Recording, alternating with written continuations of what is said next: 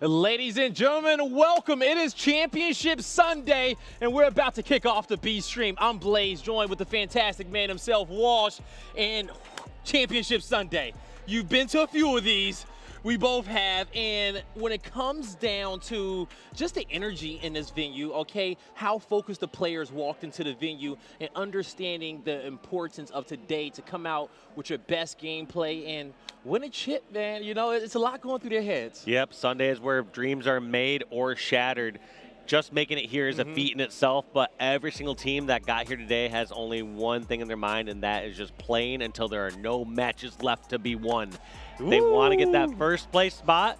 Even these squads right here, even though we don't talk about someone like Fnatic or KC Pioneers as in the running for first place as compared to Cloud9, Optek Sentinels, they still have that first place in their mind. These people have been grinding Halo for so long.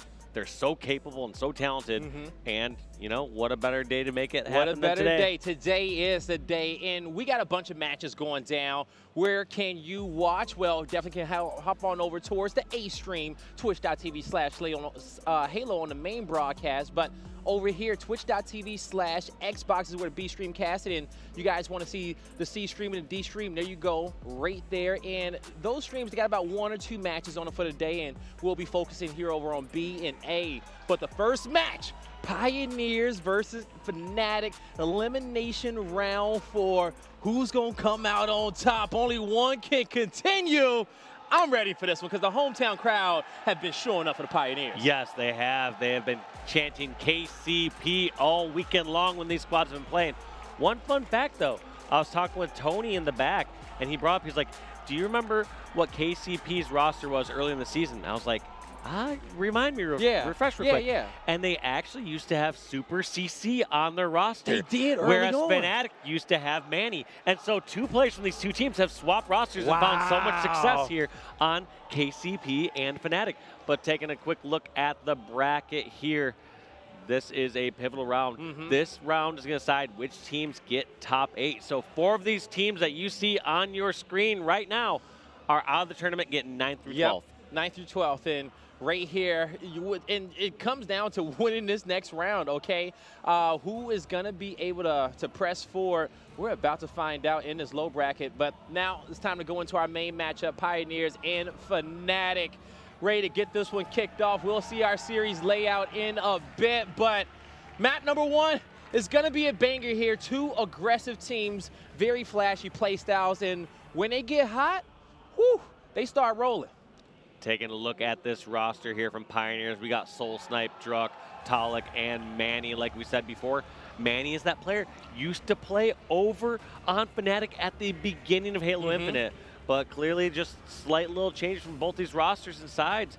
Try to find that right mix of players. So it's always funny how you could have 2 very equivalent players as far as skill goes, and then you match them on the right rosters and you see success or failure. Yep, and you get the right vibes. And his old team, Fnatic, all right, as we're about to see, you're going to have them consisting of Septify, Super CC, Juzero, and Envor. And as you were saying, Super CC, a part of Pioneers at a certain point, and I know that he wants some revenge against his old team, as well as Manny, right? You know, it's always fun playing against old teammates, you know, because just a little bit more to prove there. It's rare that's a 1-to-1 trade, too. Generally, you have one player mix, and then there's a lot of other swaps right there. It's more of a 1-to-1 exchange here, so we're going to see which roster comes out on top here. Both these teams have been placing so well so far in this HCS circuit, the 2021-2022 circuit.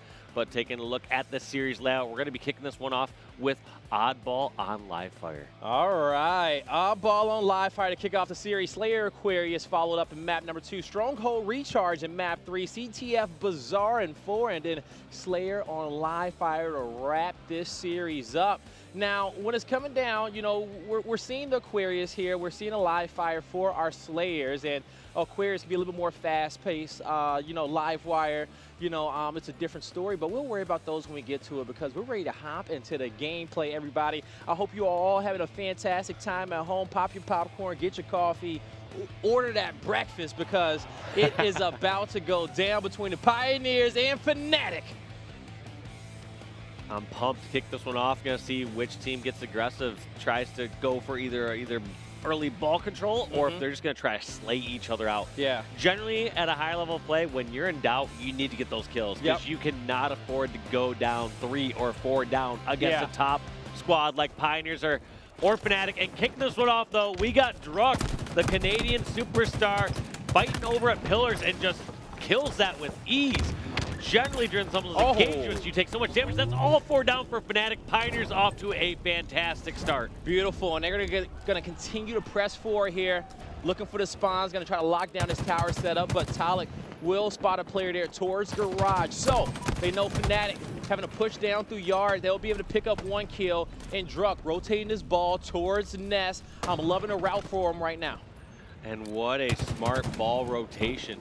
I liked how Talik was just checking out that garage the whole time, realized no one's coming through garage or elbow, and just escorts a route for Druck to push on over. Now, a little unfortunate play there because with Druk in that rotation, you would expect to either get it all the way over towards B or get the play ball, but neither happened in that case, and members are dropping one by one, and Super CC takes the oddball from his old teammates. And now oddball camo combo hanging out here towards back tower. Septify looking towards the middle. Multiple nades coming over here towards the camo side, but with a heat wave in hand, he'll reposition. But he's getting chased, getting pursued, and he's going to end up giving up that heat wave. He presses forward a little bit too much. Also, just a slight misstep there when trying to hit that slide. Wanted to hit that slide and go over towards key door a little bit faster to get that close range engagement. Realized that he did not hit it fast enough, and then just kind of got caught in between a rock and a hard place. Caught in no man's land right there in the middle of the heat wave spawn. All right, Pioneer is going to rotate this ball towards House and try to get the setup. Manny covering. He's in a big fight here. He'll take down Super CC, the guy who he replaced here on the Pioneers. Got something to prove. Juicy will fall back. That's 3 down on the side. 2v2 actually, now 3 down on the side of Pioneers. Ball in the hands of Fnatic, and they're in a great spot to be able to get this lead change. Walshy soul snipe, putting some good shots over there towards Yard. Rotated back in. Some good shots. He'll win the battle. Teammates with him as well. Ball's right outside there towards scoreboard.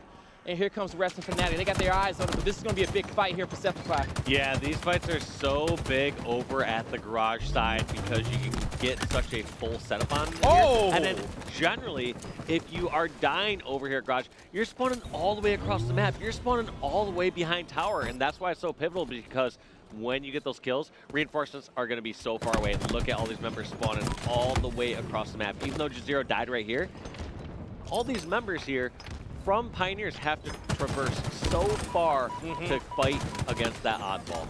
Now, Fnatic, they're going to be rotating this ball through Yard. They're actually grouped up together, taking this one back towards the house. They got a few kills on the board as Pioneer spawning up towards tower once again.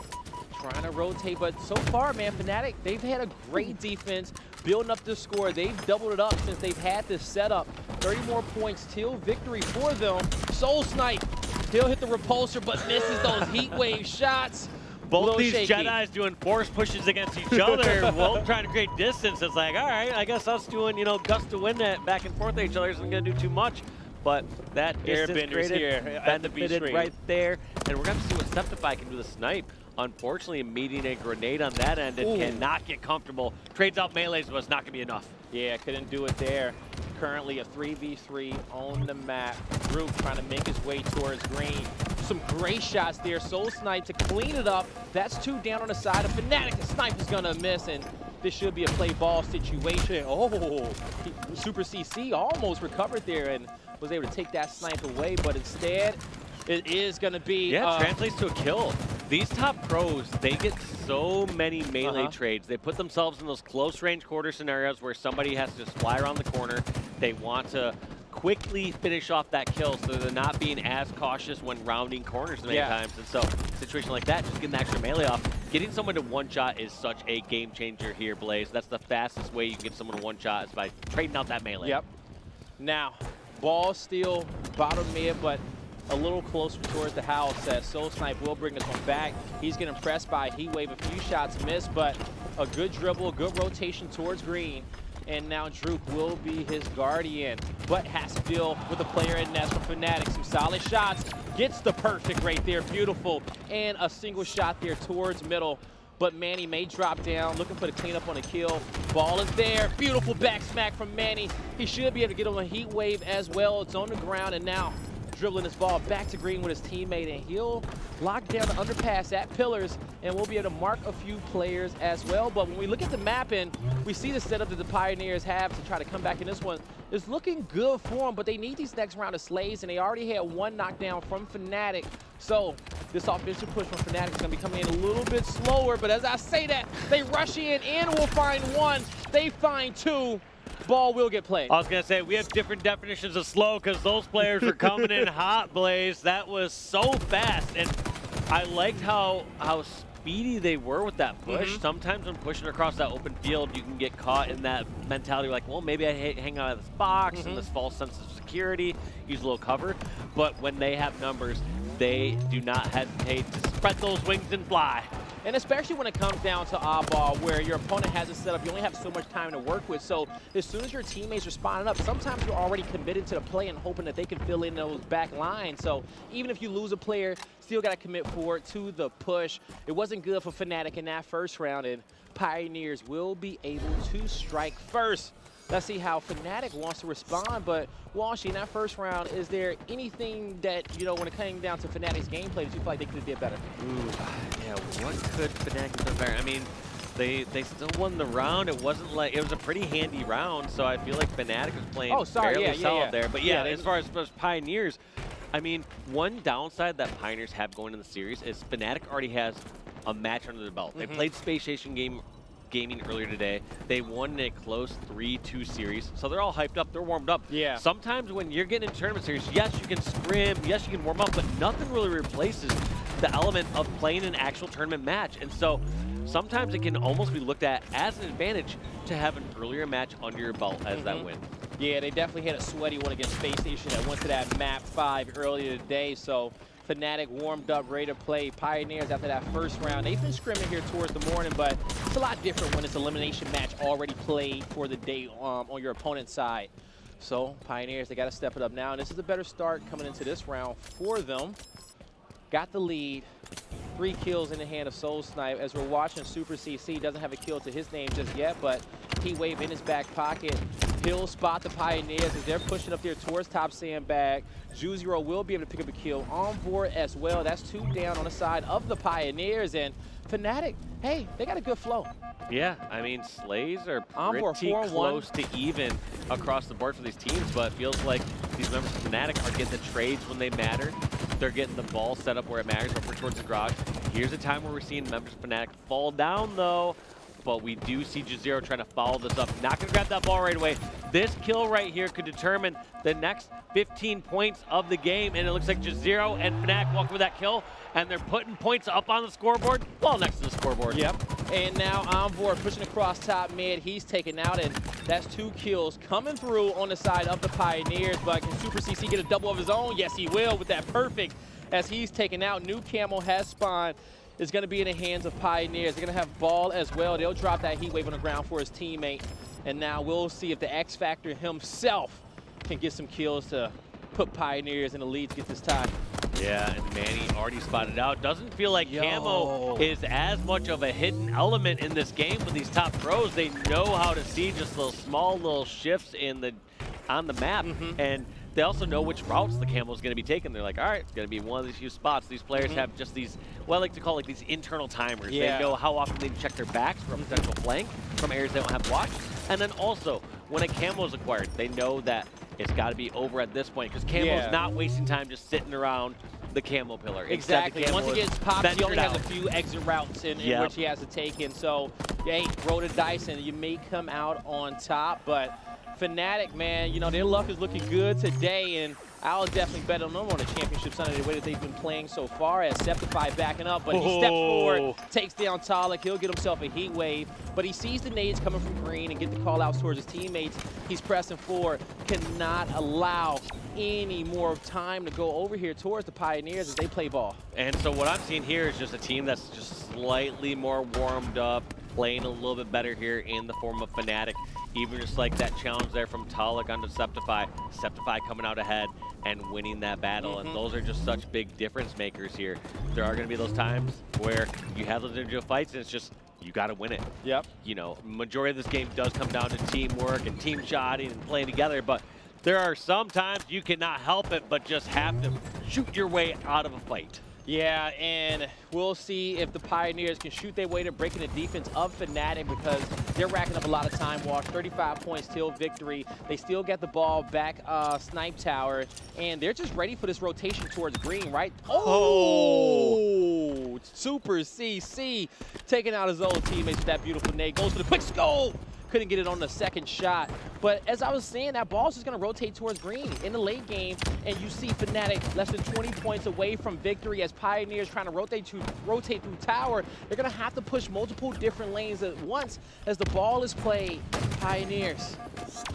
I was going to say, that's such a difficult position for Pioneers, because not only do they need to push over towards green and get those kills, but even once they do, they're not even rewarded with the ball time or a setup. They have to now push back over towards the center, towards tunnel, and restart the process all over again. So just great rotations, great ball locations here from the Fnatic roster. Yeah, it's a masterclass right now in Championship Sunday, as we'll see them hold this ball for the last few seconds. Now, as I'm saying, now Pioneers, they break through. They have ball control here at house. They're down by 55 points. They need a good setup here, and they have to go one of two routes. One, they have to close out on this setup either at garage, or they need to take a safer route and rotate this ball over towards green so that they can get some time clawed back, you know, make this game within reach, and then play ball it for when Fnatic likely breaks their setup.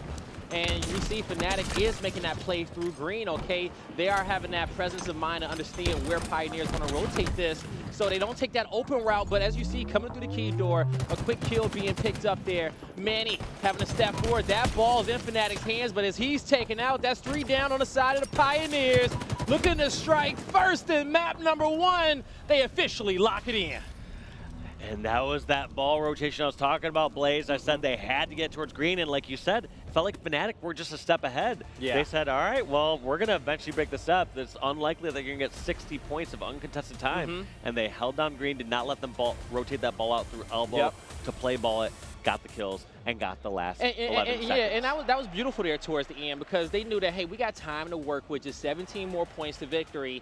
If we're to press them in the house, where are they going? Well, the best play forward and play ball is going to be that green side. So we'll hold our gunfights here, slowly pinch them in, force them into the open air towards Camel. Worked out, got the last few seconds there. That's the difference between the top pro teams and emerging amateur teams or newer players, is when they're close to victory, pro teams say, we can slow it down. We don't need to force anything. Whereas some of the amateur teams say, we just need 10 seconds. Charge, grab that ball. And yeah, make it happen. That's the beauty about the slowdown, too, as well, because at the top level, you understand that if you make that quick decision to go onto your back foot and change the pace, your opponent's still rotating, okay? They'll rotate into your crosshairs, and you can pick up a few easy kills right there.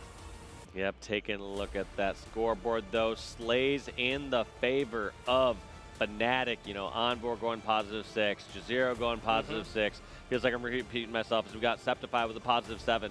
So just massive numbers across the board there from the Fnatic roster. And I mean, when you're outslaying by that much, you're going to win. And the one standout there, we got to call it out, was just Manny's performance, okay? He had a -12 and a KDA. Everyone else here in this map, which went positive, so it's just a lot on his shoulders there. A few of those gunfights being lost.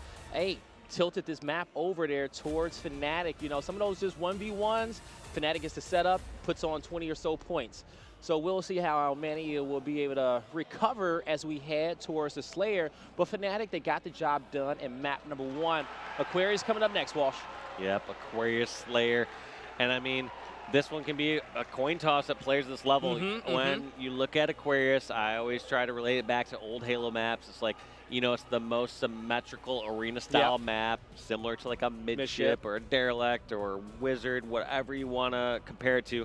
And so both these teams are going to know how to play it. And Fnatic Pioneers cannot afford to go down 2-0 in this series. No, they cannot. They cannot, you know, because when it comes down to it, so I will say this, though. Our scores is wrong, because Fnatic won that one, correct? Fnatic did win that one. Yeah, no Fnatic worries. won, so we will get that one changed up. But yeah, in the end, Fnatic, hey, looking so good so far. Yeah. And, you know, as they got some pressure alleviated off their shoulders heading to the Slayer, hey, the Slayers are there. Just keep going. You know, it's still early on in this series, especially with two teams who are so evenly matched on the championship Sunday, to see who's pulling away. But the Pioneers, they're going to need the hometown crowd to give them some cheers going into map number 2. I know you want to earn it. I know it's early here on Sunday, but, hey, they need to crack some Red Bulls, watch something. You need to give them the hookup. They need to step it up, absolutely, because this is just a difficult position. One, I would consider Pioneers to be the stronger team as far as past records have shown and past placings. However, Fnatic, they came through strong. Like I said, that first match today, I was actually a bit surprised the fact that we heard Fnatic won, you know, a close 3-2 against Space Station. I was like, all right, does that bode well for Fnatic? But it seems like them getting that first win under the belt, doesn't matter if it's a 3-2 or a 3-0, they got the win, and they're coming in hyped into game number 2. And there we have the score updated right there, showing Fnatic winning that first oddball, and then they want to extend that lead. Well, You know, see a 2-0 on Oddball. They want to make the series a 2-0 and win the Slayer on Aquarius. Keys to victory for Pioneers going on Aquarius Slayer. Number one, you got to shut down Envor, okay? Because he's just going to warm up. He had a great second round of that oddball. So once he gets going and starts shooting bodies and he's vibing, the entire team is vibing right there. Also, Super CC is playing for a lot, so Fnatic's looking scary. Also, on the flip side for Pioneers, Manny got to slow it down a little bit, okay? Especially coming towards the Slayer. You know, I do expect him to have a better game just because the simple fact is that you know, there's going to be certain times where he has to slow down and doesn't have to commit to certain plays, especially if they get up in the lead. He doesn't have to commit to pressing for his ball and taking some risky fights that he may or may not win. So coming here into this next map, we'll see if he can kind of balance out that KD for it. Because the rest of his team played great. The rest of his team played great. They were picking up some kills. Talik was winning his 1Vs there. Soul Snipe was hitting his shots. So we'll see. Yeah, we'll see how it steps up. The last thing that I was going to add for KC Pioneers is they need to either be backing down, staying live together, or if they're going to be taking the challenges, you better be winning those challenges. Or you know commit, what I mean? It's okay to challenge. I mean, you're going to have to force fights from time to time, but if you're forcing those fights, you better be winning them. You better be warmed up. Well, they know now that Fnatic, they're ready to play, so Pioneers ready to shift it up into another gear. Let's get it. This is Aquarius on Slayer. We're kicking this one off with Juicy Roll as he'll get taken out by a nade and a shot. Man advantage on the map here for the Pioneers. The Super CC getting pressured over towards car side. He's taken out. Septify rotated down through fridges. Gonna go towards closet and looking for this next kill. Great breakout for the Pioneers. Good shots coming out for Septify. But when it comes down to top mid control, it is gonna be in favor of Fnatic for now. Yeah, for the time being it is. I didn't see what happened with that camo for that short period of time. Not sure if anyone got away with it or if it ended up being a burn or just traded back and forth. So we're going to have to see. And there it is, actually in the hands of Talik. So Talik and the Pioneers up by 4 right now. Barely misses that plasma grenade. Instead goes for the insta, slightly unsuccessfully, but just trying to put some pressure on this util. Always getting those melee trades like I talked about though, Blaze. Every single time these players are going to opt to get at least a melee in versus trying to get that extra shot in or try to get that trade in with a grenade. They're always going for those melees because it's the highest consistent way to get extra damage for your teammates. And also on a map like Aquarius that has so many open sight lines, you know your teammates are shooting and you may come into a fight with a guy already having one shot on him if you got a great anchor. So once you put 1 or 2, confirm the kill with the melee, keep the numbers even, and try to find that opening. Try to find an opportunity to get the flow back for your team. Another trade there towards car side. 2 players down on Fnatic. It's going to be a 4-kill lead for Pioneers, and Druck looking to increase that. Yeah, this is looking real good for Pioneers thus far. They have both lanes, like you talked about before. They have the top pink side, they have the top car side. And now we're just seeing all these members from Fnatic stuck inside the blue base. How are they going to push out? First one pushes out, Septify, gets taken out on his own. Talik fighting a different fight over at red base, but that's okay when you're in Pioneer's position. If you control the center of the map, you can easily switch back and forth towards red and blue base and give shots across the map. Yeah, keeping Fnatic off kilter. This Talik, he'll be able to get the sizzle sticks, as I love to call him. Shout out Shurzy. Now, as he's going to be moving back here towards the base, Pioneers, they got a great lead, and we were talking about when they do have advantages like this, they get to play fast, they get to challenge these fights, and you know, so far, Manny having a better performance in this one than he did the last map. Druck's going to be 4-2. Soul Snipe 8-3. The Slayer for now, leading the team on their charge. Now, we look at the scores on the Fnatic side. You know, everybody in negative for now. Super CC not having the best game, but it's still early on. Fnatic has to find a way to slow this one down and start picking up some kills. But Soul Snipe, they need to get him out of top mid. Yeah, I was just going to say, besides slowing it down, they actually have to just get some center control. There's so many times where they have these players on both sides bases, and that can be difficult to know how to coordinate. One of the options you can do if you're spawning at both blue and yellow base is you choose car or pink side. And that way both your teammates are pushing in from both sides. You can pinch in and get a double team from that side, but still just tough because, like I said, that takes a lot of coordination. Generally, you spawn at base, you're worried about one small engagement over at utility, over on fridge side. You're not thinking about this macro picture of how you take over the center of the map with your teammates across the map. Because, yeah, if you're in base, first objective always has to be get some mid control, okay? Even if you're down, you play slow. Sometimes you just turn off and allow your opponents to just spawn kill you. On Aquarius, that happens a lot. Now, as we're seeing Super CC, he'll get taken out. Pioneers will rocket there towards top mid. Juziro looking for his next target. He'll see his opponents across. Down by 10 is Fnatic. He'll pick up the pistol. 2 good shots. There's the perfect, beautiful work there from Juzy. And look at all that extra damage. Ooh. And right there, you saw Manny desperately trying to charge in and get that kill trade. We're going to see if Fnatic can take advantage of that. We now see Envoy on the top side of the map.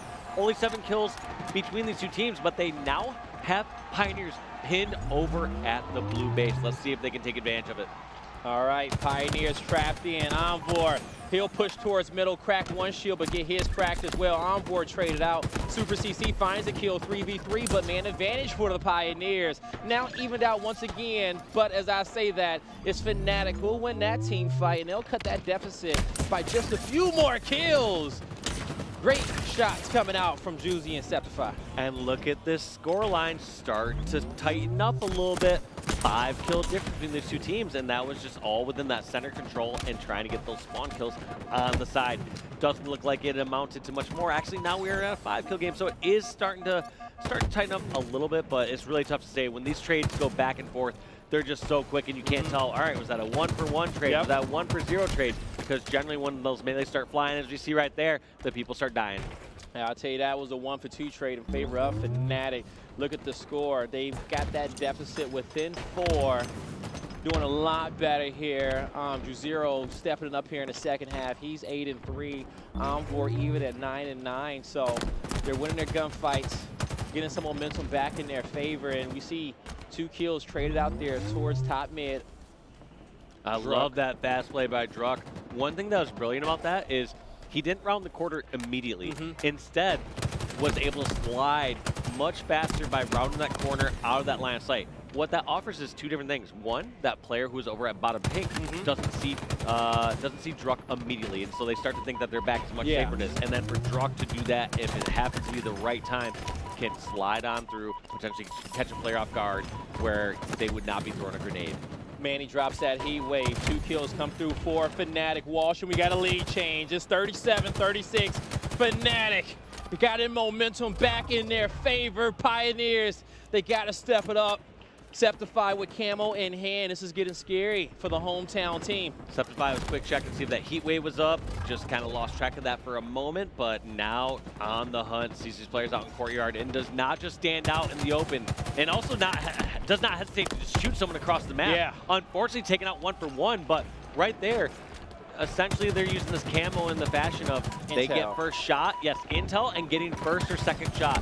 They're not going to go for all these miraculous one back smack plays and whatnot. Like those can and will happen from time to time, but it's not the higher consistency play at this highest level of play. That nade was golden there from Soul Snipe. Envoy trapped between 2. He'll back up towards top car, get some help from his teammates, taking some shots across from pink. Rotates mid-map. He'll get sandwiched there, and another kill being picked up by the Pioneers. 3-kill lead for him. This is not over with yet. Septify trying to go huge, but that player for the Pioneers will get a dodge, but he can't dodge that nade. 2 quick kills coming out, Walshy. And now within 1 once again is Fnatic. Can they tie it up? Juziro gets the help. The Commando can't clean up the kill, and that's 2 coming out, making 3 coming out for the Pioneers. And this is a massive victory if Pioneers will pull this one out. They do not want to start off their Sunday down 0-2. They want to try to even this one out and make it a best of 3. The crowd's chanting. What a huge kill from Manny. They are now only 1 kill away, Blaze, from securing this victory. And it's Soul Snipe with the heat wave to close it down. Pioneers gets it all tied up 1-1. Ooh-wee, what a first map that was. And, you know, big shout out to Soul Snipe right there, because he had a dominant performance right there. Yep, coming out, he kicked off the game about 8-3, letting everyone know on Fnatic that, hey, you got to deal with me, okay? Letting the team know I'm winning my gunfights, play around me, play for the positioning. And when you have a player like that who's on fire, it opens up the door for so many plays. Yep, and that's the beauty of a roster like KC Pioneers and also even Fnatic, pretty much all these top teams. Yes, you have players who might be a step above as far as consistency and the numbers they put up, but generally all these players can go off at some point, and you need to lean into that. You need to take advantage of if someone's on fire, all right, back up a little bit, be in a more supporting role to let them go off and put up the kills. Yep. I totally agree, man, because, you know, you think about when you're preparing for this event, right, and you're thinking about land. I don't know about for you, but for me, you know, anytime I imagine myself on main stage clutching up, hitting a bunch of snipes, I got chills, right? And so anytime I got to that main stage, it's like, hey, give me the scope. I'm ready to make the play. And, you know, it's good to see Soul Snipe there because I know these players imagine that, hey, if I got to drop the overkill for the team, the double, the triple, if I got to step up, I'm going to be that guy. And man, you know, he definitely was very smooth in that matchup, and he was ready for it. Definitely was. And unsurprising, a lot of assists across the board there as well for KC Pioneers. 66% of their kills were assisted, so they had 33 assists there across the board. Oh, man, just talk about the teamwork, right? Looking for each other. We were seeing how when it came down to those trades, especially on Aquarius, so many sight lines up top. Players anchoring top mid, anchoring towards the top base. So lots of shots, lots of teamwork. And, you know, we see the comms kind of for the Pioneers coming through for them, all right? So a great team effort for them to get this series all tied up 1-1, but it's not over with yet. I do believe we got strongholds coming up soon. Yeah, not even close to over. We got strongholds on recharge, and we're gonna absolutely also see a game 4, which is CTF on Bazaar. I mean, not much more can be said. I mean, when you're up 1-1, and now all of a sudden this series turns into a best of 3. You can kind of forget what's happened in the past. Last 2 games no longer matter. They nullified each other out. It's now a best of 3 between these 3 maps. Yeah. One team going home, one team moving on to the top 8. I'm excited to see who's going to end up getting Eagle on this side of the map and who get that top spot. I'm assuming that it is going to be the Pioneers, the higher seeded team, you know, in this matchup. So their start is going to have to be clean. We'll see if they can come away with the scope, come away with the camos, and see how they want to break out, because as soon as you get up with that lead and get that setup, hey, you're up on top. And you want to stay on top throughout the entirety of the map. You don't want that pressure on your back, of course, as we all know. But on this end, Fnatic, did you feel like anyone may have, you know, could have had a better performance there in that map number 2? What you expecting for them coming over to Strongholds to try to stay ahead? Tough to single out any members there. For me, it just seemed like they had this massive lead. They were controlling the side of the map, doing well. They're up by 7, and then to lose that lead of 7 kills. Yeah, that was the Pioneers. Oh, sorry, that's Pioneers losing that 7 kills. So, I mean, they pulled that one back and then barely dropped at the end. But, yeah, it's hard for me to pinpoint any individuals there. I mean, there's so many times where I just see, like, these back and forth trades. I mean, I guess if I had to highlight aim from Fnatic, who I thought was doing well, like I saw individual isolations from Jazero. Jazero, I believe it was one of the few members that went positive, going positive 3 there. It was him and Envor. Him and Envor going positive 3, and then when I did see those individual fights, like the one that sticks out in my mind the most was Utility, just 4-shotting someone perfectly all the way at bottom car. All right, right there. Well, we'll see how those players are going to be performing going into this next map. And, you know, me and both these squads, right, very evenly matched right now on a Sunday morning. You know, forget all the old stats out there. Throw them out the window. It's about who wanted the most today, who got the most rest, who got that good meal in the morning, who's caffeinated, okay, who is ready to play. And so far, it's a push here at 1-1. And we'll see if we see any dominant performances at a Stronghold. But I don't think we've seen anything dominant so far out of these last 2 maps. It's just been a push and pull battle. Yeah, a lot back and forth. I mean, we did see kind of Fnatic walk away a bit more with that first oddball game of Live Fire. It felt like they were kind of the driver's seat for the most part. But let's take a quick look here at their Stronghold stats. Looks like Fnatic have been having an easier route when it comes to slaying here on Strongholds. And in general, when it comes to these top teams, whoever's out slaying is usually winning. Yep, exactly. So when it comes down to a Fnatic, hey, they got the leg up. But we'll see if those stats hold true going up against this Pioneers team. We hope you all having a fantastic day at home, enjoying yourself. Walshy, we're going to get a new champion this weekend, you think? Ooh, that one's tough to say. I mean, there's so many strong squads here, but I am usually a numbers guy? Doubter. Yeah, I'm kind of a doubter or numbers guy or a history guy where I'm just like, hey, I haven't seen Cloud9 lose a major LAN. You know, the core 3 players there, and Renegade, Stellar, and Eco, they haven't lost a major LAN. You know why you're a numbers guy? Why? You know why? Because that's what you used to tell people all the time. They said, are you going to win this event? Is Final Boss going to lose? Look at the numbers. I'm like, check the wiki. Did the sun come out yesterday? Is the sky blue? Like, you know, what more do you want? You ain't even got to say anything else. You ain't got to explain yourself, no strategies. Just tell people, check the receipts, all right? Here we go, loading into map number 3, Strongholds on recharge. Kicking it off with Talik, and we did see Eagle spawn go over there towards Pioneers, and He sees the snipe on the other end, but they can't grapple it just yet. You got to fight for top glass, top pipes. As he's checking his corner, peeking it, jiggling it, asking for a little bit of help, looking to win this battle. Oh, wow. Big fight being won there by Septify. Yeah, Septify taking on Talik, and I believe that's like the second main individual fight we've seen where Septify came out ahead. Yeah, the other one that sticks out in my mind was the live fire fight in the bottom of tunnel where Talik had Heatwave. Now, Juzero comes out the camel for a perfect 4-shot. He'll reset the hill, and we got a trip cap on the board for Fnatic. Currently a 3v3 on the map, A being contested as well as B. Both capped up, close from being there. And you'll see Juzero move up. Rising here to catch Soul Snipe off guard. Generally, if you're in top A and you saw that reset happen over at C, you're expecting somebody to come over towards top control or bottom control. And if you didn't see anyone going across that catwalk bridge, your first instinct should be, all right, did someone take the Mangler path and go below? So I would say that was a bit of a surprise that Soul Snipe was unaware of that flank coming behind. Yeah, Walsh was talking about the timings at the high level, you know, the instincts of these players. And at this level, you got to know to check 1 and 2 before you move from that route. Now, Super CC here towards the basement. New Camel comes up in 20 seconds.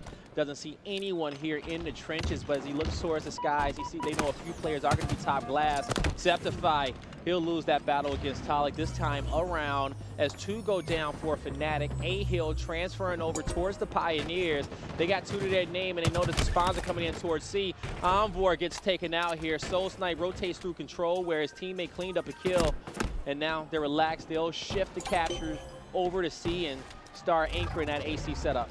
And we now have a flipped trip cap here, like that play from Manny, realizing that player's getting shot. No need to close that gap and sword. Instead, bust out your BR, double team with your teammates. So that is a great heads-up weapon switch right there. And Manny just on the hunt, trying to find anyone. There's the first kill on Super CC.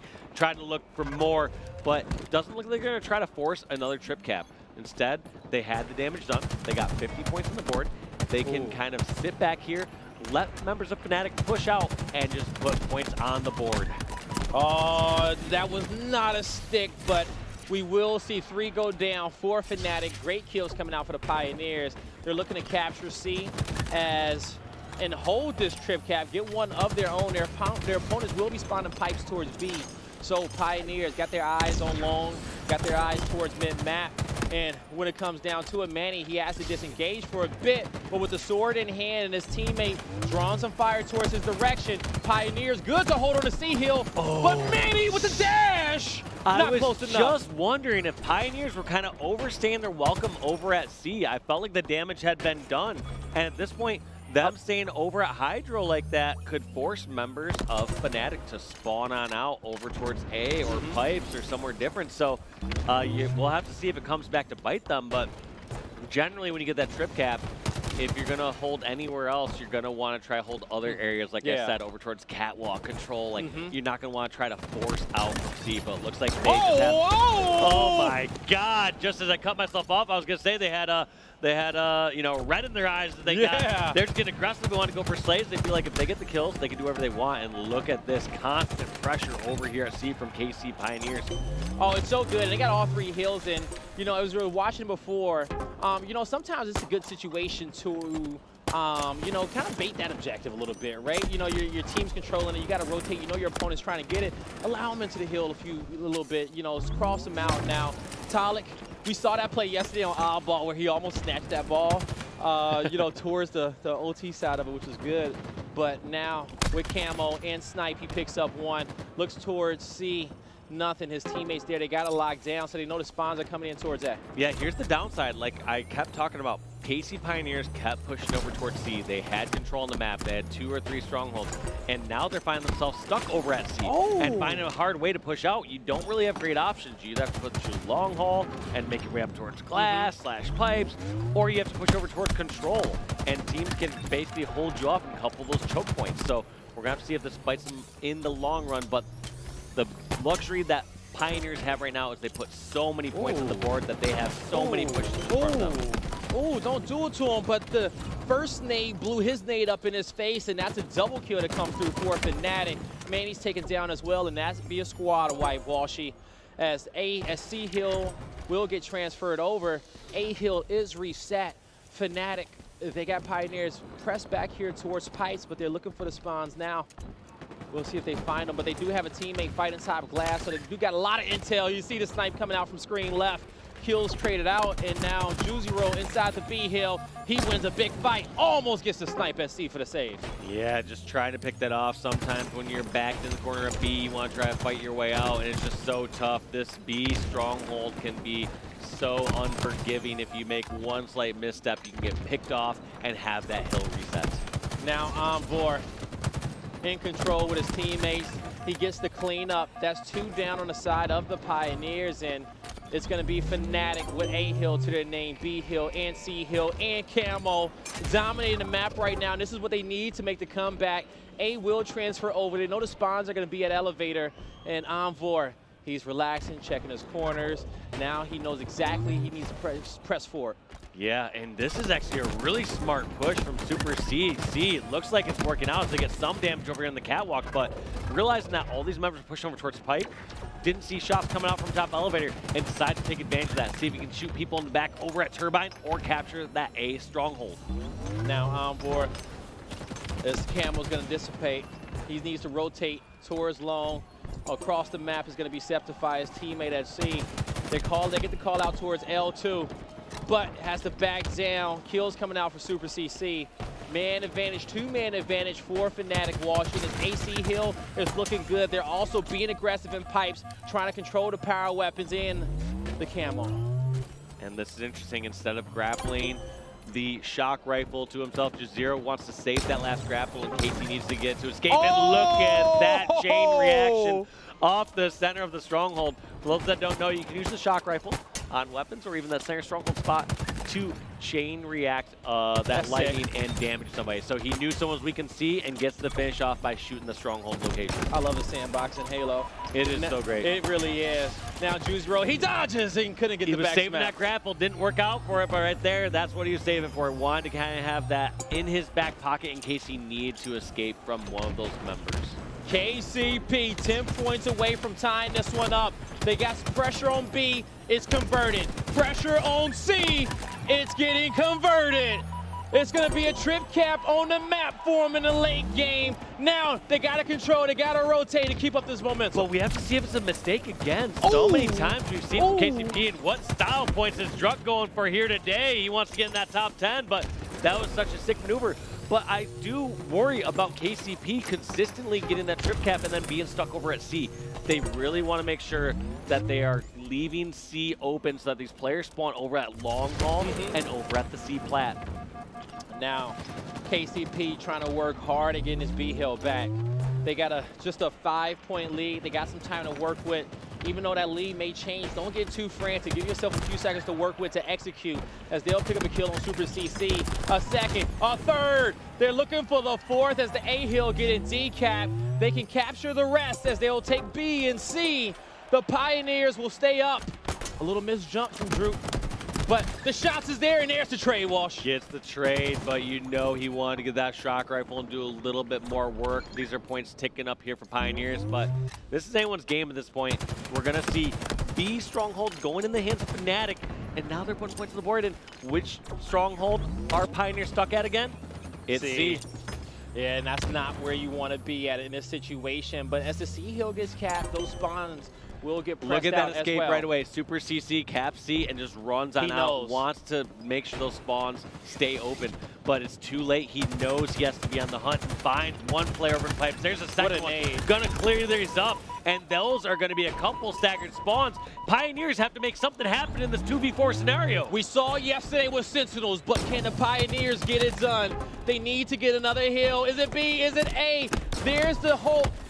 B is the player B is taken out, so Pioneers will get the transfer for now, but they need one more as they're being threatened. Envor with the sword will be able to close it out, and Fnatic takes map number 3, one away from moving on in elimination bracket. What a huge comeback, and you have to keep in mind Pioneers had an over 100-point lead to start that one off early. Yeah, in the middle of that game. And it just felt like they continued to try to push for that trip cap, and it came back to bite them in some ways. It felt like they maybe overextended and gave up a couple kills. Yeah. towards the end, it got a little too late. Yep. They started getting the staggered spawns and were forced to just try to make a miraculous play at the end. They almost did it, but it's just too little too late, like I said. The Sea Hill was hurting them a lot, having to spawn up there over and over.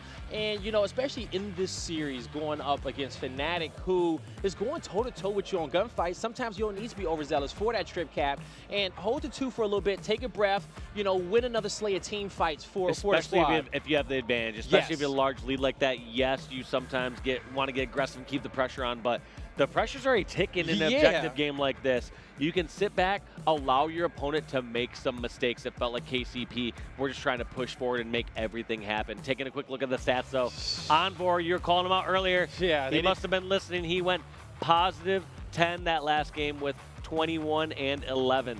Yeah, and, you know, not only he was listening, you know, Manny was listening as well. He had a little bit of a better performance from the last one, but ultimately it's Envor who really kind of shut that one down. And I said, you do not want this guy to start vibing, okay? He's going to be shooting bodies, staying hype.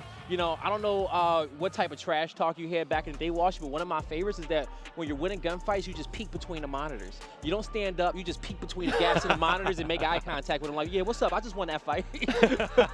So just a little eye contact. Yeah, just a little eye contact. You don't have to say nothing. You both know. You know, we know. Okay, the crowd don't need to know, but you know in game, I just cooked you the last few fights. I was going to say also with the Gears of War trash talk, I feel like some of that stuff cannot be repeated here on stream. we apologize in advance. Do not Google or look up anything on that. No, don't do that one now. You know, we're rowdy, but we learn from the best as we were taught by you, Granddaddy Walsh, you and Gandhi and everybody else as we were at the MLG events back then. But, you know, hey, that's console esports for you, okay? You know, we always get rowdy, and, you know, we miss those days before we actually had the headsets, and you just came through and it was just you had to talk loud, but not too loud because you didn't want to give out your call-outs to other teams. So you had to whisper some things here and there. Or even sometimes you call a little too loud because I let sometimes the other team know our strategy, and sometimes our strategy was wrong. No, it was true. I just said charge because we can't lose. And like that was our team strategy. Like, oh yeah, we really can't lose. We're just going to charge right now and close this game out. Yeah, in single life game modes, we used to yell fake call-outs. Like, all right, we're pushing. We don't push, and everybody coming out of cover, headshots. Like, all right, we'll take that round. But as Fnatic looking to take this series one map away, we're loading into Bazaar CTF. Well, they'll be able to do it. Or will a hometown team, the Pioneers, come back into this one? They need their fans behind them more than ever with their backs against the wall. Walshy, break the stats. These look neck and neck. Those KDs are 0.01 apart. But we do have overall CTF going in favor of Fnatic. Not sure if these are the Query CTF stats or the Bazaar CTF stats, but so we'll get that. I'll get that clarified through just to make sure. But it does look like these teams are so evenly tied here on this game mode. Folks, here we go. Map number 4. Let us know who you're rooting for as we're on board with Manny. He'll tag that player up with a nade, take some damage himself, but he knows he has to hold his ground at the top of the map. Rockets were picked up by Fnatic, hunting for him right now. Where? Yeah, there the Rockets are all the way up that spot over the alley. I was just a bit surprised as how those got over there. I never really saw the snag. Never saw, you know, it would have been too late for a grapple to get over there. And I don't know if we saw any combat evolved medals in that position. But despite getting Rockets there for Fnatic, KCP are in the superior position as they're pushing through the BR, pushing through the tree, and they know these players are somewhere in these corners. They're checking around to try to find out where these members of Fnatic are hiding. They truly are. Soul Snipe, he'll be able to get that kill, return his flag Pointless back to base. down here. I feel like Soul Snipe just needs to push up through a tree and do some damage in the center. At some points when you have the flag just barely out of your base, no one from the opposing team is really in a position to grab that anyways. Sure, the safer play is to spend those 3 or 4 seconds to recover the flag. You got respawners running that way. But that's the thing is, like, this game is a game of efficacy. And if you can push out to the center of the map just 3 or 4 seconds earlier, you're going to get that shot over the opposing tree, shot on the center of the map to help get more control across the map. And so that's always just like one small tidbit I always take from is if you feel very confident that flag's not going to get grabbed again, just leave it, let it return on its own. Time will take care of it. Also, there's a such thing as playing at a championship level pace, okay? Playing for those objectives, playing for the high ground. And when you're playing top teams like Cloud9, they understand when you're a beat behind and when they can take advantage of you. So always want to be playing for those positional points and what you can get. OS and 7 A good nade there from Juicero. He'll get the kill. Looks towards the skies. Can't claim the player towards door, but neck over there towards BR. Envor gets taken out, and it's Talik who's on a tear. But we have the overshield coming up. There's a grab from Septify. Super CC trying to give some backup. Talik's going to take out Super CC, and these players are going back and forth. This OS is already negated. Yeah. Septify has none left, and 2 members of Fnatic go down despite getting that power-up. Yeah, I don't even think he was able to pop it in that situation. If so, he just got melted right away. Envor gets the Bulldog. Gonna dodge the nades there, but can't dodge that one. Backing down, trying to see if he needs to slow it down or not, but Juicero picks up a kill. Soul Snipe with the trade is currently a 3v3 on the map, but Pioneers, they had a slight advantage, not anymore. All right, Fnatic picking up a couple kills. Rockets coming up in 10 seconds. I like this play here from Envor, just taking up more real estate. You don't need to be right on top of the Rockets or center of the map to get those. If you take up some more ground, your player or your teammate will be able to grab those easily. And here it is, Septify looking like he was going to go grab those Rockets, meeting some resistance over an alley, and so he decides to grapple it to himself. But he's just panicking. He does not know where this pressure is coming from. Oh. And that's going to be Rockets going down. Both sides have had ineffective rockets, and that's more so due to how well the opposing team is playing. That was a good rocket from Manny, and they'll take down Juicero. That's 2 quick kills, Washington. They know where the next 2 players are. 2 good offensive nades to block the player from the corner. They'll take the flag off the podium and get the 2 kills on a cleanup. It's going to be a run and a dash and a slide towards the house. One thing that Pioneers need to be careful of here, though, is as their captain's flag, they can't set themselves up for a counter cap. Right here, Juicero is getting 1 pick over towards Alley. It looks like there's a couple more traded in the center of the map. OS is coming up in 10 seconds, and look at that recup. Not even just counter cap, they need to cap their flag first. Look at that stop there from Fnatic to get that flag recovery. Yeah, even though they got the slays, Pioneer had the slays somehow. They did, and that was a great cap. You know, I do believe Fnatic had 1 person in Pioneer's base, but as soon as they spawned, they just took that route from bottom Rockets and just shot right on through the alley and was able to disrupt Pioneers there. Now Talik, he's pulling out again. Disjointed push, second time disjointed push. We have this member in Soul Snipe trying to push over towards Alley to support this flag run. Instead, the flag's going towards the center. So it feels like these members of Pioneers are trying to cut off the spawn runners. Whoa. And one of these members of Fnatic is just able to slip into the market and get a stop.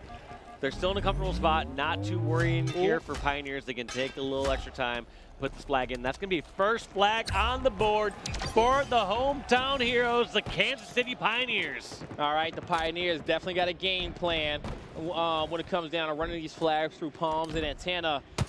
Working out for them. You know, even with that disjointed push, they still got the kills and they had the pressure that they needed to get that flag through the door. So far, so good for the Pioneers. Talik's having a great game to start. On the flip side is Septify, who he's battling up against as far as the Super Slayers on each squad. Now Druck gets a nade kill. I was going to say, a great nade and a terrible nade. First nade hitting himself, the second one somehow banking that off in the bar and just getting a great kill. Juicero being sneaky with his flag. Sometimes sneaky with the flag is okay, but in general, you want to drop that and just get more firepower on the map. Right there, just laying down a couple shots on the player on his flag.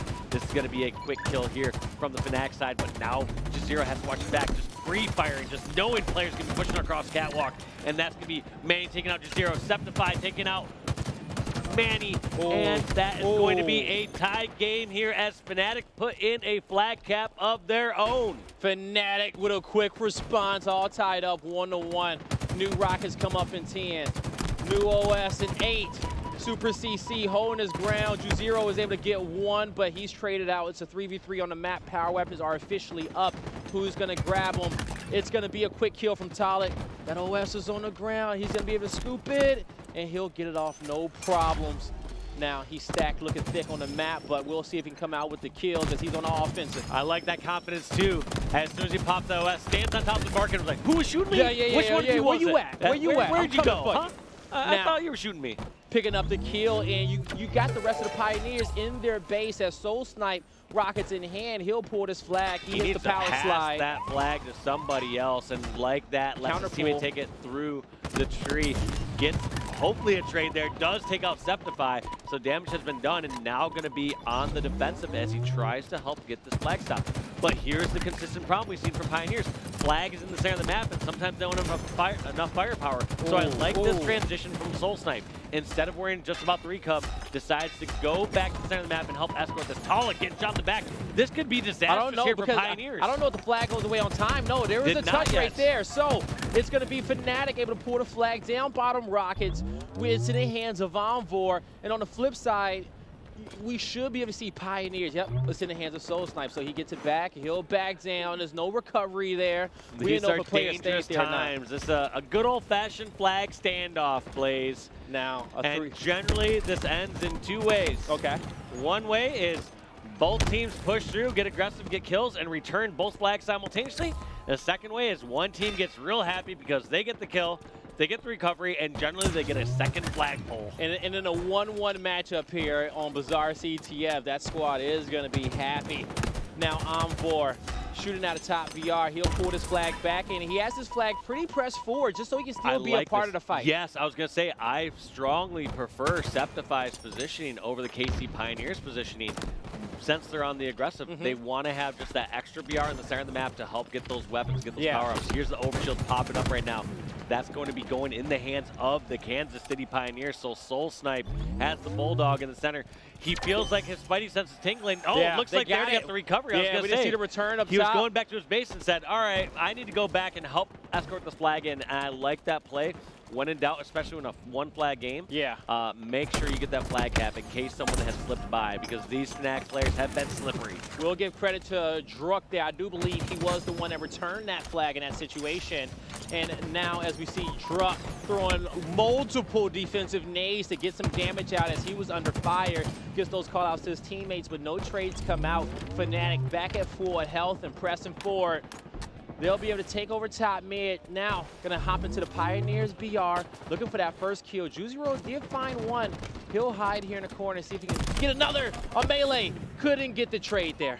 Unable to get that trade, but Rocket's coming up soon. That's not going to be good here for Fnatic as they have 3 members down. Envor still taking up a bit more real estate.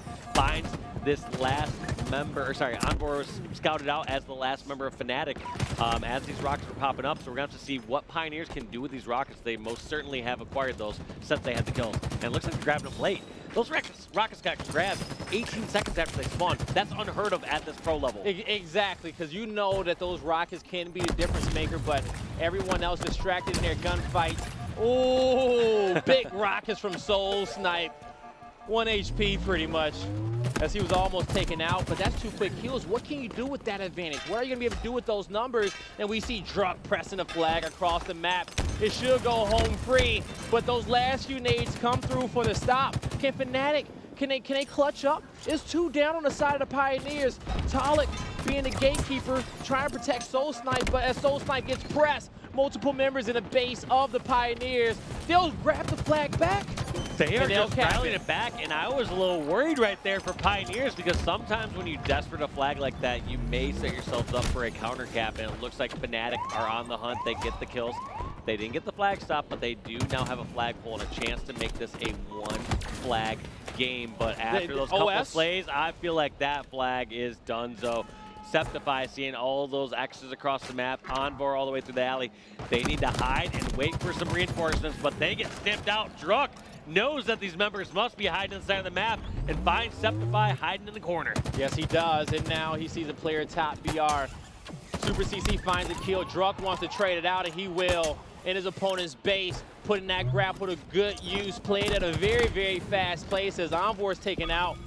Pioneers know that they got a man advantage on the map, and they're gonna get another one as well. Player trapped inside of BR, not taken out just yet.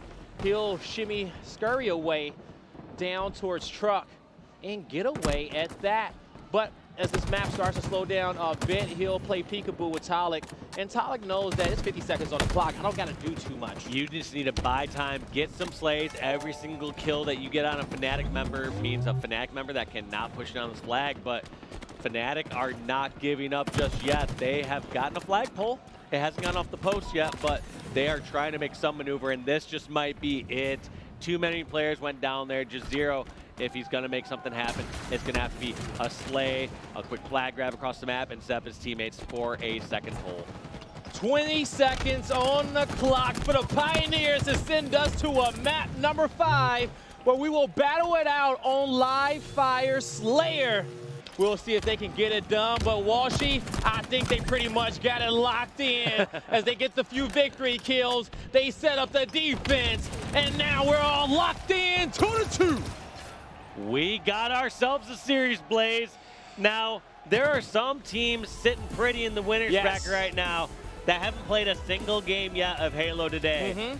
Whereas we got Fnatic, they're going on their 10th tournament game of Championship Sunday. And they don't want to stop here. They want to keep it going. Yeah, they do. They truly do. And we got ourselves another map 5. Back-to-back map 5s. I don't know, has anyone else got a map 5s like us all weekend? I think we may got the only 2. We got the right combo right here. Yeah, something. Yo, Chris, GB, I love you both, okay? You know you guys are close to my heart. But I'm happy both of y'all are here today. A little bit. Chris, get well, okay? But it's been fun here casting with you, Wash. We have had 2 great series. Now, who's going to come out on top? Every single stat in which we've seen thus far, neck and neck in the KDs, the damage per second, the win rates. And it's been shown in the scoreline also. It was Talik who was a superstar for Pioneers in this game, for them to be able to, have that extra damage output for Pioneers to be able to pull those flags with ease. Yeah, and looking at those slays across the board, obviously going in the favor of Pioneers with Manny, the only one going negative on that roster, and them successfully able to shut down every single player on the Fnatic side except for Septify, who went with +1. Yeah, all right.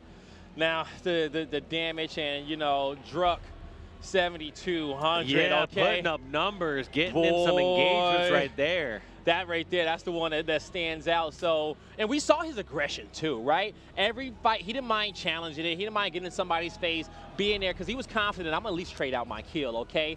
But one of these times, I'm going to come out with a double kill. I'm going to get some better positioning, and I know the way that Talik and the rest of the squad is playing, they'll come through with the cleanups and start pulling these flags. Your series layout, when we started off, it was Fnatic with full momentum in that oddball. But since then, a back-and-forth battle, a tug-of-war pool. But if history continues, this Fnatic taking it serious, because they've never, ever since the first round of All Ball, they've pretty much been up slightly in this series, I feel like. Yeah, I do feel that KC Pioneers, every single game except for the oddball one, have had their chances and their leads. We did see Fnatic pull it back in the recharge strongholds. We saw them pull it back in that Slayer and almost get a victory in game number 2. But for the most part, I feel like Pioneers have been in the driver's seat for these last 3 games, and so I would expect that trend to continue. Okay. I mean, if anything, there's no excuse at this point. There's no like, oh, we're not warmed up, we're not ready. You're going to game 5. It's do or die right here. Yep.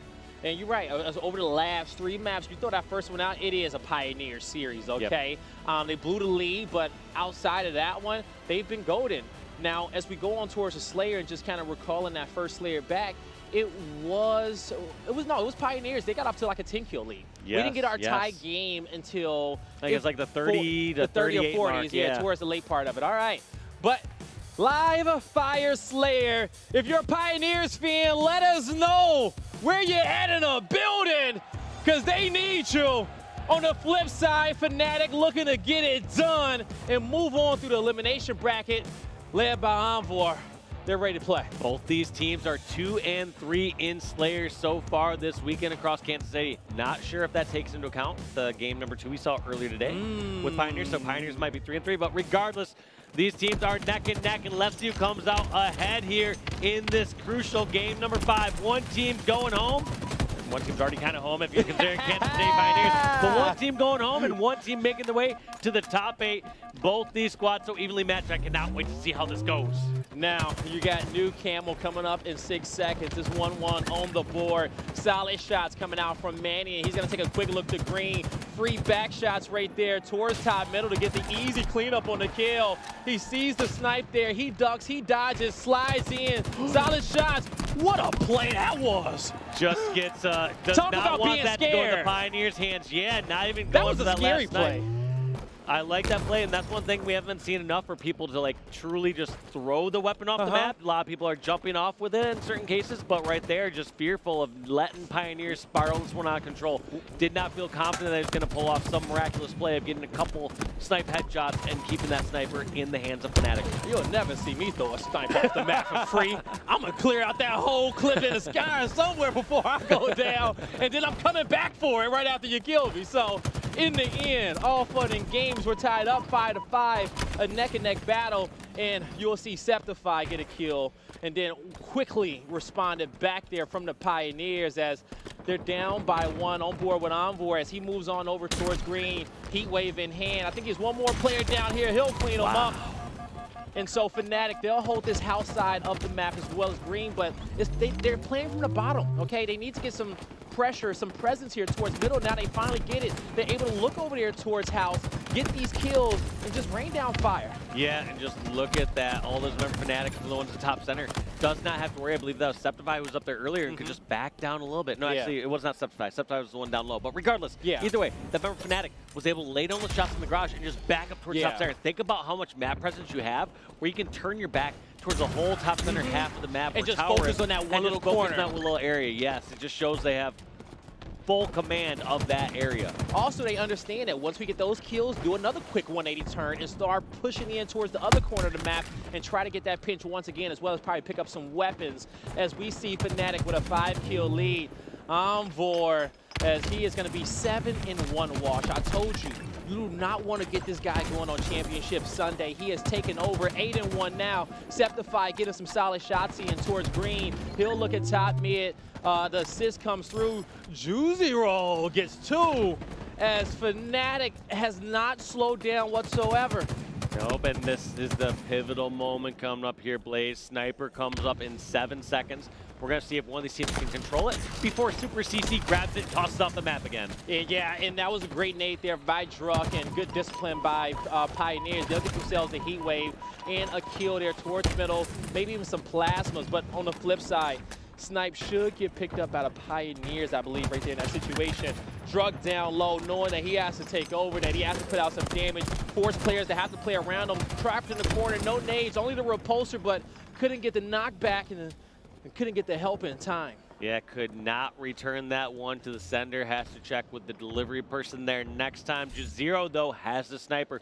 Team is up by 7, and they're looking pretty right now. So this is going to be a crucial snipe because I've always felt these power weapons, they go both ways. One, they're going to extend the lead, but also, similarly before, they do not want this to get in the hands of KC Pioneers. KC Pioneers sees some sort of shift like this power-up or this sniper to get in their hands to bring this one back. Yeah, a few power weapons dropped down in the house, and they should go in the hands of the Pioneers. As you got Super CC almost got away with the camo, and it's going to be on the ground there. Yeah, that overshield just sitting down right there over near the shortcut, and it looks like KC Pioneers will quickly gobble that one up there, only down by 3 kills. Despite this entire exchange, Fnatic have had sniper, Fnatic have had great positioning, but Pioneers have been relentless. They've been putting this pressure on, and so these members of Fnatic have not been able to set up, and so now we see Heat Wave in the hands of Pioneers, Sniper in the hands of Pioneers. Can they close this gap even further? It's now a 2-kill game, Blaze. Oh, it is, and that's a double kill coming out for the Pioneers. They find another. They cut the deficit 2-1. Soul Snipe, can he tie the game up? He won't be able to do it, but man, he will. 27-27, Soul Snipe with the heat wave in hand as he's relaxed with his teammates behind him, but not too relaxed. He knows that it's up to him to guard the low side, and he shall. And you hear the crowd chanting KCP throughout this whole weekend. They're doing it more now than ever with this 1-kill lead. They were down by 7. Back to a 1-kill lead, so that's so huge for them. And you know they're going to be feeling good when they're getting these trades. You know they're getting in their comfort zone. KCP are such an aggressive team. Let's not forget, Fnatic already won 1 Game 5 today against SSG to make it here against the Pioneers. And as we're tied 31-31, we'll see if they got some of that same magic that they had before. As Juicy Roll get a few nades down there towards green. And you see the spawns coming in from Fnatic there towards the right side. Even though it's a tie game, though, sorry to cut you off, Blaze. Even though it's a tie game, all these members of Pioneers are just stuck over here at green, and they're starting to put this constriction on. Taulik and the KC Pioneers find a quick gap there in the garage and break out. That could have been devastating if they stayed stuck over in that yard / green area. It takes one kill for Fnatic to pick that one up before they start charging at you for the other 3. But instead, Pioneers get some better footing. Envor will find 2. Manny gets 1. It's a man advantage for Fnatic on the map, but can they press forward, trade out these kills, keep the lead? Well, it's a tight game right now, and it's just a back and forth tug-of-war battle. It's been a tale of this series thus far as the OS is up. Soul Snipe may have won the biggest 1v1 throughout the night. That is all 4 down there. KC Pioneers have overshield. They have all the members of Fnatic spawned in that green. They have them pinned to this corner. This could be so dangerous. This lead could be extended even further. That overshield gets melted though, Blaze. Getting a little too aggressive. Didn't have the rest of the teammates flying with them. And just like that, what looked like it was going to be a spawn kill and trade there ends up being a few deaths going towards Pioneers. What a breakout from Fnatic. Yeah, and then Fnatic, they'll be able to tie the game once again. It was looking scary for them, but I know they had a big sigh of relief when, you know, Soul Snipe wasn't able to be successful with that OS. But he is successful in the trade, keeping his game tied. We're about to break the 40-point marker, Walsh, in this elimination matchup between the Pioneers and Fnatic. Under 5 minutes left in this map, which is plenty of time to get 9 more kills, especially if you're on the side of the Pioneers, as they got the 1 lead. Yep, they had the lead, and also Taulik had the sniper, so we'll have to see if he had any more ammo in that, but that's one of the first times we've seen the sniper actually being utilized. I believe all the rest of the time there's been so much pressure, but I see you pointing over there real quick. Only person Blaze, positive. Who is going positive right now? The star that you've been talking about, Envor. It's up to him if Fnatic wants to win this game. Envor has to turn up here. In the later portion, it's a missed snipe there by Taulik, and power weapons go over towards Fnatic. I do believe they got the heat wave. They got the snipe in the late game. It's looking scary, especially if you're a Pioneers fan. Septify moves here towards the back, loses a big 1v1 to Soul Snipe. It's another tight game, and the Pioneers will group up. They huddle up to be there for each other in case they need to trade. Soul Snipe, he's looking, he's shooting. The OS didn't get cleaned up. He's flaying. Envor finds a kill. He knocks him back. Juziro gets another one. Back and forth. Fnatic up 1. Septify gets some good shots, and who is that? Is one player running away from the Pioneers? It don't matter. He can't die, Walsh. But look at that trade in and out from these Pioneer members, just baiting and switching this overshield player to chip it away little by little, and just little by little, Pioneers pull ahead and get the overshield kill. Now Soul Snipe has the heat wave, struck with Commando. A kill comes through for Fnatic in this moment. 2 needed. This one may come down towards a snail's pace as everyone's looking for intel, looking for anything. New snipe in 13. It's going to be a bloodbath up there if anyone goes for it. Both these teams are going to be keeping a cautious eye near that sniper. I love what Soul Snipe's doing, though. Just wait for a moment. He has a grenade at his disposal. And look at this. An aggressive overextension from Fnatic. Trying to push out towards the power-up. That's 2 kills over Pioneers. Sniper's up. Soul Snipe trying to see if he can find anyone flanking below. They see the last kill over at Keydor. One goes down. And that's going to be Pioneers winning 50 to 49. My God, they get it done! Talk about suspense! Talk about a series! Talk about coming huge when you need it on a championship Sunday. The home team gets it done, and they are erupting this venue. The venue is alive, and what a ending. Those 2 members, that 2v2 over at Keydor, it was so smart of Soul Snipe to realize, all right, we got 2 down. These other people will be scurrying away, so they're probably going to be in tunnel, and they just decided to take the fight before anyone else from Fnatic spawned. Oh, my. And so, and especially when they saw the play for OS, they saw about 3 players go over there. They get 1 kill, they got a few weak, and they knew this is the time. Well, we have to press it in this game because at the end of the day, damage is currency, okay? And once that damage was put out, you don't want to have to work that hard again, okay? You got to commit, take this play now, and hey, they committed. And great self-control with the heat wave there at the end because you saw he wanted to shoot, but his teammate was in front of him, and he was like, oh my God, I cannot take him out. Trigger discipline there from Druck. It was a tough spot at that key door because both sides of that door those players were at, or you can always jump over on that quick little electrical box above the key door. So right there, just kind of let that teammate go out, check it out, and then close out the game. But taking a look at that damage dealt, Taulik, 4,800 damage that game. Most damage dealt, least damage taken. Yeah. Talik, he went off, man. And, you know, on the side of Fnatic, Envor, okay, the only one to go even. You see his damage? What is that? What, 14 plus? Yeah, Plus 14. 43. He goes off. They're down within 1 kill. Okay, just 1 kill from moving forward. And you called it, right? The difference maker. When we look at the Slayer stats, that first map wasn't locked in, okay? So that little bit of edge, okay? That 0.01 that little difference. bit of edge in the end is just a testament to our statisticians out here at the HCS and all our amazing analysts because, hey, the numbers, they told the story today. Yeah, they definitely and did. What a huge showing from KC Pioneers, keeping their run alive as they make it in top 8 and beyond. And as Sims would say, commiserations for Fnatic. Yeah. They had such a fantastic showing. They played so strong all weekend long and ran into some tough teams. I mean, to consider that you have to beat KC Pioneers to get into top 8, or, you know, for KC Pioneers to have to beat Fnatic in top 8, it's just a testament to how strong the level of competition is at this event.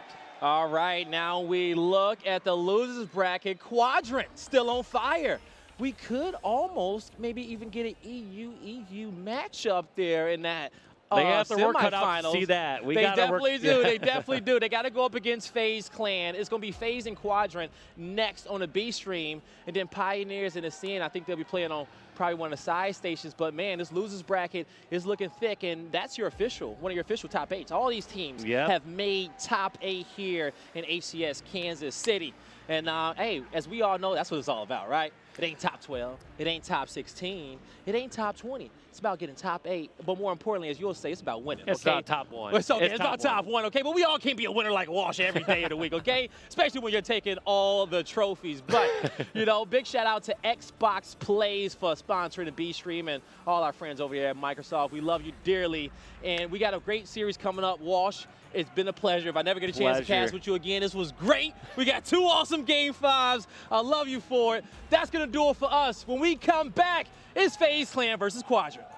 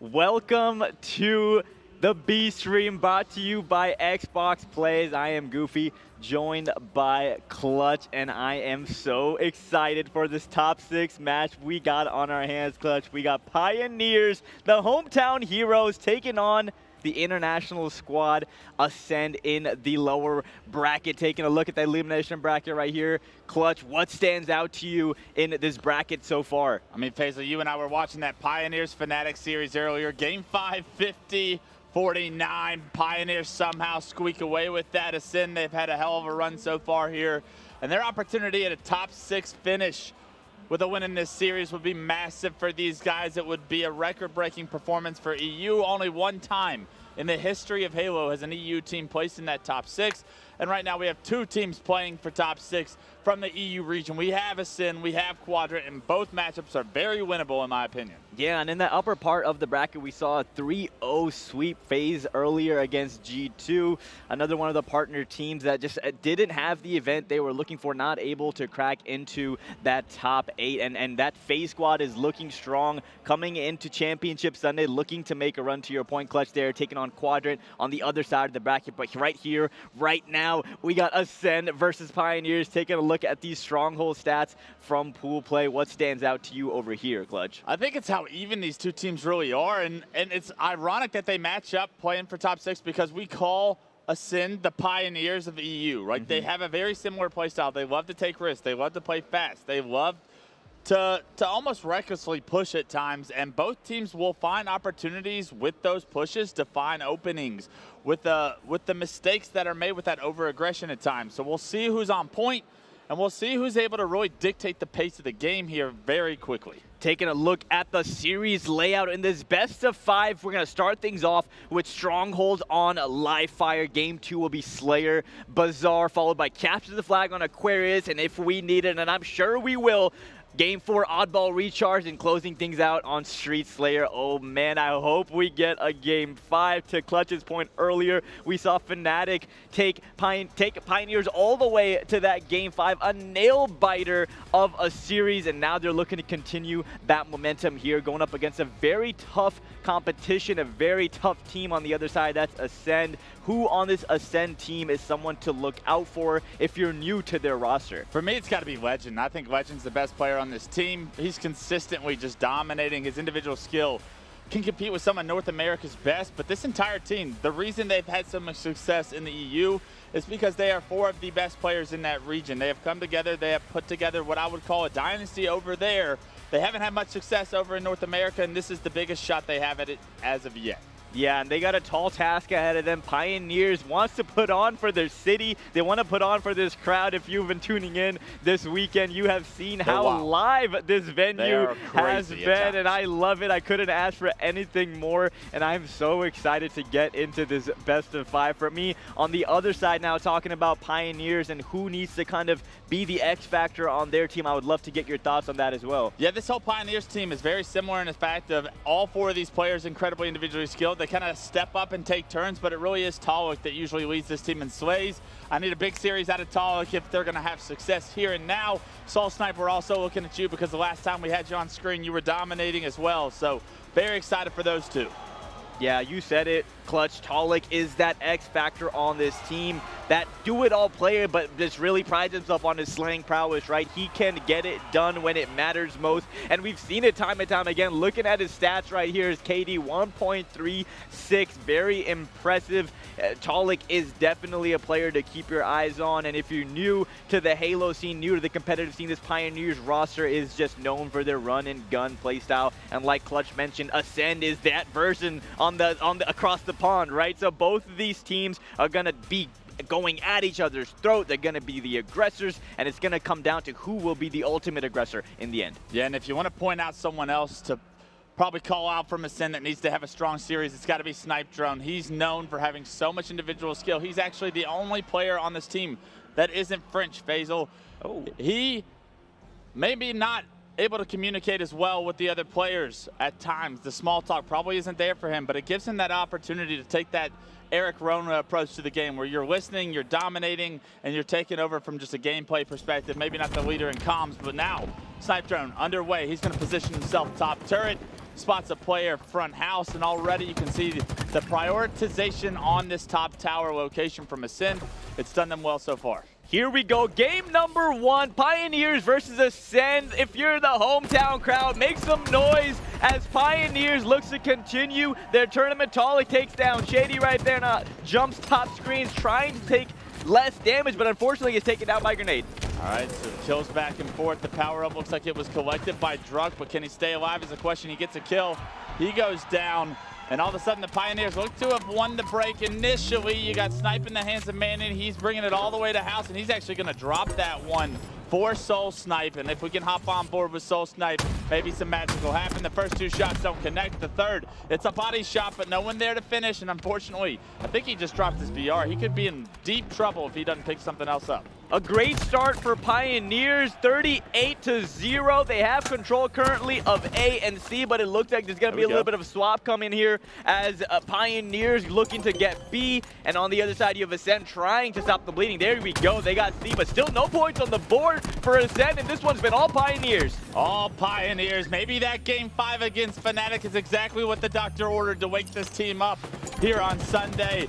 Kicking it off with a trip cap, 58-0, and although they may lose A for now, it does look like they're going to continue to score here for a bit.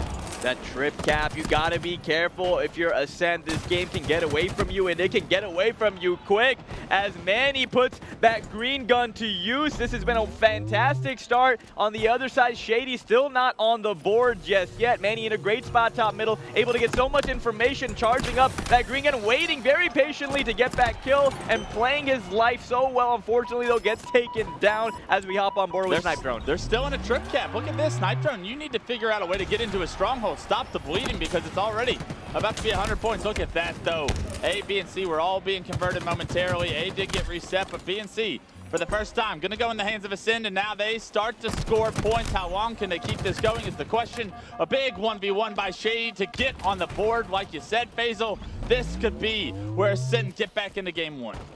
First team to 250 will be the victors here as we see finally Ascend able to hold a bit of a setup. Like we talked about, this game can get away from you so quick if you're not careful. Good shots there by Legend, taking down Druk, now bottom middle, trying to head towards pillars, chooses to turn around and head towards A instead. Yeah, we'll see if he pays off here. They lost B in the process, so Legend not able to influence the B retake, but now look at this flank. I actually love this route by him, and he's rewarded with not 1, not 2, but an assist as well. 4 dead for Pioneers, and Legend making a perfect play there to end up big door with the flank, has awarded Ascend with B control once again. And this is the exact answer you expect and you would want to see out of Ascend after a very rough start. We talk about Halo Infinite Clutch constantly. We talk about the snowball effect a lot of the times in the Slayers as Sika takes down Talik there, nice melee.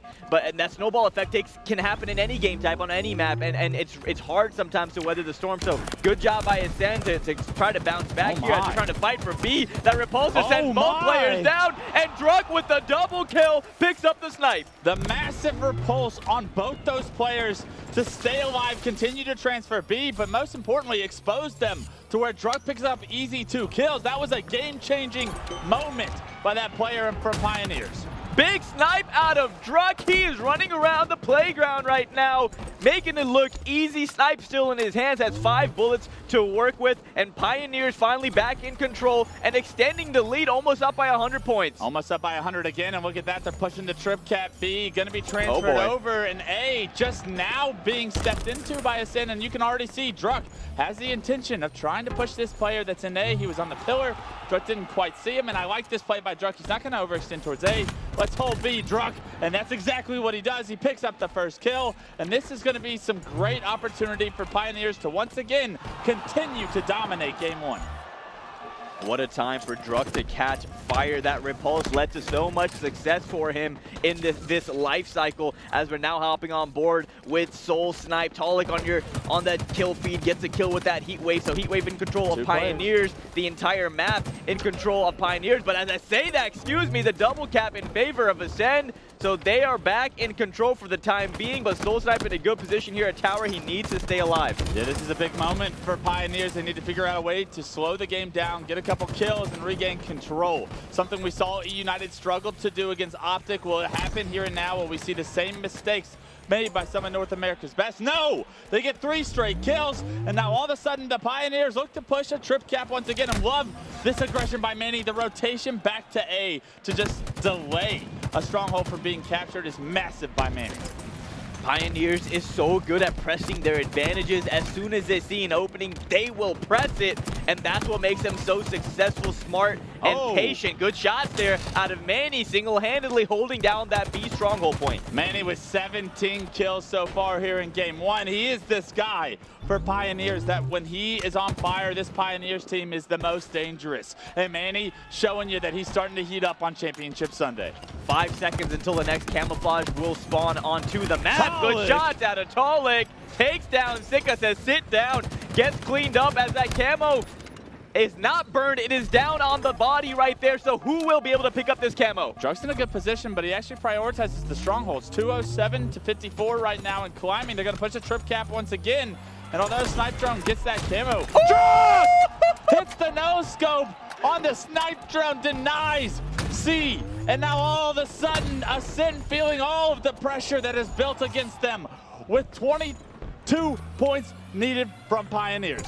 And now we see it once again. Clutch, the trip cap is in full effect as Ascend is trying to stop the bleeding by capturing C, able to do just that. But look, that player Shady and C goes down. The trip cap is being pushed once again, but B does get converted by one Ascend player as they're now rotating in Garage over to A. Yeah, it's up to one Ascend player to try and stop B, but they actually all went into Garage, and now it's going to be so difficult for them to have an angle to deny Talik from trying to transfer this over. Talik immediately gets a kill, hops into it, and now if Ascend don't act quickly, which they're all dead, Faisal, they're not going to be able to hop into a stronghold. 3 currently dead once again for Ascend, and already just 10 points needed for Pioneers. Yeah, this has been all Pioneers, and you couldn't have asked for a better start if you're a KCP fan, as this is do or die for both teams. Win or go home. 240 to 57. Looking at the scoreboard, 18 for Manny, 16 for Druck. These players are playing out of their minds, and it couldn't come at a better time. And Ascend know they have to push the trip cap. They're in A right now, but unfortunately, this could be the overextension Pioneers need to in this game. They find the first pick, and now with the numbers advantage, their focus immediately shifts to B. They find the second kill as well, and now look at this.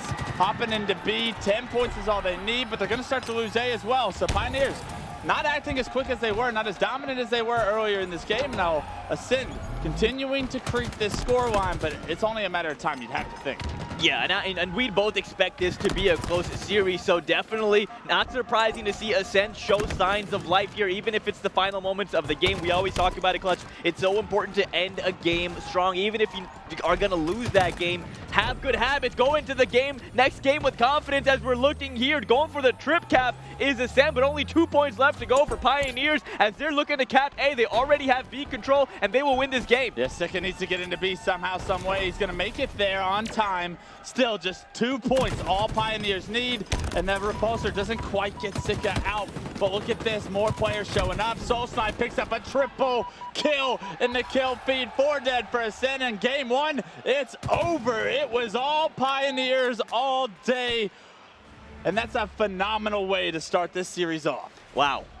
Wow is all I have to say. Pioneers coming out, showing us what they're all about in this Championship Sunday. Like I said, it is win or go home, and what a way to start off that series for Pioneers.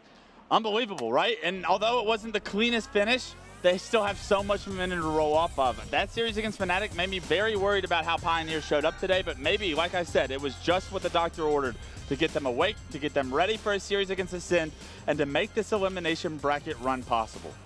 And we are just hearing in our ear, I know we got Pioneers and Ascend in front of us, but Cloud9 just went down in the winners bracket. Oh, Sentinels takes them down 3-1. So you're going to have to face Cloud9 in the losers bracket pretty soon if you're any of these elimination bracket teams. And Sentinels showing us that they heard all the disrespect. They heard all the talk, and they are not having it anymore. Frosty was playing out of his mind earlier, but wow, we got to talk about this Pioneers and Ascend match right now. Clutch, looking at the stats, 18 for Druck, 18 and 11. What a game out of him. What a game out of everybody on Pioneers. Honestly, Manny with 20 to his name. You see Druk started to pick it up there at the end. The triple kill from SoulSnipe, so even though he went 13 and 17, he closed that game out for his team.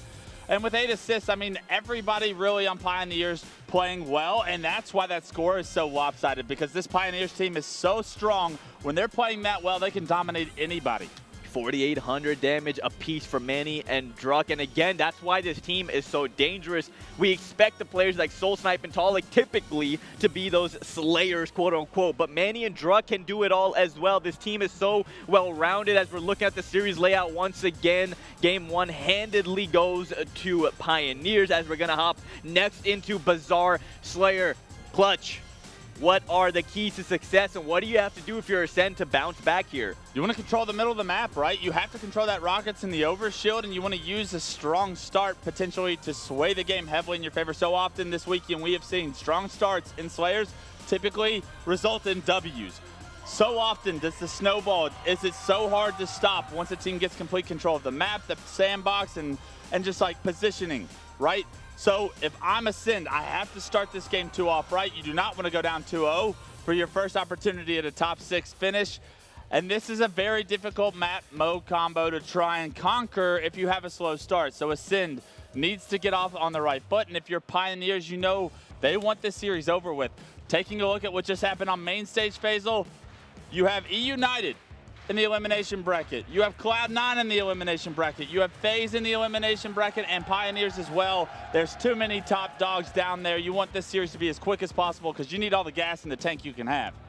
Bazaar Slayer, you have the Rockets, you have the Overshield, you have the Bulldog, you have the Dynamo Grenades. You have so much to work with in this map as we hop on board with Manny from Pioneers making his way over towards top Rockets. Spots the player on the other side, able to pick up the Rockets and waste both, but able to get the kill, and a good start for Pioneers, 3-0. A perfect start for the Pioneers. They're starting to heat up. And like I said, if Manny can play consistently at the tallest point of his game, this team will be a tough out for anyone in the elimination bracket, including Cloud9. So let's see if Manny can keep it up. SoulSnipe, I like the fact here, Pioneers have slowed this down.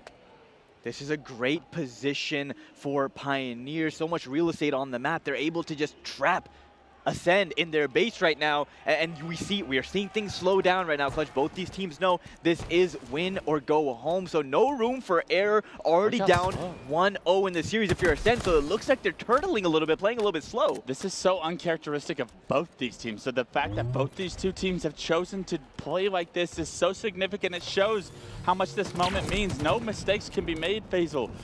And in stalemates like this, it's going to benefit the team in control of the weapons and the map. And look at this, Pioneers extend the lead by 1, but that's exponentially at this pace. And this is not what you want to see if you're Ascend, because you're not seeing the aggression, the comfortability, and we see once again the dropping of the weapons, the whipping of the weapons. Snipe drone though, able to make his way over bottom Bulldog and get that kill, so at least gets one on the board. They wanted to pair grapple with the Bulldog shotgun so that they could be a little bit more aggressive with the Bulldog. So I love the strategy that we just saw take place from the Pioneer side. We'll see if it pays off. Side drone, he's under fire. Talik takes him down. Talik and Manny getting a few kills of their own, extending this now 8-1, Faisal. An Overshield, it's coming up soon, and that only means Pioneers are gonna have map control to get this next OS. Yeah, this can get real bad real quick if you're Ascend, as Pioneers has all the control on the map. They have the power weapons to their name, and they have an 8-kill lead early in this game. 11-3, and the Pioneers continue the domination from game 1 here to the start of game 2,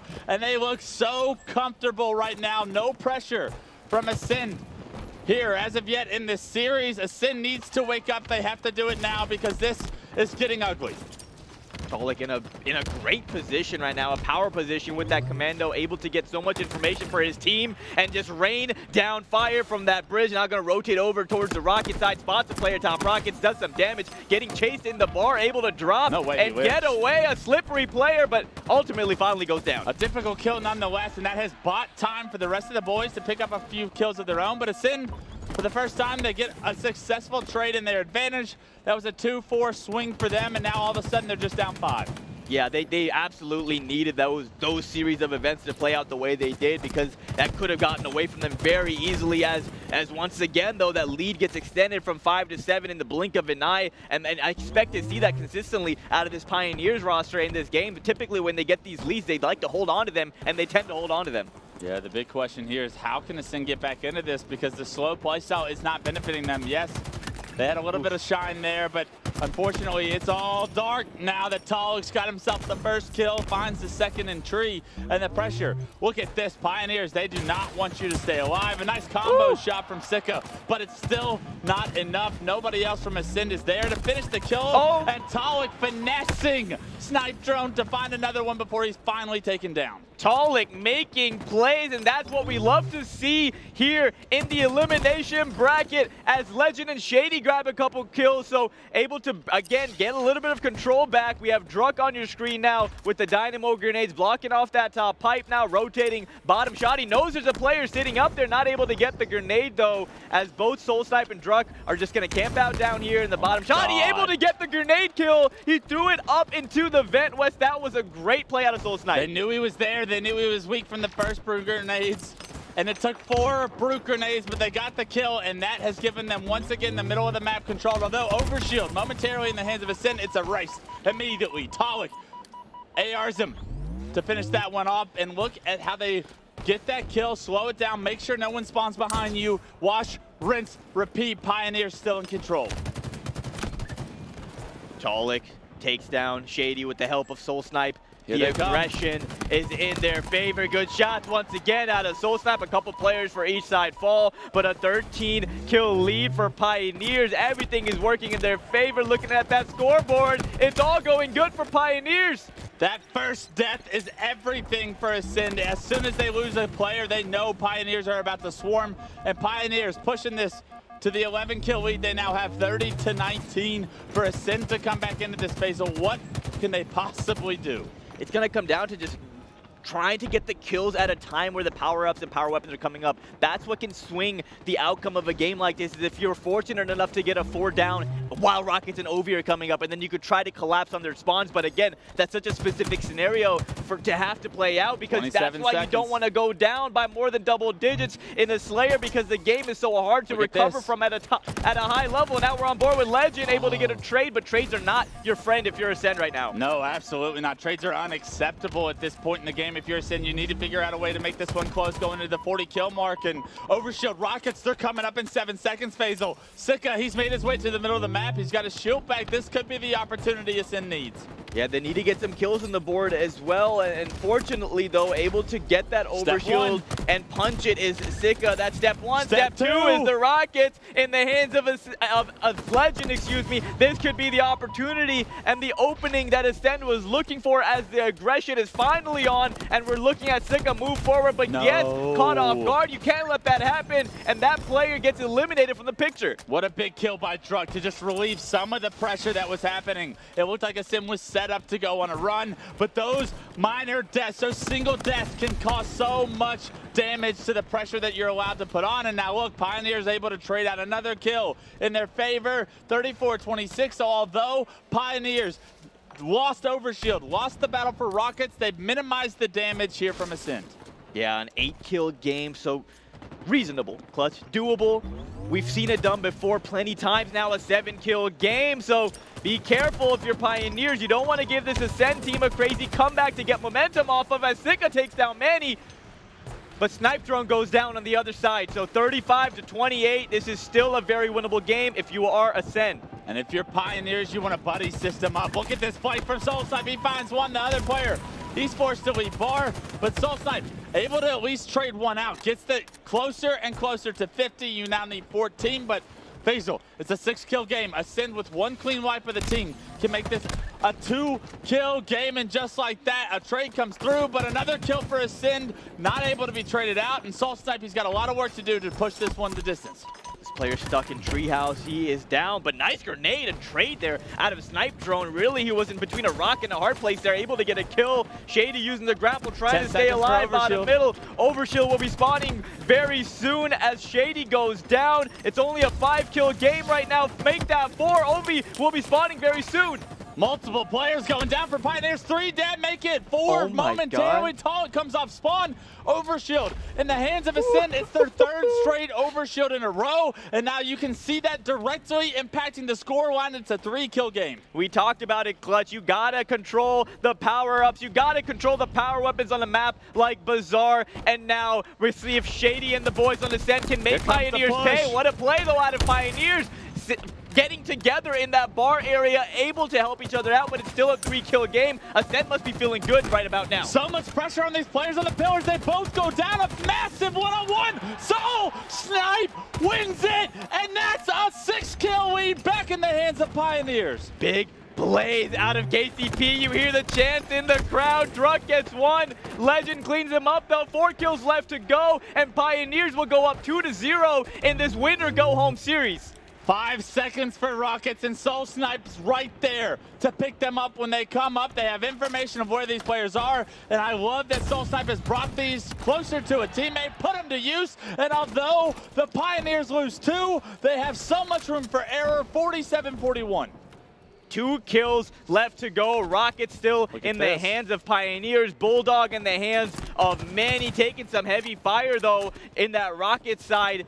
9 kills to go if you're Ascend, and there's no room for error. You have no room for error, and as I say that, Soul Snipe with the double kill to win the game and go up 2-0 in this series. Pioneers with a big win just when we thought things were getting a little bit shaky for them. We saw the overshield in the hands of Ascend. We saw the Rockets in the hands of Ascend. We saw the game come down to a 3-kill game, and then Pioneers just took off and didn't look back. It was that last set of overshield Rockets that made the difference, right? You gotta, that push into bar as well. That's where you lost the game. You had overshield, but Pioneers, what did they do? The buddy system up, 3 players in bar, and they win the fight against an overshield player. The predictive grenade was everything to start the damage in their favor in that fight. And because Ascend tried that push, failed, that could be where they spend their time in their heads, looking back on what could have been if they're not able to turn this series around. Now down 2-0 for their series for top 6 to make EU history once again. But it's a tall task as this Pioneers team looks like they're heating up better and better every game so far today. Yeah, and that's why I'm such an advocate for winning a close series, being great for a team's morale, great for a team's momentum at a tournament. We saw Fnatic push Pioneers to a Game 5, and Pioneers won 50-49 by the skin of their teeth, and now coming into the series against Ascend, just hitting on all cylinders, playing amazing Halo Infinite. Taking a look at the stats now, Druk, back-to-back big games out of Druk, 16 kills, only 12 deaths. Druk is putting on a show. I do want to talk about how unorthodox that game 2 was for both these two teams. Typically known as 2 of the fastest teams we have here on the HCS scene, and that that was slowed down. You could feel the moment. You could feel the tournament atmosphere start to slow down and weather themselves and turn it into a stalemate at times. Yeah, that was just impressive all around from Pioneers. We talk about the consistency of the team. We talk about them needing to take the next step, and it all starts with Championship Sunday. This is where history is made. This is where dynasties are created. We heard and we talked about a little bit earlier, Sentinels knocking Cloud9 right into the lower bracket, and we've heard that Sentinels team name quite a few times here in Championship Sunday. It's going to be a long Sunday for everybody involved, and neither one of these two teams want their tournament run to be over after this series. Both teams not happy with the top 6 performances, I'm sure, but they want that top 6 performance nonetheless, and in order to do that, they have to shut the door on this series. For the Pioneers, they need to get back on main stage. There's too many fans in the building. This crowd is too hype. These guys, they have to make it back, but in order to get there, they got to figure out ways to not only close the door on this Ascend series in a Game 3 potentially, but they got Cloud9, E-United, FaZe, all still in the elimination bracket to try and run through. Winning this series 3-0 for me, Clutch, would mean so much for this Pioneer squad, and it would tell me so much about how they're coming out after a close win against Fnatic. Now, if they're able to 3-0 a very dominant team like Ascend, that means they are on fire. We have the likes of an E-United, now Cloud9, Pioneers, some of these juggernauts in the lower elimination bracket, so it's a bloodbath down there, and we're going to hop in to game number 3, and if Ascend has any any chance to stay alive. Obviously, it's right now. This game 3 is what they call a swing game, and the biggest cliche, a reverse sweep starts with a game 3 win. But I don't know. I don't think that this Pioneers team is going to let their foot off the gas. A reverse sweep starts with Shady picking it up. He had a really tough performance there in game 2, and it was a really unorthodox played game by everyone involved. So it's difficult to find your footing, especially if you're typically known for a certain pace and like your playstyle benefits from a certain pace. We'll see if Shady's able to turn it around. It's going to be Aquarius CTF. It's game 3, first to 5 caps. If we get there, 15 minutes are going to be on, actually 12 minutes on the clock. And as we take a look at the map layout, we have Druck's stats up here, a .68. Maybe not the best performances so far from this KCP team on this specific map mode combo. So this is exactly what Ascend fans want to see. They want to see a weak game type for the Pioneers, a strong game type for Ascend, and we'll see if this is going to be where Ascend can get back into this series. You have the camo, you have the bulldog, you have the dynamo grenades, and you have your teammates on the map. One of the most teamwork-oriented maps and game types here on the HCS circuit as we're hopping in to game number 3. Pioneers versus Ascend. This is a win or go home game for Ascend. Backs against the wall.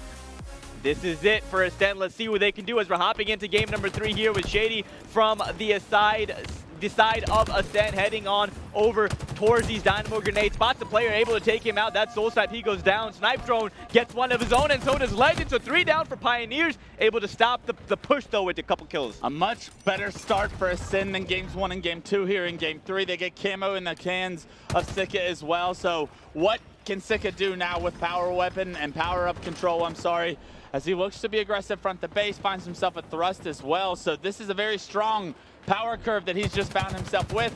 Flanks a certain player. They're able to find 3, and now all of a sudden it's up to Talik to defend this flag. 3 members fall for Pioneers. Sika with the camo, running the flag back base. I like this route. He's going to play it safe. Takes some damage, though. Chooses to drop the flag and stay alive with the camouflage as Shady trying to make his way over. Takes down Soul Snipe. Soul Snipe does get a kill, though, as Druck gets one as well. So 2 members fall for Ascend, not able to do much with that flag. Shady still able to keep closet control for Ascend. That's the step 1, really getting a successful flag run going, is you got to control the enemy's closet. Unfortunately, he's heavily under pressure. The Pioneers know he's in there. They want him out, and they get him out. Soul Snipe finds that kill. But in the meantime, Legend has made his way over here to try and keep control of that for Ascend. Unfortunately for them, 3 go down. 3 go down on both sides, however. And it's up to a 1v1 between Manny and Snipe Drone on the map.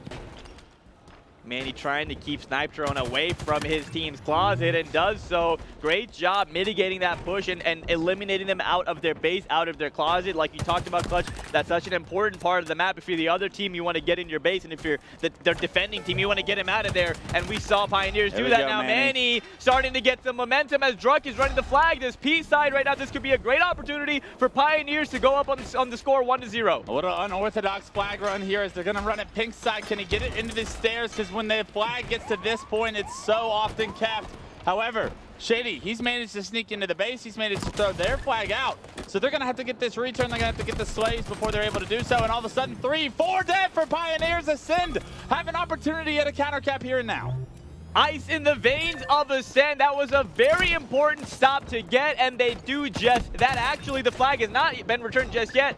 It has, excuse me, but the flag is being run by Ascend in the closet. Great plays out of Ascend, cleans that player out, and now the flag should be able to get out of there as the flag currently still is down closet, and now finally we're seeing it run. Yeah, finally the flag making its way across halfway. I love the idea of picking up these dynamo grenades on the way, because you probably will have to slay one more time if you want to punch this one in. And Manny, he shuts the flag down before he can get in the closet, so maybe stalling to pick up those grenades actually extended the length of time it would have taken to get into the closet. Because of it, the flag never makes it into the closet, and now we're looking at another counter cap opportunity here in game 3, and Soul Snipe has this flag unscathed to his base. Back and forth, neither team able to get the upper hand just yet, as once again we have Ascend looking to stop this flag cap opportunity for Pioneers, but Druck is right there. The heat wave gets taken down by some great grenades, but there's players of Ascend in the base of Pioneers, always keeping the aggression up. But 4 dead for Ascend as Pioneers first one to score in this game 3. Finally, the slays come through for the Pioneers. They're able to take the lead here in game 3. And now with momentum in their favor, they look to push into the closet. Multiple players overextending here. And Pioneers losing their lives is everything Ascend needs to gain control of the map. And let's see if Ascend, now with control, can do anything with it. 2 members fall for Pioneers. Ascend are really going to need to assert their dominance, really gonna need to move up on the map, but when you have Manny putting shots like that down, it's hard to do. Pioneers wants to move on, they want a clean sweep, and they're playing just like it. Camo's up. Snipe Drone trying to deny that from going into the Pioneers' hands. 2 go down for the Pioneers momentarily. It's Snipe Drone. He's got control of top pink, but you know how bad he wants to help those players from his team push into the closet. Unfortunately, he loses his life. The Dynamo Grenade is too much damage, but Soul Snipe does so much damage there. Finds 2, finds a melee onto a 3rd, and now 3 dead once again for Ascend. Camo resecured by Pioneers, and Talik with this Camo can be so lethal. Camo, Commando, Thrust. He is the definition of a power player on the map right now. Let's see what Talik can do with this Camo. I actually like this play. He was going to push back into his base, but opts to overextend, finds himself the heat wave. You know that was intentional, and now with camouflage heat wave, I mean, this is as good as it gets for Pioneers fans. You got the weapons, the power in your main Slayer's hands. He's putting them to work. Can't quite land the second shot of the heat wave onto that player before he melees, but don't worry, Druck's there to finish it off. 2 go down for Ascend, and this could be a flag run if Druck's able to pick up one more here. That heat wave is so deadly, but missing that 3rd shot, able to get the cleanup there onto Sika. Now thrust towards Snipe Drone, says sit down, Druck, 1 kill is enough for you, gets the double kill right there on to Manny. Looking at that scoreboard, speaking of Manny, 14 kills for him. On the other side, Snipe Drone has 15. So a couple of big performances on each side as the score reads 1-0. Still 6.5 minutes in this game. Snipe Drone in the closet gets a double assist right there. Sika able to pick up both cleanups. Now finally moving into the base, trying to get a pull, but nothing just yet. It's a 4v2. Can Ascend get a flag pull is the big question. Nobody from the Pioneers here to deny the flag from making it into the closet. It looks like they've chosen to overextend. Now, will Ascend be able to get the slays is the next question. Sika, he's got the flag into his closet, but look at this. He already knows multiple members of Pioneers are here. Doesn't predict the grenade to come from over top, and because of it, he loses his life. But Snipe Drone finds 1, gets the touch before the return comes in, and the Pioneers maybe got a little too greedy there as 1 player went towards the flag, and because of it now, Faisal, we're looking at a tied game. Snipe Drone making plays, and Ascend is tying things up. 1 flag cap apiece. Legend on your screen moving forward after getting the cap, gets the kill, takes no damage, still has some thrust in his back pocket, using that one, trying to stay alive and win this battle against Manny. Big kill out of Legend. Shady gets the kill as well. And now Ascend is running a 2nd flag. Ascend starting to gain some control, starting to gain momentum, starting to be able to dictate a little bit of the pace. And with this map control, how far can they push it? 1-1, it's all tied up. They got the flag on the move, but they just momentarily stop running that fight. They need to find some slays. That's a big 4 shots out of Snipe Drone to find the opening pick onto Soul Snipe, and look like that. Legend finds himself the other 2. Last player alive, bottom pink. We're going to be looking at an Ascend lead here momentarily. Ascend playing so well right now. Perfect shots all around your screen as Ascend takes the lead 2-1. They know their tournament life is at stake right now. They know 1 more loss in this series, and they are packing their bags and going home. They want to bring home a top 6 finish at least and put on for their region, as Shady is on your screen taking damage, trying to stay alive, and not able to get that kill. That thrust is so useful, and we saw it right there. Shady, you need to pick up that 1. Unfortunately, can't do so, and now all of a sudden, Pioneers back in the driver's seat of control of the map. They need to figure out a way to tie this game up. 4 minutes on the clock, and as kills go back and forth, you'll start to see that clock become a factor as it's starting to dwindle down. Not necessarily the pressure felt by the players yet, Faisal, but that gets to 3 minutes, that gets to 2 minutes. All of a sudden, your eyes start to trickle down to that clock instead of that reticle.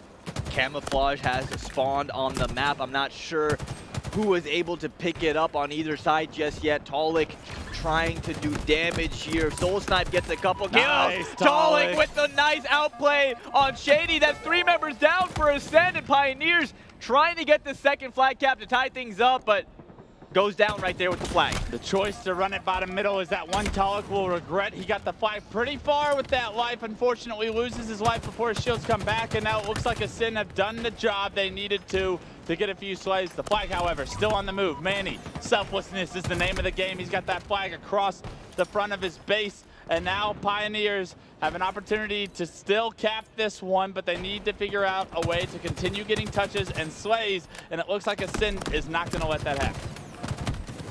Good. I like the decision making by Soul Snipe, staying alive in control, not just going to desperate the touch.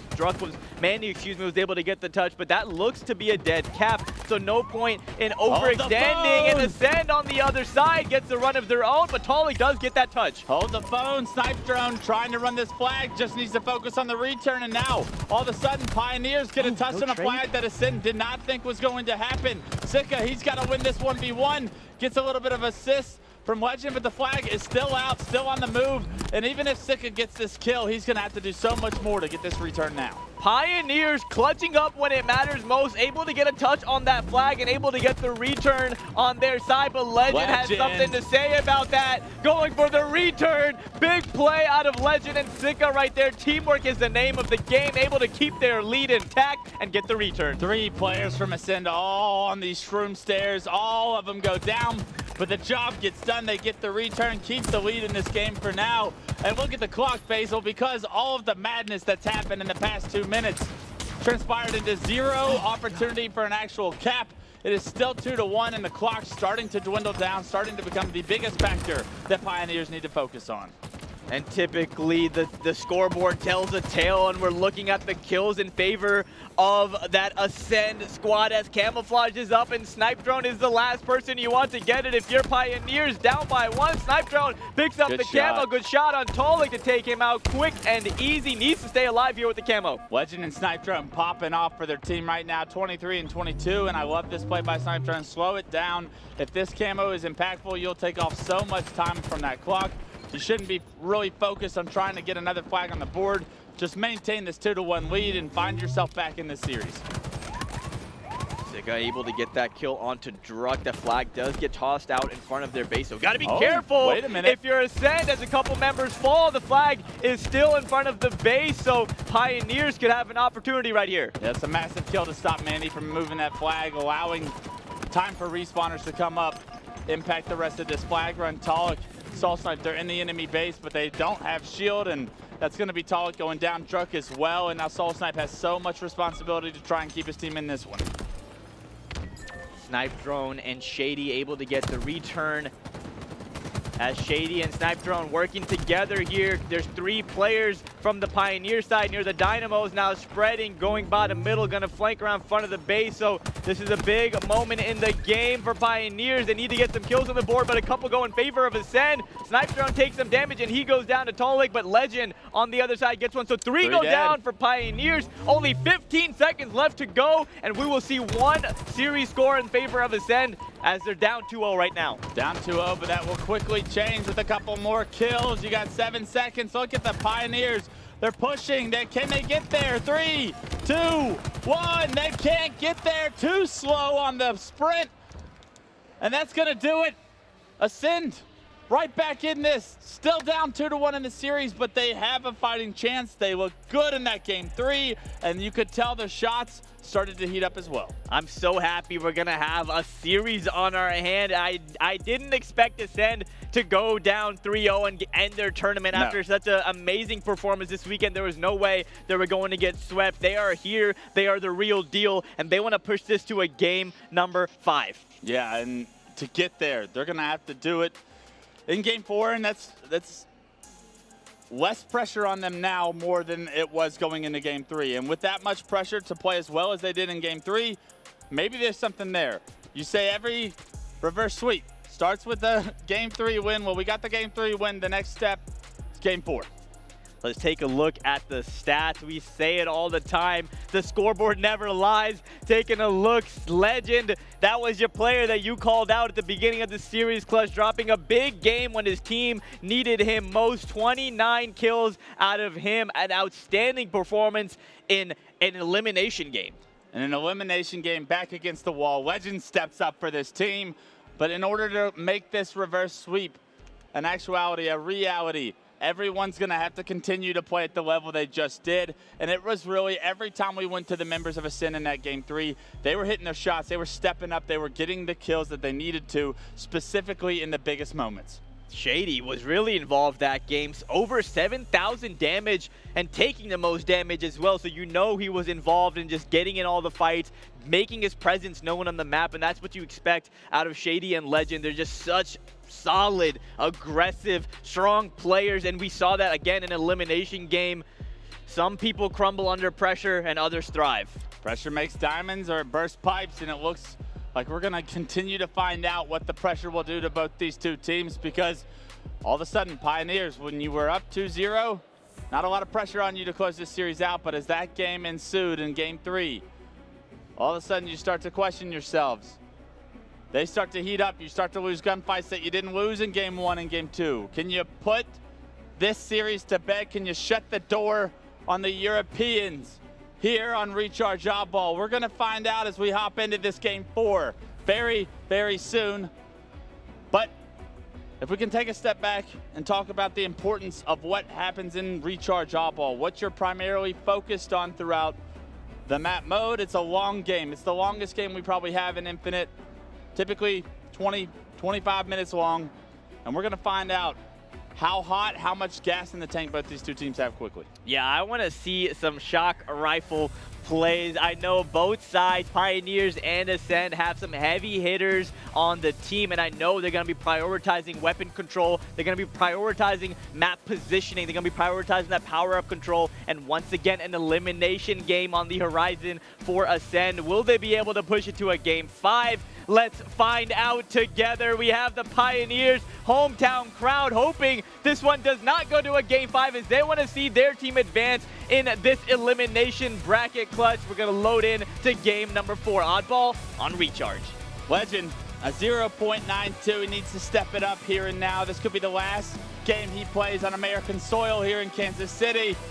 If he doesn't pick it up, that 0.92, it speaks volumes to Ascend's performances earlier this week, but none of it matters. It's here and now that plays will determine their fate. We talk about the opening starts being so important in any map and game type in Halo Infinite. Hopping on board with Legend to start things off. Top red right here, top glass, trying to get eyes bottom middle, gets a kill on Manny. That camo is still down there. The ball is still in batteries, and essentially it's just a fight for control, but Soul Snipe has picked up the camo. An early start for Pioneers bodes well for them so far. Games 1 and 2, they had great starts to kick off the games, and because of it, they were able to get significant leads early on. We'll see if that's the same story here in Game 4, because Ascend had such a strong start in Game 3, and we saw how that played out in their favor. Double kill from Manny. Now Talik finds one as well. Like you said, Clutch, a great start for Pioneers. This is what you want to see, but Legend able to take down Manny with the ball and pipe, so there's a little bit of turmoil in this setup. It's not all fine and dandy as Ascend able to break and put some pressure on Pioneers.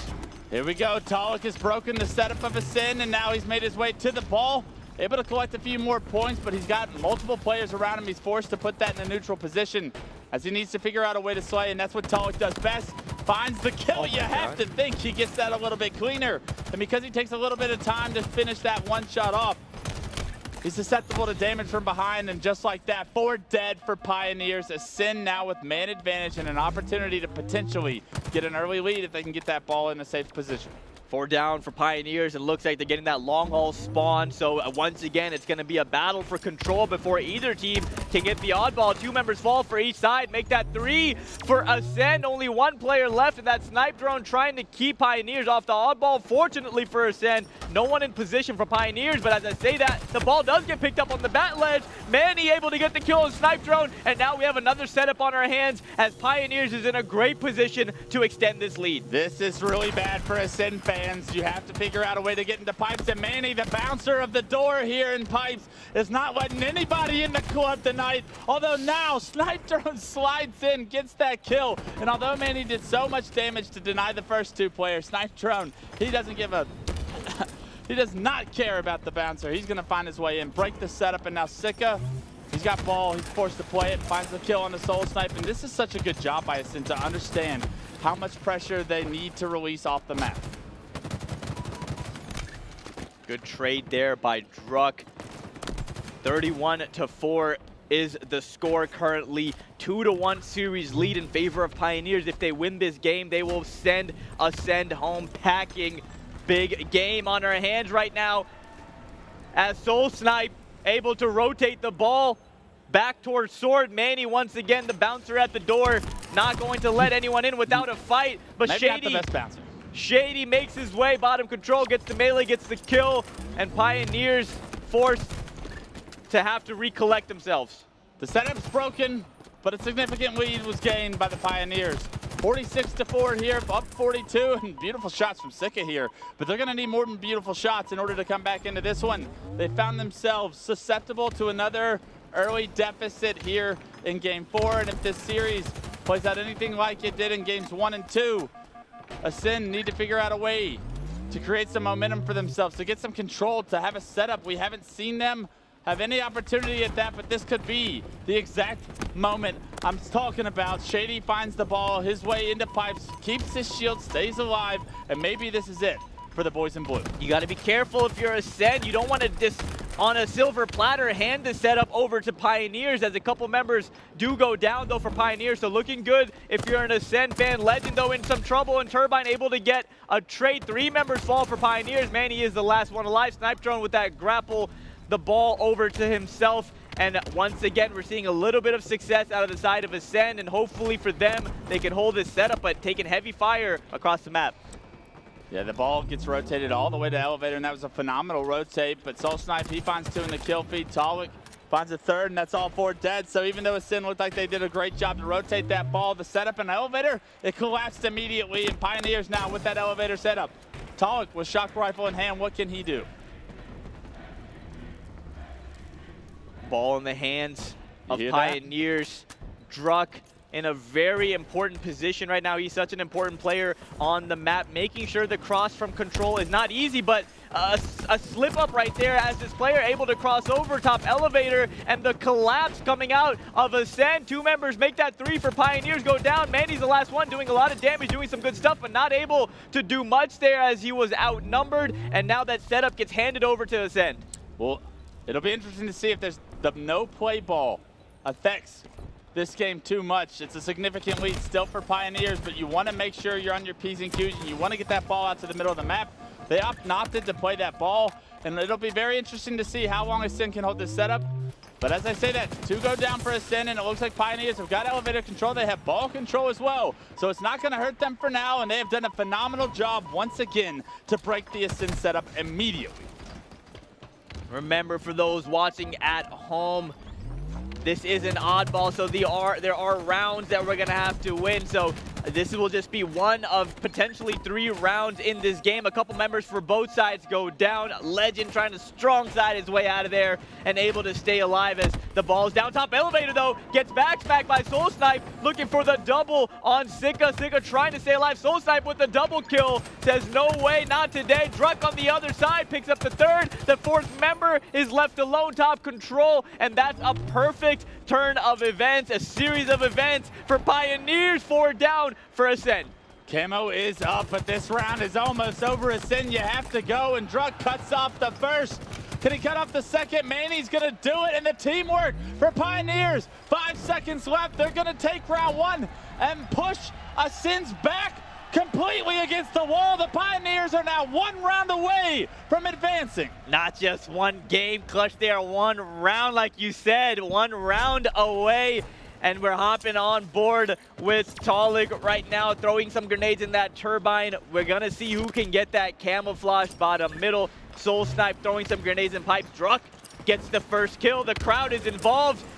Pioneers looking to close this one out, but Ascend shuts it down with that 3 kills on the board. All right, so we've said throughout this series, it's been about the strong starts. Round 2, much different than round 1. Ascend winning the battle for camo, winning the early slays. We'll see how that transitions into the score already with ball in hand, with a pipe setup of their own. But look how quickly the Pioneers regain off respawn, and they look to be aggressive. They find the 1st kill on the Legend, and they do not let Ascend get set up for long. A much different start, though, Clutch, than that round 1. We're seeing success out of the side of Ascend, and the initial points on the board on the side of Ascend.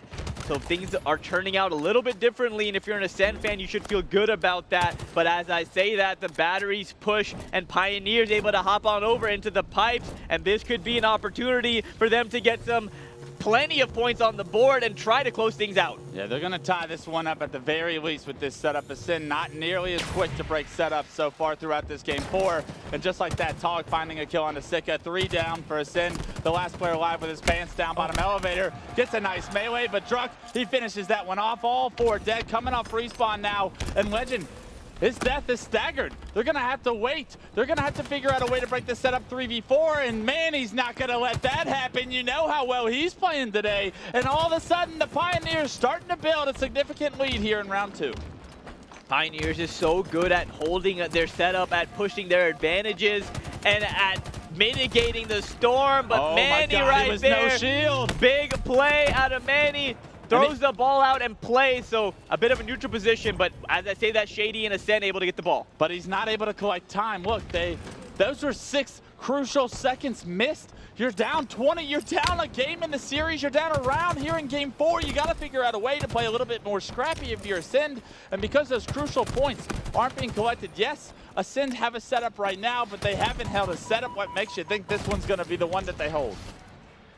43-43, all tied up in round number 2 of this oddball matchup. Winner go home for both teams, but if you're Pioneers, you got a little bit of cushion to work with. Soul Snipe gets a trade on control. We got Druk with the shock rifle moving towards the elevator, spots the player, bottom elevator. That's a one-shot. He picks it up. Sika on the other side gets one. Barely missing that no scope. Needs to stay alive here with the shock rifle, Clutch. He wisely backs down, gets his shield back, and he almost gets his shield back. Gets continued to stay weak. There's pressure from top catwalk. Does he expect this player to be here? That player actually dropping bottom middle close to that ball. That's an easy kill for Druk. He takes his time. He's rewarded for being patient, and because of it, they now momentarily jumped up to a numbers advantage. But Ascend, they answer back with 2. And Druk has a lot of responsibility to just keep the ball out of Ascend's hands, but just like that, they take the shock rifle out of Druk's. Only one member down, that's Druk. Everyone else on the map is alive, trying to do some damage, trying to get some kills. Sika with the kill, Legend with one as well. Ascend able to open up the map for themselves a little bit. Manny trying to look at the ball, doesn't spot the player in front of him. That's Legend with the reversal. A big win there for Manny. Legend does get the trade. Things are still very close here in this round 2. Neck and neck, as close as it gets as we enter under 2 or 3 minutes. Ball being rotated towards top glass. Soul Snipe on the prowl here, trying to get there as quickly as possible, trying to deny these rotations. This is how Ascend has racked up their ball time so far here in round 2. They have been rotating the ball so efficiently. They have kept it away from the Pioneers' push, and because of it, they now are starting to gain a significant lead of their own. A beautiful rotation there out of Ascend, able to get some vital points. They're going to need every single second at the end of the game. Nice stick there for Talik, though. 3 members fall for Pioneers, 2 down for Ascend. This should be an opportunity for Ascend to get some time on the board and potentially get this backsword set up with the ball. The camo is in the hands of Manny, though. Yeah, hot on the prowl as Ascend, though. They saw him, they just couldn't finish him out. And now Manny, that he has his shield back, that he's repositioned. Can he make a play with this camo? You know how influential this game has been. Legend jumps off the map prematurely, I'd say, with the ball. And because of it, that's going to be 3 dead for Ascend. And Soul Snipe, he's right there to pick up the play ball. Almost a bit of a blunder with how quickly Legend decided to play that ball. And he didn't just play the ball, he played himself off the map, right? So Legend definitely could have just played the ball and done some more damage, maybe tried to trade with the camo player,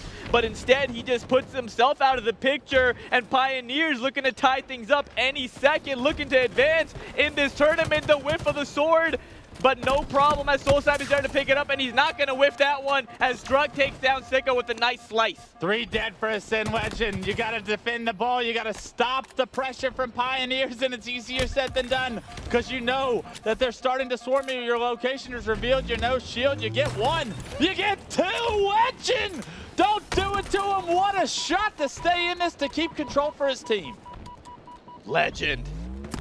Big time players make big time plays. Clutch 71-66. Keep your eyes on this timer as well, as we only have 1 minute and 45 seconds left in this round. If you're Ascend, you have no other choice. You need to win this round to stay alive. Snipe drone, heavy under pressure elevator side of the map.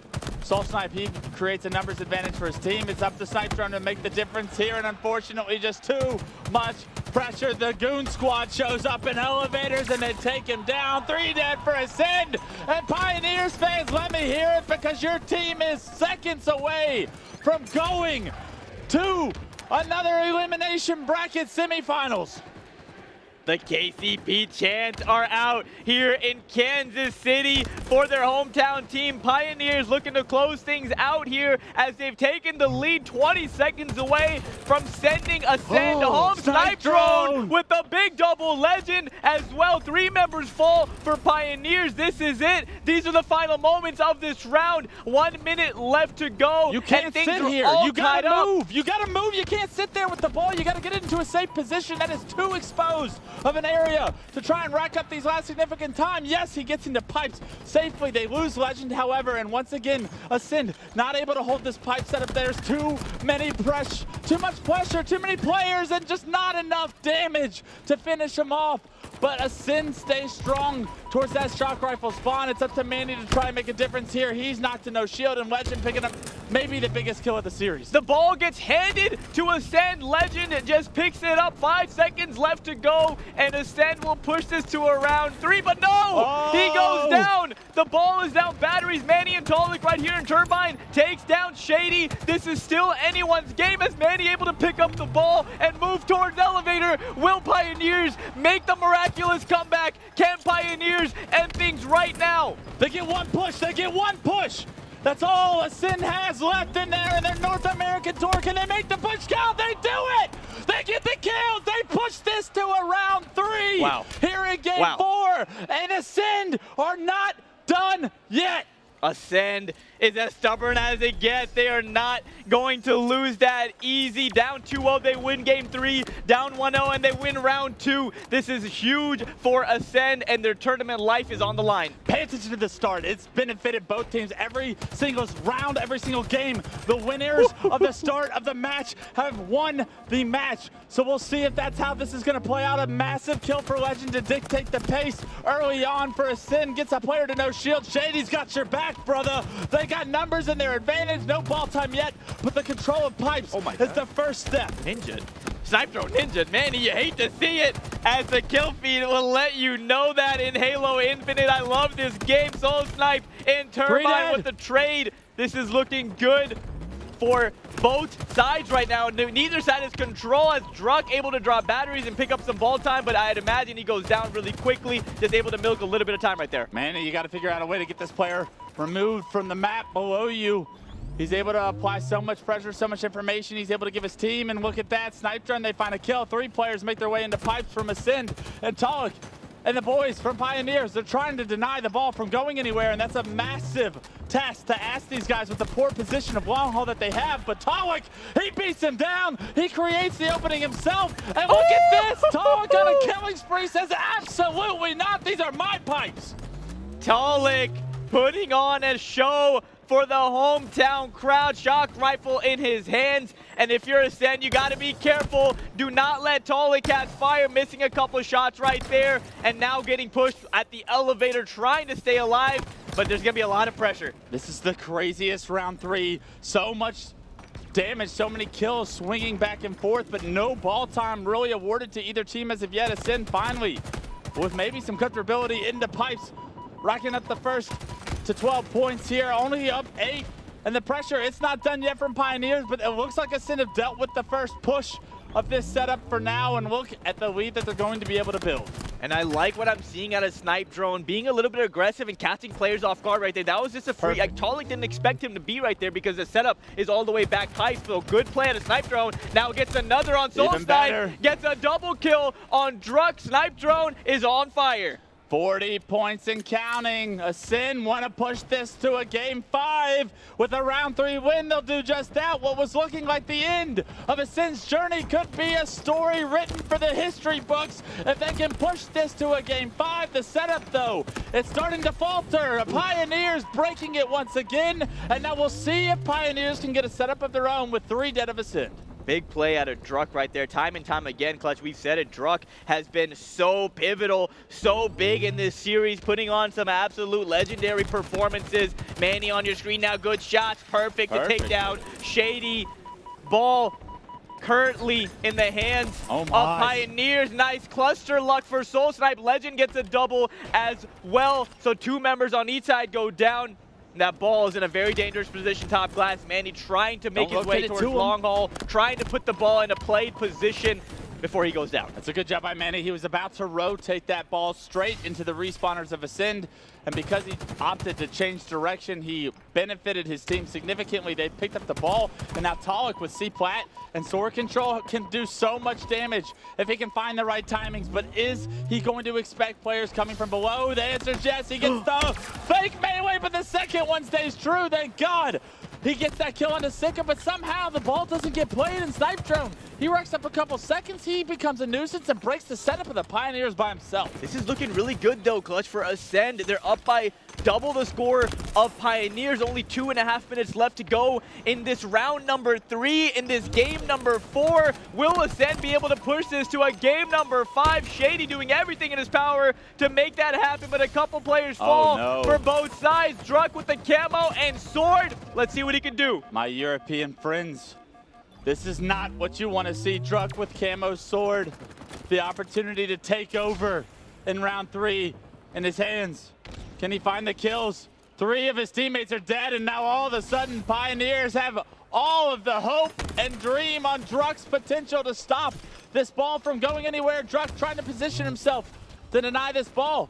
And nobody on Ascend, even though they got 3 kills, went for the ball. Will it benefit them? No. Druk with the perfect fight, the double kill. Druk! The triple kill. Druk opens up the map. He was the last guy alive. And as his teammates came off respawn, he perfectly flanked. Druk, oh my God, I cannot stress how amazing Druk played his life right there. Last guy alive, patient on that Needler in Turbine, patiently making his way up towards batteries, and what a triple kill. Big plays out of Druk, but 3 members fall for Pioneers. Only a 12-kill lead now for a 12-point lead for Ascend, but the setup is in their favor. As great of a play as it was from Druk, Ascend came right off respawn, broke the setup with the 3v3 push to long haul. They dominated the 3v3 push, and Ascend now in control of the map. But Druk, under heavy pressure, Shady swings momentum back in his team's favor. The sword, it gets traded out. And now Soul Snipe, he's the last guy alive with the ball near him. He needs to figure out a way to defend this. Oh, unfortunate for Pioneer. Soul Snipe's not in a position to play the ball, and he also chose not to play the shock rifle. You may have thought he would have played that, but no. But the ball does get played. No, it doesn't. The sword is there. That's Talik. Takes down the ball player, looking for the double. Big plays out of Talik. The ball did get played though, Clutch, and now it's back down batteries. We see Soul Snipe rotating towards red stairs, and now is the time. 58 seconds left in this game, down by 20 seconds. Will Pioneers be able to shut things down, or will Ascend send this to a game 5? 3v3, kills get traded out either way. Talik creates the space, but Sika answers back immediately. Soul Snipe and his friend Manny, they're stuck top glass. They get rocked by a grenade, and now Manny knows he has to put this ball by the middle. Can he cost his life to do so? He does just that, but now Ascend will have significant numbers and be able to secure this ball. Where do Ascend choose to go is the big question. They want to bring it to blue, but they don't have blue control yet. Talik putting down shots on Batlet. Sika on your screen, not able to do much there as he goes down. Ball in the hands of Pioneers. This could be an opportunity, but they are bottom middle, so I'd imagine it's just an attempt to milk. And the back smack by Legend takes a lot of damage. Will he stay alive? Yes, no. Did he stay alive? Yes, he did. That was a big live over there by Legend. Now Shady on your screen with a big double kill. 30 seconds left to go. It's a 5-second game. And the ball in blue. Legend's going to be able to pick this one up. Pressure from controls dealt with by Snipe Drone, and they need to figure out a way to get some scrap time here. Still this is it. 5 seconds. Separate these two. 18 seconds on the clock. And Legend, he plays the ball. He plays the ball. He goes down. Is anybody from Pioneers there to get the play ball? Soul Snipe has been there all game, but it's Manny that's there. Snipe Drone finds a double in the kill feed, and now Soul Snipe patiently trying to make sure he can make the perfect play. This is it. But they're not going to let it happen. We're going to a game 5. Ascend do it. Oh my God. Ascend has ice in their veins. When they were down 2-0, they win the game 3. They were down 1-0 in that oddball, and they win round 2, win a close round 3, and now we are going to a game 5. What are the 2 best words in esports, Clutch? Game 5. Game 5, ladies and gentlemen, and we have one on our hands right now. My God. Win or go home for both teams. Elimination game. This is it. Do or die. Now you talk about the Game 5 and what that brings, the pressure that these players now feel, but Pioneers having a 2-0 lead in this series are going to feel that pressure so much more, Faisal. They have lost all the momentum that they built themselves earlier in this series. 3 and 4 go to Ascend. They are riding on Cloud9 right now, and they want to face Cloud9 later in the elimination bracket, and they are 50 kills away from advancing in this series now. What once looked like an early flight home for them on Sunday may look like a long road to break history books for the EU scene here. So much pressure, so many fans paying attention to this series because Pioneers were in their hometown. EU, this is your best team you've ever had. I'll say it. What will the result be? It's up to a Slayer to decide.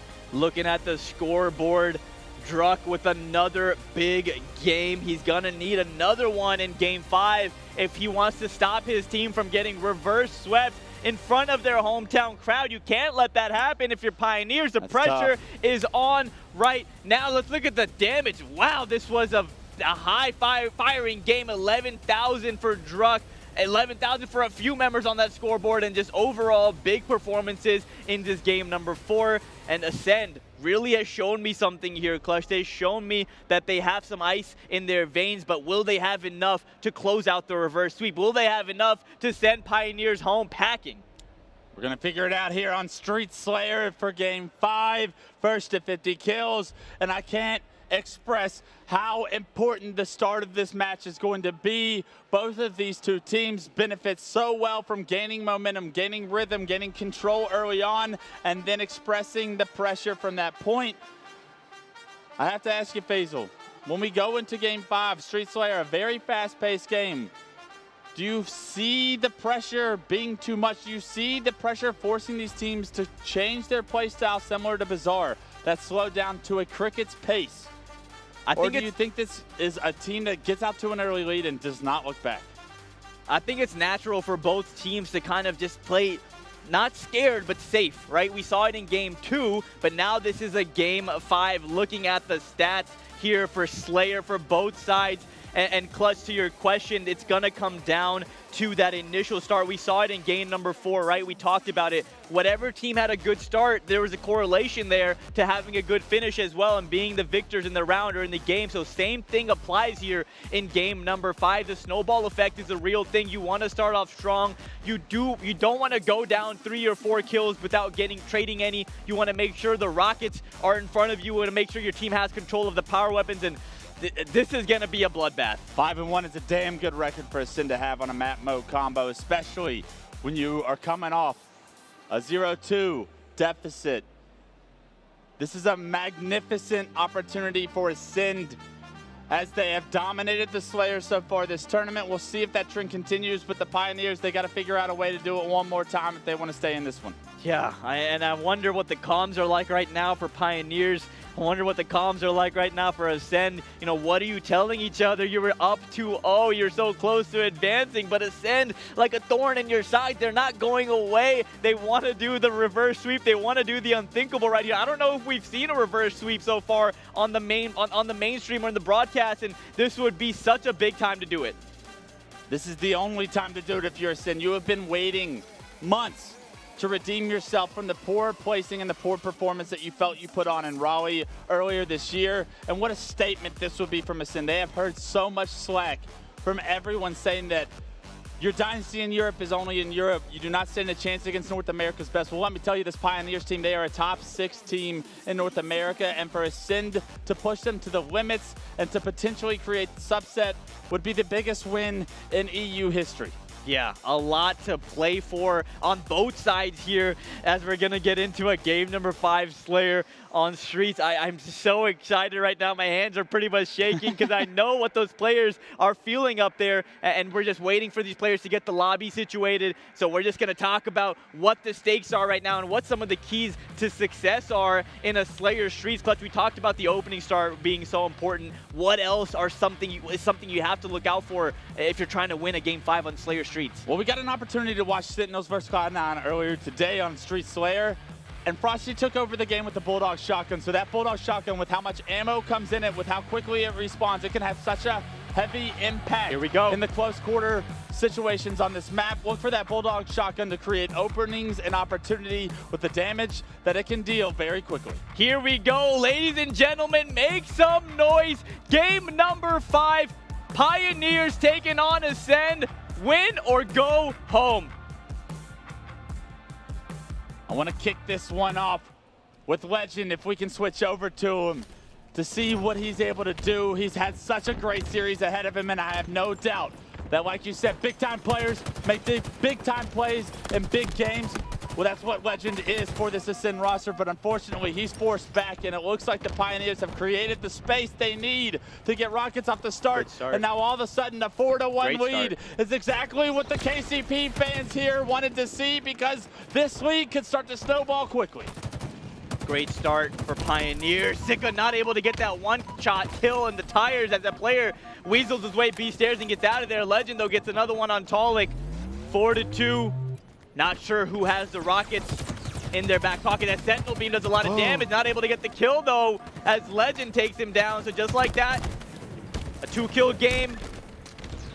Neither side has too much control right now. What a trade by Soul Snipe there for the double to clean up those kills. Already 4-0-1. Soul Snipe kicking it off. You wonder how impactful he'll be as a potential main slayer for this Pioneer squad. It's usually him and Tog that have the big games, but everybody needs to have moments here in Game 5 to push their team over the hump to get the job done. What was once a 2-0 lead for these gentlemen is now tied 2-2, and 50 kills trying to separate these two as the push for Arcade seems to be the focus now for Pioneers. And we talked about this, Clutch. Things have slowed down, right? You have Pioneers has control on one side of the map, and you have Ascend completely on the other side. Neither team looking to be the first death. Neither team wanting to open the floodgates right now, as we're seeing Ascend trying to get more and more real estate on the map, pushing through tires. That player B stairs is a little bit clueless. Their Legend gets shotgunned and taken out of the equation as Druck now has a stock rifle, all of his teammates next to him in tires, and this is going to be a great push opportunity for Pioneers. They get numbers, they get the first kill, and you know what the rest of the story is? The Pioneers are going to push.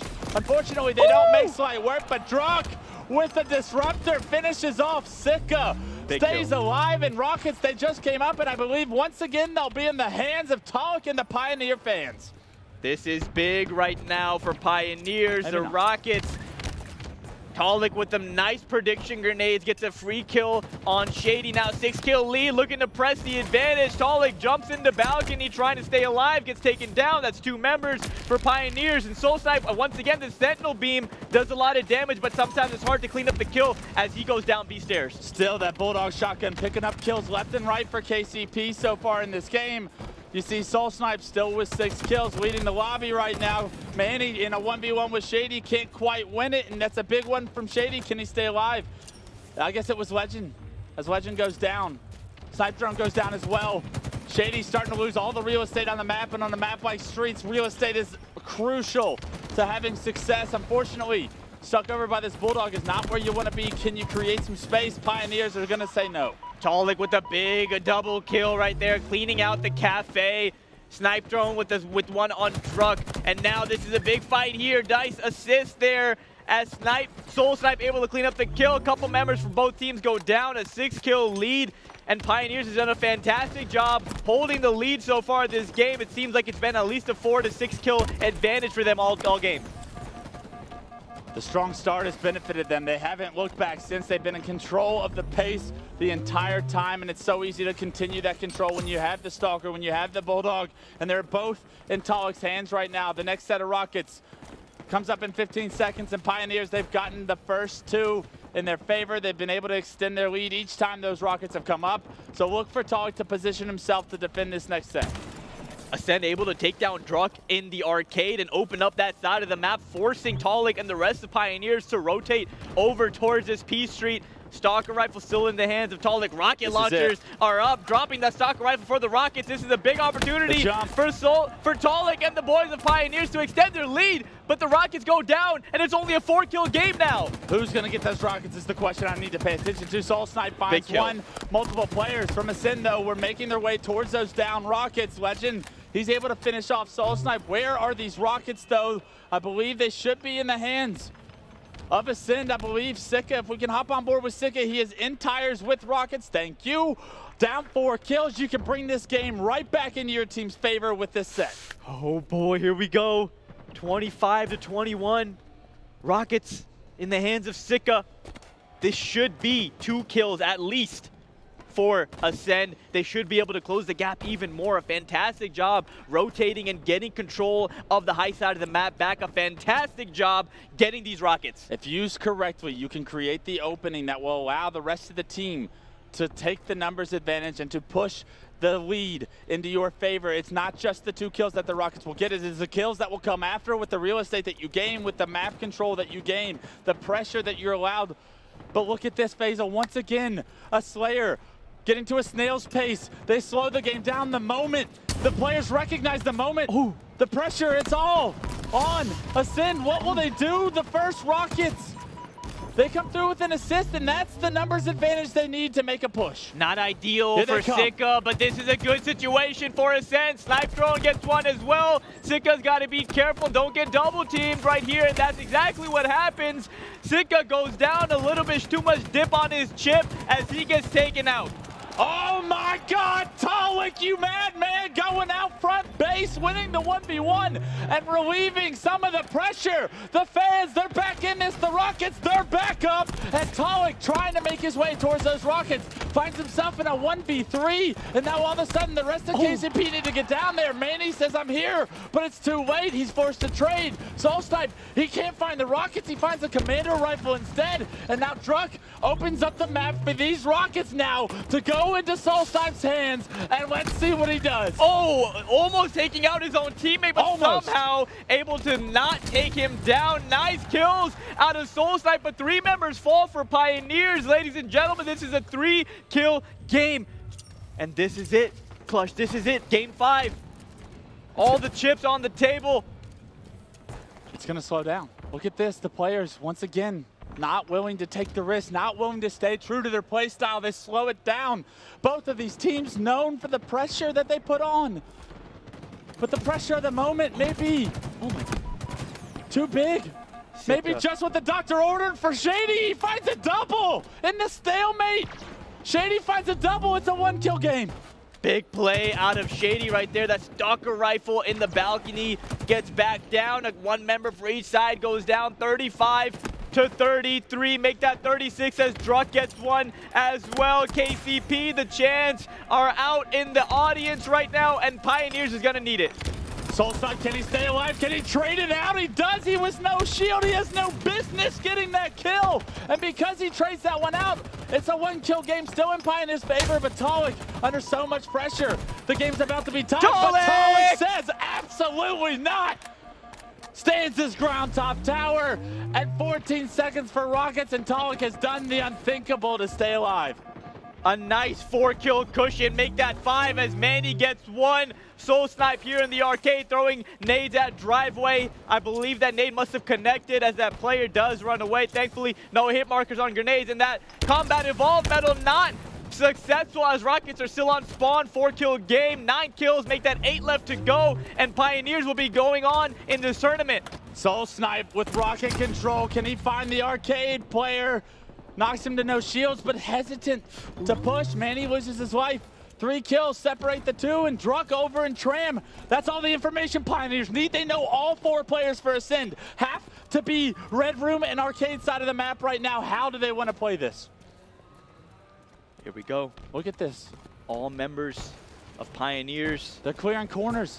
Making sure they're working together, making sure they're moving together, And there is one player on Pioneers over there on that cafe pink side, making sure no one flanks around and does something sneaky, and that's Talik. Everyone else on Pioneers is over here towards Tires, over here towards PD, and they understand that the clock is in their favor. There's still 3 minutes left to go, so quite a bit of time, and you do have a 3-kill lead. How far will these blue dots trickle up towards the shotgun? Does it look like a Sim want to push that? They're in a 2-2 split right now. This could be very dangerous for them if they get caught out on the opposite side of the map from each other. It'll be a 4v2 and then another 4v2 because Pioneers will not let you respawn as quickly. Continuing to keep the game at a stalemate will benefit Pioneers because they have the real estate to play around and no power up to worry about here on Street Slayer. So this stalemate benefits the Pioneers. They do not have to move a single step. Could not agree more, Clutch. A very favorite position right now for Pioneers. You have Rockets, watch this. you have Control, and here we go. Ascend moving up on the map. No. A player has made his way all the way into the deep part of Arcade, and I'm not sure if Soul Snipe knows he's around that corner. I don't believe he Next set of knows. Rockets comes up in 5 seconds. This is it. Soul Snipe. Look at this. Playing very careful right here. Spots the player. Arcade gets the hit marker but can't get the kill. This is it. The battle for Rockets. Legend takes down Soul Snipe. Where's Shady the rest able of to KCP? move up. And this player Arcade caught. Lacking. Legend gets one. Sika gets the other. 43 apiece. We're all tied up as both Rockets have been used. Clutch, the Rockets are out of the equation, but we have 1 minute and 35 seconds left, and this game is all tied up into game 5. And all of a sudden, Ascend flipped the map on Pioneers. Pioneers should be stuck, but Soul Snipe somehow gets a kill in the unfavorable position. Now Shady with Stalker Rifle on stairs trades with Druk. All of a sudden, 45-44. 45 to 45, make that 46 as Tolik gets the kill on Sika. Only 70 seconds left to go, and one team will be going home, and the other will be advancing as Legend gets a frag kill. He's by himself. Tolik tries to keep the positioning top rail alive, but there's multiple members in Tram to deal with. All of Ascend seems to be stuck back Tram. This is such a difficult place to fight out of. They need to figure out a way to get a pick. The game's tied, 50 seconds left, but the entire map is at Pioneer's disposal. A nade! Druk with the Hail Mary, looking for the second. Not able to get the stick. Pressure, the Druk's pressure, not the sitting push. back. Druk, Soul Snipe, Vanny, and there you have it. Pioneers! KCP! Pioneers with the clutch back-to-back Game 5 victories in this elimination bracket. They did it against Fnatic, and they do it against Ascend. What a performance out of Pioneers. Speechless. Soul Snipe with 20. In a game like that, a stalemate game, a game slowed down. Somehow Soul Snipe finds 20 to clutch it up, to push his team over the limit, but it was Druk's grenades that broke the last stalemate of the game, that won his team the game, because not only did the first nade find the kill, the second nade knocked another guy to no shield. And when Pioneers smell blood like that, when they see an opening, they take that opening. They were aggressive. They ended the series on their note, and because of it, they take Game 5, 50-46. Soul Snipe 20-12. You madman, you on fire Legend, making a name for himself, making a statement that KCP is here. What a performance out of Soul Snipe, and I want to give a shout out to Druk as well. The entire series, he was playing like a man on a mission, and that, like we talked about, that initial frag grenade to get the 47th kill. And what I love about this Pioneers team is we talked about them not playing true to themselves earlier, but at the end, they played so true to themselves. When they got that last kill, they didn't wait and try to win the game off the timer. They pushed their advantage, they pushed them in Tram, and they get the final 4 kills without even dropping one of their own bodies. And looking at this series layout, this was a magnificent series, and we love to see that. What a series, what a heartbreaking finish for Ascend and their tournament run here in Kansas City. But my hat's off to them for their highest placing ever in the history of the organization here in the HCS. Ascend showing you that they can compete with America's best, and we will see more of them throughout this year. But today, they are done. This weekend, their tournament run is over. They will finish with the top 8 placing. KCP, they move on. They are top 6, playing for top 4, and with that kind of energy, off a Game 5 with Fnatic, 50-49 win, off a Game 5 win against a Sen 50-46, all of the momentum is in their favor. Taking a look at the bracket in front of us. This is the championship upper bracket.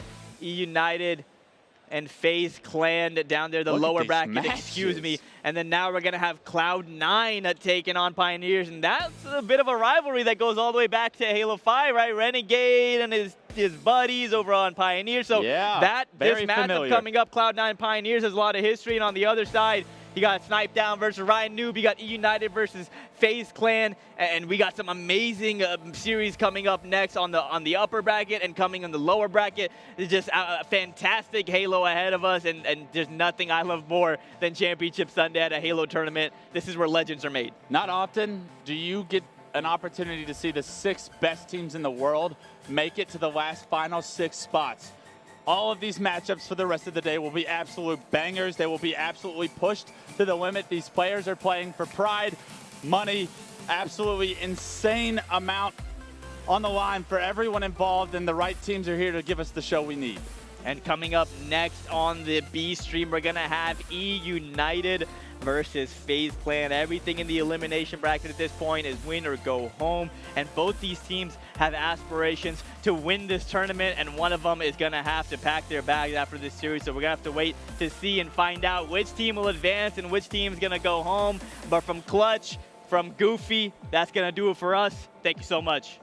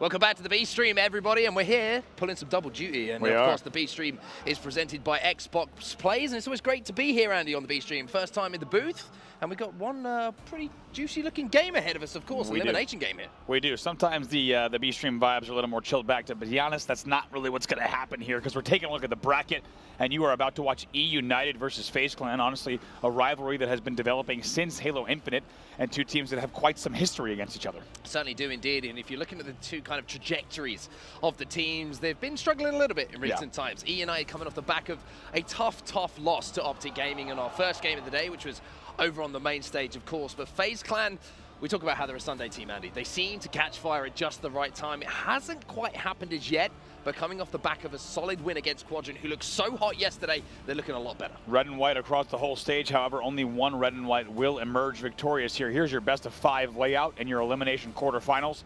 Starting things off with CTF Bazaar. CTF Bazaar is where we are going to be starting, as you say, and an opportunity here for both teams to work their way into this series. Now, if I look at this series and I kind of step back from it, my first reactions to the game types I see and the teams, excuse me, we're going to have involved, I look at E United and I think the CTF Bazaar and Street Slayer is going to be a pretty solid start for them. It really is. Recharge Ball, your game number 3, Strongholds Live Fire as well as that game number 4. We'll have a moment here while these players get ready and loaded into the game to talk about the history here, because we always knew that these two teams were going to be top 4 contenders, and they have been overall, especially in Raleigh. You look at a 3rd place finish for FaZe, as well as a 2nd place for E United. But let's not forget, E United sent FaZe Clan to the elimination bracket in Anaheim. FaZe would finish top 8. Huge disappointment for them. The question is, which of these two teams will advance here in elimination quarters? Who will keep this tournament going? It's going to be strange to think that one of E United and FaZe Clan will be dropping out of the tournament. Yes. It always is a strange thing to say with one of the rosters that you can see in front of us, but you can see the record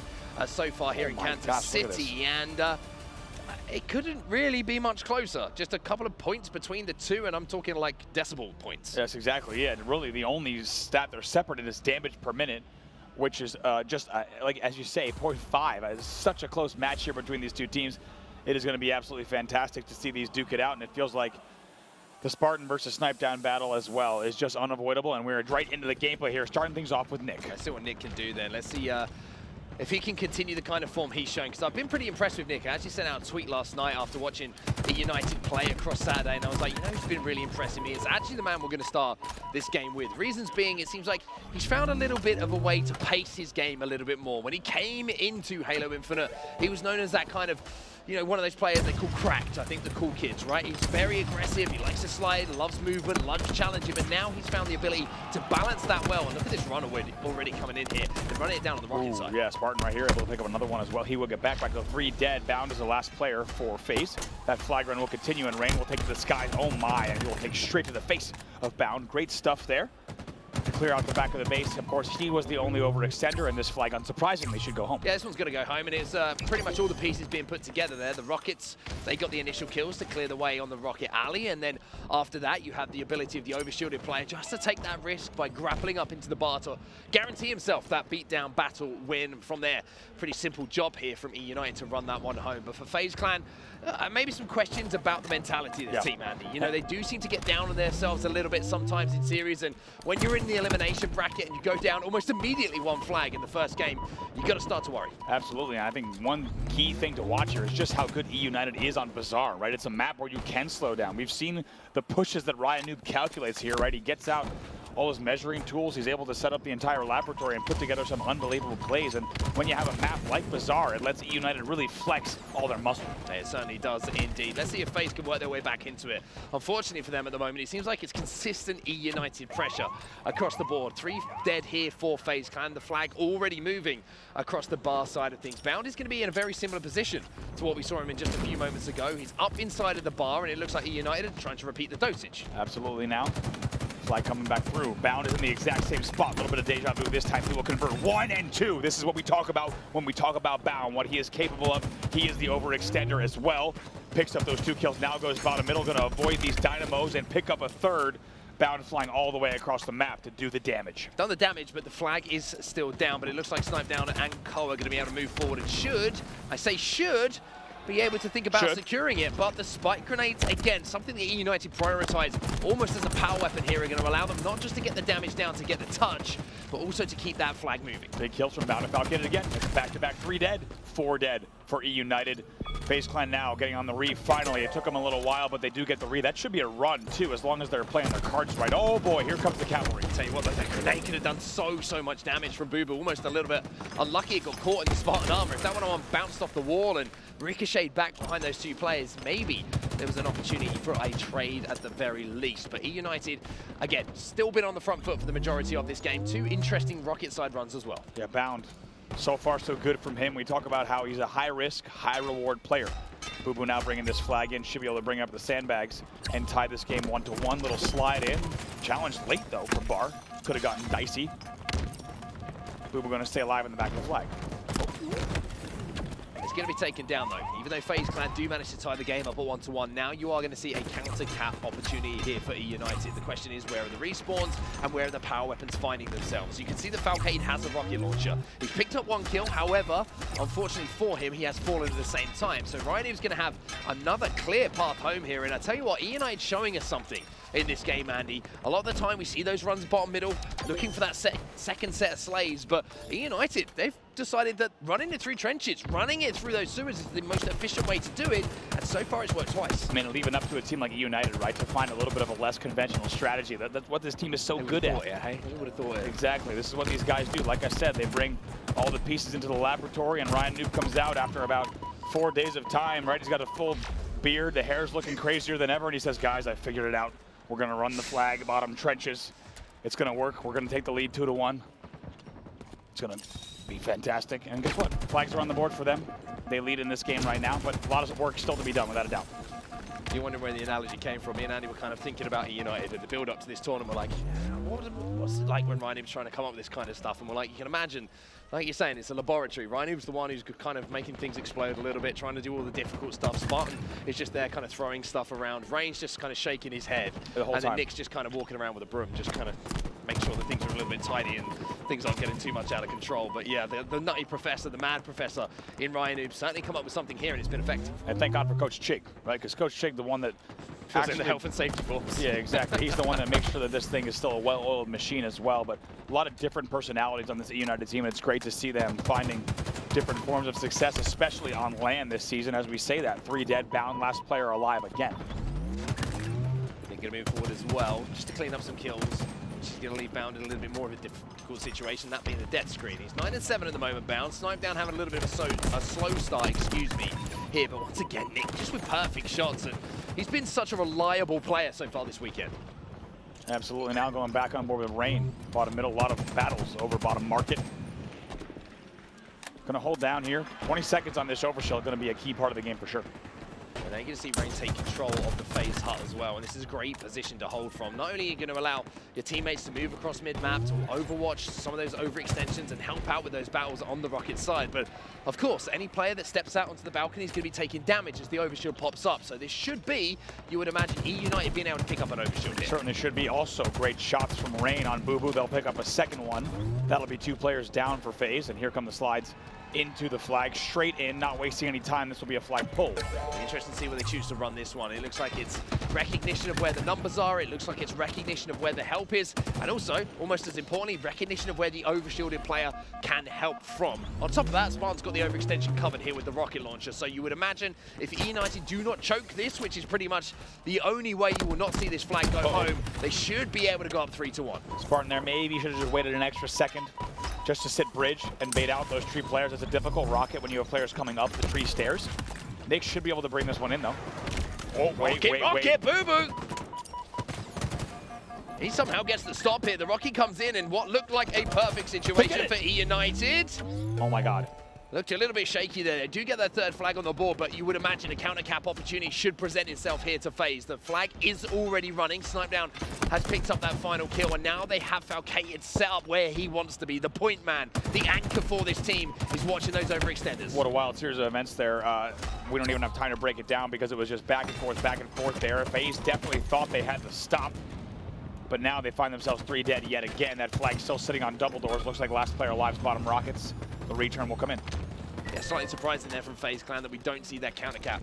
You don't really get a better opportunity than that. A fresh 4 dead, 2 players set up on the Rocket side for the overextension. Maybe they were a little bit too quick to collapse on those players. Maybe there was a couple of spawns that came in back on the thrust because of the pressure put onto that Rocket side of the map, and the angles just weren't being covered by FaZe. A lack of communication, maybe a little of a bit of over-anxious on the decisions being made there to try and cut off those overextenders, but it stays at 3-1 with just over 4 minutes left. Boo Boo now just hanging around with some dynamos bottom middle. Looking for that overshield. Should pop any moment here. That'll give them an opportunity to snag that. Actually, it'll be sniped down. That's the one that goes down. Doesn't get it first time, doesn't get it second, third time. The charm, not the charm. It's not the charm. It's not the charm. That's a blunder there on the side of FaZe Clan without a doubt. Well, Spartan statistically looking superb in this game. He's at 17 and 10 at the moment. The main slayer for E United, living up to that name and the expectations, I think, of a lot of players and a lot of people watching for him this tournament. Had a little bit of a slow series against Optek by his own standards. Did make some big plays, but it's the consistency you're looking for against a team like Optek, right? I think that was where they just let themselves down in those final moments. Tick, tick, tick of the dynamos, and I've actually changed my alarm on my phone to the dynamo tick, tick, tick, and I've never gotten out of bed, excuse me, faster in the morning than when those dynamos are ticking. It's really the stuff of nightmares, so just a pro tip there. Oh my, what on earth? That is like fantastic movement coming out of bound. Doesn't pay off in the end though. It's like the opposite. They always say, like, don't make your favorite song your alarm in the morning. Right. Like, this is the complete opposite of that. Yeah, exactly, which is what you want to do, and I'm sure a lot of players are all too familiar with the tick, tick, tick of the dynamos, and E United is just starting to play mid-map control. Ryan still has the rocket to play with as well, and like you say, just playing mid-map control. Killing spree here for Ryan. Plus, lovely little bit of vision on that overextension. Nick also has the Bulldog, so you're thinking about weaponry, you're thinking about how tooled up E United are looking right now, and it's pretty solid. They're not going to take too many risks here. You can see as well, E United not really progressing past that balcony unless they have the need to do so. Even here, Spartan picks up the kill. They've got multiple dead, but they're just holding the balcony and pinning all of FaZe Clan back in, and that's due to the fact that they've worked hard enough for this 3-1 lead. They're going to make FaZe Clan have to make plays. Oh yeah, with that 1 flag cushion, if it was a 1 flag game, it'd be different, but a 2 flag cushion is fantastic, and they're playing obnoxious. Look at this is E United Halo. This is so obnoxious. They're holding the 50-yard line. They're truly playing in a full parallel line with the middle of the map. And this is such a nuisance to play against. Yeah, this is almost built to frustrate FaZe, right? Yeah. If you're a FaZe player right now, I can't say the exact words, but if you were to abbreviate it as FFS, right? When you're sat in the back of the base, you're thinking, come on, man, like, at least pull the flag. Give us an opportunity to push out and create something. But it's just a wall of E United at the moment, just sat up sort of laughing at them. It's almost like, you know, Nelson from The Simpsons just going, ha ha, every single time that they try and get off the spawn. Yeah, FaZe saying a lot of things that we can't repeat on broadcast again, because we're told we would lose our jobs if we did. It cannot be a lot of joy in the back of that FaZe base, because United, once again, I mean, they are just toying with them, holding that mid-map, and just like that, the clock's ticked down, less than 90 seconds in the game. And they've done it long enough, like you say, for them to be effective. Now there is just over a minute left in the game, about 1 minute and 15 seconds at this point, and FaZe are probably thinking, well, it's going to take us a good minute to get inside the base, even if we get mid-map control, let alone to run it back, and we'll have to do that twice. So E United playing the clock perfectly, and I've got to say, we always talk about the strategy of teams. We love talking about what Ryan can come up with that's a little bit different to everyone else, and you can already see how E United are kind of re-evaluating how they want to play one of the most difficult game types to be successful on, and they are looking like they've come up with something new here. Spartan also re-evaluating the scoreboard, having 9 kills more than anyone on FaZe. Absolutely fantastic numbers from Spartan. 25 and 13 here. Flag run underway though. Pressure still onto Boo though, and he's going to be taken down. Rhino will win that 1v1, and I just want to give another shout out to Rhino, not just for the brain, but the brawn. Look at this. That he's been showing. Look. And oh my God. I did not know that the Bulldog could get stuck on automatic. That's new. I mean, does that sum up the game or what? You got a player like King Nick just winning that Bulldog battle and just pumping Bulldog shots into the bodies of FaZe players. 10 seconds left. Game 1 as well. it's game 1. My God. I mean, I've got to say as well, I've seen that a couple of times so far this tournament, and doing it in game 1 is always a little bit of a risky ploy, right? Because you haven't won anything yet. It's just one game of Halo. But for now, E United deserve the opportunity to do a little bit of bagging and make sure that Bulldog is certainly stuck on automatic, and those shells are going to be hitting the dead body. They go up 1-0, and you have to say that FaZe Clan kind of looked a little bit weak in that game. They looked, flat, I think is the best way to put it. Yeah, you don't want to see the FaZe Clan being the flat clan here, and that's what it looked like. And I think E United holding the halfway line. I got you laughing a little bit there. I saw that. It's a little. I mean, United just holding the mouth went for a second. I saw it going. Too much credit. Just the middle of the map. I mean, it honestly looks like a weird matchmaking game, to be honest. And I hate to say it because the guys on FaZe are so talented. We've known them so long. We know what they're capable of. That was not FaZe's best. And E United was, once they got the 2-flag cushion, they just held mid-map in a way that really we haven't even seen in competitive Halo Infinite. Yeah, I think it reminds me of back in Halo 3 matchmaking, right? You'd be playing a full party of 4, and like Onslaught flag. You and the boys go up 4-0 on Onslaught flag. Playing against, you get a little bit lucky with who you're matching against. And you're outslaying them, and you're like, just going to sit on the box for And normally, let's use another Halo 3 example. Like normally, if it's pit flag, you'd at least push in the base. Speaking of pop, guess what? Spartan ends the game 23 and 14. Ryan Noob also 14 assists to his name, leads the game. On the other side, really not many stats to speak about. No, not too much to speak about. I mean, even in the assist column there, FaZe just not helping each other, not able to help each other, and it looked extremely simple. I have to say, extremely simple, that game for E United. However, Slayer on streets is a very, very different proposition, right? Yes. I think they're going to be forced to move, they're going to be forced to up the pace a little bit, and I think that's what FaZe's problem has been in general. I look at the makeup of this team, and we know how Bound likes to be aggressive, right? We know how he likes to force the pace. Yeah. That's great. I think they need someone else like him as well, and I'm not trying to throw about rumors of team changes, etc. Are you starting team changes? When I don't have that power. However, I'm getting quoted. is you've got Snipe Down and Falcated, very similar play styles, right? Yeah. They like to anchor the team. They like to clean up damage that's already being done. And maybe there's not enough damage being done further up the map for them to be effective. Maybe they need someone to do more damage up the map to help out Bound, to help out Boo Boo. It's kind of a strange chemistry mix for me on FaZe at the moment that doesn't quite seem to be adding up. It doesn't. Certainly not in that game time. How often do we see Bound in the bar, still doing damage, but as you say, not really the pieces of the puzzle coming together? Interestingly, Boo Boo Doo continually, for the 10th year in a row, a hard name to say. Still tough. Boo Boo Doo, he's a big damage dealer on this team. He's actually one of the highest damage per minutes in the entire league. You would think that those two together would mesh, but in this series so far, they have not. Slayer Streets, as you say, is going to be our game number 2. And it's going to be a really good one here. We'll have to welcome back in. By the way, shout out to the entire B-Stream crew. Oh, B-Stream production have been holding it down the entire time. Shout out to casters, Seriously. Seriously. B-Stream Production, you guys are awesome. B-Stream Crew at home, you got the extra tab open. I mean, we thank you for having this tab open. Maybe you have a whole other monitor. We thank you for checking out the B-Stream all day long, because to be honest, amazing matches on this stream, and oftentimes you find yourself with even better matches on the B-Stream here because you have so many stacked teams.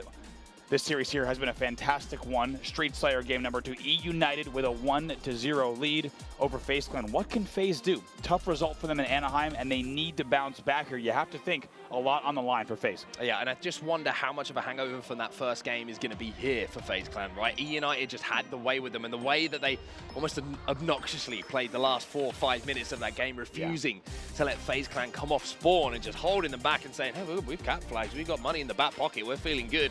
It's time for you to do something. Well, maybe the opening of this game is going to tell us a lot about how the rest of the series is going to go.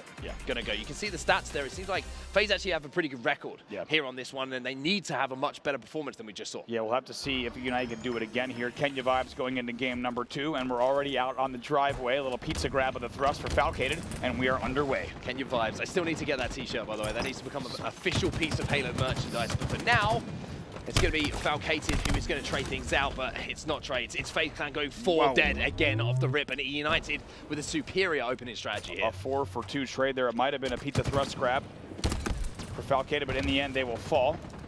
And once again, Rain with the rockets, and where do we find them? Unsurprisingly, around pillars and tires. You hate to say it this early on in the game, but FaZe already looking a little bit disjointed here. You can see pushes being made solo. You can see them being picked off by E United players without too much problem, to be honest with you. Another push on the pink street, which is going to be made solo, and there's Nick to finish off the damage, and that's going to be Bound, maybe just trying to push up, maybe trying to get a bit of ground for the rest of his team to move, but he's 0-3 at the moment, not the best start. That's the question. How does FaZe bounce back here? How do they get a little more tight in their movements on this driveway push? Then they're all ending on driveway here. Well, actually, they were. Now there's one player stuck in red room. It's okay, the game is fluid.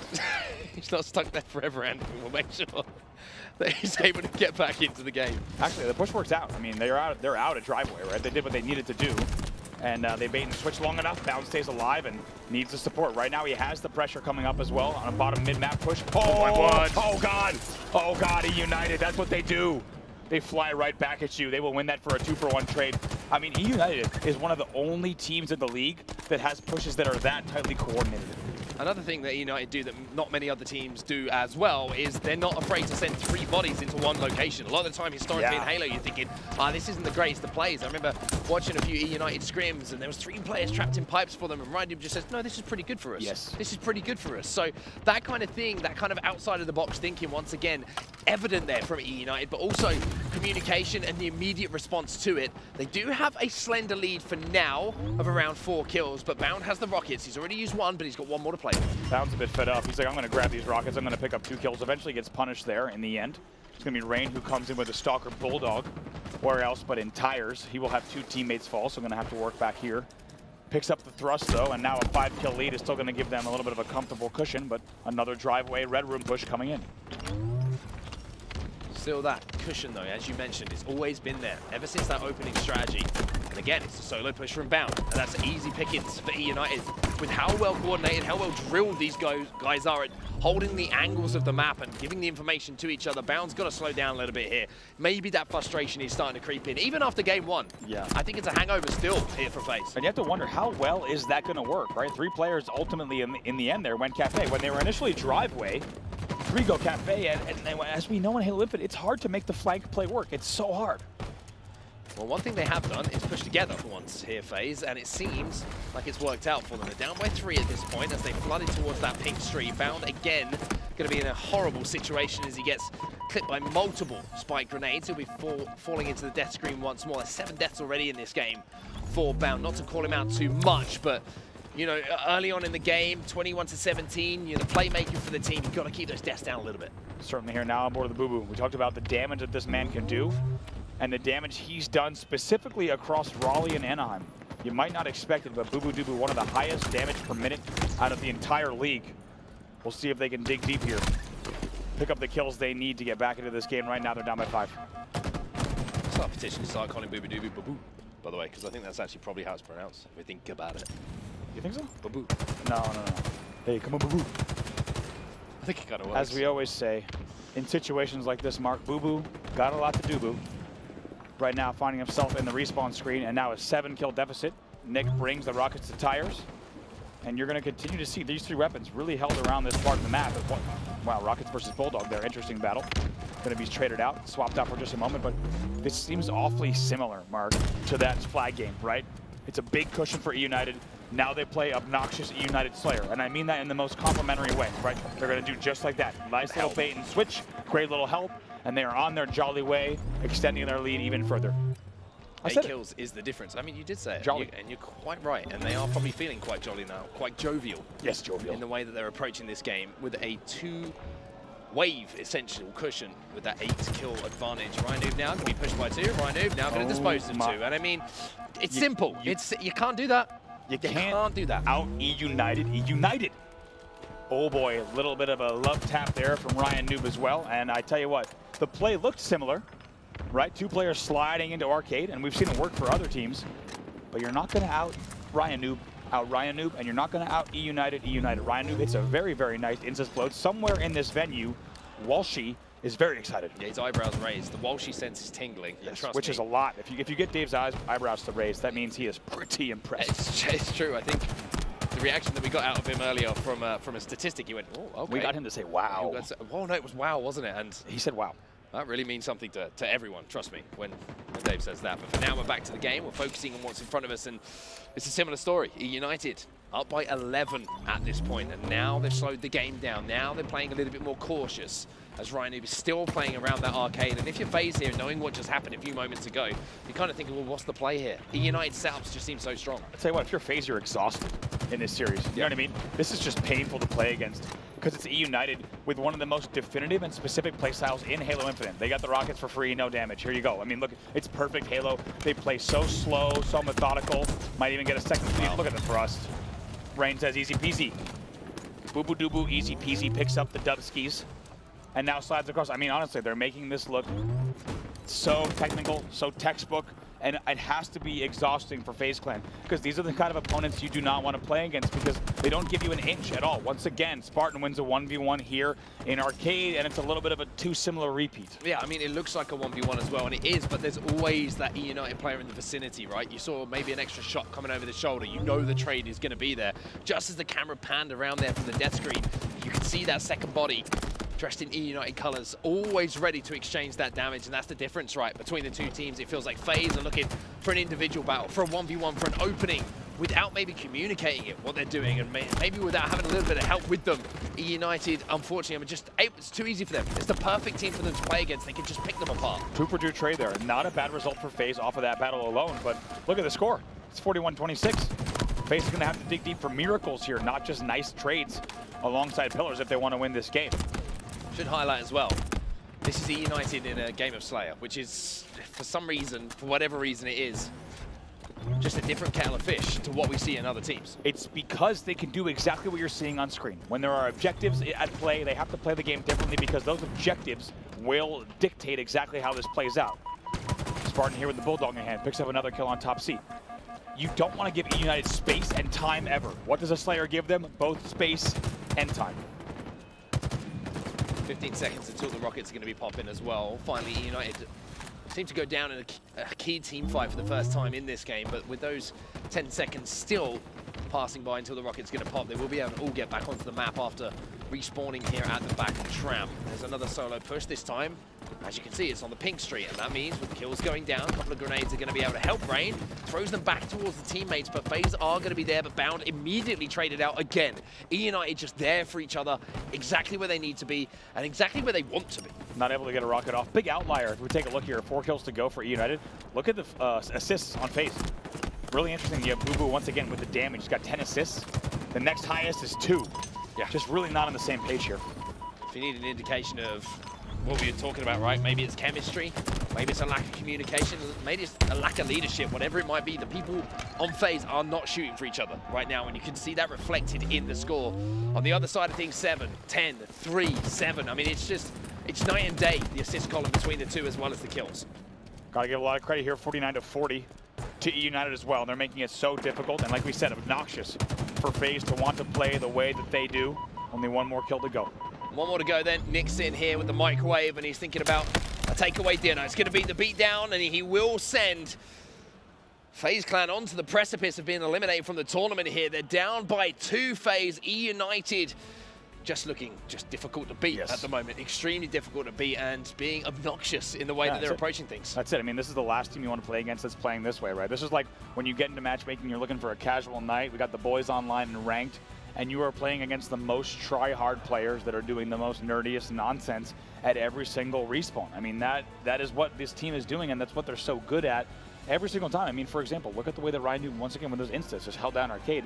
Even when you think you have the push and the numbers coming in, United is just controlling the pace. They're getting early leads.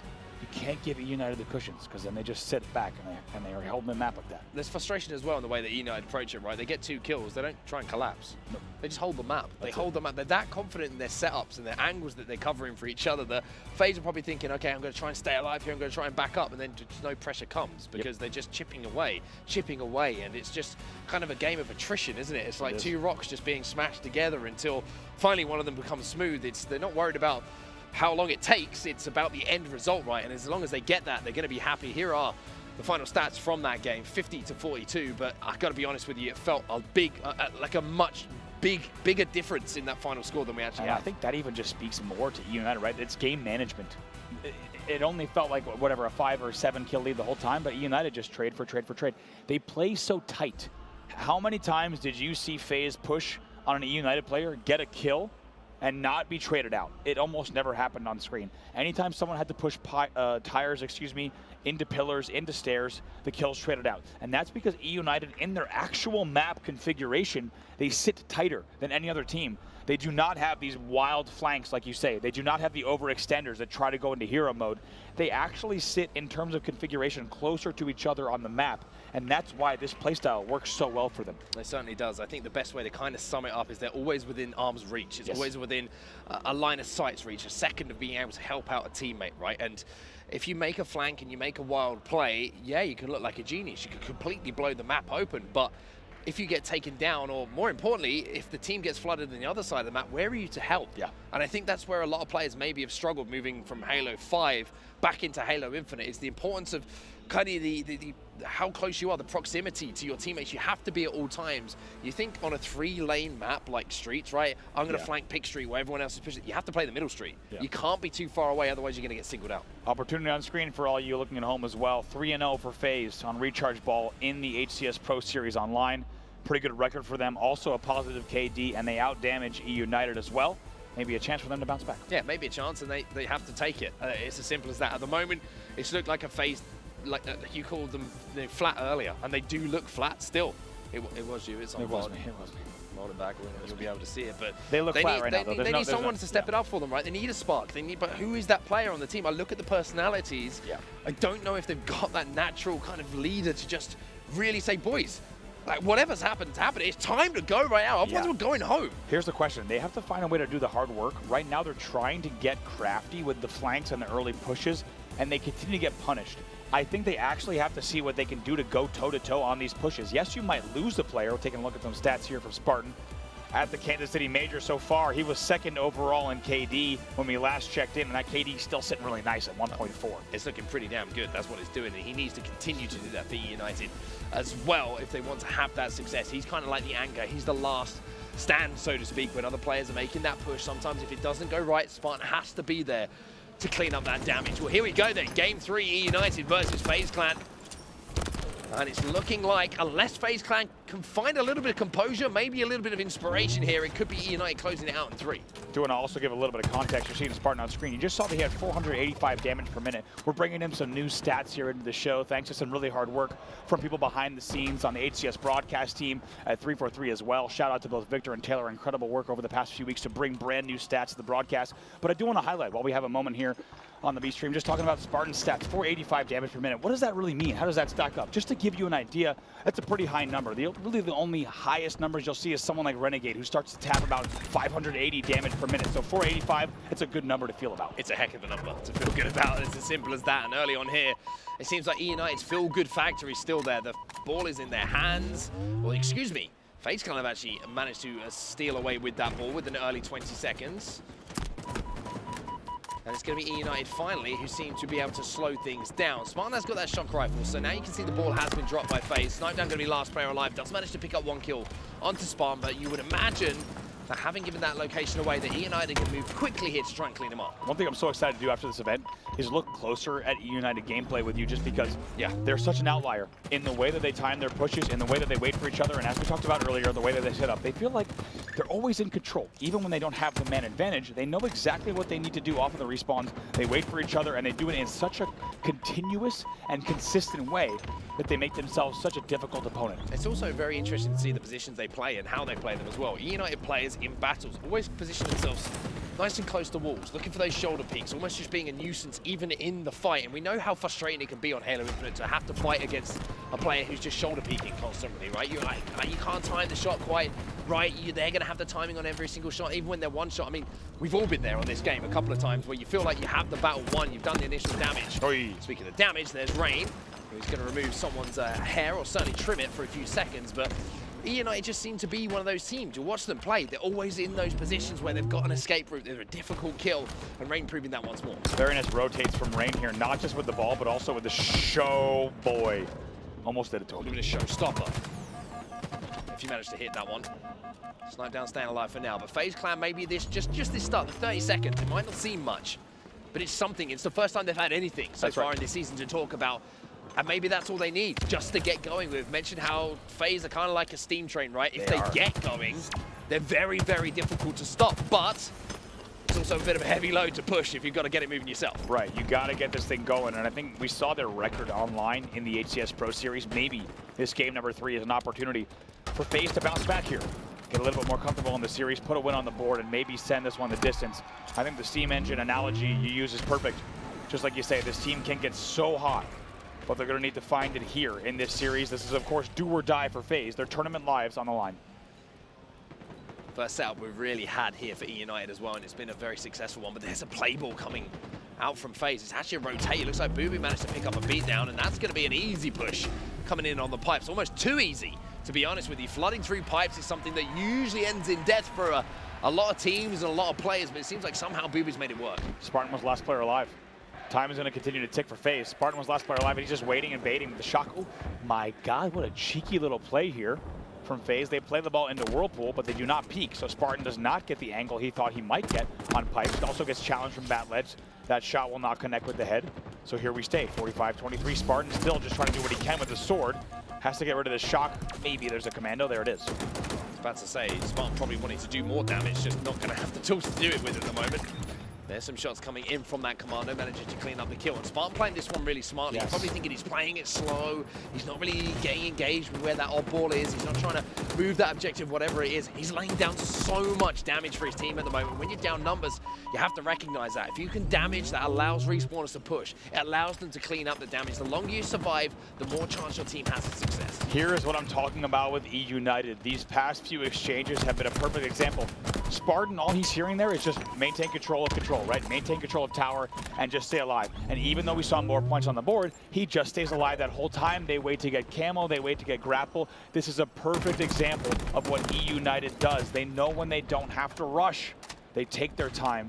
They are able to get more time on the board. Now they have control here of back elevator. Speaking of time, 32 seconds now for E United as well. Rhino's going to be able to scoot back towards that odd ball as well. Spartan's going to be there to give him a helping hand. However, he's going to have to do some work himself now. It seems like after the work wasn't quite finished, Rhino said, I'll do this myself. There's 2 kills for him. It's the final 2 players who were trying to push from FaZe. Another swarm is coming in though as the pipe spawns will happen. And now Rhino needs to survive. He needs to wait for teammates to get nice and close. However, it seems like FaZe are going to be aware that he's got that sword. It's going to make him a more difficult kill.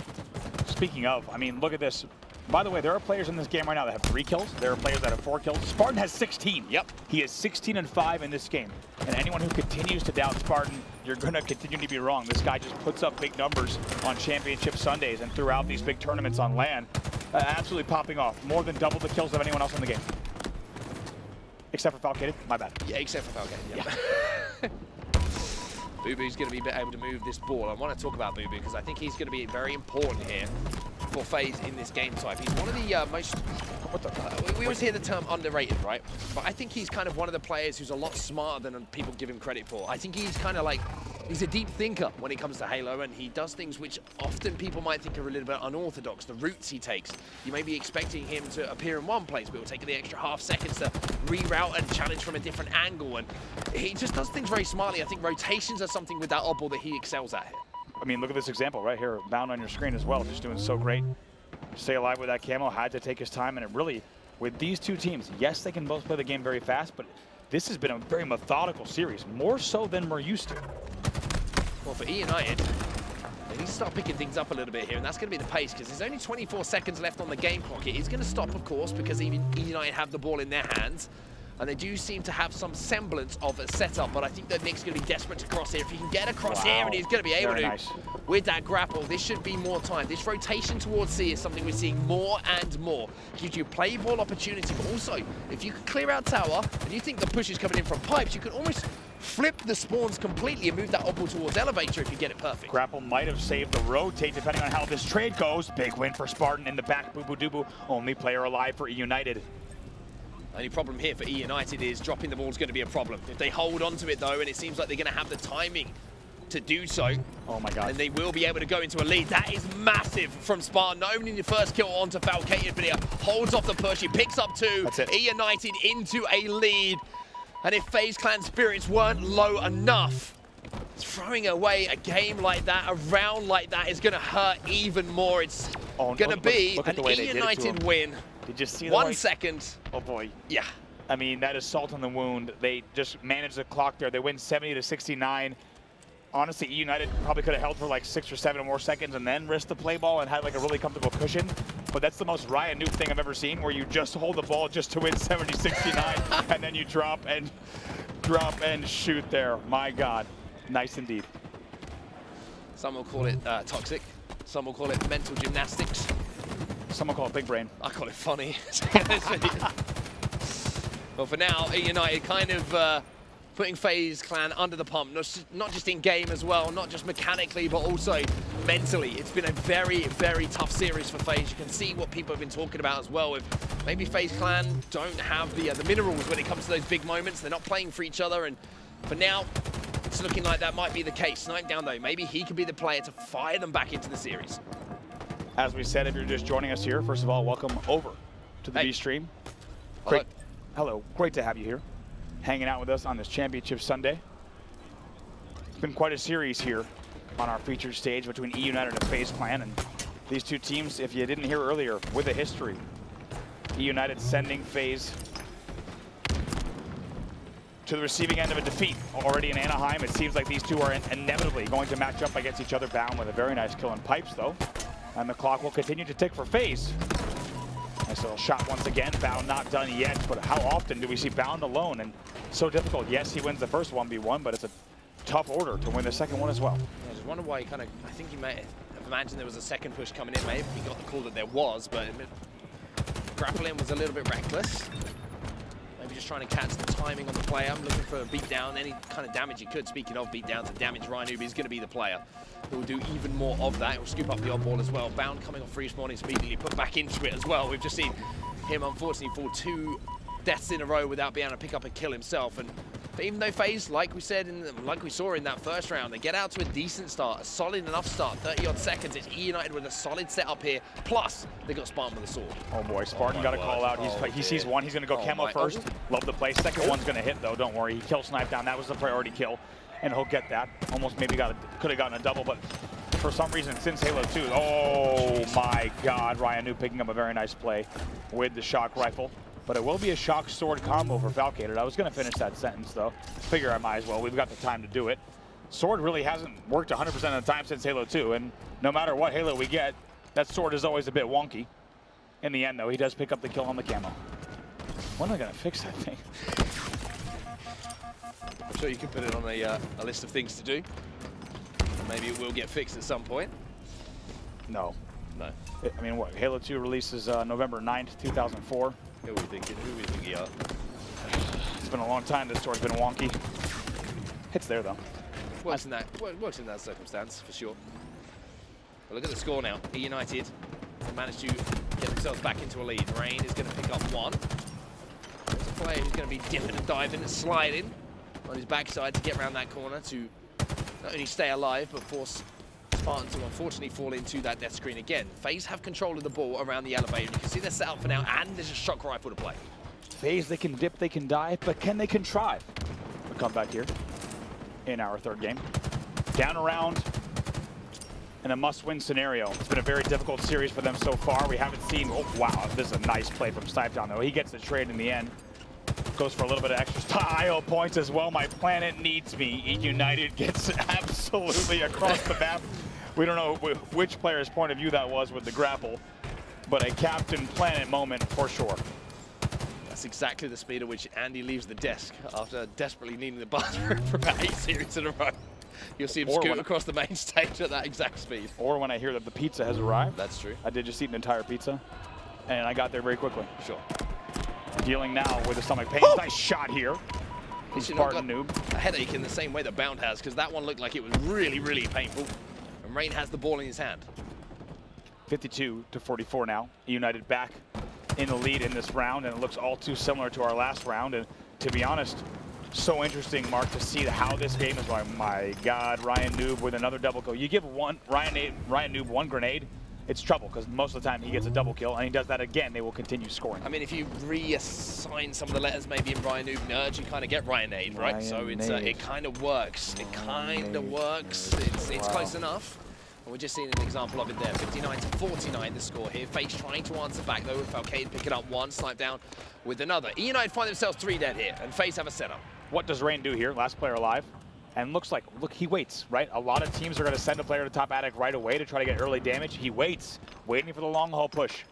Knows there's a player top A, going to poke on Shock. Knows as well right away that he has to be careful for this left angle. Now his team is pushing. Now he's going. Great work from our observers here on this station just to see this from Rain's POV, because you can see just how disciplined United is when they make these pushes together. At the same time though, FaZe have read everything that's happened so far, and even though Rain is alive, they were able to flush out the other players who kind of moved maybe across the turbine area, maybe try to flood in, as Rain was going to be that back player who was going to be providing the support, so to speak. For Falcated though, it's back into elevator. And only 15 points needed here for FaZe to tie this one up. So even though FaZe have looked a little bit jaded so far in this series, it looks like they found some life at last. Look at the stats as well. You got Bound 9-8, Falcated 11-7 with tons of ball time as well. And really even across the board here in terms of kills. FaZe starting to look much better. Playing tighter as well. Look at the proximity of players. Unfortunately, things are going to be slowed down a little bit as Nick will pick up 2, and it will be a triple answer back coming in from Bound. Not only that, he makes it an overkill. Now. So Bound gets the ball in his hand, and we were wondering, where's the spark for United? Bound's just provided it. There it is here. FaZe able to pick it up another one. Bound cannot be stopped in the back. 98, 99, 100. We got a tie game in your Game 3 oddball. FaZe not going down without a fight. I've been waiting for quite some time for a moment like that. FaZe, been slow, been sluggish, but as I mentioned, Bound may be the guy. Maybe he is that guy, pal.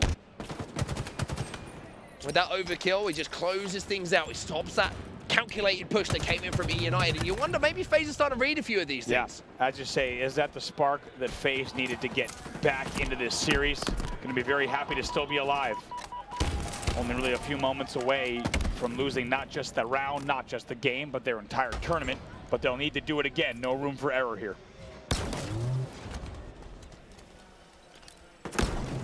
United have the ball in their hands, so you can see the Spartan is going to be able to hold down, the pipes.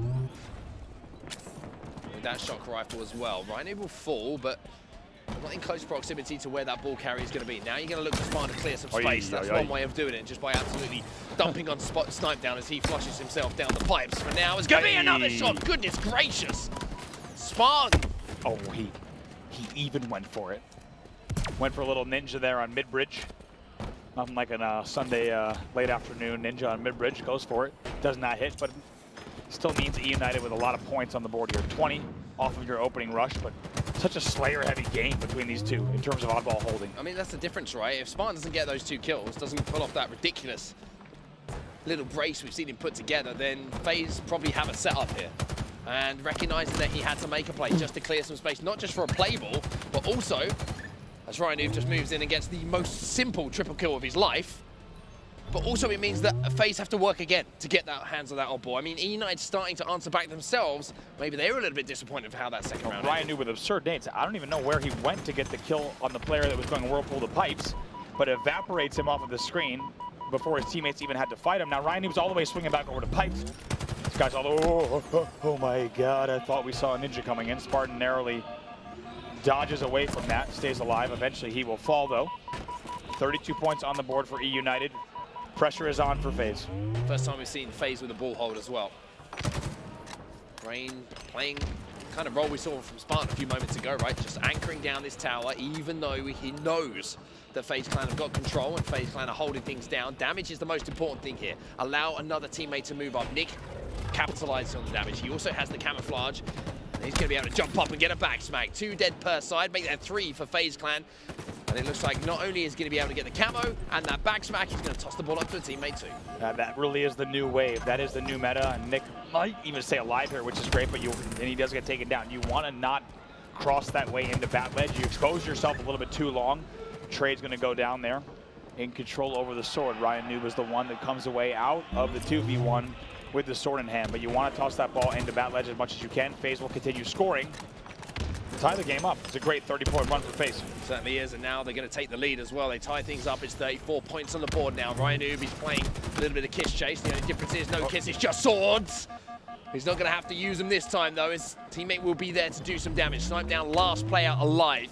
Ball is down around that blue box as well. Rain picks up the kill onto Snipe down, so that'll be a solid looking setup now for E-United. Not only can Ryan Noob use his shock rifle to get info and slow things down, he's also got the sword if anyone wants to get up and close and personal. Lead change once again. E-United will take the lead off the back of a very impressive 30-point run from FaZe, but FaZe knows they do not have a lot of time on their side. Less than 3 minutes in the game, and it's already more continued points, 20 unanswered for E-United. Plus they've got that ball back at Turbine. Excuse me, just sitting in the back. Just sitting in the back of the base. Things all easy here. Wonderful thing about this as well is when you're holding that odd ball, just the steam that comes off just heats the hands. It does. Nicely. Also really good for the skin. One thing that's not good for FaZe right now is how comfortable it's going to be for them to play ball here. You know, the ball is thrown off the map, and it's a considerable lead. We haven't seen too many comebacks of this kind of proportion in the game, especially when you're allowing Rhino to get power-ups. He's elusive enough when he hasn't got a camouflage, but if you can't get that first shot on him, and that first sighting on him is even more difficult to kill. Oh my, finally gets taken down there. They had to work hard for it though, but well prioritized by the side of FaZe. You do not want, as you said, Ryan Noob running around anywhere, but especially not with the camo. Nick will fall after trying to go fancy in Whirlpool with the shock sword. Now just carnage here, bottom batteries, 3 dead for E-United. Rain going to be last player alive, Bound just looking to do some damage. There's going to be a grapple ability. There's a little bit of a throw. I'm not sure quite what happened there. You know what could have happened? There could have been a grapple that began, and I think Snipe Down wouldn't have been Snipe Down there. It might have been actually Nick dying as the grapple grabbed the ball, so the Spartan's death animation would have whipped the ball the other direction. Pretty rare to see that, though. Yeah, extremely rare, and was kind of left us in a playable situation. And for FaZe, a little bit frustrating maybe, considering they just picked up a couple of kills, maybe expected to be able to grab that ball and rack up a little bit of time. But if you wanted to maybe sum up the series for them so far, it has been one built on frustration. 71-35 the score for now. Who we're going to have to back up. Here's the squad. Again, this is what we're talking about. This is what we are talking about. Not afraid to send not just one, not just 2, but 3 players in one direction. Alley-oop to Rain up in the bat ledge. He's even going to smack this bat ledge a little bit. This man is in charge. He's in control. And he's feeling slap happy because they're doing well. Nick's going to just wait and bait top tower. Very few teams are pushing the way that E-United does. Great grenades. Nick stays alive somehow. They flush him out. They get 2 kills here. FaZe only 15 points away from elimination. Extremely nervy moments here if you're a FaZe fan. Knowing that you haven't got much time to play with, knowing that E-United are quite happy just to play Slayer at this point as well. They're not worrying about the objective. They've done the hard work as far as them getting themselves the points advantage. And with only around 60 seconds left, it's kind of now or never. Falcade will find 1, but Boo Boo picking up another is going to create the opening. They do get the ball in the hands of Snipe Down 2, so Falcade already putting pressure on. Bound's going to be joining him. There's a chance here for FaZe with this setup, but Rain's going to slow things down for just a second, takes down Snipe down, and now puts Falcade under pressure too. Yeah, what effort is going to be required here for them to bring this back? Certainly possible. Like we said, FaZe still one of the best teams to ever do it. The question is, can they do it with the pressure? It looks like so far United continues to hold forward. Rain putting more damage down as well into the player in pipes, and I think that was a really good example, just watching that from the point of view from Falcade, right? United, all players fell at one point during that hold, and Falcade never knew where the information was, never knew where he had to look, never knew where he had to move that oddball. And I think that's just synonymous of what we've seen so far from FaZe. Bubu now, maybe he can be the man who can spark them into life, a little bit like Bound did in those last few moments, but it's desperation again. Oh man, just desperation. Tries to rotate 3 dead. Bound, your last player alive, but he actually has a good angle here in pipes, but he's gonna force batteries and Whirlpool, but actually predicts the play ball. Not over yet, 10 seconds though. They have to get their hands on the ball right now. Don't know if they're gonna be able to do this. You can see that United is still alive. Bubu does touch the ball, but he's gonna be traded out. Where is the rest of FaZe? Snipe down is there. But Snipe down is no shields, and Rhinoob's going to be challenging. He'll pick up the final kill. There's not too much to be happy about if you're a FaZe fan from that series, but for United, they played that one so well, and it almost felt like they just had the FaZe playbook, and they had it open in front of them. Rhinoób was going, recharge dodgeball, do the opposite of what they're doing. Did that one, no problem there. And once again, it's a little bit too clinical from United, but that's what they do best. And whether you like the play style or you don't like it, it doesn't matter because it results in victories for United. They have a lot to be proud of in that series, and they're playing like a team that's not making mistakes. We didn't see a great main stage result for them earlier today, again, that first series against Optek, but when they are in control, my God, are they ever in control. Here's your series layout. You can see it was 3-1 at CTF Bazaar. It was a very interesting game as well with the way that United actually ran that. If you're kind of a hardcore Halo fan, you want to go back and watch that, I would suggest to do so. A couple of rocket side runs and also just an almost obnoxious spawn trap that they set up towards the end of the game just to really frustrate FaZe Clan and not let them out of the base. From there, we saw 50-42 Slayer Streets. That was United just being able to pick off FaZe Clan members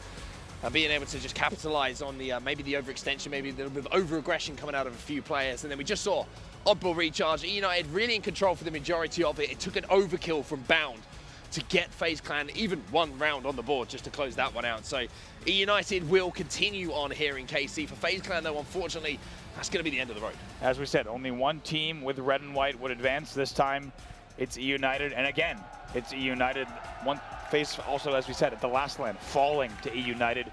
And this time, it's an even more convincing victory. Your semifinal will be Cloud9 and United. What a game that is. That's a rematch of our finals in Raleigh as well. So these two know each other pretty well. And I think that United, with the way they played against Optek a little bit earlier, are going to want to maybe put up a little bit more of a fight against Cloud9 when they go up against them next. So it's a heck of a series to look forward to, Andy. It really is. It's going to be a fantastic one. If we've learned anything, it's that Cloud9 is playing differently than we expected with that Sentinels result, and that United is looking even tighter than they were throughout the rest of the weekend. It's going to be a fantastic match. And if I hadn't known the result of the Sentinels C9 match, I would have a very specific prediction for this series. However, knowing what happened on our main stage with Cloud9 versus Sentinels, this could go anyway. Yeah, pretty wild, to be honest with you, how kind of unpredictable the tournament is now, right? You've got Cloud9, you've got Sentinels, you've got United still knocking about, and of course, you've got Optek and the hometown heroes in Pioneers still in the tournament. But for now, that's going to do it from us here on the Bravo stream. Of course, the other streams are still live, so go and check out some action. But from Bravo myself, we'll see you in a minute.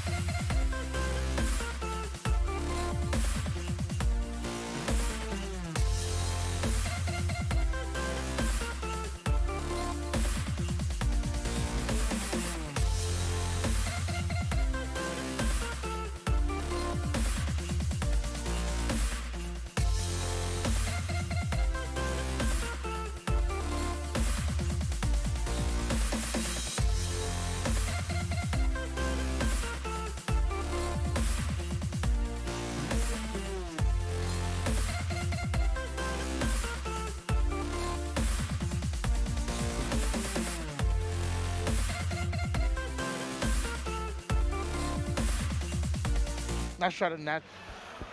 Ladies and gentlemen, hello and welcome back to HCS Kansas City, the B stream, brought to you by Xbox Plays. We are jumping right into the action. This is Elim's semifinals, E United up against Cloud9. Looks like it's Streets oddball as well. Tony, you ready? I am ready for this one. We're talking Cloud9, E United, already on board with Spartan, and both of these teams fighting for their tournament lives. Right. One of the first times that we are seeing Cloud9 in the elimination bracket, the first time here in Halo Infinite. Cloud9, bit of an uncharacteristic loss to Sentinels earlier today. Sentinels with a dominant performance. They're currently playing on the main stage. I'm sure you're watching. Hopefully you got multiple tabs open, because this, of course, is a series that determines who will move on and who goes out. And you know Renegade, he's heated after losing that series. Solid, perfect kill coming in with the Stalker rifle by Renegade, but he does lose his teammate, brother-in-arms, Penguin, trying to chase multiple players off his lawn. Get off my lawn, says Renegade as he scares one. Ends up trading out kills, but I believe Ryan and E United did have the Bulldogs. Now, E United on the other side of this series, they had a crushing defeat to Optek earlier today. They went 3-0 against FaZe, though. FaZe, disappointing for them. They did not make it through their series. They were out of the tournament. E United with that momentum, they'll carry it up against C9, though you can see C9, I mean, they're a force on their own. 50 points already on the board, an oddball. E United have yet to make an impact here. Yeah, both of these teams guarantee top 4 up until this point, but you're talking about Cloud9, who always want to make a grand finals, E United, who are trying to break that top 3 stigma. One of these teams is going to be very disappointing. That's right, Tony. And that team looking, I mean, it's too early to tell, but C9 definitely giving E United a bit of a run for their money here. 72 and counting.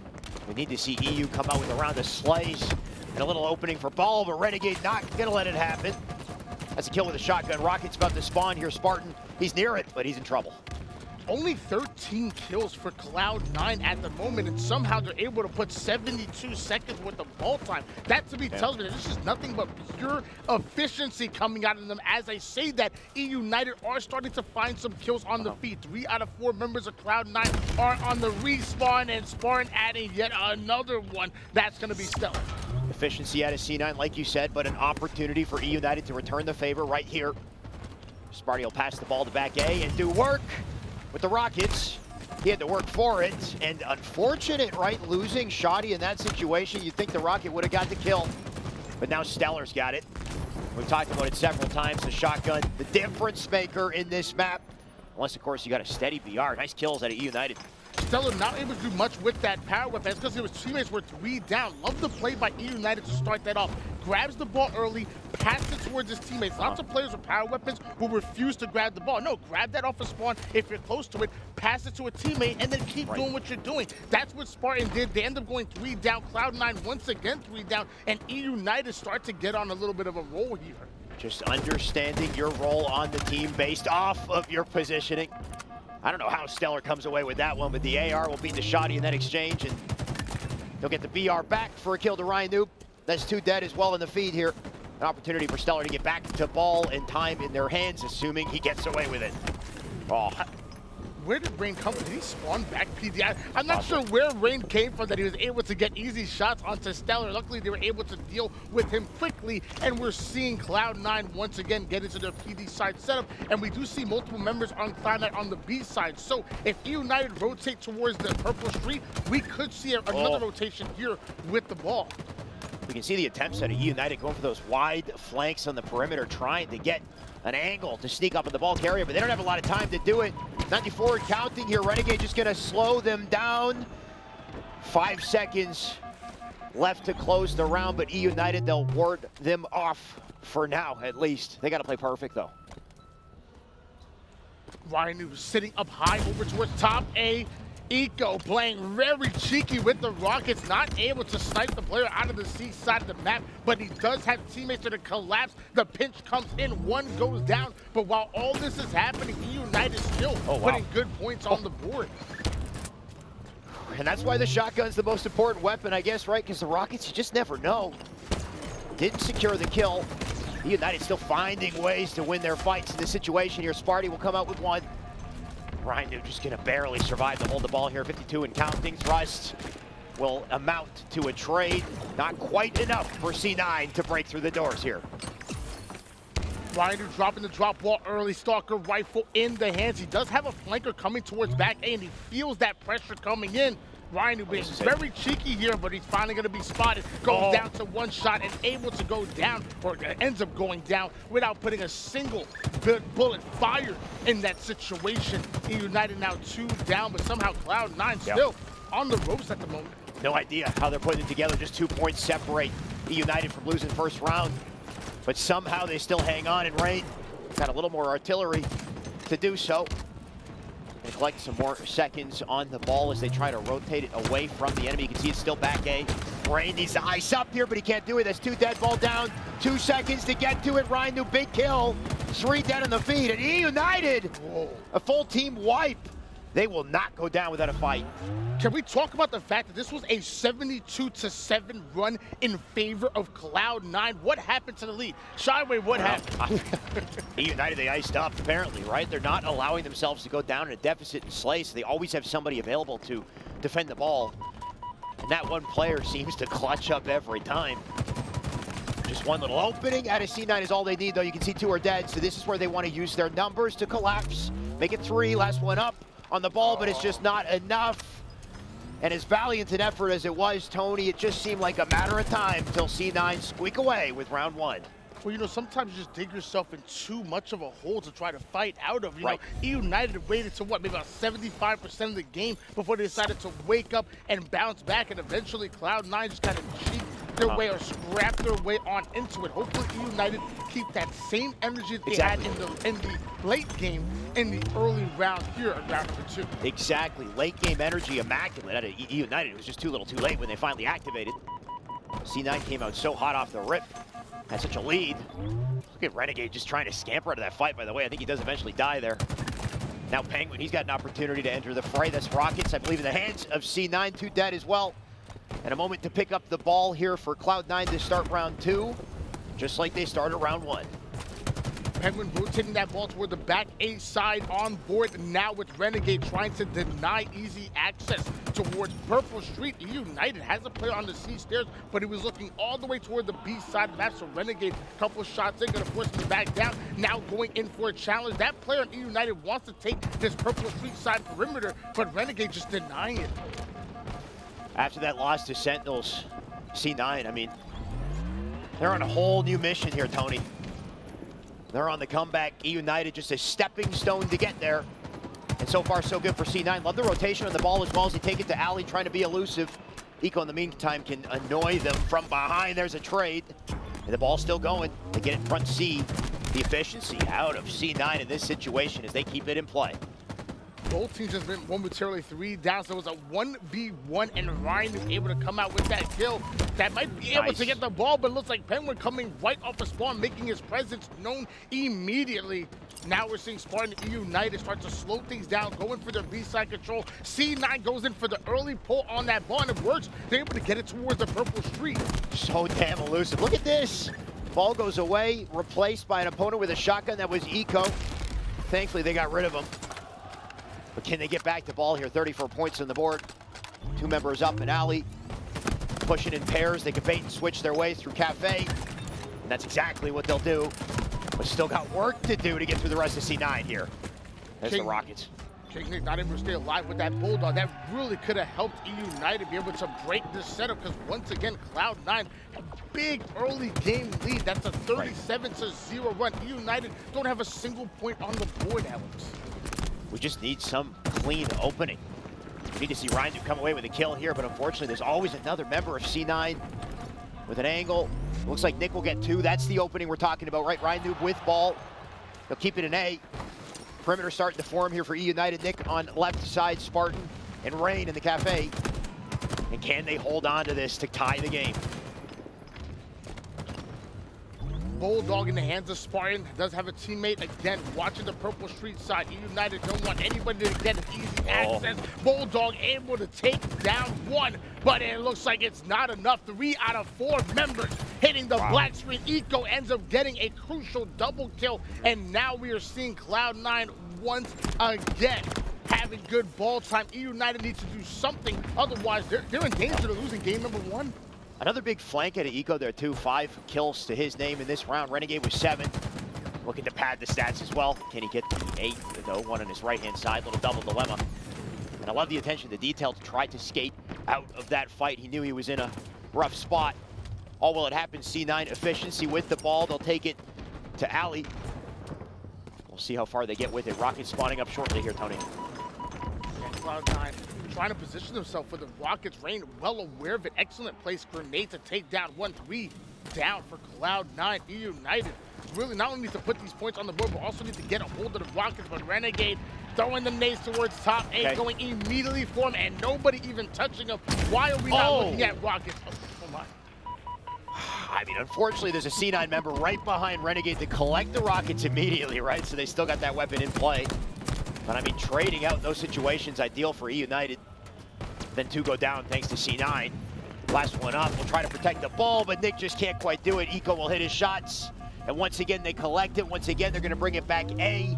And a setup formed here for C9. E United tasked with an uphill battle, literally. Can we talk about that champion play being made by Eco? As soon as he was feeling pressure towards the B Street side of the map, he rotates that ball onto the purple street, drops it, then gets the final kill, then brings it right back onto the H side. But E United were able to break through. Back-to-back kills going in favor of E United once again. They're in the driver's seat, and that's 40 points so far for E United. They're perfectly like within striking distance of taking the game. Nice little sequence. Right, little use of mechanics there too. The insta-explode on Orion to get into PD, and then he shoots the base of the drop wall to break the drop wall down immediately. Nice little way to delete that equipment and get access to back map here. You can see Nick with 2 again, so E United with a bit of a momentum string. Unless Stellar has something to say, Rain will trade it. 53 on the board for E United as they rotated to back C, so like you said, definitely potential to take a round here. E United in their C-side setup, less than 2 minutes on the clock, but you're going to notice every time that ball is in a player's hands, it stops the timer immediately. With how much time we have here so far, I don't think it's going to be a factor as E United are poised to take the lead. Oh, Sparty on Champ Sunday, you know this man will ice up. There's a wingman medal, he did his job. Rockets about to spawn, ball in their hands, and 15 seconds separate them from the goal. Can C9 put it together here? There's 1 down. Sparty with 2. Not quite going to find it. There it is. They still got to get to the ball here. Rockets down on the floor as well. E United with 1 swift play. They could make this happen, but Spartan unfortunately dead. 2 dead thanks to C9, and they'll collect it yet again. I think they might have the Rockets here too. Big kill coming out of C9. They had to get the Stalker rifle out of the hands of Sparty. He was really heating up. Stellar being so patient with this player hit towards the cafe, but he's done. He wants to get in his face. He's going to trade out the kills there with King Nick. Excellent job by King Nick by playing his life long enough for him to get that trade off. Rain now going in for the ball, but 3 down, go E United. Sparty trusted he'll do it for his team. Clutch kill. 2 more seconds on the ball. He's going to try to rotate it at least out to the open space. You can see it just teetering on the edge of garbage. It'll drop down, C9 on top of it. They have 8 seconds to do this. The ball will drop once again on driveway, so you can just see players dropping left and right, but C9 with a numbers advantage. Tony, I think this might be it right here. Yep, it's only 3 more seconds needed. Nobody in position to get the ball out of their hands. Cloud9 not only taking that round, but also taking the victory. The last time we saw them on Streets Ball, it was E United that pulled off a 2-0 victory in scrims, but Cloud9 this time changing fate. Unfortunate too, right? Because that one final moment, Sparty, I mean, clutches up with that kill. If anything, you know, Rain was what, 1 shot in that situation, hiding in back commando. He goes out to collect the ball because obviously, I mean, what, 6 seconds separating E United for winning that round. Maybe that was a bit of a desperation play though, right? If he stays alive and you've got Spartan out front with coverage, I mean, the 2 of them up in the base would have guaranteed a win in that situation. So unfortunately, dying the way they did just gave Cloud9 easy access to the ball. And that's it for game 1. It's lower bracket, Tony. Every single game counts in such a big way, right? Best of 5 here. 2 more opportunities for United. You need slays in order to be able to put objective time, but sometimes you staying alive can be the most valuable tool you can bring to the map. And speaking of staying alive, game 2 is going to be Slayer. You have to try to get 50 kills before your opponents. 12 minutes on the clock. We'll have to see it. Just based off of what we've seen out of C9 since dropping into lower bracket, they've been on a warpath That's for sure. United, though, what a series against FaZe. FaZe unfortunately looked deflated in that one. It was a 3-0. So that type of energy you'd like to see out of them, at least to carry through against this juggernaut. Slayer live fire will be the location, Tony. We've got the snipe up top mid, of course, the priority. But what do you think will be the key to success for this one? Well, I mean, it's easy to say whoever controls the S7 sniper can usually get that tower side control and usually can go off. But, you know, I love me some heat wave action. Sure. S7 sniper, you got to have that good long range shot. You have to be able to control the entire map from afar and also hit those shots. Heat wave, it shoots itself. I mean, it definitely does. Sometimes you shoot yourself with it too, depending on the situation. You got to watch out for. I mean, I've done it too. Got to watch out for the bank. But what about a player who on C9 would need to be shut down? I think for EU United to come away with some momentum, with an advantage here. Well, whenever I think of Slayer, I think you have to stop the main Slayer on the team. Okay. And that to me is Renegade. You cannot allow Renegade to be comfortable and just roaming around the map all nilly-willy, doing whatever he wants. You have to make him uncomfortable. Right. Do not allow Cloud9 to dictate the pace. If there's any team that can do it, I think it's United. United are a very strong Slayer team because they don't have any fear when it comes to slowing the game down to their pace. I think Renegade's a big one for sure. Obviously, he's the one who takes majority of the spotlight, the main Slayer, so somebody you would typically want to shut down to slow down C9. But I think Stellar would be a good focal point as well.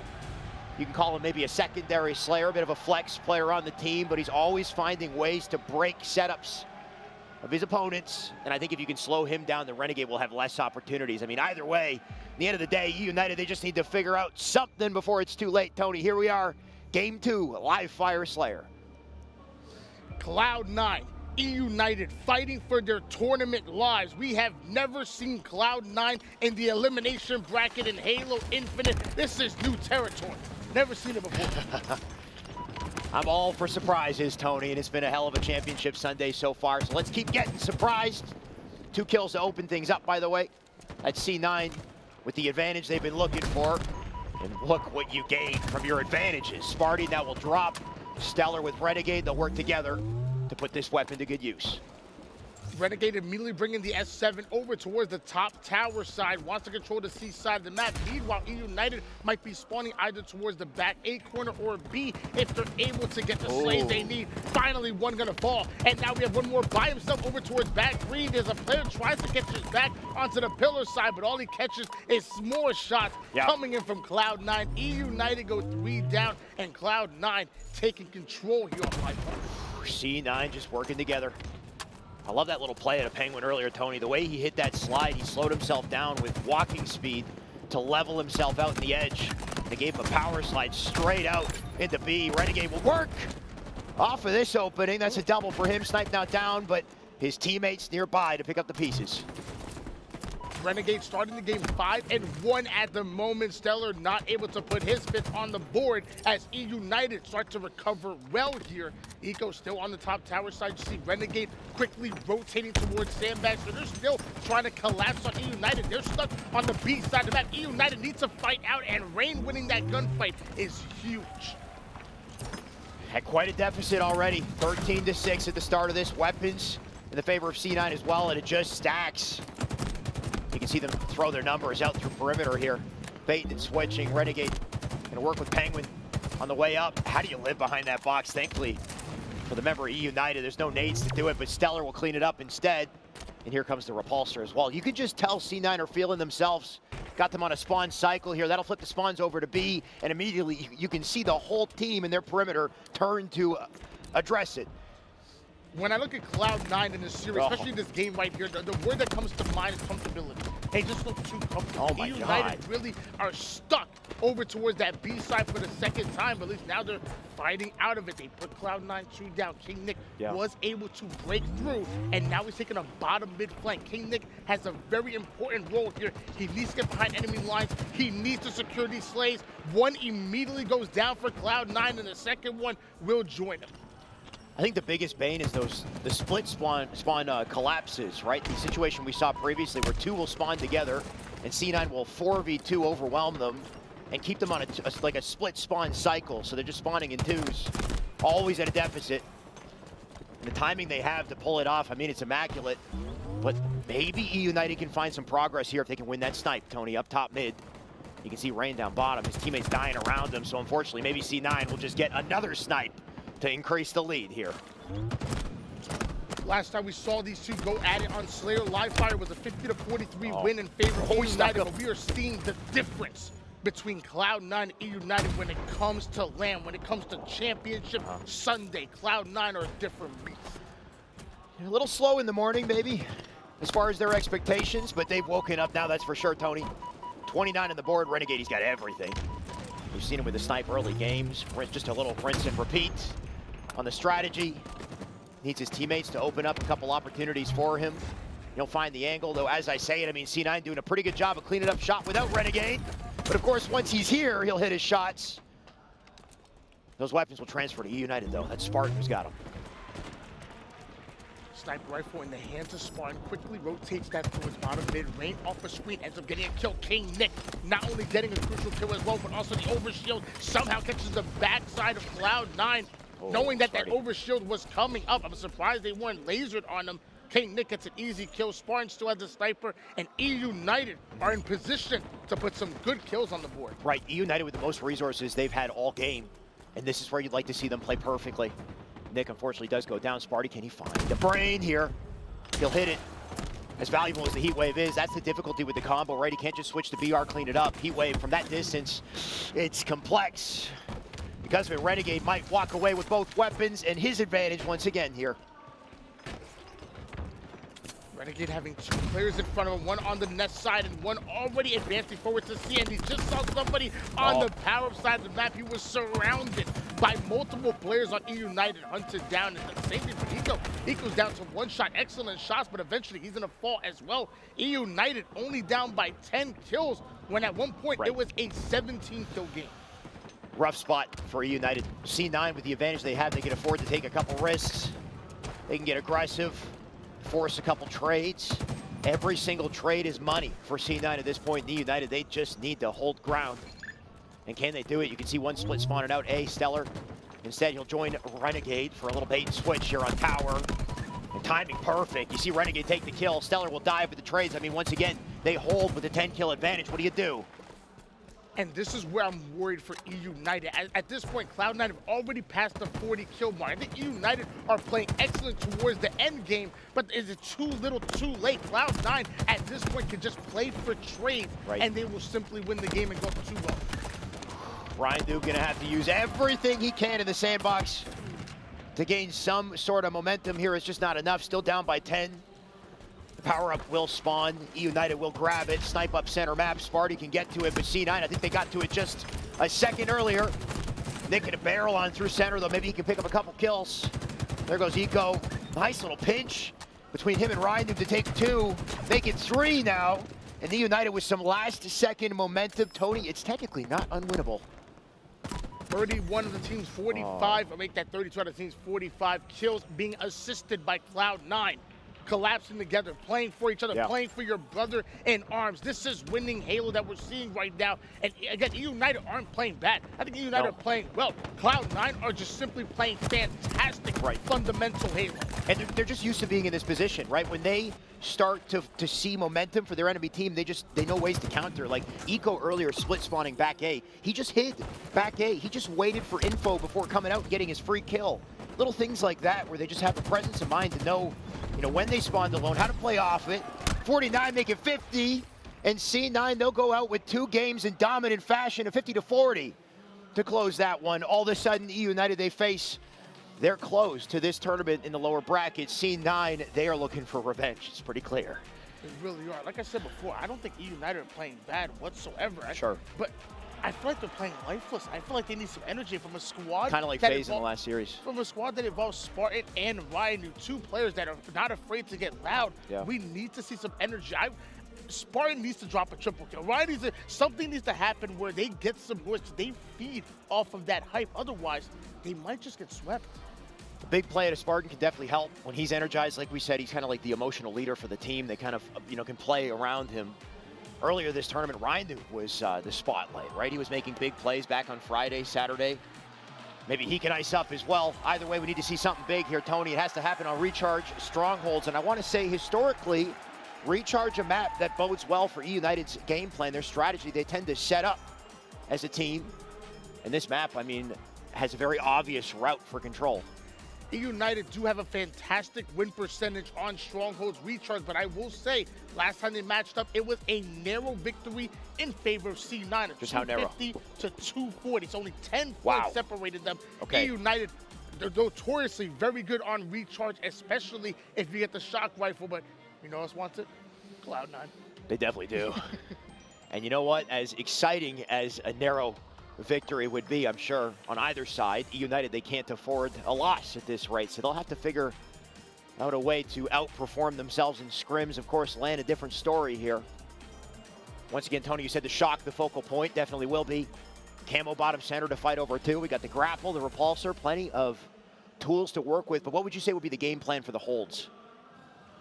I mean, you're most likely going to see them try to funnel those spawns over toward the C side. I think A-B setup is really strong. And when you spawn over toward that C side, more specifically the long haul side of the map, that is danger zone. That is really tough. But for me, Sure. it's about who's going to adapt better. Because Right. you can go in with the game plan, A-B setup all day.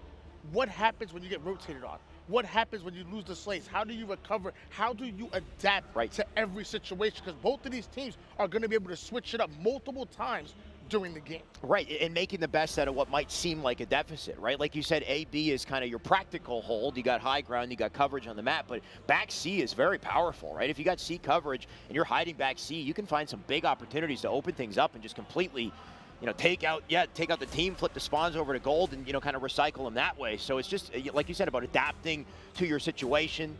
Nothing really is a deficit here as long as you play it right. Of course, their options will be limited if they're all spawning long haul, but we'll see. Hopefully it doesn't happen. Yeah. Whenever you mention backseat, the first thing I think about, repulsor.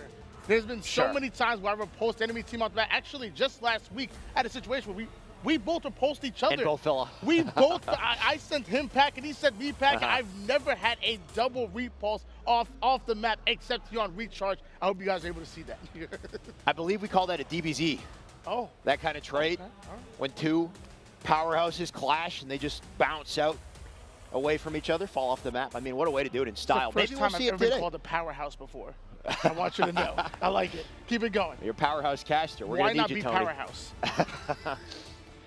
This is United's last chance, so they need to be powerhouses individually. We need to see something big, something beautiful out of each and every one of these players, or so be it for the tournament, and so be it for C9 and their rise back to the stage. Right now, Optek and Sentinels been facing off. I think the series might have finished. Tony, we'll get the update on that one soon, I believe, as well, but I'm sure it was a big one. It's going to be either Sentinels or Optek as their competitor. Apparently still going, too, so hopefully you got both tabs open here. We're finally ready to jump into game 3. Tony, this is it. E United's final chance and C9's opportunity to push past them. E United. They finished second place at Raleigh, third place at Anaheim, and as of right now, they're in danger of dropping fourth here. But little do they know they have to run into Cloud9 elimination bracket. Nobody could have expected that. Hopefully E United can pull off a game win right here, because every game 5 starts with a game 3 win. Well, unexpected. E United need to be ready for anything, Tony, and if that's C9, so be it. Off the rip, we'll start with Nick. We'll go straight to center map. Camo down below. E United, they're on top of it, but we'll see if they can get away with it. It looks like they will. What a double to start. That's what E United need to get some momentum. Spartan able to get away with the camouflage. He Oh is my, being what the hunted heck is down. going down? So somehow able to avoid all of his damage, and the cam. My Wow. God, how does Spartan avoid going down right there? That is absolutely incredible. Able to get away with the camouflage, somehow able to conceal his identity, and then steals away that kill, and now he's still going off. I mean, I know it can be tough to hit the camo player if he's not shooting back at you, but Tony, I don't know. I think he flipped a couple too many settings or turned the graphics down. I'm not sure. Eco couldn't find them, but Sparty, I mean, we take those. He'll walk away with the advantage because of it. B-hold secured. And the first points of the board are going to go to E United. Ryan Noob already got coverage on Attic and Spartan. I like this play. Two caps already early in favor of E United. For once, we're seeing an early lead go towards the boys in blue, finding yet another kill. Does Sparty, but not able to get the double kill despite having that commando Rain hunting down a player over toward the bottom A side. But looks like somebody else trying to get into the party. Rain just trying to dodge, duck, dip, dive, and dodge out of that situation. It's just not good enough. You see how quickly C9 flipped the script on this, right? Penguin already covering long haul, Renegade with the sword in hand. Any situation they go down, they make the best of the deficit. Though Renegade does die here, there goes the sword, but Eco has the shock. We'll see what he does. Although we saw an early lead going in favor of E United, we now see Cloud9 getting into a trip cap. We now see Cloud9 putting those points on the board. They were able to get the reset on C, so we see a Charlie and Bravo hold coming in for Cloud9, and Eco holding down Bravo with the shock rifle. This is exactly where he wants to be. Eco just looking to line one up, but anything he doesn't connect on is info for C9 to collapse. You can see Stellar already with a sword on the feed. Stellar does die. Rain won't get away for too much longer. You can see Sparty now dead on the feed as well, and that just lines him up for Eco to take faces. So far not quite connecting, but doesn't need to, right? C9, they'll get the map back. And the long haul will be the play for United.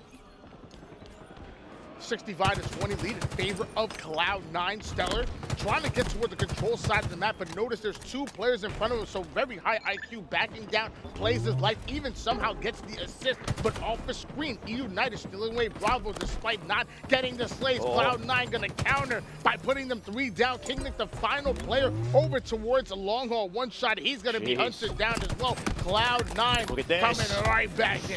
C9 just an impenetrable wall of defense here, Tony. Not only do they get the slays, they notice an opportunity to get aggressive, so they push up on spawns. That'll flip it. As you can see, spawners up on A side, gonna try to rotate their way through pipes, but you've already got Stellar on the bat ledge waiting for him, so the coverage out of C9, locking down every corner of the map. Rhino will find a small opening, but for how long? That angle up on top control is a difficult one to deal with, but beautiful shots. Marksman medal for it. United able to steal away Bravo, and looks like they're working on Charlie while Ryanube is working on the shock rifle. But Rain goes down quickly over toward the C side of the map. C ends up being recovered and returned by Cloud9, who have 120 points at the moment. They have a 100-point lead over E United. Oh, does he at least get the kill? Oh, okay, at least he gets the kill. Almost heartbreaking there, Tony, to whiff all those shots with the shock. And then to dive into A, if he didn't come out with it, that would have hurt. But thanks to him earning that kill, his teammates spawned nearby, and that gave Nick access to the camo, so he United a bit of an opportunity. As I say it, Nick unfortunately dies. I think he might have burned the camo, but there goes Ryan Noob. And C9 once again quick to counter. This is a pivotal kill coming out of Spartan here. He did not have numbers, so he wanted to try to slow down Cloud9. Sadly, not going to be able to do so. He tries to break into a Charlie. He's going to be hunted down quickly. Rain and Nick coming in. Sword and BR in hands. Double cap in favor of Cloud9. As of right now, E United, they're in shambles. They're one loss away from getting knocked down. And that loss is quickly approaching, Tony.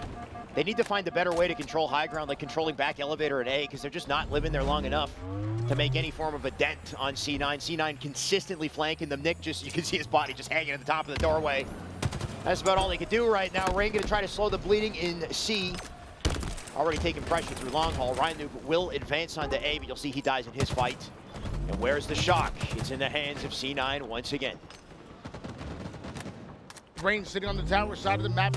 2 caps still in favor of Cloud9, and mind you guys at home, 250 points takes the win. Cloud9 are fastly approaching that mark. Luckily, E United were able to get away with the sword and grapple. The bad part is they're going to get the Cloud9, but finds one onto Renegade. Beautifully played, and he feels the pressure coming somewhere. He knows there's one more player just kind of roaming around here towards the C side of the map. Meanwhile, he's losing teammates left and right on the kill feed. The angle out of that grapple so clean, though, right? He's grappling from up above, so they couldn't quite see him till it was too late. And that earns Sparty a shock. He'll cover C from behind, but can they get the center map here? Ryan gonna look for a pinch, and he'll clean it up. Perfect shots out of Eco. Try to snap onto a second, but now weak. Can he stay up in this situation? C9 will not let him. Stellar will take it. That's A back for them. And once again, these temporary bouts of control, they don't lead to too much for E United. Just 64 points to work with here. Little remote detonation on the feed as Stellar gets another, and that leaves Rain with less options. Another triple cap going to Cloud9 here. Luckily, Spartan able to take down Renegade here. We do see A quickly going in the hands of E United. And now we're seeing Eco try to grind forward, try to get towards Charlie. Final 50 points right here, Tony. Final 50 for the series. For C9 punching their ticket to top 3. And E United punching their tickets home. Eco will make it just a little easier as he takes one. Penguin already up on top A. They got coverage across the map once again. It's up to E United to find a way to break through. You can see one in control. And they've got this, yeah, what do you do? They've got this covered from every angle. Eco trying to use the grapple to play his life. Sadly, not able to do so. Goes down to one shot, hunts it down. E United take advantage of the momentary numbers and are able to put a double cap, even working for a trip. But look at the scoreboard. It is nowhere near in favor of E United. E United will find just a moment of capture here. Is it enough, though? You can see C9 already pushing up through long. All Penguin gonna hold back. He's got Stellar to work with, moving in twos here. You gotta love how they bait and switch, play off each other's crossfire. Penguin just gonna wait for his opportunity. C9 have earned themselves plenty of time to work with here, Tony, to play it patiently. Renegade, nice pickup on the damage too. You'll earn pipes. It's an excellent vantage point. They now got B and C covered. And if they earn A here, Tony, I think this is curtains. 3 down go E United. Cloud9, 240 points in counting. Luckily, E United squeezed right into Charlie at the nick of time. Renegade aware of it, tries to put some cross-map shots. Instead, he's gonna drop down and grapple that camouflage to himself. GG. Well played by Renegade as we are now counting down the final seconds here. Cloud9 not only taking the game, but a 3-0 sweep against E United. Cloud9, they answer, and it's not unexpected, but they answer in dominant fashion. My God, going down early today was not what they wanted, but going back up like this is exactly what they need to get back on top. I can't wait to see what this means for them in the rest of the tournament. Unfortunate for United, they fought well. They defeated FaZe in dominant fashion as well, but to go down like this, obviously not pretty. It's not what they wanted. C9, their next bastion is what's up on main stage. Tony, I hear it behind us. I think that series is either over or a game just finished, but apparently it's tied 2-2. Oh my God, this is going down to the wire no matter where you look. C9, they're waiting to face whoever loses, and we honestly don't know who it could be. Sentinels, Optek, very close shave. Tony, I think between the 3 of them, this is gonna be one hell of a finale. This is the exact final 3 teams that you would expect, but a little bit different. We did see Cloud9 end up dropping down to the elimination bracket for the first time in Halo Infinite, and a lot of people didn't expect that. But now they're trying to fight their way back into the grand finals. A 3-0 against E United, like you said, might be the exact momentum that they need to springboard forward. Here's a look at the bracket in the meantime, though. Some interesting storylines getting to this point, right? Quadrant and Ascend. You gotta love the progress that they make. Ascend almost coming out of Pioneers, out of the Pioneer series, winning, by the way. Apparently the final game was a 50-49, I believe. Pioneers barely made it through, only to go down 0-3 to Cloud9. But I mean, what do you do? Pioneers Fnatic, very close series as well. Fnatic, great performance out of them. But I think really the star of the show there, at least, you know, earlier on today, was Quadrant and Ascend. Now it's just all about the remaining 3. And I'm sure you already have the main broadcast open. That match is one to witness. Tony and I guarantee we're going to be going back in the audience, and we got to be there for Game 5 because I'm sure it's hype. The energy in this venue, Tony, is just, it's incredible. Great time to be a Halo fan. So good to be back at LAN. Cloud9, back-to-back LAN wins. Yep. Looking to put a 3rd in, but they have a much harder road than they've had ever before. Usually the team to make it through the winners finals, not going to be the case this time. And once we find out who loses that matchup, we're going to find out who's going to be Cloud9's opponent to try to make it back into yet another grand finals. Tony, it's been a pleasure. Absolutely. Ladies and gentlemen, that's it for B-Stream. Thank you for joining us. Big thank you to Xbox Plays for putting this together once again, but that's all we got for this stream. This will likely shift back over to the mainstream. All we have left, losers finals and grand finals, I believe, to close this one out, and those should be mainstream broadcasts. So Tony, I hope you're ready. We'll see you there.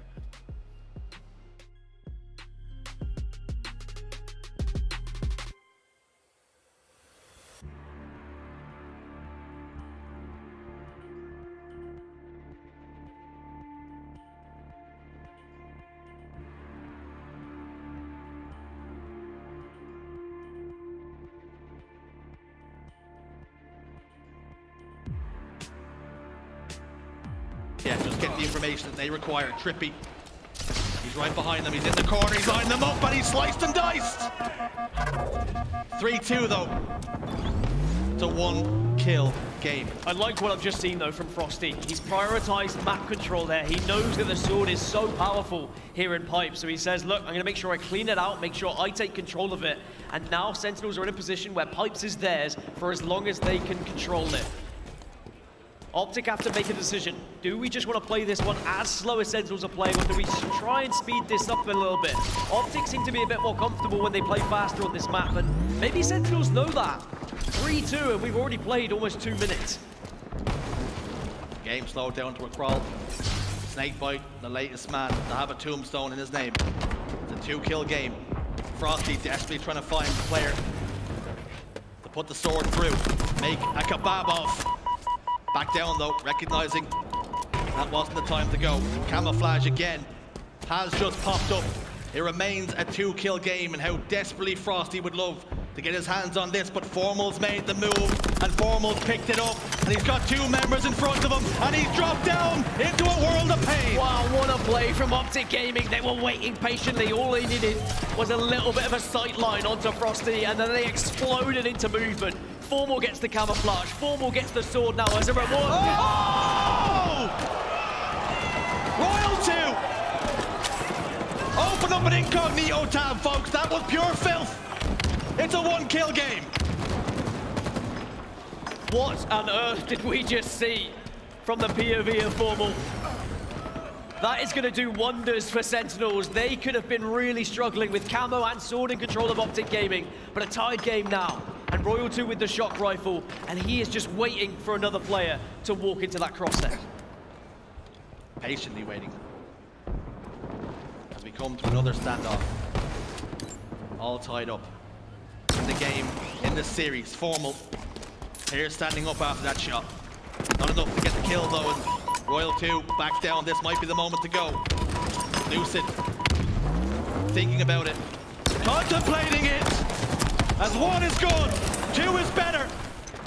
10-10. Frosty in trouble. 2 members converge. Lethal last man standing. He falls. 12 kills to 10. It's shaken out in favor of Optek Gaming. Unfortunately not able to take anyone down with him, and now Optek wrestle back control of the sword. It is crazy how this game has just been dissected into play by play of I've got the sword, you've got the sword, the shock rifle trying to make that influence as it slows down once more, but there's the first kill. Now Optek are pushing. There are 2 players in this game yet to register a single kill. Lethal and Formal. The difference being 1 has 6 assists for Optek Gaming and 1 has 1. Lethal goes down again to add to his tally. That's 5. It's a 6-kill game. Trippy's got the camouflage. And now he's got the shock rifle. Royal 2 is getting kills with that sword. Trippy's lining it up, but lines it up incorrectly, and he's punished because of it. A fracture between the difference of being able to get that one or not, and now Frosty, the man who has always been so good with sniper rifles. The shock rifle will do. They're 4 kills down, but the speed at which we're seeing this game played, Jersey, is unreal, and it just really shows what's on the line for these teams. A grand final appearance. The stakes couldn't be much higher. Repulsor play! Oh! And Frosty lines it up. That's why he's one of the best players in the game. Unbelievable use of the repulsor there. Tees him up and then knocks him out of the park. Even the Royals will be proud of that one. But is he going to be able to follow up with more? Sentinels and Optek going toe-to-toe, but Optek know where this shock rifle is, and they are avoiding it like the plague.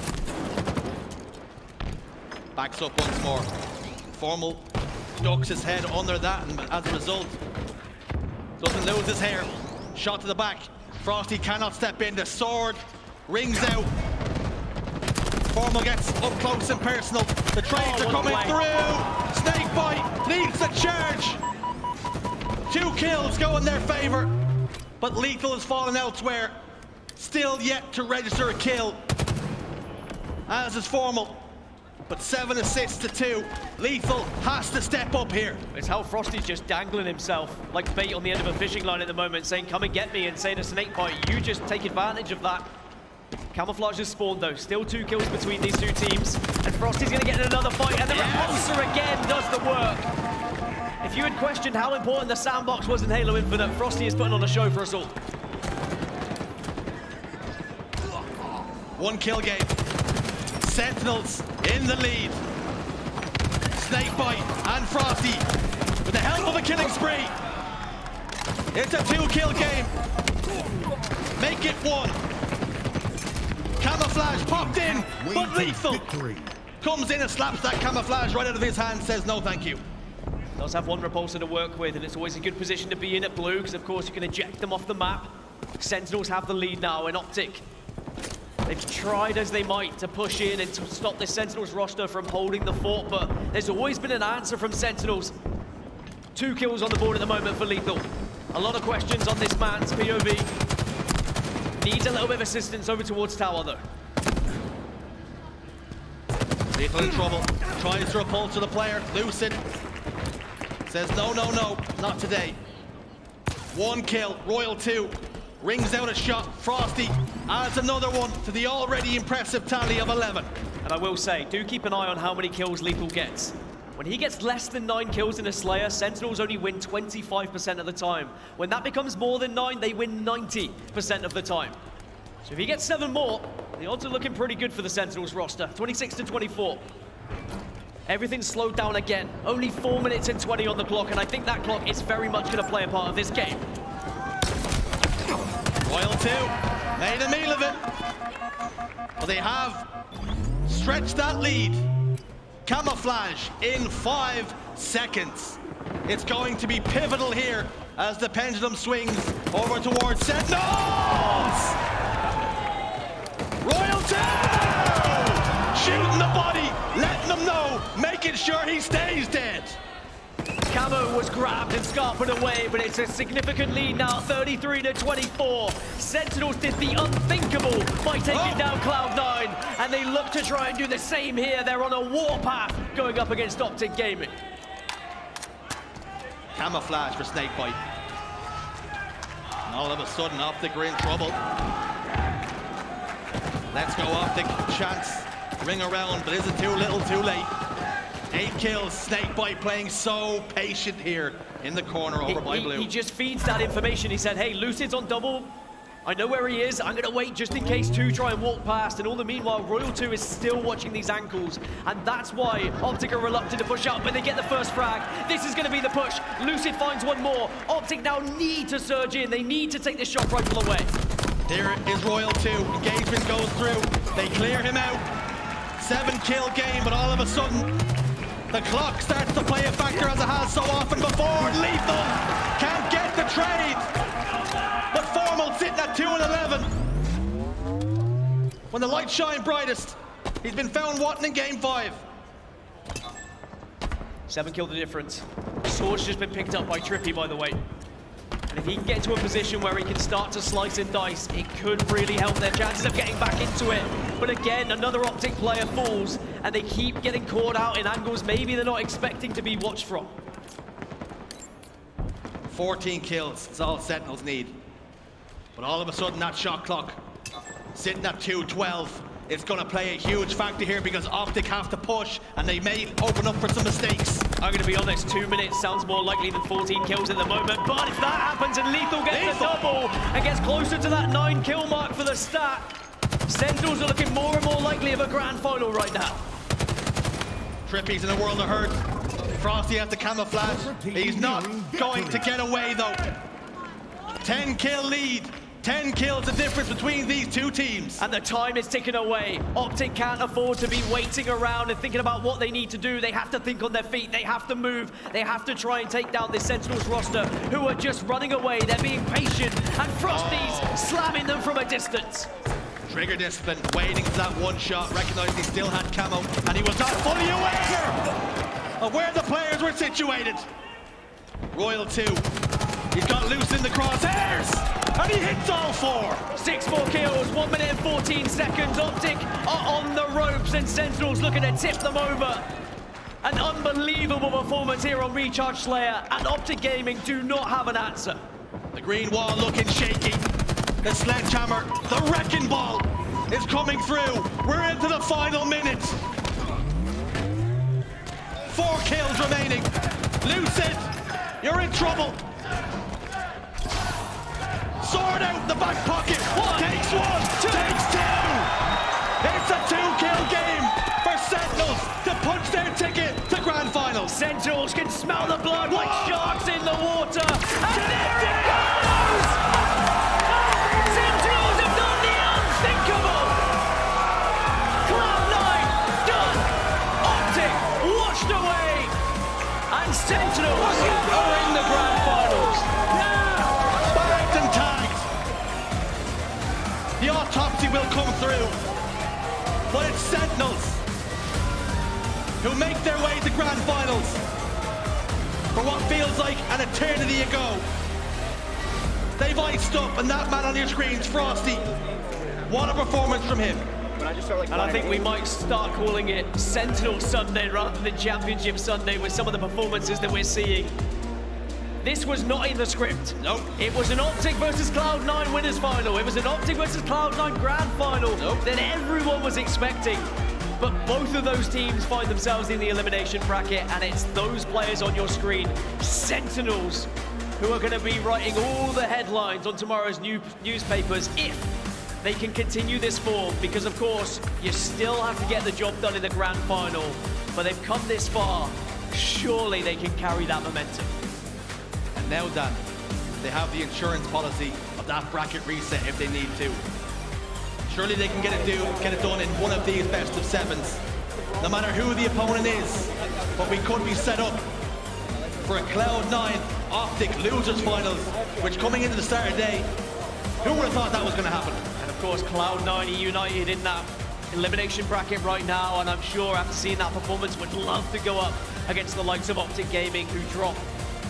No one saw this coming, and I don't even know if Sentinels saw this coming. At one point, I spoke to some of the players. How are you feeling about this event? And they're like, I don't know, man, it's been tough at times, but I'm sure we can get it done once Sunday comes around. And boy, have they proved that correct. 3-2 is the final score then. And there were some tightly contested games there. 2-1 on Oddball Streets, 2-1 on Capture the Flag Bazaar.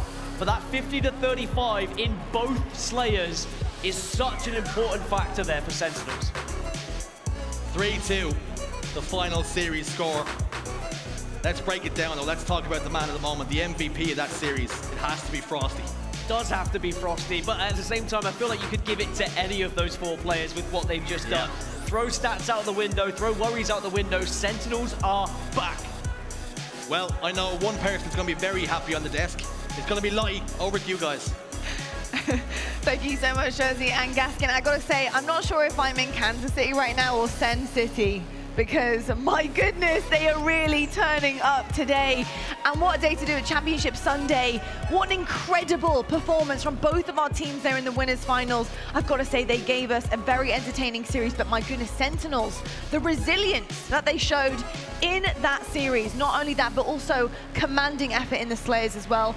Exactly the same scorelines, 50-35 apiece on each one. Kind of ran away with it there, but one thing I want to talk about is what Frosty was able to do in that oddball game clutch. What did you see there? Because my goodness, he saved the day on that final round. I mean, it was absolutely incredible, the comeback that they were able to manifest. I thought it was all and over when I saw APG with the ball back in Tram, but Frosty, just the heads-up play, he was able to pick up 3, and they needed all 3 of those kills to have the game go their way and push that to a Game 5. And in Game 5, it was where Royal 2 shined. I mean, there were so many different moments throughout this series where these games were decided. Single individual moments. You're talking about Bazaar CTF, where Sentinels outslayed Optek, but Optek still felt like they had a good amount of control, still was able to play an efficient objective and get the lead in this series. The Slayers came back to bite Optek in this series, and they're gonna have to do a much better job because they got Cloud9 in front of them next. Back and forth the entire series all the way down to game number 5. That was such a magnificent outing of Halo Infinite skill. And we talked about Frosty, we talked about Royal 2, but Snakebite and Lethal did exactly what this team needed to get the win. And I always say, even though every kill gives you 1 point, some kills are worth so much more, and we saw that play out. And in my opinion, the swing moment in game number 5 was when a player on Cloud9 had sword and Royal 2 was up on bat ledge with the shock rifle. I don't know how he saw that player. Not only did he see him, he no-scopes the player with sword. Snakebite picks up the sword and they go on a run. That's what I'm talking about when I say some kills matter so much more. And now Sentinels back on top of the throne. The job's not done just yet, but they have secured a guaranteed top 2 finish and a spot in the grand finals. I mean, just phenomenal work. And you're right, there was so many moments where we were all on our feet in the crowd at some of the things that were able to be pulled off. Walshy, first of all, were you entertained by that series? Because my God, was it not amazing?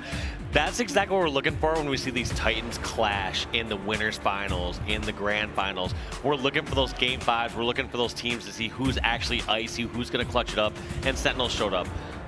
Coming into this event, we've all been talking about Cloud9 and Optek, and to have a squad like Sentinels fly into the radar, they're going to show you why they should not fly into the radar. They're going to surprise everyone, and they made themselves top 2 guaranteed this event. Indeed. I got to ask you quickly, Clutch, as well, because coming into this event, you saw something in Sentinels, I think, that others didn't. What was it that you saw coming into specifically the second major?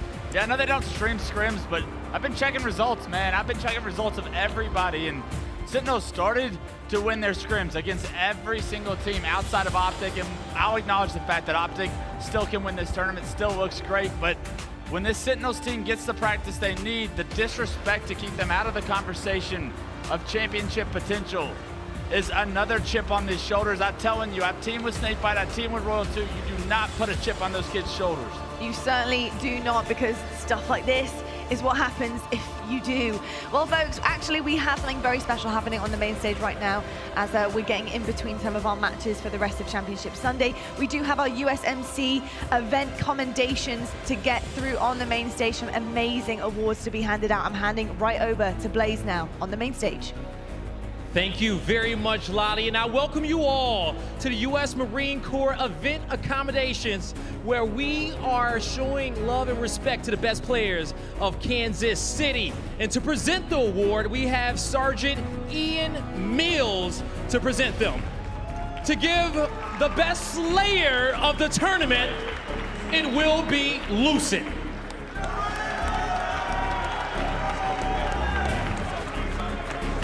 Now, for best coach, give it up for Royal 1.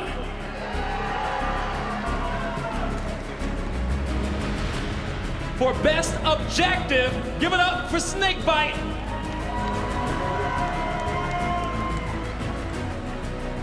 And lastly, for the best support player of the tournament, give it up for Formal.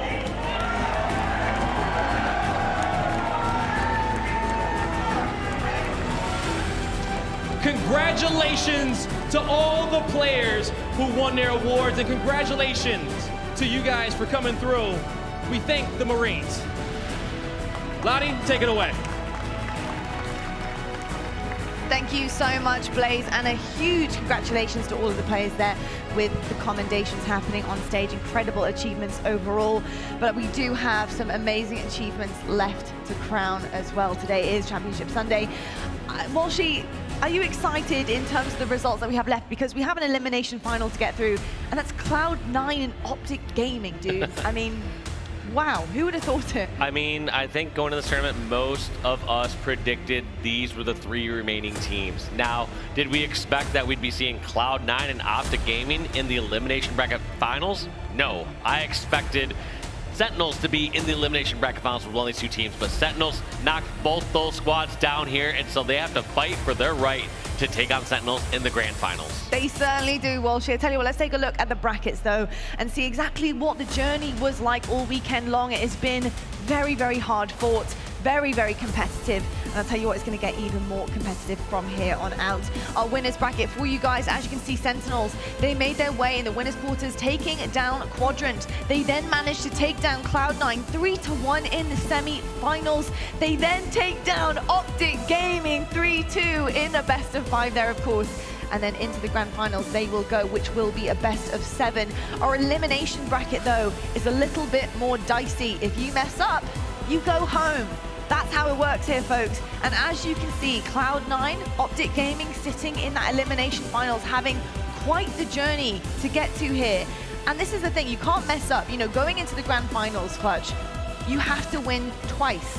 It's really, really difficult. You know, what is the mindset, the mentality of some of these teams here after having to really fight it out for their tournament life before going into that grand final spot, knowing you got to win 2 series? You can't even think about that right now. You got to focus on the opponent because both these two teams have the utmost respect for who they're playing here in the elimination bracket finals. Cloud9 and Optek did not expect to enter the elimination bracket at all this tournament, and the fact that they're meeting here, one's coming out, one's not, it's going to be a hell of a battle. And Formal, you know, he's ticked off about that Game 5 performance. You know, he's been final all weekend long. I expect him to step up, but so is Renegade and the boys that have come through the losers bracket or the elimination bracket, and they've looked just about flawless every time I take a peek over there. It should be a very good series indeed. Folks, we're going to head to a break right now, but coming up next, we do have our elimination finals. Cloud9 versus Optek Gaming, the 2 favorites coming into this tournament, and one is going to get a second chance, and one is going home. Who is it going to be? Find out right after this break.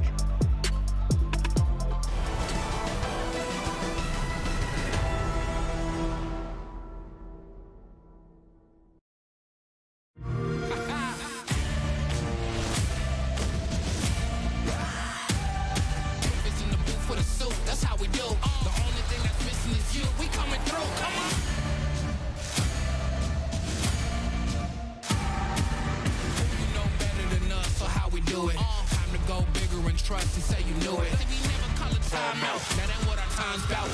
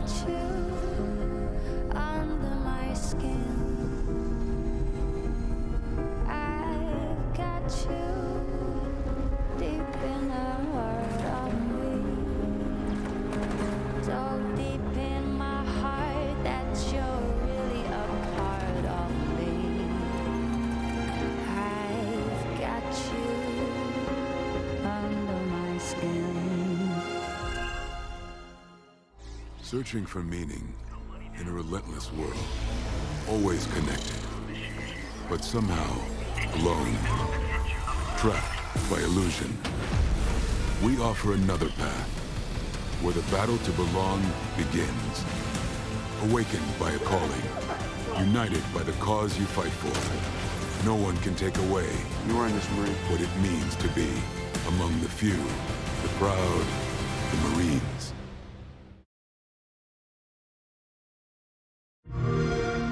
King of the Hill.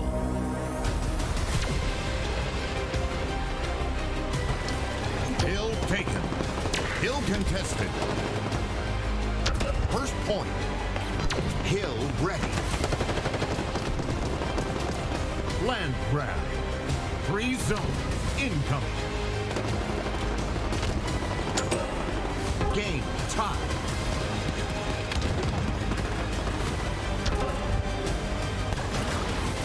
Triple kill. Elimination.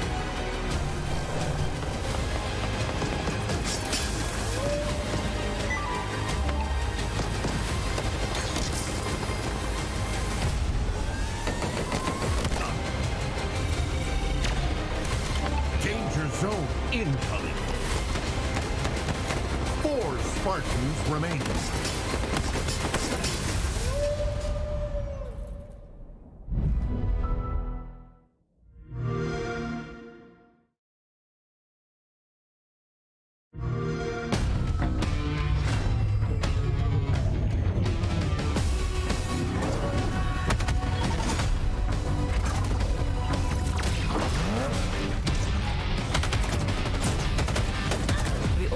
Room for another warrior.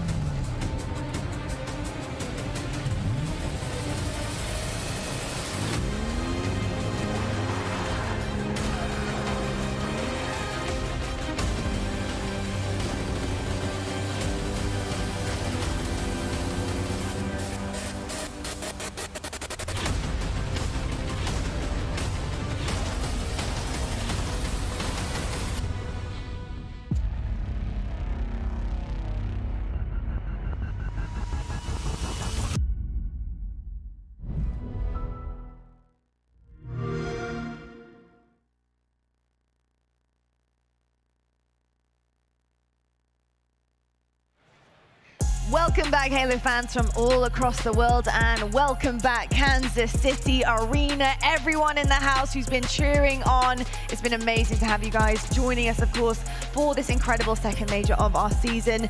It is Championship Sunday, folks, and we're going to be crowning a champion. But first, we need to get through our elimination final. I have Tony, Shyway, and Walshy joining me on the desk. Fellas, so good to have you on here. I'm so excited about this matchup because I honestly would not have thought either of these teams would be in this position. They were both favorites coming in, so it was really difficult to kind of understand where they were at and who would be going to the grand finals, who would be going to the winners finals, etc.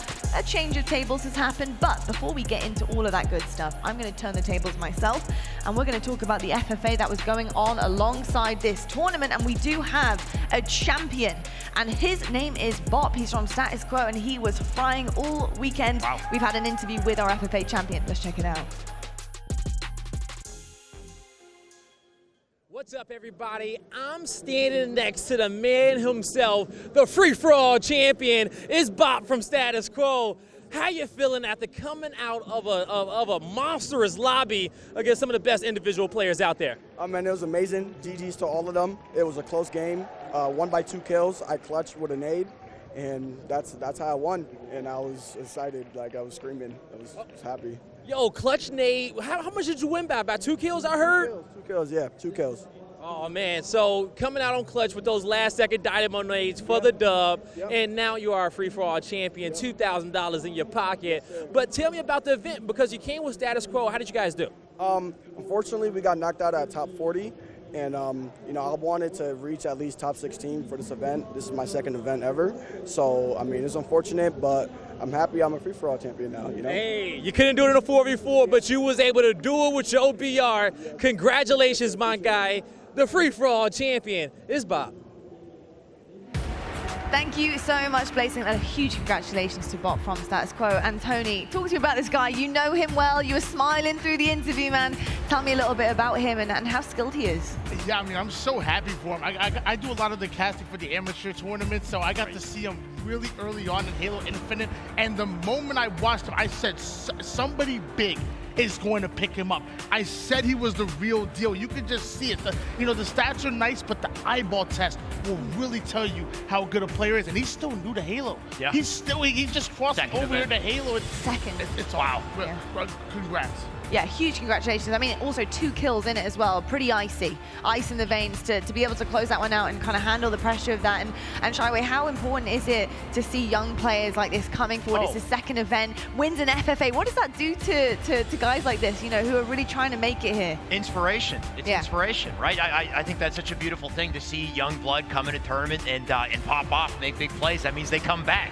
And that means they fuel the rosters of the future, right? I think we're all hoping for the next, you know, Shotzi, Frosty, Bound, etc. Maybe it's Bop. You know, keep grinding. I know. I mean, look, SLG from Quadrant, who pops off on the regular, he's an FFA guy. You know, he's come up through the ranks of FFA. We've seen so many big names come through, which has been absolutely amazing. So a huge congratulations to Bob from Status Quo for being our FFA champion here at Kansas City. We have business to attend to, though. We have 2 teams ready to go on main stage. We're going to talk about them right now. We've got Cloud9 versus Optek Gaming. This is our elimination final. Someone is going home, someone is going forward. And let's talk about Cloud9 right now. Walshy looking really damn good, especially after their loss to Sentinels, which kind of can be a little bit heartbreaking. You know, you want that clean ride, especially if you're Cloud9, you're used to winning. You want to get into that grand final spot, nice and easy. Hasn't been an easy road for them. Where are they at right now for you? Very difficult road, but it seems like they're bouncing back just fine. They've been sending messages like we saw against KCD and United, so making quick work of really solid squads. However, we are seeing kind of this cream of the crop rise to the top where we have Cloud9, Optek, and Sentinels. So those 3 teams, in my eyes, are kind of a different beast at this point. They certainly are a different beast. And you kind of see that with that tier system. Like you said, against Pioneers, it really was a totally different beast on that main stage. Tony, Cloud9, you know, obviously defeated by Sentinels, but have so much talent on this roster. You can never count them out, ever.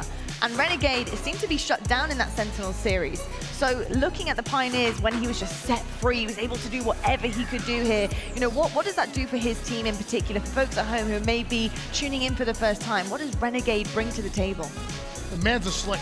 The reason why Renegade is probably one of the most fun players to watch is because he not only has a nasty VR, but he has a hunter's mentality. Ooh. The moment he puts you weak, he's gonna find a direct angle to cut you off and get you away. A lot of great players have this escapability, such as the likes of Bounds and Frost. We can get out of these crazy situations. Renegade doesn't let you get away. He hunts you down. He is the hunter for sure on that team. And obviously, Cloud9, just such an incredible team-playing team. I mean, that's the best way to put it. Sure. They play as a team completely. It's incredible, and it's really difficult to break their setups just because of how tuned they are with one another. How do you feel like that stacks up against Optek and the way that they play? I feel like C9 are in the best possible position, right? I mean, obviously they don't want to be in elimination bracket. They went down to Sentinels, but so did Optek. Optek are battered right now. A little bit worried about Optek, a little bit worried about, you know, the potential here just off of that series. Lucid, I know I've been seeing it in the chat, you know, is he kind of doomed for second place? Can he finally break through? Can he find his opening, or are they going to be able to bounce back? Something that we've noticed from online play, Optek, they've been dominant, so dominant. They've gotten so used to winning. How do they react to losing in this situation? When it matters most on land, and I mean, eyes on Formal as well. What can he do to bounce back? A huge question right now, and I think, you know, Optek, they took down Cloud9 at the FaZe Invitational. Right. What can be read into this? In this situation here, look, the heads are down a little bit. They wanted that grand final spot. They wanted it easy. It didn't come to them. Walshy, right now, what kind of advice can you give Optek? You've done it before. You've done it online. Land's a different beast. Land is a different beast. However, I've noticed they've been playing smart. They've been playing their lives. I would say out of everyone here from Optek, I've noticed APG stepping up the most by playing by making the smartest decisions consistently. He's challenging when he needs to challenge and backing down when he doesn't have odds in his favor. I can't say the same for every other member on Optek at the moment. Sometimes feels like they're making some panic charges, trying to force too much, and maybe they can get away with that from time to time online or when things are going their way. However, when their backs are against the wall and things are not going their way, that's how they downward spiral into a worse and worse position. They sort of, I mean, what we saw in the previous series is I think they let Sentinels play at their own pace in the end and recharge. If you let Sentinels control the pace of the game, especially World 2 with the shock, and next thing you know, they start to fall apart. So with Optek, my worry is, obviously you don't want it to go to a Game 5, but we need to see some endurance out of these boys. If it does get there, they need to stay confident in that situation too. They seem timid on recharge. All of a sudden, that confidence, that energy we had, coming into the series, deflated by the end of it. Sentinels completely owning their game. We can't see this with C9. They need to completely regain, forget it happened, and just meet Cloud9 with the energy they have in scrims, like Formal said in his interview. 100%, and I think looking at Formal in particular, obviously the end of that, now. It was tough. It was really, really tough. I mean, the stats just did not reflect what Formal can do and has done so far this weekend. When you do have a hole like that coming in and say that's happening to you in a series, how important is it to bounce back mid-series, mid-map, whatever it is, as a team to try and recollect yourselves and get all on the same page again? Yeah, sometimes you just got to step out, get some fresh air, and I think that's what Formal needs to do as far as him and Optek. Step outside. Hey, we've been here before. We know for a fact that we can beat Cloud9. In fact, we beat them 3-0 in the winners finals of that FaZe Invitational tournament, then did it again in the grand finals and beat them 4-1. So they know for a fact they can do it. Now it's all about execution. It is all about execution. That's exactly what both of them. They're both executioners up there, the teams. Sure. They're looking, honestly, to swing that executioner axe on each other right there. I'm telling you right now, there's going to be a bloodbath on the main stage. In terms of the gameplay, though, and in terms of what we're seeing from a series layout, we can read into things here and, who's favoring what, etc. When it comes down to a series layout to Slayers, Objective Work, CTF, or Oddball, or Strongholds, what are you seeing here in terms of these two teams? Who's favoring what right now, Shyway? I would love to see the series layout to let you know personally, but I think it doesn't really matter in the end of the day. I think Optek and C9, they both are very efficient on every map, every game type. It's just a matter of playing their game, coming out confident, pacing things correctly. Formal, I mean, I can put the pressure, the spotlight on him once again. I think he was brought into the team to be the X factor, to give Optek what they needed to win the tournament.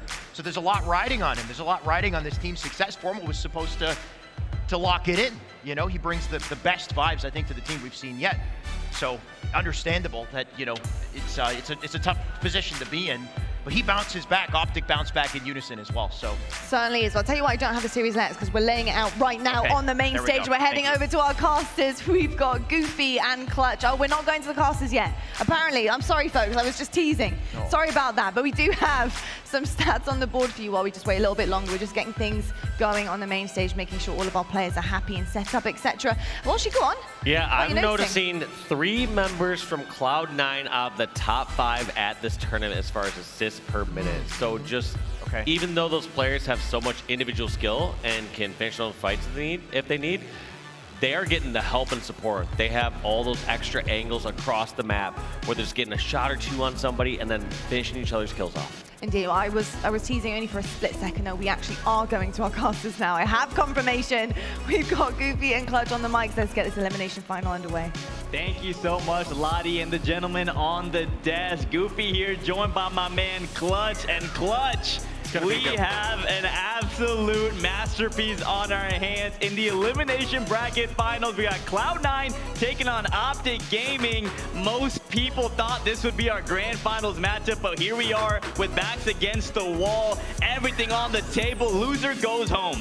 Loser goes home. Winner gets another shot at Sentinels in the grand finals of the HCS Kansas City tournament, and this is a big one, ladies and gentlemen. We're taking a look at the series layout. Stronghold Streets to kick this one off, and this is one of the fastest paced game modes you can play in Halo Infinite, and both these two teams, they shine when the game gets fast. You have the Bulldog, you have the Rockets, you have the Sentinel Beam, and you need a lot of teamwork if you're gonna wanna come out on top in this game number 1. As we're hopping right into things, Clutch, I cannot hold my excitement. Strongholds, and The Rockets are going to be a big part in who decides the victor here. So let's get things going. Ladies and gentlemen, I know you were a Pioneers crowd to start the weekend off, but the Green Wall is as strong as ever, and Cloud9 has a very large fan base of their own. Those two teams want to hear you get loud. They want to hear your support in this series. They need it to get to the grand finals, and let's kick this one off with one of the best players in the game. It's Renegade. Renegade on your screen takes heavy fire and goes down in tires as that B stronghold is getting converted. Penguin takes down Lucid, and Rockets in the hands of Eco takes down Trippy. Eco with the double already into B, 4 death for the Green Wall. And if there were questions about how Optek was going to perform after losing in the winners bracket finals, they have started slow for now. An early trip cap for Cloud9, but Optek right there to recapture A. So 2 strongholds in the favor of Cloud9 and a nice early lead for them. Penguin, such a steady, consistent performer for this team, wants to get back to the grand finals. Knows that his dynasty is at risk here today. Slow play in this one as B gets transferred over to Optek, and we'll see what Penguin's able to do now. Formal goes down. Good stalker shots for the assist by Penguin. Hopping on over into Arcade, trying to capture this B stronghold as his team is already controlling Trem, controlling C, and there you have it. Control back in the favor of Cloud9. A couple members go down, and Renegade is right there in that B stronghold. Cloud9 fans, you should be very happy that Renegade now has a stalker and a bulldog to play around. He is a power weapon. He's a power weapon fiend. He's known for going off, and with this positioning, he's at least going to find APG. They get the first pick, and now let's see if he can stay alive. 2 members fall for Optek, but 3 go down for Cloud9 as Lucid heads on over to B with the stalker rifle. He is an absolute maniac with any sort of precision weapon, and actually, he's a maniac with any power weapon, with any weapon at all, as Lucid, one of the best players in the game. The trip cap is in full effect for Optek Gaming, and finally Cloud9 able to recap C. You want to talk about fast-paced players, say it, pushing. C right here by himself doing so much damage to these players. Cloud9 didn't expect it. I didn't expect it.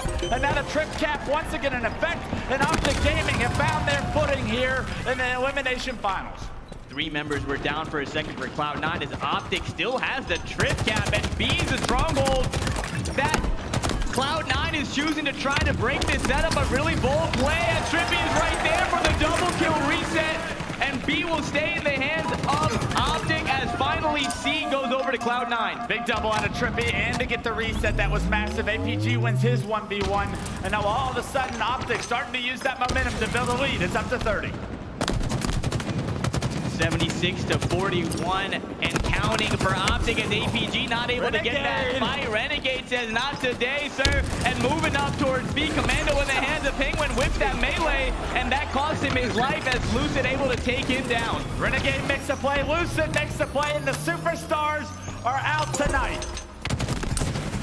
Finally, some control in the favor of Cloud9 as they're down by double their score right now. B and C currently in their control, choosing to leave A alone, but he's getting a lot of pressure from this tires area, trying to stay alive, pulls out that disrupt out of his back pocket, trying to do some damage, but not spotting any members of Optek. Now heading towards PD court, back towards tires. APG and Renegade playing a game of ring around the rosy. Who's gonna get the better here? And APG actually gets the benefit here. He actually opts to play around his team that's fighting bottom middle.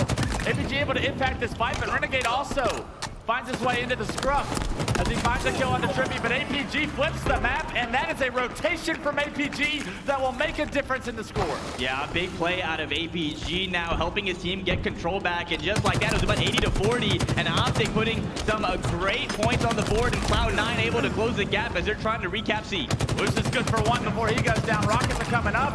APG finds another one, so now with numbers advantage, you surely think Optek would be able to fight for Rockets, but just as I say that, Cloud9, they get a clean sweep. APG's all of a sudden the last guy alive in the back of C. Rockets in the hands of Cloud9, and they are going to look to push a trip cap. The trip cap in full effect right now, but B and C looking to be converted. Cloud9, APG, big kill on Eco there with the rocket, not able to take down APG with the Bulldog still in his hand. Spots the player, nice killing spree out of APG. Trip cap still for Cloud9. Finally, Optek looking to stop the bleeding. 5 big kills from APG, and they needed every single one of them to stay in this game. They're just down 12, in control of B and C now, and APG showing you exactly why this roster decided to keep it. Couple members fall for each side. Renegade, aka Renegade, on your screen. I couldn't agree more with Tony on the desk saying he's a hunter. Once he spots you, once his mind is set to take you down, you are going down here in this ATM, trying to win this fight against Trippy. Puts down some good shots to the Bulldog. Nice kill. Clean up reversal onto Trippy. 2 members fall. 1 for each side as Renegade trying to stay alive here in front of tower. Choosing to go bottom mid. Continues to take shots. Can't get his shield back. And needs to stay alive here. It's a very important life. He's got that Bulldog shotgun that impacts the game so much from here. A and B still in control of Cloud9, and Renegade, he knows he's got to get his way over to B to help Penguin out because Penguin was by himself momentarily. And now Cloud9 have a fantastic opportunity here to build a significant lead with this kind of control. And look at Renegade here pushing towards the commando wall, looking to go for the trip cap. Once again, I like this play out of Renegade and Cloud9. The Trippy flank, he didn't expect it. Easy kill there onto Trippy, and Renegade captures C, but they do lose A in the process. And this B stronghold right now is the most important as it is in that middle point of the map. You don't want to lose control of B. Renegade making sure of that. A great rotation from Renegade there. You saw him get out-rotated earlier. This time it's him that's doing the out-rotating. And now he's got himself a perfect flank. Lucid, clueless, finds a double. Can he get the triple is the question. APG with some good shots to shut him down. And that's a big kill onto Renegade because he was starting to heat up. And what a swing out of Cloud9. What started off as a rocky intro to the game. It's been all Cloud9 the past few minutes, 181 and counting. They're looking to close game 1 out with a bang. They want to go to the grand finals for a shot, a rematch against Sentinels. They want their revenge. Lucid with 13 to his name, leading Optek Gaming, and he's that main slayer that needs to step up and make a play here and now. Can he do it? Let's see, Eco, he gets shut down by Lucid. Can Lucid turn 2 is the big question. No, Stellar just barely takes him down. He gets traded out, so Optek do a good job of getting the slays, but right now, they're continuing to trade A for C and C for A. Looking at the scoreboard, Stellar starting things off great. 15 kills on the board for him. Doing a wonderful job carrying that slaying role in this game number 1. Optek has some control right now. B and C in their favor. APG trying to stay alive, slipping around here in the arcade. Good shots on the Stellar. Takes him down. Big shots. Can he win this 1v1? This would be amazing. He's got help. It's not a 1v1. Formal is there to clean up the kill. And we talked about the assists and how they would benefit Cloud9, looking at the graphic coming in. But it's Optek Gaming leading in assists in this game, and that teamwork is showing out. B being converted over for Cloud9. Only 50 points left, 53 points left to go for Cloud9, and they will take the series lead 1-0 as Stellar with the stock rifle makes his way over towards arcade, heading towards the tires right now, trying to put pressure on that A stronghold, choosing to back down, and I like that decision once again. Hold your ground, hold your advantage right now. You have B and C, and you have the lead. Rockets are coming up in 5 seconds. These are a must get. If you're an Optek Gaming player, you got to figure out a way to get some slays, and Formal's going to kick it off with the first one of his own. Eagle team nearing victory. 23 seconds left to go. 23 points, I should say. And Cloud9 will take game 1. Stellar spots Formal with some shots down. APG with the big double kill. The Rockets are helpful and trying to get the trip, but Trippy is right there to get that kill. 3 members fall for Cloud9. This is a great opportunity for Optek with the trip cap. The trip cap and Halo Infinite is so deadly. It's now or never, Optek. Can you do it? Can you hold the trip cap for a little bit? Just get back into this game and then hold on to B and C. A is the focal point for Cloud9 as of now. Formal trying to make his way there. Trippy gets a double, but unfortunately, Formal dies to the last player alive. That's Penguin securing A and ending the trip cap for now. Inches away from that reset. Formal not able to reset A as Penguin slides right in, captures A, and now 3 dead for Optek, allowing Stellar and the boys to move up towards B, and there's a player lurking in there. That's Formal, and he goes down. Cloud9 making all the right plays as they're only 5 seconds, 5 points away with the trip cap and winning game number 1. One more point, and that'll do it. Cloud9 will take game 1 on the back of a magnificent performance from the entire squad, but that kill from Stellar solidified the win for me, and Cloud9 continuing their undefeated streak here in the elimination bracket. And you know, This continues to snowball downhill. The momentum that Cloud9 is building.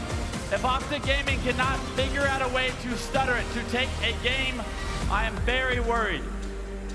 Cloud9 rolling right now, playing absolutely phenomenal. Before this series, they did 3-0 E United, so they are definitely playing at the top of their game right now, going into game number 1, winning pretty handedly. In the intro stages of the game, it was pretty back and forth clutch. We saw actually Optek did have the upper hand, but after that initial 15% of the game, the last 85% was like mostly Cloud9 dominating, rotating correctly, controlling the power-up. We saw APG come in big with those rockets. We saw Stellar makes the play, so that was a great game number 1 as we hop into some replays. It's all about the rotations for me. Stronghold is a game of chess, and Cloud9, the best chess players we have in Halo Infinite. Such a stronghold team they are, and every single time, like you said, Faisal, Optek Gaming, they started off winning the battle of rotations, but eventually it caught up to them, and it was really that moment where Renegade pushed into Tram unsuspectingly, got so much damage down to 2 players. Not only that, but transferred C into his team's favor, and that was a moment where Optek, if they could take it back, they would be looking for Renegade on that flank. But unfortunately, you learn the hard way, you lose game 1. And now all of a sudden, the momentum that you had throughout the entire weekend starting to dwindle for the Green Wall. Here we go, ladies and gentlemen. Elimination Finals game number 2. Slayer on recharge. You have the shock rifle, you have the camouflage, you have the sword, and you have a lot of abilities spread around the map as we hop into this game number 2 with Stella from Cloud9. Most importantly, you have to forget about the Sentinels game. I want to see Optek Gaming play a much more fast-paced Slayer here in game 2. The Sentinels game was eerie how slow it was. You played right into their hands, and already Optek starting to pick up the pace, starting to pick up a few kills, and unfortunately, Trippy's gonna lose that camo in his life with him. Yeah, an unlucky way to go down with that camouflage. A random grenade takes him out as we're all tied up. 3 kills apiece, and guess who has the shock rifle? It's Renegade. This could be bad. APG gets some information, gets some good damage onto him. Can he find the kill? The answer's no. Renegade with a nice shot melee onto him, and now multiple members of Optek dropping, and they need to slow this one down momentarily. Formal. He's made slight work of. Renegade's starting to heat up. Consistency is the name of the game for Renegade. Such a steady shot. Solid decision making, always at the top of his game when it matters most. Nice no-scope on APG, backs him down near that Mangler. Lucid gets the kill, APG gets one as well, so a couple members fall for Cloud9, allowing Optek to be a little bit aggressive on this power player right here, and that's Renegade playing the sniper, but he didn't play it, and Trippy sees it. He didn't play it. He did not play it. Oh, it's not the oddball, but the shock rifle could be just as important here in this series. Trippy, we know the damage he can do with this shock rifle. Missed a vital shot in game 5 against Sentinels. A chance to redeem himself here now, and he slow plays it with the BR out. I love it. Sneaky. Nice play there for Trippy, catching that player off guard. Stellar on your screen runs into the sword player. That repulsor is so important in situations like that, able to completely negate the sword's effectiveness right there. And now Stellar with the shock sword combo. Stellar, one of the coldest players we have here. Don't give him a chance, he'll take it. You want him with sword out at this point. Unfortunately, just too much pressure and he loses his life. That's a big kill by Formal. And here we go, Penguin just activated that camouflage bottom middle. Heading towards the Mangler, looking to go top bottom control, spot the player. That's Trippy. Trippy understands that the camo is right near him, trying to milk his life as much as possible. A very hard position to be in. If you're Trippy, all you can do is try to milk your life, and he's doing just that. Penguin, look how slow he's playing this. He finally gets the kill onto Trippy. Lucid tries to make slight work of him, but he gets a little bit of help. That's all they needed to take down Lucid, and now camo sword in Penguin's hands. The camo might go out. APG's no shield right in front of him. Surely he gets this kill, but no, APG making him work for it.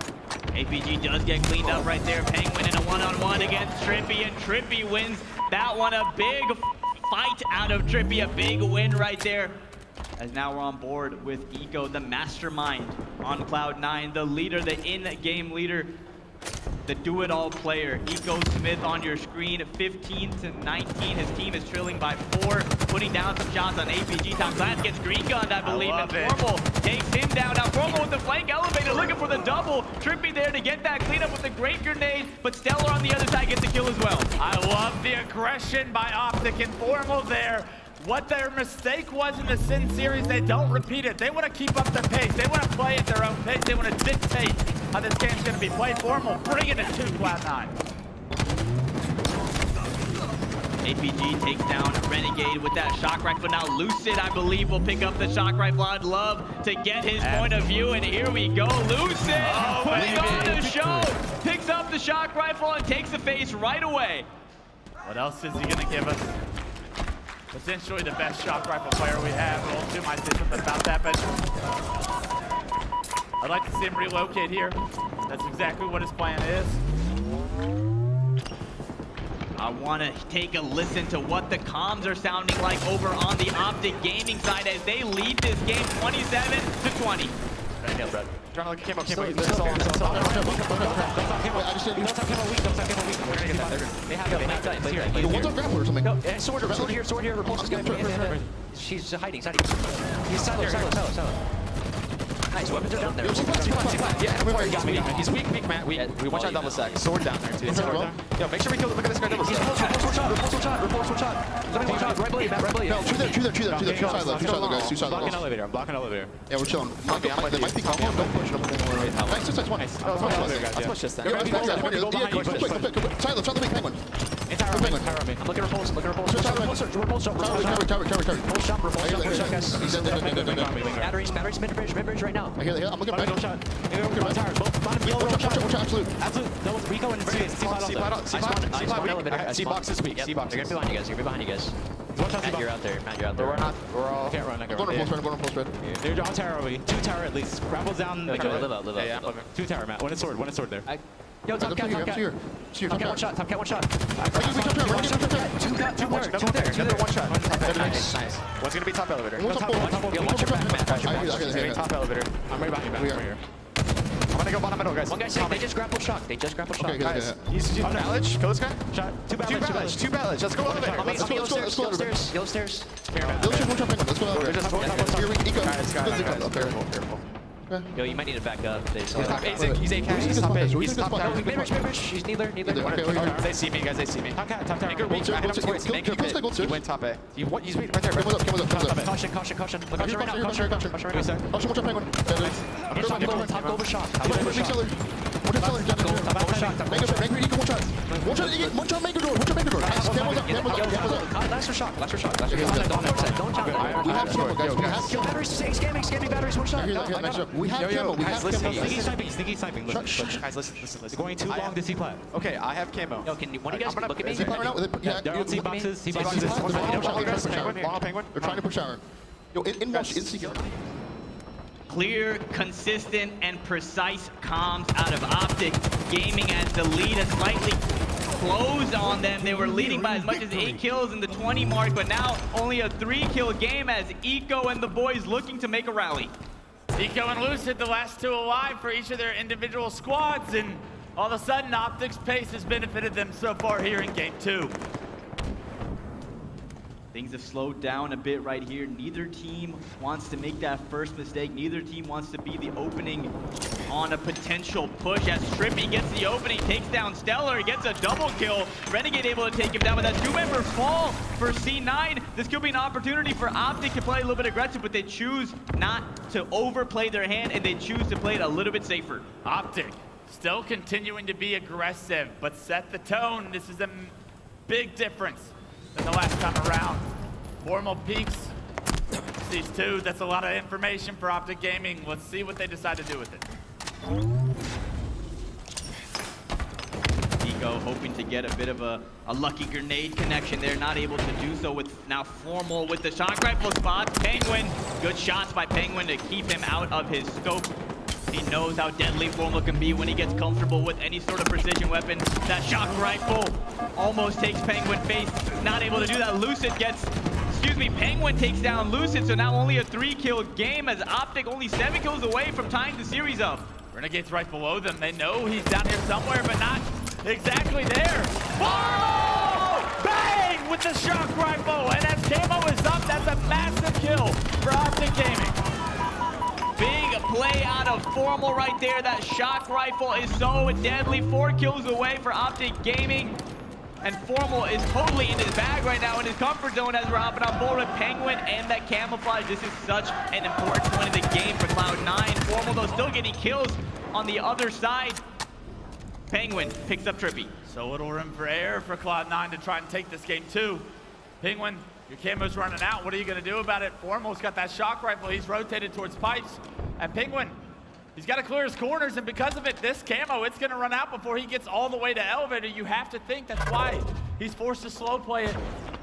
But fortunately for Penguin, he's able to make it into that corner of the top elevator, so no one knows that Penguin is there, so at least able to put that camo to some sort of use. He's in a perfect position to pinch if his teammates player is weak. Penguin is right there, and now we see him trying to capitalize. Renegade gets one. Penguin tries to drop on a Manglish stairs. He gets taken down. Formal goes down as well, 48 to 45. This one is going down to the wire. Eco now in Turbine, spots a couple players, bottom elevator, not able to get the kills. Only 2 kills left to give if you are Cloud9. Nice kill. 48 to 47. It's a Cloud9 sandwich, and Formal gets caught out, and all of a sudden it's 48 to 48.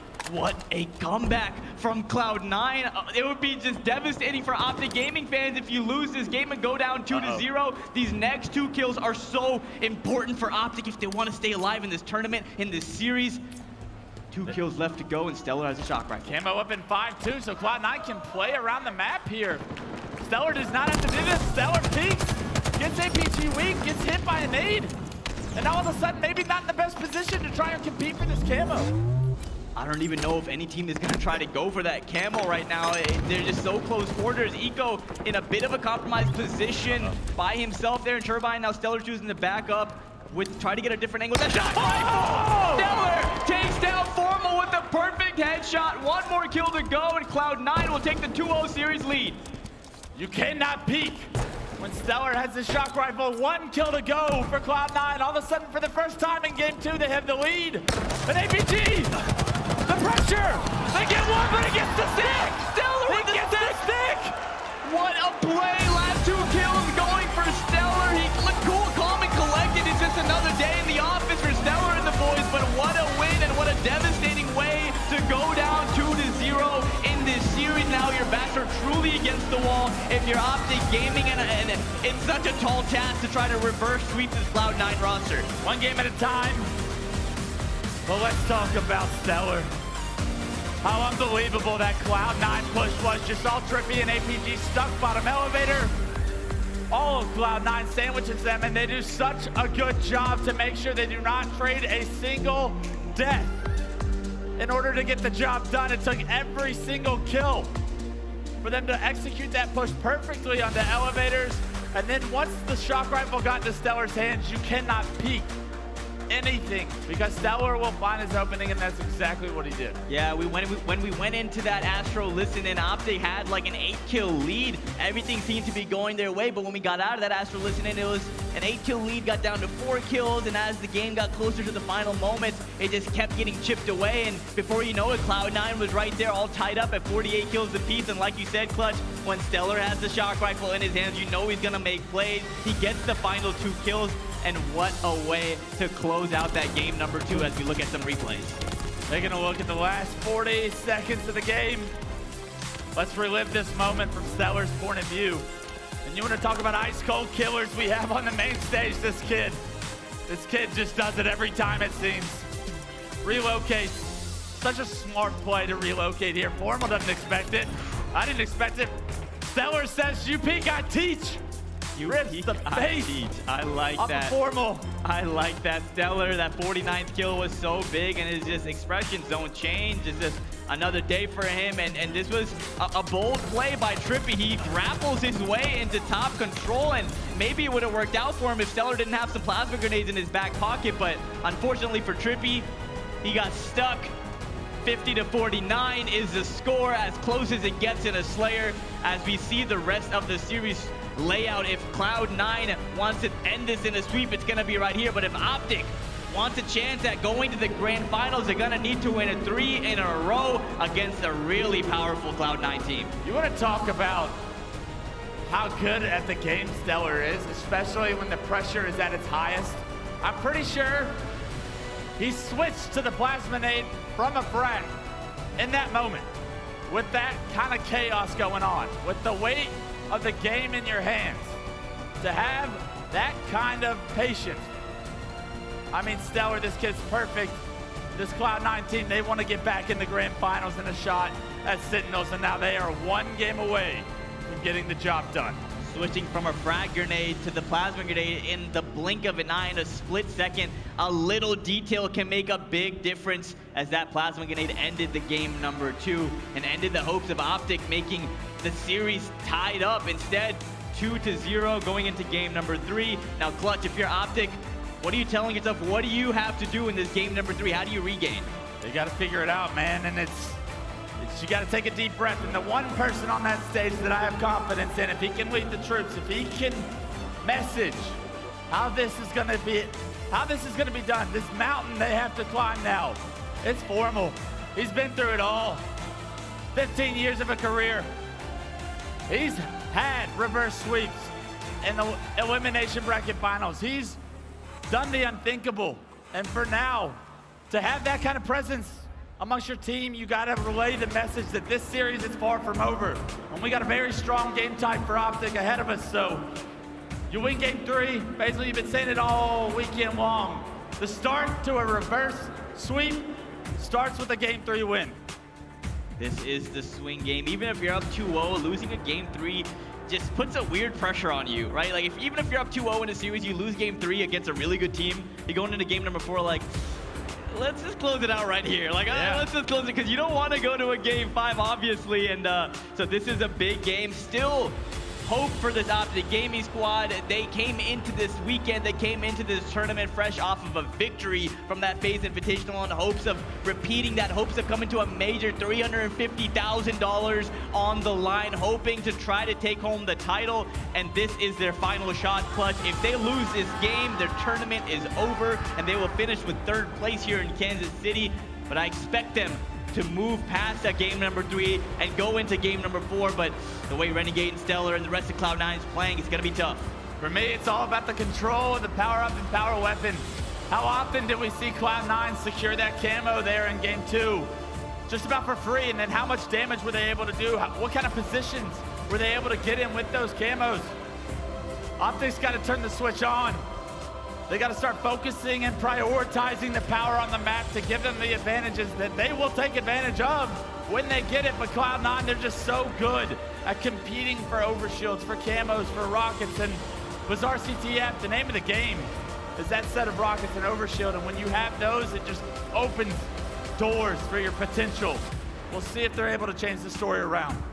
Typically, this game type, when it's played at such a high level, ends because of the timer, right, Clutch? We see, so 1 cap means so much in this game type on this map. So we always talk about the snowball effect in Halo Infinite, and it doesn't just apply to Slayers, it applies to any map, any game type.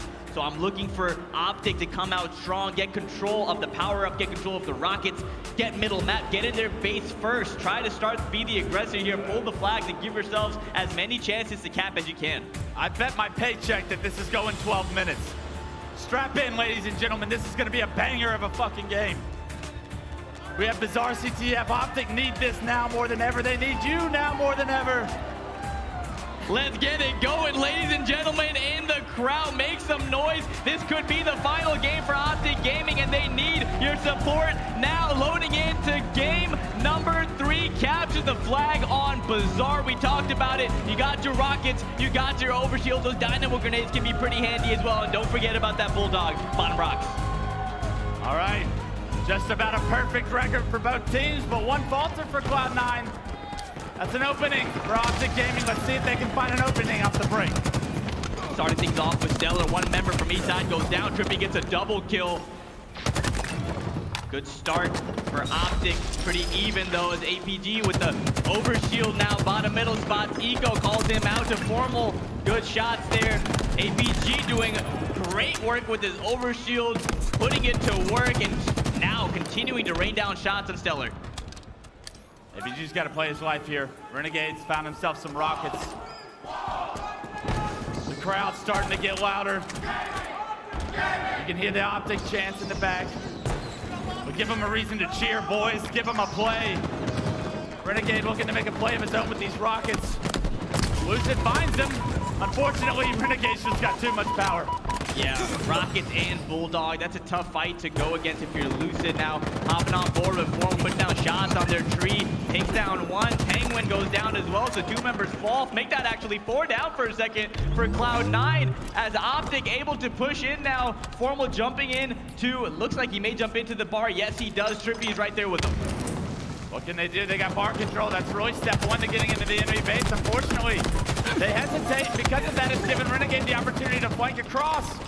He finds himself a kill. They flush Optek out.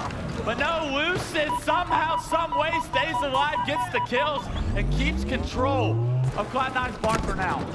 We heard Optek's comms last game. I want to take a listen to Cloud9's communication in game. What are they doing right? What has been helping them so much in this series as we hop into an Astro listening? 2 there front base, the tree. Okay, I'm getting ABR. Yo, 2 there tree, 1 doubles. 2 there tree, 1 doubles. ABR, one shot. Nice. Coming. Doubles, he's out. Watch out, watch out. 2 1 shots on me. They're all 1 shot. 3, all 1. I'm coming, Kevin. Watch out, their jump up. Lucid. Watch out, the fruit. Watch out, yeah. Trippy's up. There's another thrust fruit, I think. Let him sound her. Trippy's nading you from the tree. I'm gonna go there, elbow, res. Get our thrust. Heard. I spawned BR, Okay, I'll get it. 3 guys tree. I was gonna be double. I did good damage. Heard that. They're doubles in there. Cubby, maybe? They're doubles? I don't think Cubby has. No. They're doubles 1. I got 2. They're tree. Yeah, weak APG. I'm here, John. He's one shot. I'm pulling his tree. All dead. Lucid. I'm getting turbo quick. I think we're okay. Lucid. I can help you down. I'll kill you guys.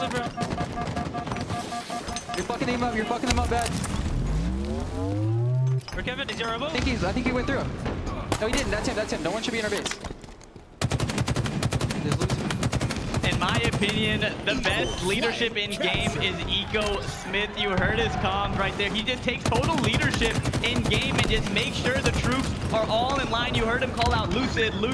He does that. I've teamed with Eco. He thinks whoever the best player on the other team is, Eco will just call him out and make sure that player is not in the game, that player is not being effective, and we heard him right there calling out Lucid. It's also because Lucid was the first one to spawn, so he's making sure if we see people, we should see Lucid first. If not, Lucid would be flanking. But Cloud9 doing a phenomenal job to secure that first cap to take the lead, and now Optek Gaming scrambling to get some control.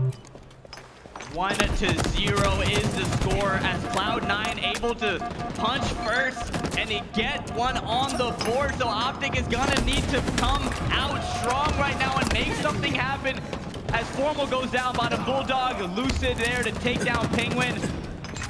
And we talked about it, Clutch. A 1-0 lead is really substantial here on this map in game type, and Cloud9 in the driver's seat. APG needs to be careful here. This overshield cannot be wasted. He's gonna be by himself now. Does get a melee, gets good damage with the Dynamo Grenade. That's information as well with the audio cue. Where is the rest of Cloud9? APG head on a swivel, has a little bit of help from Formal now, and a couple of kills going in favor of Optek. 2 dead. Look for Optek to be aggressive here. APG trying his best to stay alive here in the bar. Able to stay alive. Working with his team now, trying to get into the base of Cloud9, but this Cloud9 roster is going to play this so methodical. They understand that there's the clock is their friend right now. 7 minutes, and they will move on to the grand finals as Renegade clears out his bar, gets a double kill. Stellar now with the Needler moving out double doors. I'm going to go and do an Astro Gaming listening with Optek Gaming. Hear what the comms are like on the brink of elimination. Let's see if they're as steady as they should be, as clear as they need to be. Might be early. Big door, pushing. Watch out, big door, absolute one pillar Stellar. And their pillars are shot Eco. How many days? Jump up in the big door, Watch out our bridge, watch our tree, guys. Our alley. Yeah, go after the pillars. Coming to you. Somebody helping. So he's our alley. He's our alley. jump up. With Get our flag. he's a bulldog tree right now. Bulldog tree. These guys are just OEing constantly. Oh, yeah. Watch out, Birch. Watch out. Alley. No, it's weird. Alley. You can probably push up. Turn flag, guys. Turn out bad. Yeah, he's up here. We up here. Nice. Hope you guys. Our bridge. Our bridge. Up here. One shot. He's up here. One shot up here. One shot. He's one shot. Our bridge. Watch out. Shocks. And the guy on truck. On truck, keep Keep low. They're gonna be on them. Yeah, Our bridge. Looking. Up here. Nice. Renegade. Rockets are out. Up here off the west. He's out of the west. He has thrust. Down. Good, solid comms out of Optek. You hear Lucid saying they're just OEing. They're trying to break down this Cloud9 roster, and what's working so well for them is the constant aggression. And Penguin and Stellar showing that once more as they're already in Optek's base. Even though they have a 1-0 lead, they're going to keep the pedal to the metal and run the second flag. Stellar gets a big kill on the APG. That's 2 dead for Optek. They're going to be coming off respawn. It's a big responsibility now for Lucid and Formal to figure a way out to stop this flag from advancing. It looks like they've got a few kills in order to do so, but eventually you have to see Optek take the aggressive approach. You have to see them get a touch. Penguin a flag, but Penguin on the flank gets a touch of his own, and now all of a sudden, a flag that you thought was going to be returned by Optek Gaming is still alive in the middle of the map. A big play out of Penguin, flanks around the treehouse and gets a touch on the flag, throws it by the middle. 2 members make that 3 go down for Optek, 3 down for Cloud9 as well. Renegade, last one alive, but he doesn't have much pushback, as there you have it. The second flag goes in for Cloud9. And this is looking really scary if you're an Optek Gaming fan. Only 4.5 minutes left to go. And if you don't cap a couple flags, your tournament is over. What a play by Penguin there to be able to get behind enemy lines, get a touch on the flag, keep it alive, and more importantly, allow Renegade to do his thing in the meantime. Cloud9 now up 2-0 with 4 minutes left, Basil. Bazaar CTF is not the easiest game type to try and build a 2 flags deficit from. They're keeping the pressure on. Renegade just picked up the newest overshield once again, being the aggressor that he is. Hops into APG's treehouse, takes him down. Trippy and Formal stuck on the elbow. This is looking very dangerous for Optek as Renegade. I love this play. Run it towards them. You've already made them weak. Clean them out and make them spawn on the other side as APG gets taken down with some great teamwork. And Renegade playing this so patient, so perfect right now. Trippy's the last guy alive. He's got to stop Renegade. He's got to get the return. What a job to do. Trippy gets the kill, but can he hop the return and get it? Cloud9's going to try and compete for it. Stellar gets taken down, and Trippy may have just saved Optek Gaming tournament.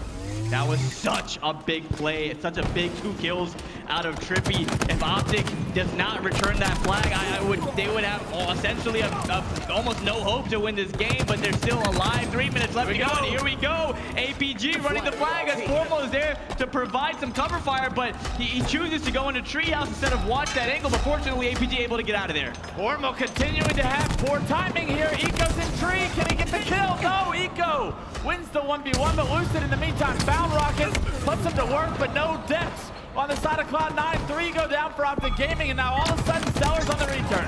4 dead for Optek Gaming. Stellar making plays time and time again, and there you see the return. 2.5 minutes left to go in this game, and once again Cloud9 in Optek's space and running their flag. Here comes the counter cap opportunity. You got to get kills, Optek, and unfortunately Lucid, your best slayer, he goes down first. Stellar choosing to get out of dodge right there, leaving the flag alone in treehouse and choosing to instead reposition, and that's a great decision as he catches Lucid off guard. Not able to get the kill though. Renegade gets one on the other side, so 1 member for each team going down. Formal falling as well, so they cannot seem to string together a series of kills, Clutch, and they're going to need to do exactly just that with only 1 minute and 45 left. This is such a difficult, tall task to ask of these guys. They are elite players, some of the world's best, but still, 2 caps in 1 minute and 30 against Cloud9. You gotta be kidding me, but that's the hole they built. Can they cut out of it? It's the question. Lucid, he finds 2. Big double kill there for Lucid. 24 kills for him, doing everything in his power to will his team to a game number 4, but it's looking grim right now. It's not looking great for Optek Gaming. Trippy gets a kill. There's another one. 2 members fall for Cloud9. This could be the one and final chance for Optek to come back in this game. We gotta go. Lucid just keeps getting knocked to no shield. He can't push up. Cloud9 doing just enough. Shuts him down finally, and though Eco is the last player alive. That kill from him is a big one. Eco right where he needs to be right now, able to get his shields back and pushing this flag carrier. That's Trippy. Easy money. 4 shot perfect for Eco. Look at him, he's just so in his element right now. He is expecting to go to the grand finals, and in 35 seconds, they will punch their ticket to a rematch against Sentinels in that grand finals. Defense wins championships, and Cloud9's defense has stayed strong for 12 straight minutes, 24 seconds and counting. And Optek, they don't have the numbers. They have the flag, but it's over, Faisal. Forma, last guy alive, he gets removed, and Penguin, he just wants to do some damage. Penguin saying, why not? I'm gonna run a 3rd flag just to put some salt in the wound, as there's 5 seconds left to go in this game number 3, and that's going to be a clean sweep. Look at Renegade getting hyped up, and the rest of Cloud9 will be moving on to face Sentinels in the grand finals for a rematch. And Clutch, I cannot wait to watch that grand finals matchup, and wow, what a performance out of Cloud9. And a slow start to the day. But ever since that Sentinel series, Cloud9 has been perfect. 9-0 in the elimination bracket run that they are on. And so often, Faisal, I say, it is so important if you're gonna make an elimination bracket run and actually have a shot at winning 2 best-of-5s in the grand finals, that you get the job done in these series quickly. Could not agree more with you, Clutch. This is a scary team to be going up against in the grand finals, and if there is a team that would win 2 best-of-7s in that grand finals, it's Cloud9, but Sentinels obviously has something to say about that. We saw how Frosty, Snakebite, Lethal, Royal 2, and of course Royal 1 standing behind him. Those guys were playing phenomenal Halo, knocking out Cloud9 3-1 earlier in the winner's bracket, and now getting a chance to go up against them once again in the grand finals. What a series and what a performance out of Cloud9. Textbook Halo right there. They wrote the textbook. These guys up here, champions, they're dynasty. There's still hope to continue the run that they've been on all of HCS Infinite play. Undefeated. Back-to-back land champs. It's a story still being written, and wouldn't this be a chapter for Cloud9 fans to enjoy? And what does this mean for this Optek Gaming roster? Not able to meet their expectations, not able to meet their final goal. That was to win a championship here in Kansas City. Instead, they fall short. They will be going home with a great prize pool regardless, but a 3rd place finish is not what they were looking for. They're not satisfied by any means, but I do expect this Optek Gaming team to figure it out, to put the pieces back together, to gain some momentum going into the next LAN, and they will be a threat all year long. Don't get me wrong, things did not go their way today. But the bigger picture is the World Championship at the end of the year, and Optek Gaming will have their chance to take that home. You can say that again, Clutch. That Halo World Championships at the end of the year is where all the marbles will come out, and Cloud9 right now looking phenomenal as we're gonna head into the grand finals. I cannot wait to watch that series. Sentinels is trying to regain their throne here in the HCS after getting kicked down a few times and hearing the disrespect, some of it coming from right over here. And hold that thought, as Sentinels is looking to reclaim their throne. But Cloud9 playing so well. You mentioned it, Clutch. 9-0 so far in the elimination bracket. I'd imagine that's going to change in the grand finals, though. You have to think they drop a game while trying to double reverse sweep Sentinels. You have to think that Sentinels can take a game, but right now Cloud9, they have so much ice. I mean, these guys, they have so much experience, it wouldn't shock me if they defied the odds. It wouldn't shock me either, but that's gonna do it from the caster side for Clutch and Goofy. Lottie, take it away. Thank you so much, Goofy and Clutch. Exceptional job from Cloud9. Oh my goodness, they are looking damn good right now. Tony, we were kind of talking before this segment, and you were talking to me about their record so far since that loss to Sentinels. They haven't skipped a beat. So yeah, Sentinels knocked Cloud9 into the elimination bracket for the first time in Halo Infinite, and even 3-0ing everybody in their sight. Sentinels, Cloud9 are coming for revenge. They certainly are coming for revenge, and the revenge looks like the form of Optek going home packing. And Cloud9, my goodness, they were just a full force of nature out there. And I've got to say that first map as well, Shyway, such a dominant display of strongholds there, and we kind of could see this story unfolding in terms of Optek and what Cloud9 had in store for them the rest of the series. The first game set a precedent for sure. C9, they're on a warpath. Can't wait to see how that plays out with Sentinels, but you know, can't say I'm not a little heartbroken seeing the result of that series and seeing, you know, Optek fall the way they did. I think this team was, you know, built with, kind of built to be champions, and they had everything going well for them. An expectation behind them, I think, as well. But sometimes, you know, it just makes me think that, you know, dynasties aren't always formed immediately, right? They don't always click immediately. The big edge that C9 and Sentinels have over Optek is just years of experience, years of trial and error through Halo 5, losing and winning and going up and down and prevailing through it all. Optek, they've known nothing but success. And the moment that their foundation starts to crumble, you can see their composure start to crumble as well. And that's just what it felt like all series.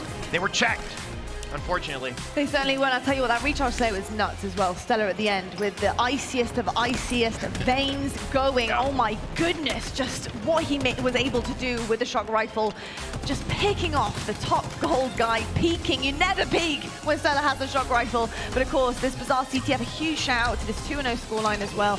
But Eco, 22, 12, and 16. That is unusual stats for Eco. And I'll tell you what, Mr. Smith was popping off today. And a massive shout out as well to Penguin, 20 assists to his name. You know, looking at that Walshy, the teamwork coming forward, you look at the assists, which I think a lot of people don't really kind of tend to look into too much. You know, you want the kill-death ratio, most of all, if you're a fan, but the assists are so important. Yeah, to me, it's more important than just the kills, because it shows how in tune you are with the rest of your squad.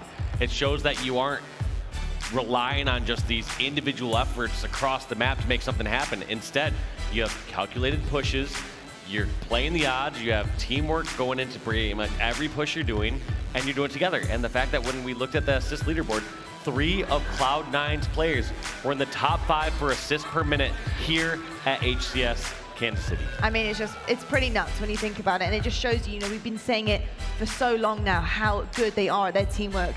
They gel so well, and you are seeing this right here, right now. Our elimination bracket, you just saw their Cloud9 pushing through that one pretty easy. I've got to say, they're looking absolutely amazing, but they will have to come up against Sentinels, who are waiting in that grand final position in our winners bracket. Just to remind everyone at home, it's not only one best of 7 for Cloud9, it's 2. That is a very difficult task ahead of them. But if you could think of any team right here, right now, that could actually deliver the goods there, Tony, who would it be? I mean, it would have to be Cloud9. Yeah. I mean, we're talking back-to-back LAN champions going in for their third. If there's any team that can do it, like you said, it's going to be C9. And it's going to be interesting to see the longevity of those series play out as well. A best of 7 obviously plays a lot different from a best of 5. And, you know, you get to see a little bit more on offer from both of our teams here to see, you know, who's got the stamina. The game types kind of switch up a bit as well. So it's going to be a little bit more of an even playing field, which I'm really looking forward to. But I tell you what, folks, it's time for a quick break while we get everything set up on the main stage. But of course, as you know, coming up next, we do indeed have that match you've all been waiting for all weekend long. It's our grand final, and it's set in the form of Sentinels versus Cloud9. Who is going to be crowned champion? Find out right after this break.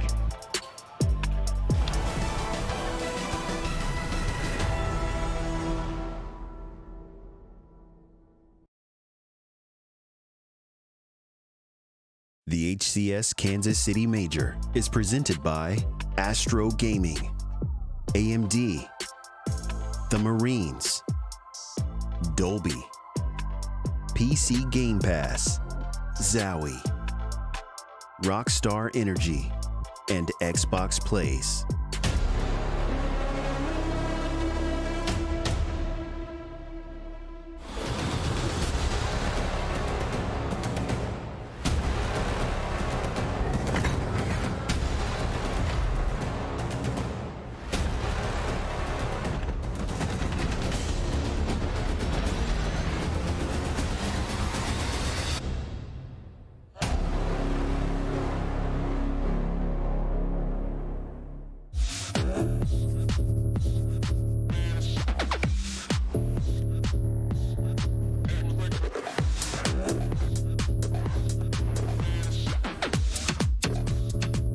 So God, I'll be back.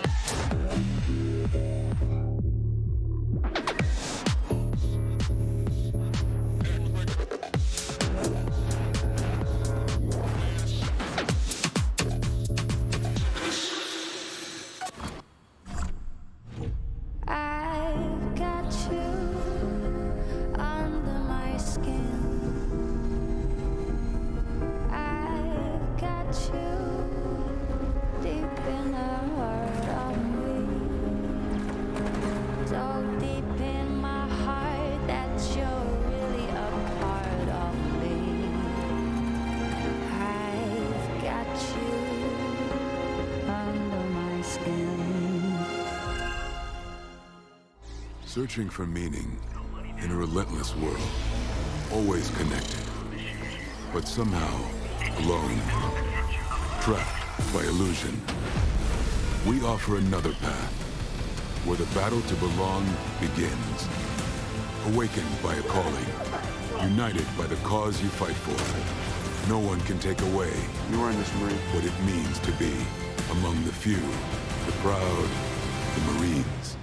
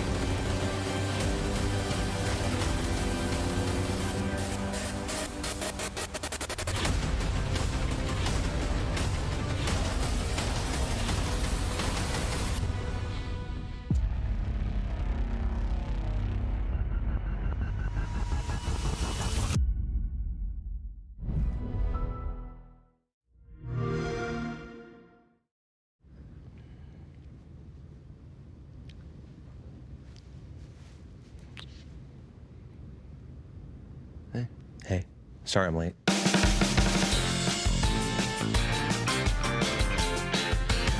Lucid, you're an absolute all-star. You're one of the best Halo players, in my opinion, of all time now. I'm just going to say it. Not just in Infinite or Halo 5. I would literally die for this man. But I just wanted you to know that Game Pass has PC games. Did you know that? I do. I read it right on that hoodie. Do you have Game Pass? I do. I do have the Ultimate Game Pass. Is it true that you have to get a green wall tattoo when you join Optek Gaming? Yes, but I won't tell you where it is. This guy, you need to idolize in some way, shape. This is the next. This is the next Dave Walsh of the next generation of Halo players. What's your current PC rig looking like? I mean, are you like a big like beastly? You know what I'm saying? Beastly. It's a beastly rig. Do you know the components? I got 32 gigs of RAM. Oh man, it's a lot of RAM. 32, maybe 64. I can't quite remember. Well, who needs to know whenever you're just kicking everybody's butt anyways? Yeah. What is your favorite call out? And would you scream it at me like we were on main stage, 49-49 in a Slayer, and you got the intel? Shrooms! Weak on He's me. one shot. Shrooms. One shot. Pushing. Yes. Shroom bridge. Driveway. Jumping up. Driveway. Wrong map. But Karen, come home. Yeah. Would you just give me like a loud Game Pass PC games? Just yell it. Yeah. Game Pass has PC games. HCS Kansas City.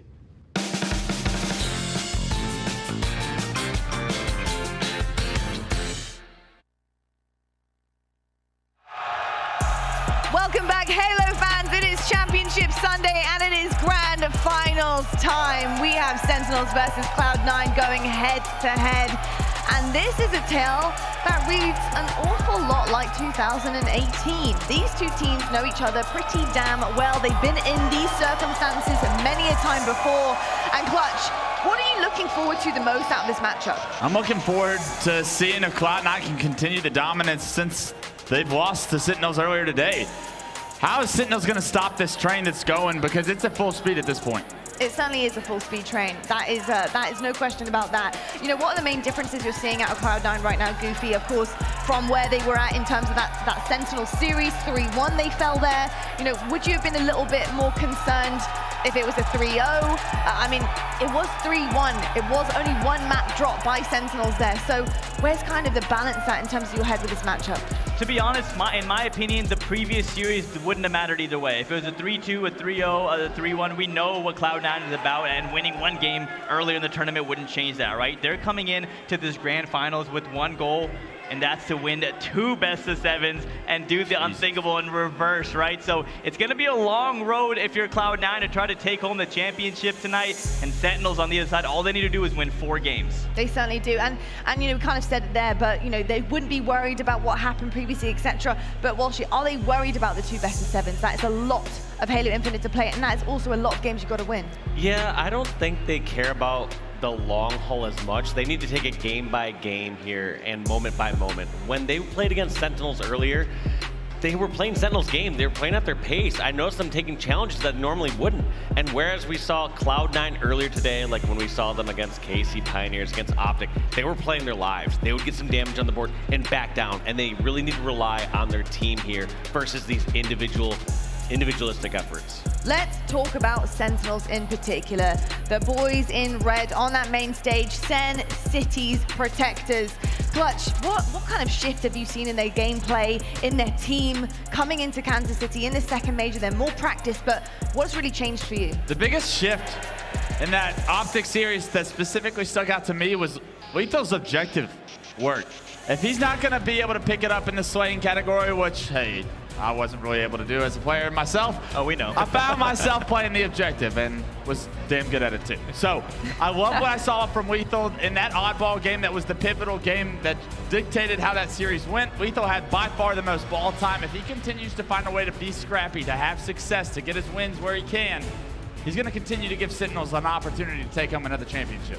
Yeah, I completely agree with that. Yeah, I think something that Sentinels did really well is taking out the best players on the team at the time. I think trying to take all of the strengths away from them, I think that's the biggest thing here, and a lot of that comes into the form of power weapons, but Goofy, it comes into the form of whose hands the power weapons are in. If you're Sentinels right now, what are you looking to try and totally take care of right from the get-go? I mean, it's just, we talked about it a lot this weekend, Lottie. It's having a good start, whether it's to the game or obviously the series. You want to start off on the right foot. And if you're players like Royal 2, players like Frosty, they're gonna be on top of the power weapons. They're gonna be controlling the map. But it all comes down to that.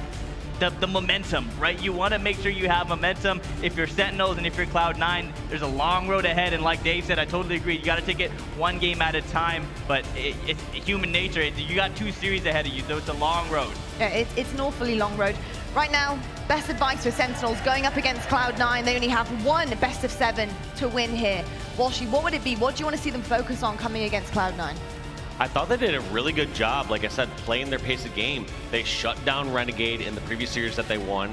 They were picking off players left and right. Like Clutch also highlighted, Lethal was picking up objective. You need to be either putting the slays up or you need to be putting some time or flag caps in. One or the other. One or the other. You better get one of those categories. Sometimes you're getting both, but at least one of those categories. At least one of those categories. We're talking about categories. We've done one of them on the main stage. Let's talk about Cloud9 now as a whole.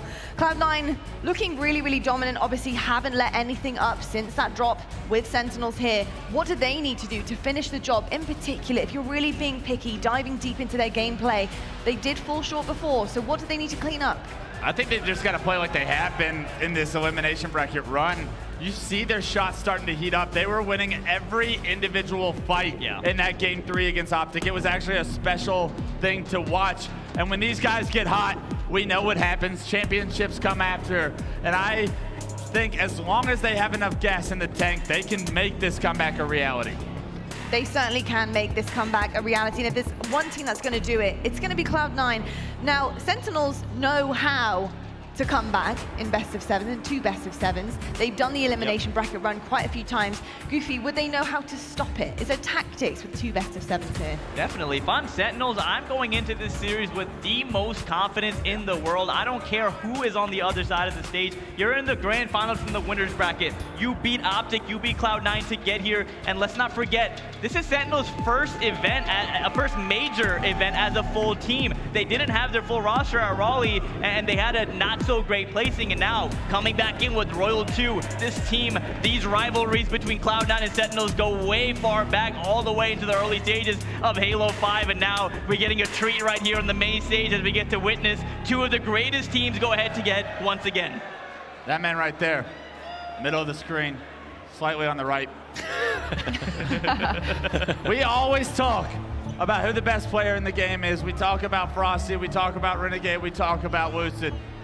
Royal 2, man, how does his name get left out of the conversation so often? It shocks me. I mean, the most positive player in the history of Halo, the ice in his veins, the game-changing shots he was hitting against Optek. He's gonna need to have one hell of a performance here in the grand finals, and if I know anything about Royal 2, that's what's in store. Indeed, he was really popping off against Optek. It was absolutely amazing.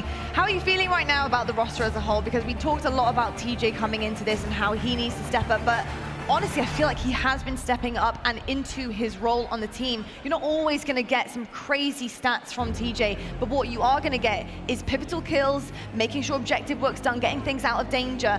And are you happy with how he's playing and the level of this performance right now? I am. From these last couple series where they took down Cloud9 and Optek, they're playing well.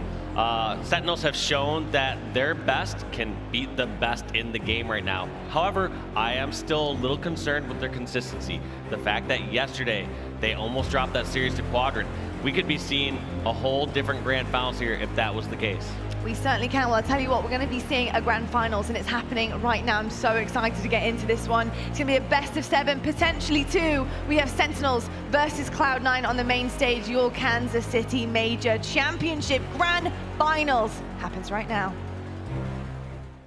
Hello, Kansas City, and hello, folks at home, and welcome to the Halo Championship Series Kansas City Major. My God, the layup on the dunk coming in from C9 to close out the series. Just taking full advantage of it.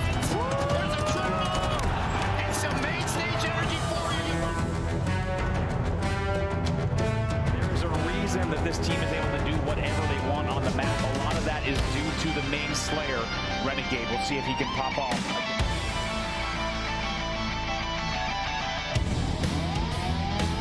Confidence out of Cloud9. You can see on every single POV when we cut to their screens, they are not backing down from fights and they are hitting their shots, without a doubt.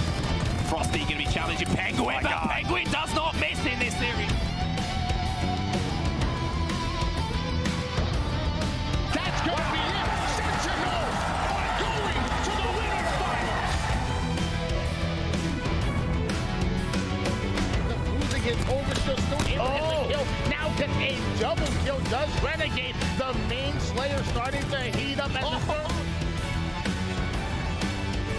But Sentinels go into a lead. 10 seconds left on the clock. Not over. The push comes in from Pioneers. Frosty gets the back, plays the ball, and Frosty's going mad. Oh my God, that's a game-saving play from Frosty. Game-saving play. The time ticks down. Sentinels will win off of the Frosty camo play.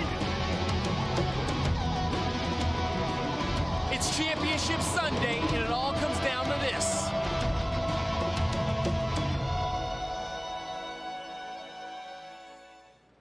This weekend, we had the best Halo teams in the world touch down in Kansas City for one goal, to be the best, to hoist a trophy, to be a champion. And now, we only got 2 teams remaining. Coming out to the stage first, I give to you Cloud9! Coming out first, the main Slayer, it's Renegade! Coming up next, the big brain himself. Give it up for Eco!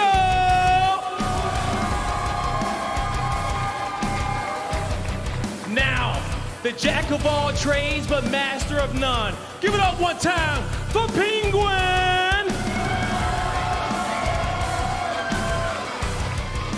And last but definitely not least, the silent assassin himself, I give to you, Stellar!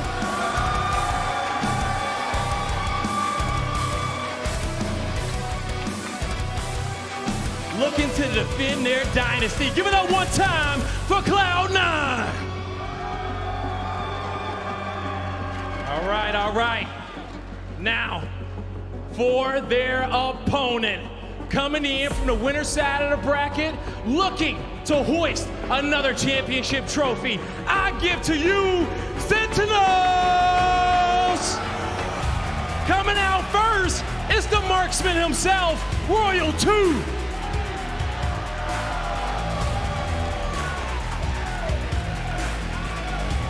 Up next, the fearless leader, Snakebite!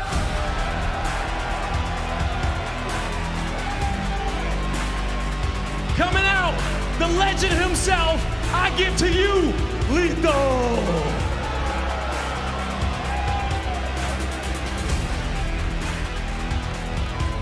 Now, the final player, looking to bring some more 200 IQ plays to the stage, I give to you, Frosty!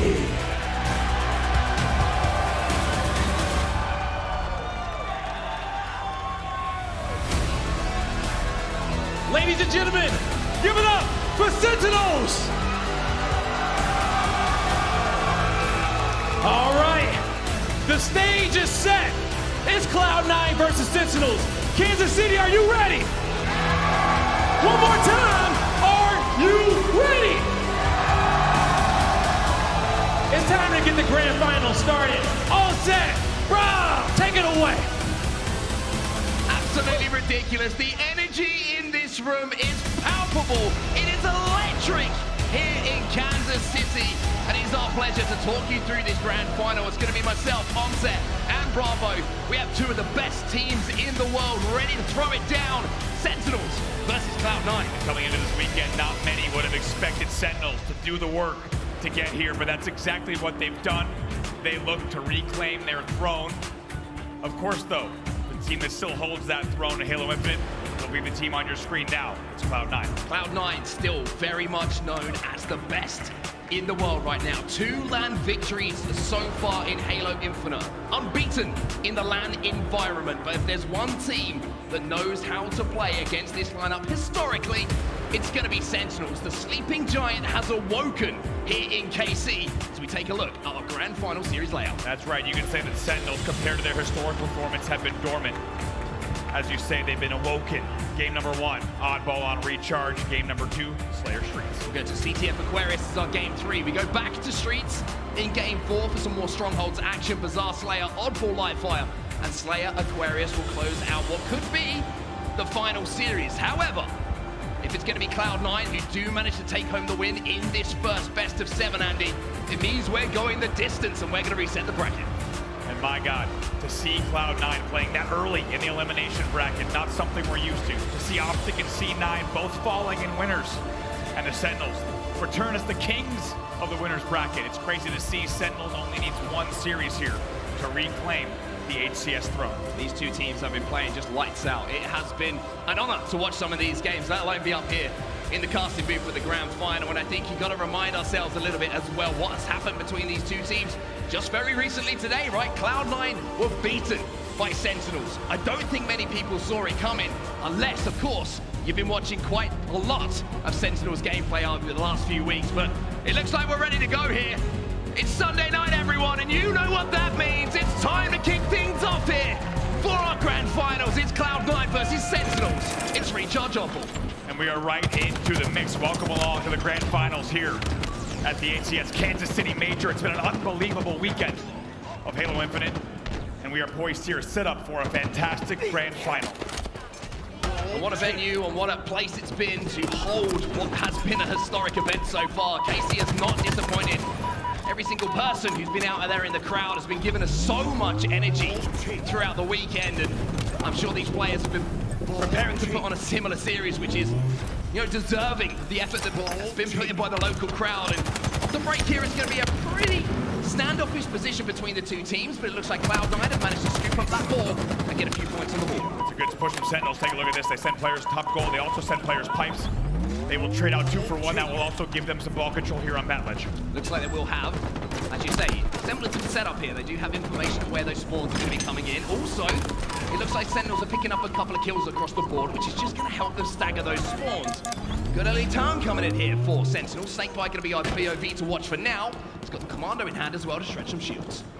Still 2 dead here for C9. And has Sentinels ever showed up this week? It almost gets the back whack. Does Snakebite against Renegade, but Renegade's long haul push ends up looking good. He'll stay alive at bottom gold as well. Good early time coming in here though from Sentinels. Looking across the statistics right at the start of this game, you can see everybody pretty much level across the board. Maybe it's going to take Penguin, the man who is the jack of all trades and the master of many, to break down what has been a solid start here from Sentinels. He managed to pick up a few kills on his way forward there. Stella's managed to escape with that odd ball as well. And it looks like a little bit of a rotation coming in towards that long haul, maybe a play ball on the menu here for Stella. The man on your screen, questions have been asked of Lethal. So far, he has answered. And if Sentinels were to win this event, I think if Grapple's attempt of the camo does not hit, Lethal can't get out there. You have to think if Sentinels wins this, we might stop hearing about the questions about Lethal. Is he on par? Is he where he used to be? Big series here for the entire squad. I think a lot of questions have been answered by the Sentinels lineup so far at the KC Major. For now, though, you can see the camo bow is going to be going down. It looks like it will have been burnt down bottom middle. 3 players have fallen for Sentinels, as now it's going to be a little bit of progress, maybe towards that oddball. Royal 2 with a repulsor. Penguin going to get a little bit of assistance from Eco to pick up that kill onto Royal 2. Worth noting here, the difference in slays across the board so far. Sentinels is outslaying Cloud9 22-15 already. It's a great start for them in the kill department. Penguin's going to be able to pick up the oddball here, but unfortunately for him, a couple of players have already fallen surrounding him. The last player alive for just a few moments, and that's why Snakebite is able to pressure him without really taking too much fire. Eco has managed to rotate off of the respawn, and now we'll have to hold. Royal 2 is going to be the player who'll get the trade. Another player from Sentinels looking to flood in as well, but a couple of shots in the back for the respawners. We're going to make this a tough battle here for Frosty. He takes down Stella, but Penguin's there to exchange. 3 dead, or just a second for Sentinels, but you can tell they're applying the pressure. Here's Snakebite around the corner with Penguin. And again, Penguin just playing that corner sneaky. He's going to be the bait for Renegade to step in and pick up the kills that he needs to. There's the repulsor again, and there's Penguin with yet another kill. Penguin starting off pretty well here, leading the line for Cloud9 in slays. He's sat at 8 and 7. Lucky timing there with that play ball. Buys Sentinels a little bit of extra time. They will maintain their lead purely because that ball had reset out of pipes. But Cloud9 will maintain control of pipes as well as the shot. Frosty and Lethal pick up kills. Renegade looking to pick up the pieces on the damage that was done, but now he's just getting flown at. Lethal just gets his wings clipped as he flies through to try and clean up Renegade. The main slayer here for Cloud9 survives for now. Shock rifle in his hands. Frosty going to show a shoulder. Renegade going to show him the death screen. Penguin picks up another one bottom middle. Needs to be careful with this camo. You can tell that Cloud9 knows how much pressure is on them. And how different this year will be, how different the first season of Halo Infinite will be if they were to fall here. One interesting thing to note here.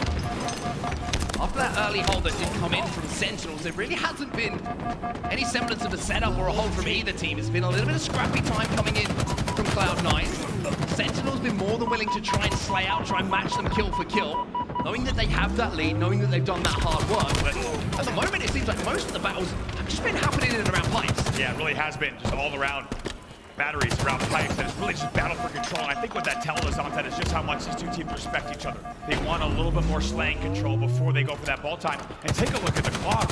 We're under a minute left already. 29-33, not that many points on the board in terms of ball time. Well, now the kills have been picked up. It's the opportunity that C9 have been looking for to get their hands on that oddball. The collapse is going to come in here. Renegade on the flank.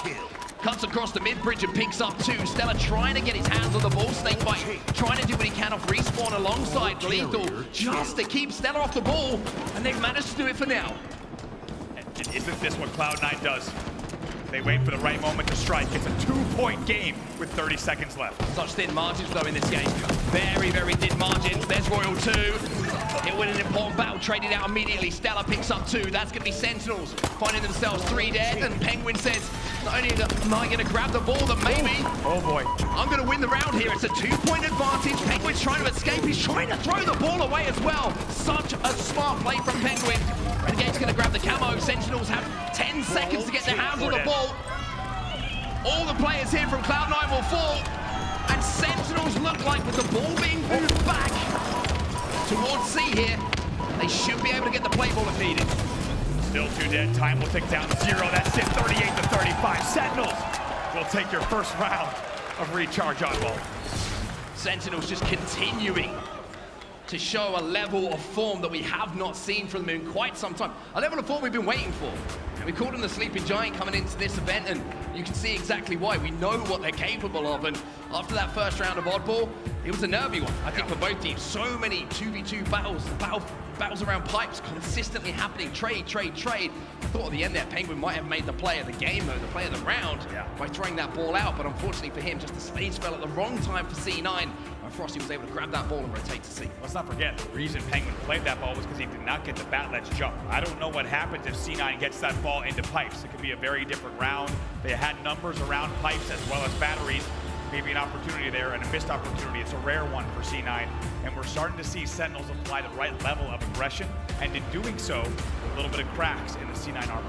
Also seeing very important individual battles being won just at the right time. Royal 2, we won those battles just at the end of that round. It was traded out immediately, but it means that it's a 1v1 instead of a 2v1 in those kind of situations where that ball is down and Cloud9 are desperately trying to move towards that ball to just scrape those few seconds to get the lead. But it was a very interesting pace to that game. Like I mentioned, kind of halfway through, there was one hold from Sentinels, really consistent setup hold, where they got 20, 30 seconds.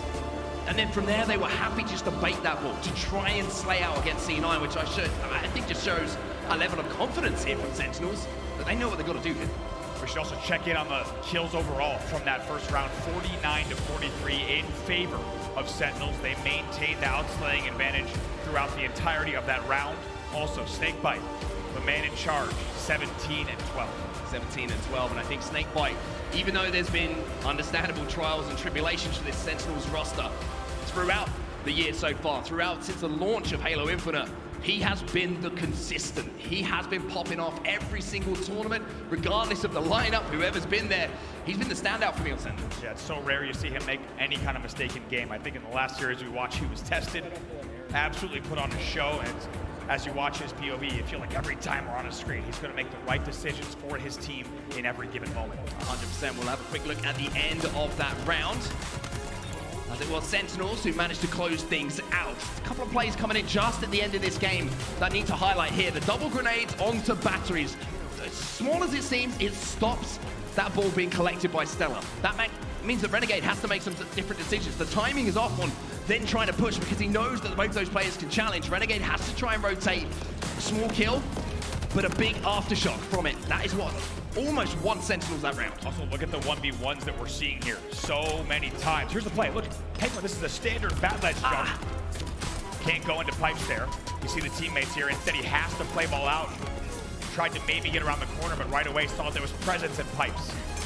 They're a little bit too spread out here. Yes, they burned that last camo, but take a look. 10 seconds on the clock. It's an easy walk here to C flat for the last few seconds of the match. There was a little nervy moment there as well as that frag grenade bounced back and introduced itself to the body of Frosty. We have seen some funny things happen sometimes with the Geo and the grenade's not quite going where intended, but in that circumstance, luckily for Frosty, it didn't cost them too much. They do manage to close out the round. We'll get the game restarted in the background as well, so we will be getting into our second round very, very soon. But Sentinels coming out of the gate strong, which I think is important considering that Cloud9 just came off the back of such a big result against Optek Gaming. Really big result against Optek Gaming. Just in case you're just joining us here, a big, big win and shutting down Optek Gaming time and time again with some heartbreaking defeat before the green wall. Now they've earned their spot back here in the finals, where you would expect Cloud9 to be, but after a tough first round, they find themselves once again on the back foot. And I think Sentinels is moving to us and reminding us that they are a Championship Sunday squad, and if you give them more and more time on a Sunday, the later they get into the evening on the main stage, historically, they do pretty damn well. They do pretty damn well. Double do's there, but it's certainly going to prove the point that you're trying to say, right? This is a championship caliber team, and I think it's always been the talk about Sentinels, like, when's it going to happen? It's not if it's going to happen. Oh, never a doubt. It's when is it going to happen? It seems like KC, like we said, is the return to form for them. They're in the grand final, but it's the style in which they've done it which has been interesting for me, because yesterday they didn't look brilliant. Right. Sentinels, a couple of Game 5s, Quadrant, arguably maybe should have won the series against Sentinels, throwing away a difficult result on Street Strongholds, but they come through it. They come through it, they show resilience, and I don't know if there's been a better roster over time that wins Game 5s when it matters than the 4 gentlemen you can see on your screen. When you and I were backstage watching some of those games yesterday, even when it went to Game 5, even when it was tied, you and I looked at each other, we said, Sentinels don't lose Game 5s, this one is over. They did it time and time again this weekend. And if you're on the Sentinels side, what I love about this team is they don't really care what it took to get there. They're going to get there, and then they're going to give it their all in the grand finals. What an opportunity for them here to only need the one series win. C9 so used to being on the other side of the bracket and other teams needing to reset. Instead, Sentinels knows they are only 4 games away from becoming champions yet again. When you say it like that, it seems so close. Seems like they can almost taste it, and I'm sure that that's running through their minds right now. But before they get there, they've obviously got to win those games. As we jump back into the action now, thank you so much for staying with us while we got the game reset up and ready to go. Maybe the Kansas City crowd just needed a few seconds just to catch their breaths, because they've been going hard all weekend long. But for now, we'll take a quick look at some of the statistics of these two teams before we jump back into this. Just to remind you, it's going to be 1-0 in rounds here to Sentinels. Cloud9 looking down the barrel of a first map defeat. Massive opportunity for Sentinels. They can strike first, and they can strike hard if they take this game 1. And my God, what a start for them. 3 dead. They will also grab the ball, rotate Whirlpool. Renegade trying to challenge, and Renegade will win that battle as well. Ball taken. It's going to take things like that to slow down the momentum here. The Sentinels seem to have found throughout this tournament. Royal 2 going to escape with the camo as well. There's a cheeky back smack. And it looks like not only have they got camo, they've got the shock rifle, and they've got that lead. Little rotate as well already over to C. They have the ball in a play ball position if they need to. Still 2 dead. Penguin just sliding away bottom middle. Royal 2. Jump scare for Renegade. Renegade survives for now. Royal 2 taken down. But time on the board for Sentinel. Snakebite just waiting to play ball. Knows that opportunity will come soon. The ball will play. Penguin will clear out back C with help. However, still 28 points on the board for Sentinels. Very similar to what we saw in the first round, right? The opening rush won by Sentinels. The opening hold won by Sentinels. And a very similar amount of time. Now, Cloud9 were pretty much trading 1 for 1. They need to organize themselves a little bit more here. They can't afford to let those trades come in as easily. Otherwise, Sentinels will just keep holding this ball, keep holding this lead. And Cloud9, unfortunately, won't be able to win this round. Momentary 2v2. Penguin does a nice job to isolate the bottom mid battles. Eventually, he will fall in the end. So still a 2v2 on both sides of the map. Frosty now with shock in hand. Oof, my God. Switches to the VR. Just to clean up that kill on batteries. First time we've seen Sentinels lose multiple players on the map, though. Camo going to be popping up onto our screens and into the game in a few moments as well. 1 second left before the power-up becomes present. Here's Royal 2. There's a beatdown coming in from Eco, but even though Eco wins that battle elsewhere on the map, every single member of Cloud9 falls into the death screen, and Eco still under pressure here from the Sentinels lineup. Eco, last player alive, and finally he will be taken down. They will continue to keep that spawn trap going. Cloud9 needs to wait for each other now, because Sentinels continue to put points on the board. Just about at that 40-point mark. Unanswered points, by the way. Trey comes in between the two teams. 3 dead once again for Cloud9, though. Stella's going to be last alive. Royal 2's got the first shot on him as well, which means the man we call the Silent Assassin is going to have to quietly try and get out of danger, but Frosty's going to chase him down. And Frosty trying to keep the pressure on C9 here. 2 fall again for Cloud9. The ball's still down bomb center. Big life here for Royal 2. Needs to stay alive back elevator. You can tell by the way he's playing. He knows it. Gonna also try to rotate out of control, but they're a bit spread out here. They've got presence on bottom gold. They got presence on pipes. Need to make sure they play tight here as the ball will reset. First time we've seen the first kill going into the favor of Cloud9 for quite some time. Here comes the push. Frosty's going to trade one out. Onto Penguin off of the back of that, but you can see that Cloud9 are taking the opportunity now to move that ball into pipes.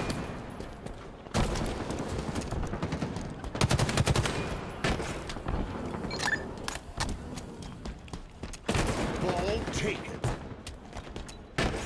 Pretty solid looking setup here for Cloud9 as well. There's a super combine as Renegade gets a little bit fancy.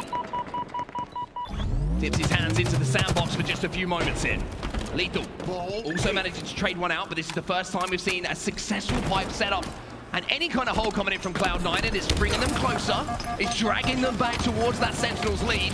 But here comes the grenades, and here comes the pressure once again from Sen. 2 dead, 3 dead there on that pipe push, and Sentinels is looking too good. Some cheers in the crowd. Cloud9 is 3 dead. Let's see what Seller can do here. He will get swarmed, and Cloud9 finds themselves over 20 points down. Let's go back over here to Cloud9 and see what they can do with an Astro. Listen in. Ball taken. Ellie's one shot lethal. Ballard's row 2 sniping. Okay, we gotta kill this guy. Ballard's row 2 sniping at top red as well. Last one shot. He's done. Last one. Last blinking. Still there? Can't see him. Saw you. Dead. He's dead. Ballard's. Ballard, 2 guys early. Snipe me.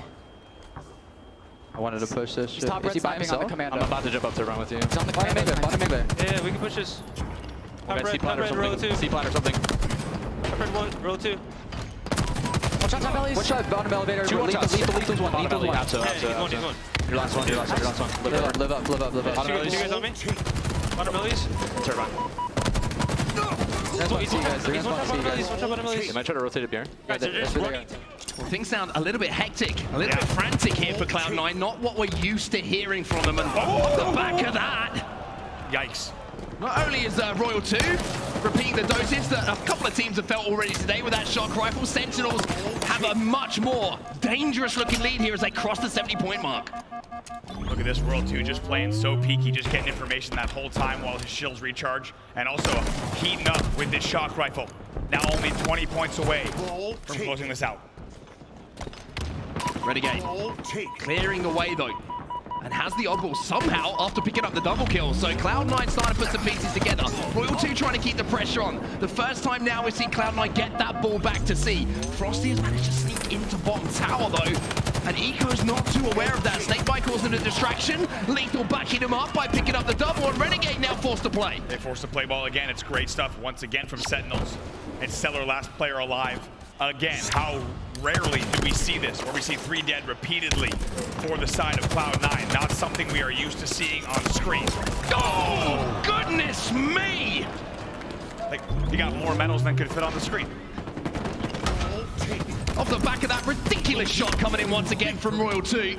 Snakebite tries to force a little bit more time. 2 falls for Sentinels, but here is Frosty. The kills work at the right time. It opens the map up for Frosty to pick up the power up, and now if you're Cloud9, you're starting to worry. There's around 45 seconds left in this round. Unfortunately, it looks like one player might have fallen out, but I will say this, Sentinels look like they were on their way to closing out that second round of our grand final. They really, really do. It sounds like a player did drop out there, so we'll get that one restarted again. Apologies. It's an opportunity, though, to take a look at the stats, and we have to talk about Renegade, number 3 highest damage overall per minute in the league. Not far behind that, of course, is a lot of the players that are on the side of Sentinels. Royal 2 is one of them, and so far, Royal 2 out-damaging the likes of Renegade without a doubt. Royal 2 was 14-8 in that game prior to the reset. If we take a look at Renegade stats, 10-11. So quite a story, once again, of the top players shutting one another down. And we miss Royal 2. We have to say, like, on the main stage, there's nothing better than watching that man pop off with a precision weapon, and it seems like he's found a new best friend, right? One of the greatest kill death players we've ever had in the history of Halo. I think that he's going to be snuggling up with a shock rifle a little bit later. I mean, it's amazing to see what they're able to do when we get to World 2's POV. He just waits. The timing, the patience on that no scope on bat ledge. It's almost disrespectful, isn't it? It is. He just is so comfortable with that weapon, but I think a lot of Sentinels fans in the room are excited to see this team back to normal form. They certainly are indeed.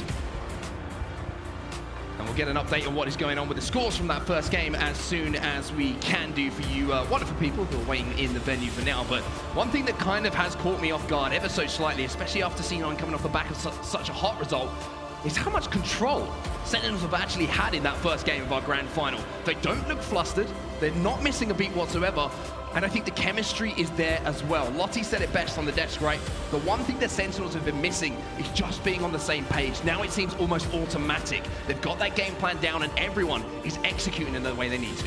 Taking a look here at 2 players on your screen, 2 legendary powerhouse Halo players. Their Kansas City specific stats. Penguin right now with a 1.04 KD. Snakebite. He's batting heavy, 1.26. Penguin, not surprisingly, higher assists per minute due to his playstyle, what he does on the map, but even higher damage as well. But these 2 players popping off. But so far, it's been the Snakebite story in our grand final. It certainly has, indeed. And Penguin does a lot more than those stats will show as well. We said, objectively, some of the best stats in the league. Most flag runs, most flag pulls. In addition to what we just saw. In addition to what we just saw. So he really is a do-it-all kind of guy. He is a W kind of player, playing for that win every single time. And we're hearing from the back, I believe it was 56 points that Sentinels will need when we get this restart underway. Cloud9 will need the full 100 to send us into a round 3. Not only is this Sentinels' first time in a grand finals in Halo Infinite, but they undoubtedly also look the best in these matches specifically. This is the best they have looked all year long, and they picked quite a time to do it. And Penguin, also just to throw another stat out there, is currently ranked first in assists per minute. And you know, we've been looking at a lot of stats. The per minute stats are some of my favorite. It shows the efficiency, right? Yeah. You really can compare how much damage and how much help a player is putting together if you're looking at a time frame in which they're doing it. Absolutely. Now we'll jump back into the gameplay. Players are loading in right now to see exactly how this game number 1, Oddball on Recharge, will end up and which team will take the lead early on in the series. And for Cloud9, this is a do or die moment. The game is live and we're back underway. Like we mentioned, they need the full 100. And it's going to be interesting for them to see if they can scrape their way back into this game. But at the moment, like I mentioned, it's looking tough for them to do. It's looking like Sentinels have got their number on this game time. Absolutely. You see players about to load into the game time, getting ready to go. Some early pre-game chatter here. And Sentinels, no stranger to the main stage, but it's been a long time since they've been there. These guys are used to World Championship titles, very, very large prize pools. To be honest, not too bad of one here. $350,000 on the line, by the way, thanks to HCS crowdfunding. And there's nothing that these 4 guys want more than to reclaim that throne, because after the time that Sentinels had up top as the undisputed kings of Halo, for them to have spent the last 8 months in the top 4, that's not where you want to be. Once you've had a taste of the top, you want to stay there, especially when you talk about the discipline and the pursuit of excellence of those players. This is their chance. It's not only that as well. You've got to remember that this is an opportunity and maybe redemption for this lineup as well, right? It's been one of the most turbulent stories you could ask for in esports since the launch of Halo Infinite. Formal coming in, doing what he could. There was the beef between teams that, you know, was kind of public, I guess you would say. At this point, everyone kind of knows what happened between some of the top teams in Halo Infinite. But through all of that adversity, through all of the difficulty, I think it's been the last 2 weeks or so where we've really seen Sentinels on that rise again. The FaZe Invitational, I think, was a great indication of just where they were. Absolutely. They look better and better. Also, scrim results, right? The way that they've been playing in recent scrims, anyone who's tuned into their gameplay knows that this team came to this tournament ready to play, and all they really need to do is get to Sunday. Because once these 4 guys get to a championship Sunday, they seem to put on performances, and heaven forbid they get to a Game 5 or a Game 7, they seem to clutch up every single time. For the first time ever in Halo Infinite, we are seeing Cloud9 with quite a challenger. Sentinels just getting confirmation from the back as we do have the game loading in the background. We'll need 55 points, so I was 1 off. Close, though. I mean, for me, that's pretty good. That's really good for you, yeah. Jumping back in, as you say, 55 points needed on the board for Sentinels, which gives even less room for error on the side of Cloud9. But we've seen them play perfect rounds of not just Oddball, but every single game type in Halo Infinite. As we get ready to jump back in, Sentinels will only need a few holds, potentially, to take game number 1. First few moments of this game, absolutely vital as we get restarted here. Starting off with the point of view of Royal 2. Now, the story of the first couple of rounds that we've seen have been Sentinels winning that opening rush, and from there, getting 20-30 seconds. C9 can't afford that this time. Otherwise, that could be the map disappearing in front of their eyes. They went 2v1 again. So far, a man advantage on screen. Should be a camo grab here for Royal 2. He will grab that. They will go 2v2 off of the opening, though, so Cloud9 with a little bit better opening to start this second round.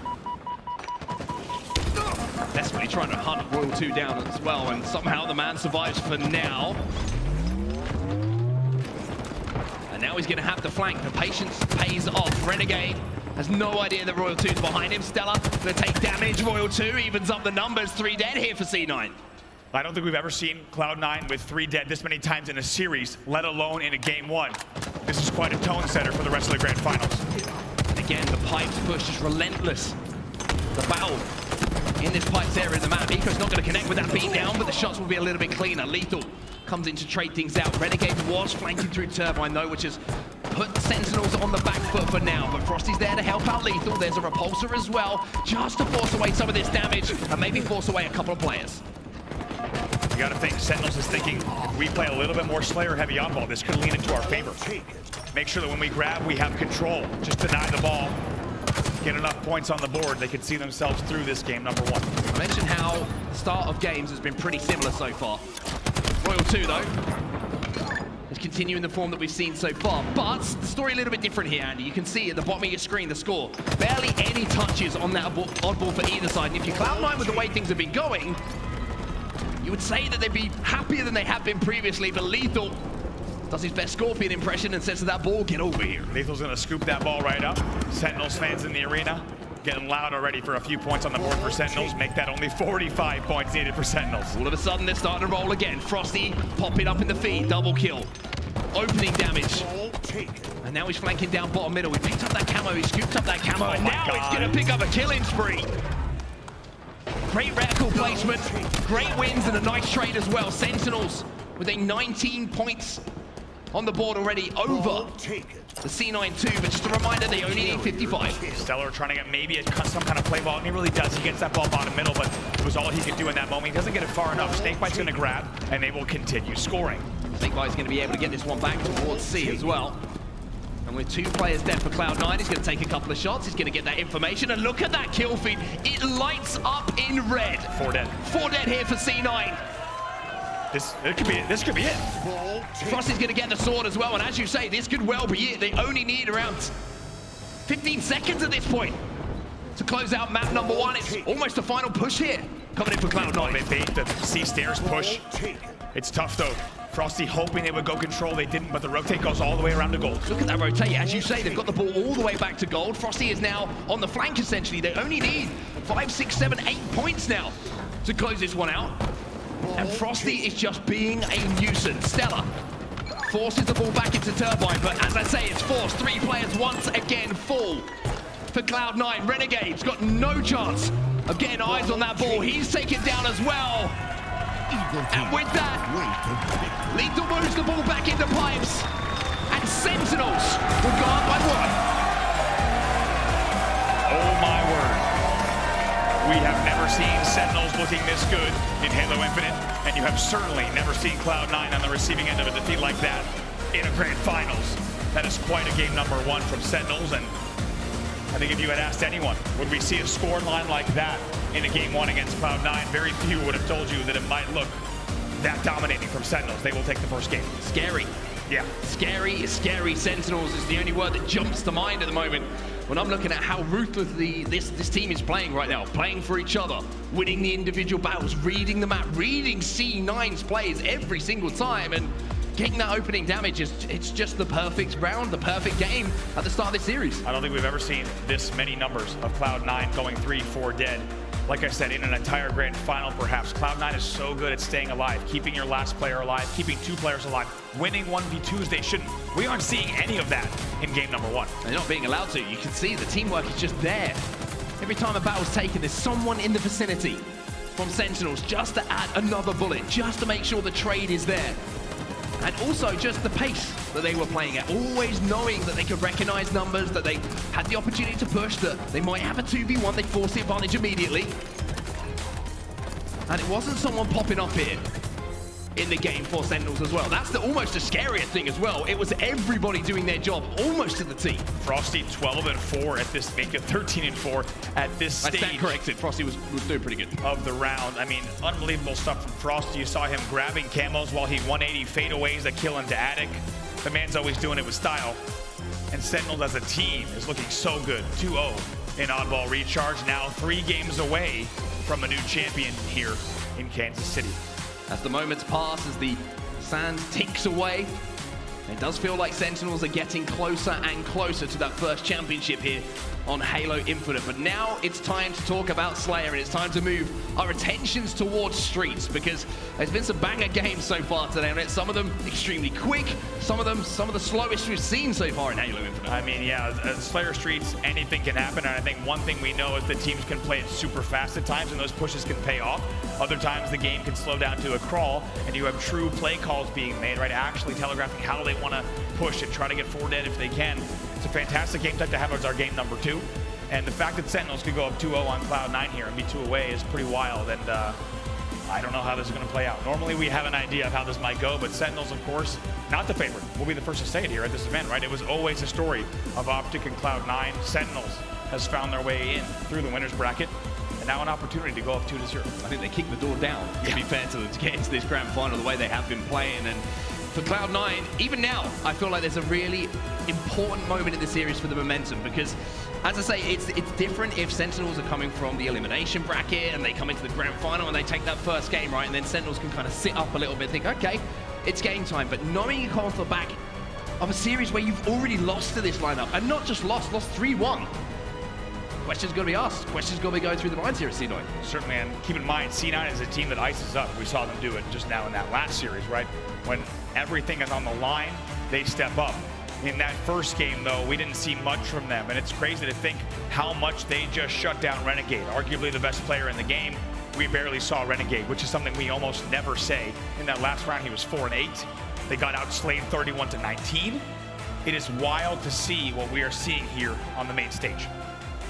As we take a look at the Sentinels lineup here, one player I want to focus on a little bit as well is Royal 2. I mean, I think he has been outstanding for Sentinels so far across this tournament, and not just from the individual plays, it's the consistency of the big numbers. I mentioned, I call him one of the greatest KD players of all time, and when you can rely on a pillar like that back in your lineup, if you're in the Slayer game, a tight Slayer game like we saw a little bit earlier, you know a man, you give him a power weapon, he's going to do the damage, he's going to hit the headshot. It's invaluable to have a man like that alongside you in those pivotal games in the series. I mean, just look at what he was doing with the Shock in that game number 1. He was taking on some of the best players to play this game on Cloud9 head-to-head and winning those must-win battles with the Shock Rifle. Another thing we're going to be looking for in this game on Streets, of course, is that Stalker Rifle control. Oh, 100%, and he's going to be a man who'll be picking it off the rip if he can, if he's going to be spawning down in that tram area.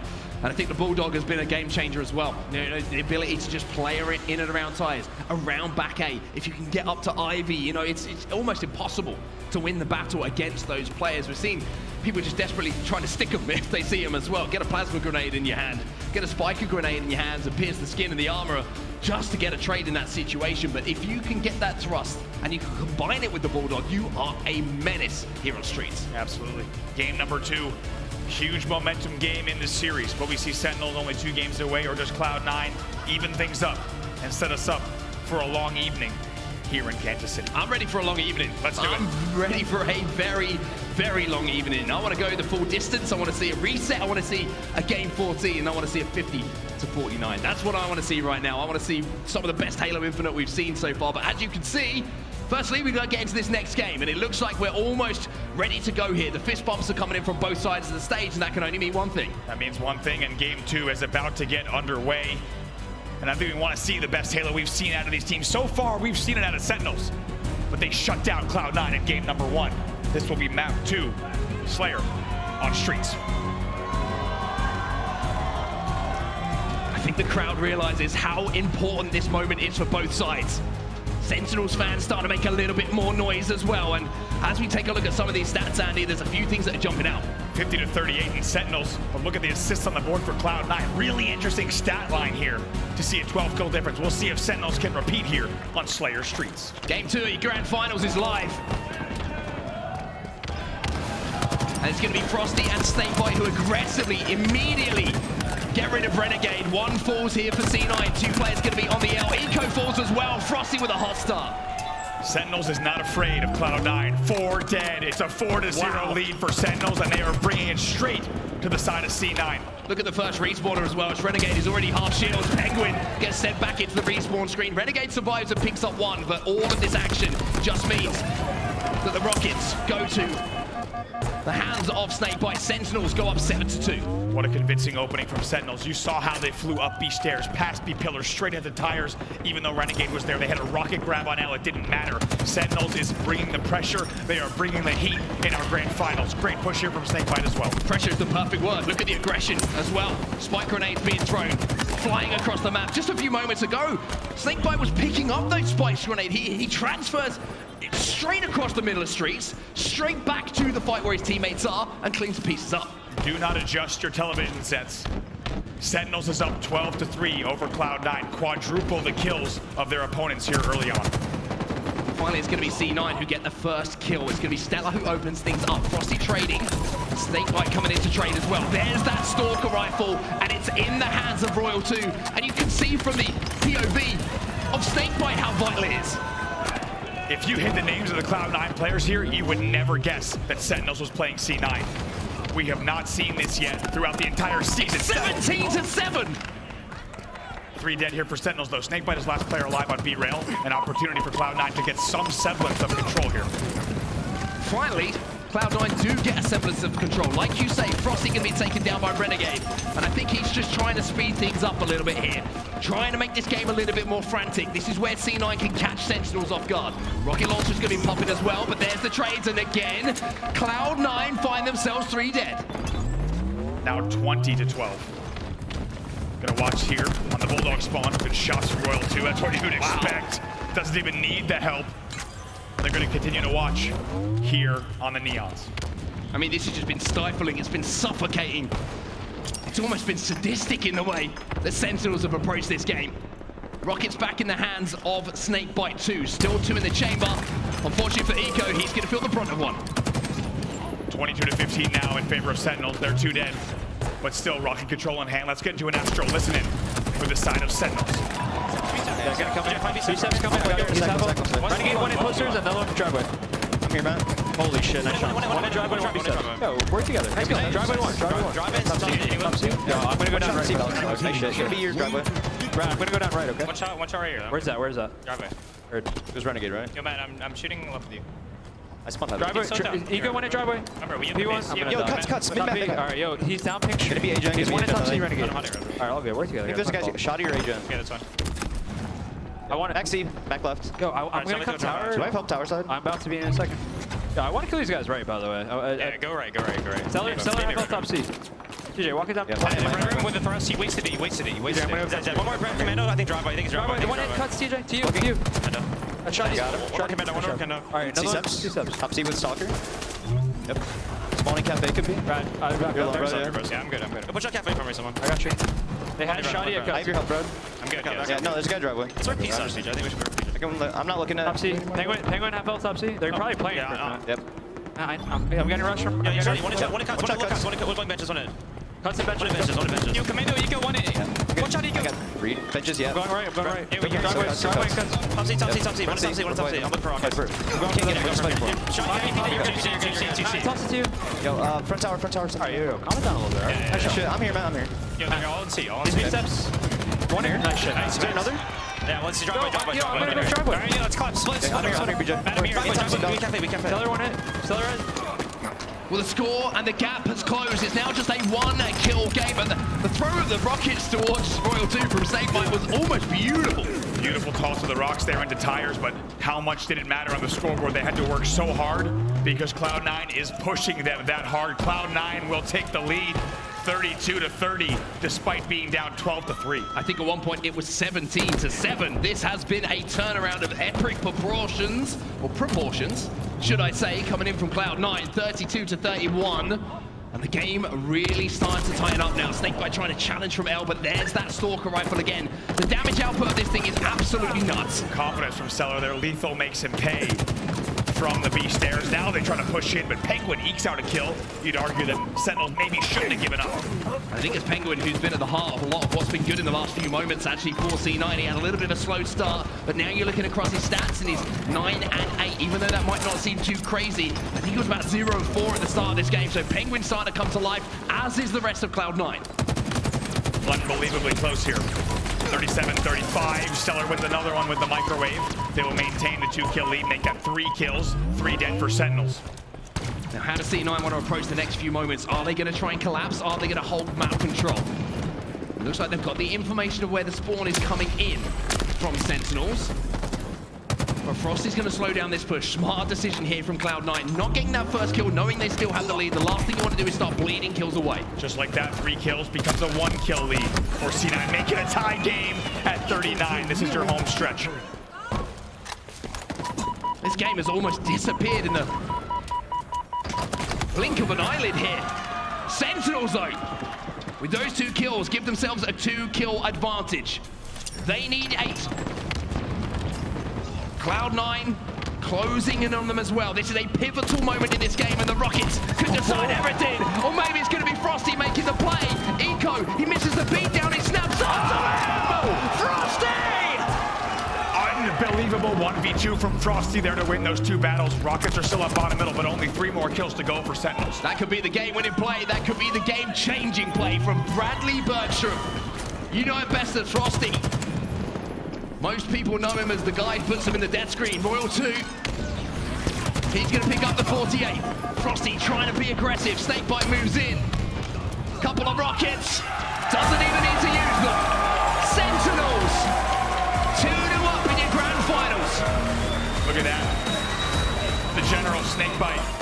Proud of the squad there. That's a fantastic result once again for Sentinels. They win 50-43 and will continue on. Now leading Cloud9 2-0 and 2 games away from reclaiming the Halo throne after many years. The start that they had in that game was absolutely electric. But Cloud9, you just thought for a second there with the way they turned it around, with the split spawns they managed to create, that they were coming back into things now. But as you look across the stage there, maybe a few defeated faces on the face of Cloud9 here. Not something we're used to seeing on the C9 side of the stage. Normally a bit more smiles, a bit more laughs after each game. It's been anything but for Cloud9. This is the toughest test they've had, undoubtedly, not just on land, but period.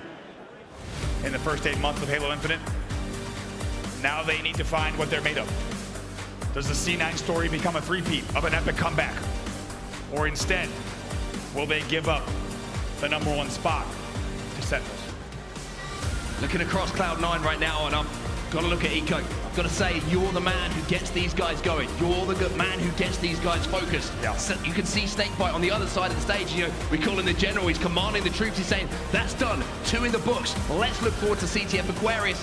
Eco needs to be that guy right now. Someone needs to be that guy for Cloud9 right now to say, boys, it's time to go. We cannot afford to go 3 down in this series. That game ends 50-43. Let's not forget, it was 32-30 in favor of Cloud9. We're gonna get a chance to look at some gameplay here from that last minute, but that was a 20-9 run from Sentinels to close out the game. Look at the score here, tied at 40. And it was all the play around that rocket launcher as well. The brilliance of the play from Frosty will get the opportunity to look at once more, because there's more to it than catches the eye immediately. He almost baits the rocket launcher. Watch the pre-nade on the L. This is unbelievable. He pre-nades the player jumping down from Neons into the L.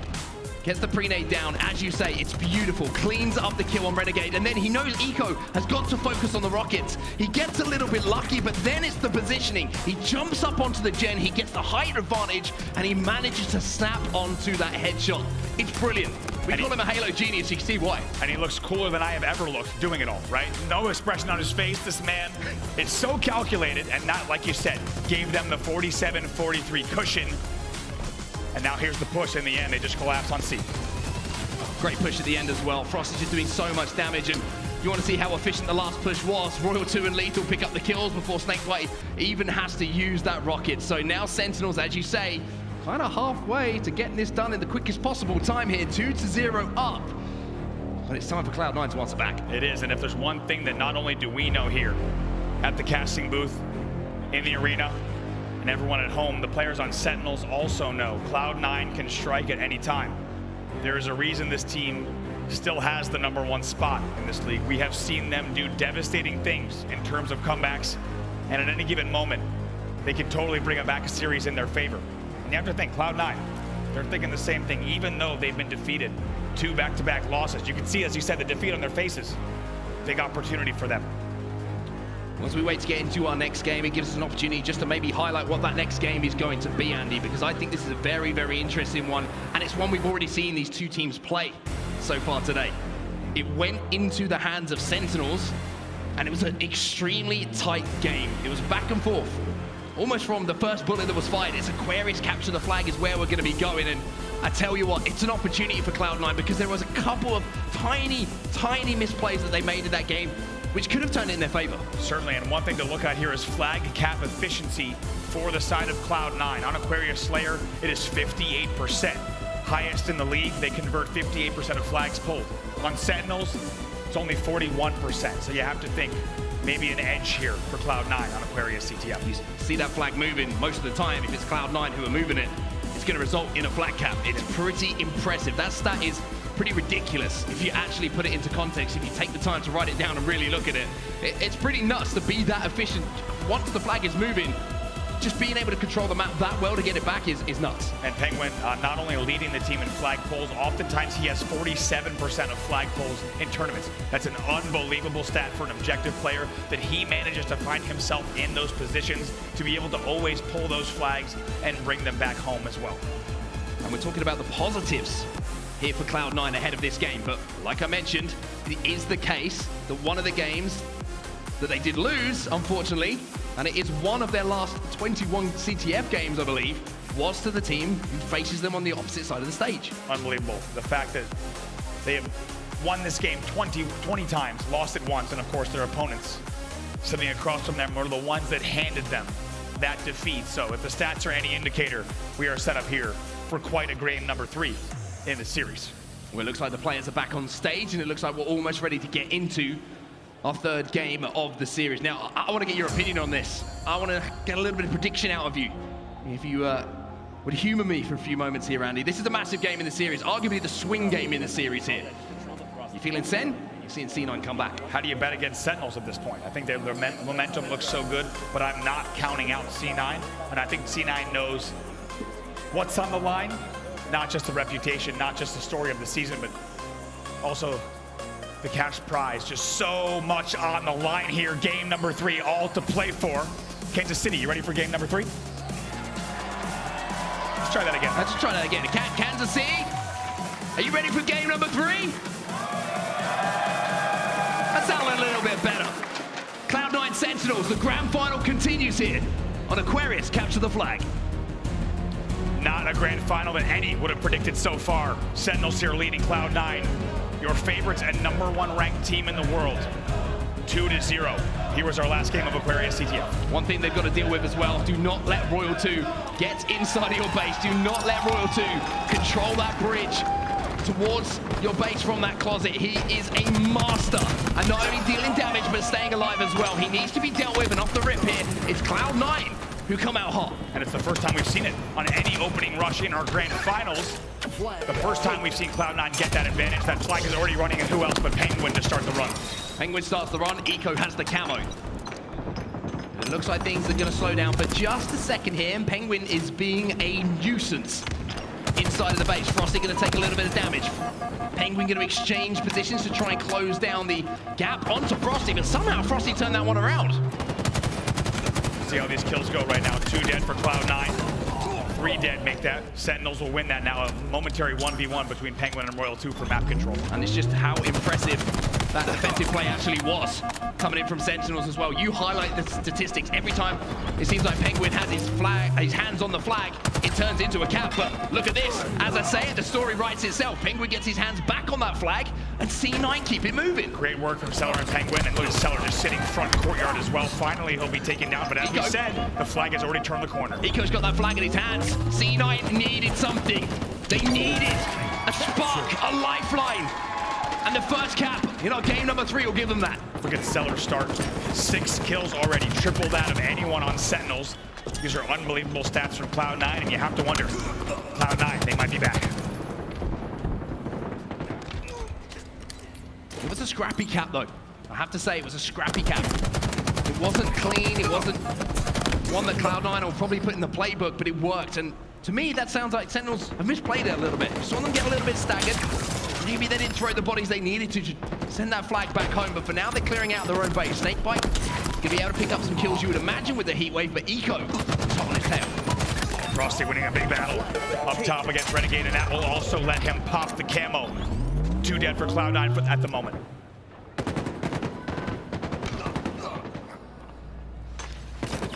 Looks like Frosty's trying to be a little bit sneaky with this camo as well. He knows that a couple of players have fallen on his team. Sneakiness means double kills. Double kills turn into triples pretty quickly if your name is Frosty. Flag has been thrown out as well by Sentinels. There's a real opportunity for them to force this home. Look at Frosty just pinging and doing so much damage in the fridge. And they know this will be another opportunity to keep that flag running. And Frosty stays alive as long as he can in the gen. Should be taking down high gen. 2 dead for Sentinels. 2 dead for Sentinels, but 1 dead for C9. And with all the damage that Frosty was doing, the only problem really was no one was cleaning up the kills. Maybe Royal 2's going to be able to get a touch, grabs that flag, but you can see there was 1 player still alive who was there for C9, but there's Lethal getting a touch as well, and it's just a battle of scrappy caps at the moment. It looks like Cloud9 have managed to get control, but as I say that, Snakebite with the double forces it up the straight stairs, and he's going to be able to tie things up. Wow, tie game here. Sentinels with unbelievable aggression and resilience on that flag run there. They did not give up. They kept holding forward. Yeah, Cloud9 for sure thought they were going to slow that down. That return looked good on paper, but Sentinels just applying the aggression non-stop. 3 dead here though for Sentinels. Let's go into a listen in with Cloud9, see if they can make this flag run happen. Flag taken.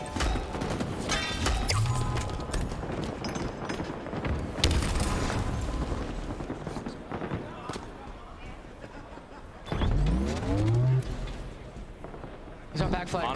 Gonna pull it in a second. One guy spawning. Flag Closet, closet. They're pulling a closet. You guys are closet. Yeah, you guys are closet. Bridge.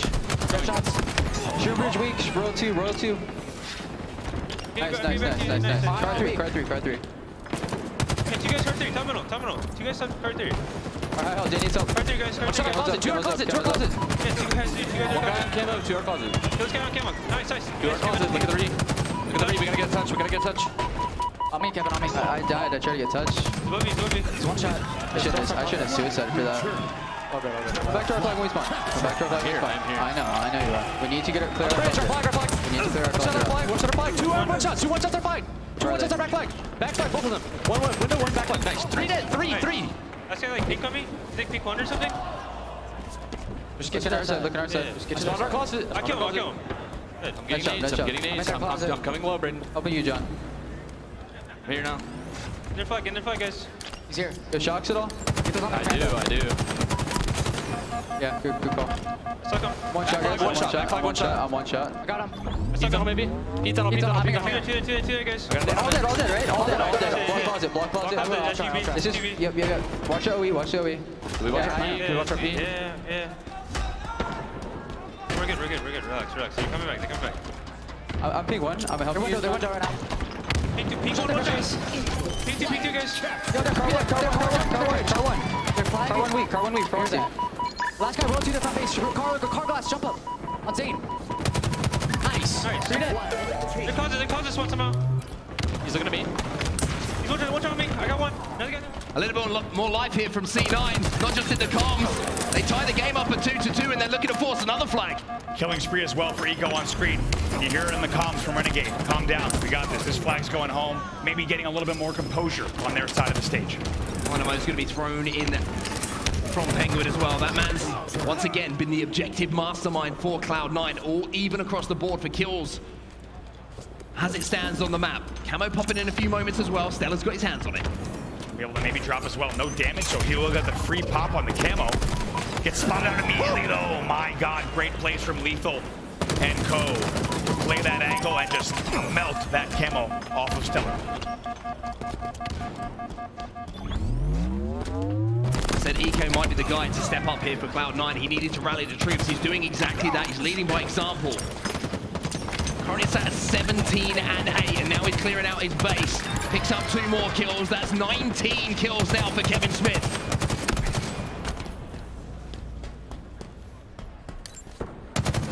Control looks so good here from Cloud9.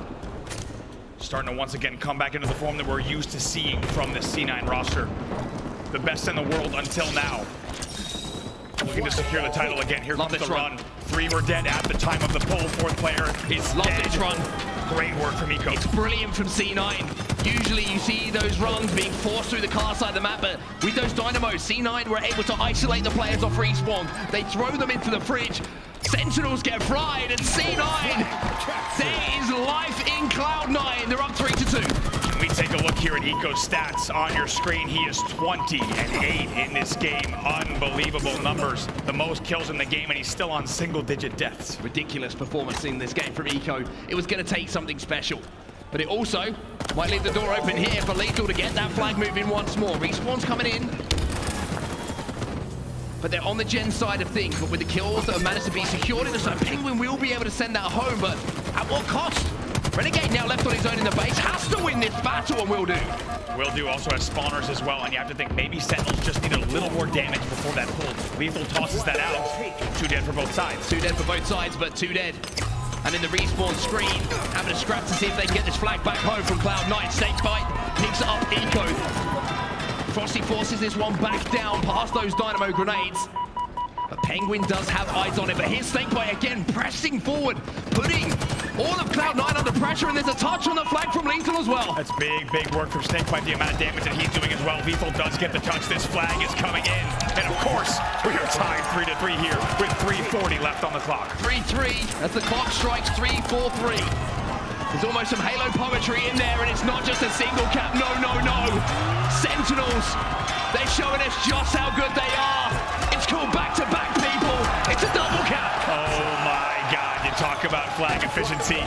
This team is doing it right now. C9, usually the one that's double capping, but instead, they get double capped on. My question is, what's better than a double cap? It's a triple cap. They've got another flag out here. It looks like it might not happen, though, as Cloud9 finally gets some semblance of control of their base. But as I say that, look at Lethal. He's being a pain bottom middle. He had to go down there. Cloud9 have to expend some resources to send the flag home, and now Royal 2 will get decimated. But even that 3rd pull, that's so indicative of what Sentinels is doing in this series. They are not afraid to bring it straight to Cloud9 in a way that many teams are not able to do. Big double from Renegade. Going to be challenging and sliding across the front of the base as well. Lethal's going to be traded out, so Sentinels momentarily there with 3 dead. However, Cloud9 don't really have the numbers to force this flag outside of the base. Royal 2. A little bit of help from Penguin will help Renegade remove him from the game for a few moments, but Lethal again answering back. It's trade for trade at the moment. Renegade starting to heat up a little bit here as well. Got to point out here, Cloud9 is outslaying Sentinels 74-63 and losing by 1 flag. Sentinels playing great objective work here despite being outslayed by about 11. Still just the 1 flag though between the 2 teams. And as we approach the final 2 minutes of this game number 3, Cloud9 are once again down, even though they were up for such a long time. As the double cap brilliance that came in from Sentinels to put them in this position, and as the clock starts to tick down, Cloud9 are starting to get nervous. We know what Cloud9 is capable of late game. We've seen them with heartbreaking late game caps to win games they absolutely have no business winning. The question is, can they do it against this red-hot Sentinels roster? Well, Renegade and Stella are trapped in the back of the base here. Lethal got taken down. That was vital. Oh boy. If Lethal doesn't go down in that position and he is able to escape with his life, this might have been the final cap, but for now, it's just pressure on the base. Royal 2 with the camo, looking to get behind enemy lines. Just playing the back base here, picks up 1, maybe even turns 2 here. My what? 2 for Royal 2, 3-4 for Cloud9. Stella last alive, and Lethal's doing the dirty work. Snakebite knows where he is. Slides that flag back home. Snakebite takes down Stella. 60 seconds left. Have yourself a cap, Frosty. Have yourself a win, Sentinels. Can you believe it? Sentinels will take game number 3 with a score of 5-3. And now are 1 game away from 4-0, clean sweeping the best team in the world so far. This is special, everybody. You're witnessing something very special here. Are we about to see the return of the Kings? 1 more game, and Sentinels will be your champs. We called them the sleeping giant. over the course of the weekend, that sleeping giant has not only awoken, but they now find themselves one game away from once again becoming your Halo Championship Series #1 team. Let's take a look at some replays from that game number 3. Let's take a look at some replays. Indeed, it was C9 who got that first cap. That was the foothold they were desperate for. They get themselves some sort of momentum back in the series because it had been all Sentinels up to that point. But there's an obvious turning point in this game, Andy. You'll see the cap going in here from Lethal, but to establish map dominance in a way against a team who has won back-to-back lands to double cap, that is how good Sentinels are playing right now. On at least 3 of these caps, they were only 2 alive, and they were throwing players in last-ditch efforts at the flags on perfect timing, perfect rotations, and they were able to sneak flags through that Cloud9 was not expecting. Once again, Cloud9 will end that game outslaying Sentinels 80-74, and they will lose 5-3. They will indeed, and now for Cloud9, questions, and probably ones they don't want to answer right now. How do you get back into the series? It's certainly going to be one of them, but for Sentinels, at the moment, it's starting to look like a little bit of a victory lap here, Andy. I'm sure the Sentinels fans, the lungs are warming up a little bit. They're getting the jitters. They can probably feel it as well, whether you're here in KC or whether you're watching at home. This could be the final dance here for Sentinels and Cloud9. Street Strongholds is where they can close it out. This is not how we expected to get to our grand finals here in game number 4. I don't think anyone would have bet on a scoreline like this, but here we are, Renegade pushing in on Tram. They will pick up the first 2 kills. Has to be careful though, because he's 2 dead.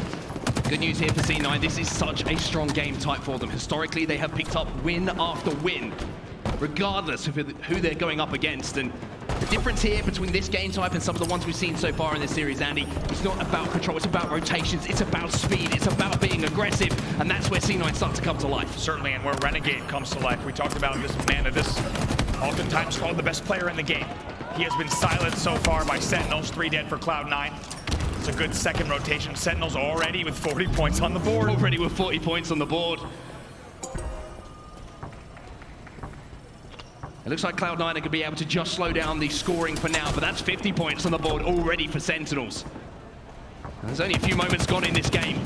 Snakebite trying to challenge. And at the moment, you just see the kill feed, and every single time that you do is lethal. Wheel 2, Snakebite, Frosty, it doesn't matter because Cloud9 are all being put in the death screen. 4 of them in the bed. 4 of them in the grave.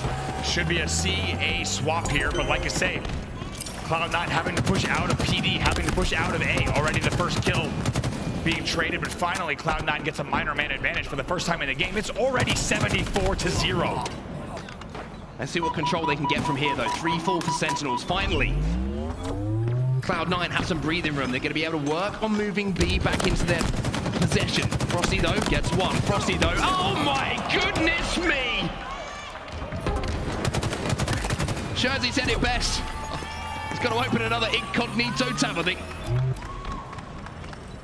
Already 95-0, and just because this might be the last chance, let's get into an Astro listening with Sentinels. With Shoddy back tower. Okay. Eco. Gonna be hopping A soon, Eco. One shot on Shoddy Swan. Gonna be hopping A soon, I think. One shot, Eco. I'm gonna die on Heaven and have one shot. Get up. Nice. Oh, just TJ, get ready to B. Yeah. I'll shoot music, I'll shoot. Yeah, PD. Yeah, 2 pushing B. We can be. Sweet. Penguin. I'm gonna go B back. We can be close. I have nades on B. Alright, 2. I need help. I'm cutting mid, bro. Alright, you're good. Bro, 3. Driveway, half, red. Thrust it down. You're gonna go up A. 2-1. Yeah, 2-1, it's on me. 2-1, it's on me. Laundry. Okay. Right, you can't see him. I'm living. They're gonna probably push you. Yeah. They're just one save. He's running 1. Two on me. I'm gonna die. Where at you? Heaven. One shot back tower. Evo, yeah, penguin. 2B bomb. Sailors kind of weak. I'm not leaving. I'm leaving. Trash. Frenzy. I can look. We renegade. Nice. TJ, come up. Yeah, top B benches. TJ, come up. Yeah, I'm going on mirror. You guys just work tower. Don't even worry about how many kills. I'm gonna run a mid, bro. Yeah, back tower. Eco. Teller kills me. He's tires up. How much tires? We're good. Eco's on me, guys. He's nice shot. Yeah, we cap this. Yo, get ready to fight C. I think we want. It could be 1 PD. Okay. Yeah. I spawn it. Okay. Name me from music. Yeah, and tires on music. I'm here. Tires renegade. Matt, Gary, can you go? Tires, guys. We can see. So, mid map. It sounds like the Sentinels of old. Calm, cool, collected, the example of perfect communication. It really is. I think you heard Roll too at one point when he was on Neon saying, we're chilling, we're fine. Look at this. They're still up by just about 100 points.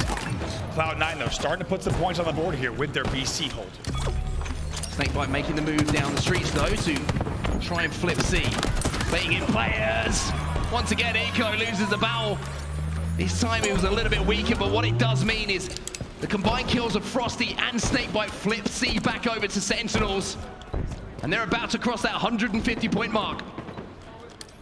During the first part of that listening, you and I looked at each other and we said, what is happening? We are not used to seeing this in the Halo Championship Series. It's a story being written before your eyes. Great work with the commando from Snakebite in the back of C as well. They will be 2 dead though. Frosty all alone at B, but a nice little flank here on B stairs. 2 pushing from Cloud9 on those B stairs though. Frosty's gonna be able to hold the door. He's gonna say Stella. You're gonna have to work hard to get in here, my friend, but Stella had just enough about him to win that fight. Those little moments, Andy, they can turn games. And here's the crazy thing. Yes, it's 168 to 66. Cloud9 can still bring this back, but not when Lethal's making plays like that. Lethal stepping up when it matters there. That double kill just slows the pace down. It allows the respawners to come in from Sentinels. Now they can formulate that push, and Renegade, unfortunately for you, it's time to have 10 seconds to think about that choice. Great route from Lethal there to go heaven to get height over the driveway players as well. Penguin trying to scarper away. Lethal gonna be chasing him down. What's better than a double cap? It's a triple cap, but they can't quite force it. The reset comes in, but at what cost? Cloud9 find themselves 3 dead once again. They find themselves not only 3 dead, but down by 130 points. Sentinels will cross the 200-point mark. It's getting closer. It's getting closer. The crowd can feel it here in KC. Stella manages to secure that kill to keep control of B. Cloud9 have an AB set up, but they're just losing kill after kill. Royal 2 jumps inside of B. He's last player alive here, but everybody else from Cloud9 also caught on respawn. It was Royal 2 and Penguin, their only players alive, so it will be a BC trade. We gotta talk about Frosty. He's 17-8 in this game. Unreal numbers from him.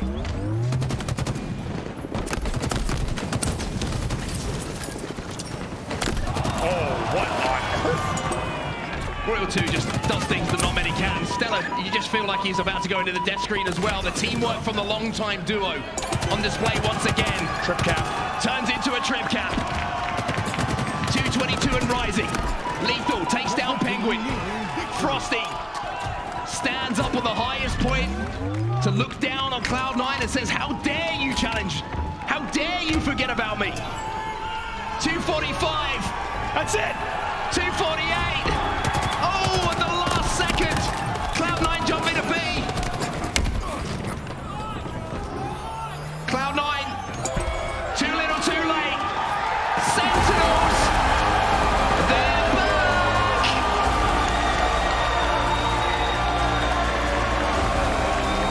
The multi-time Halo World Champions are your champions at the HCS Major, Kansas City.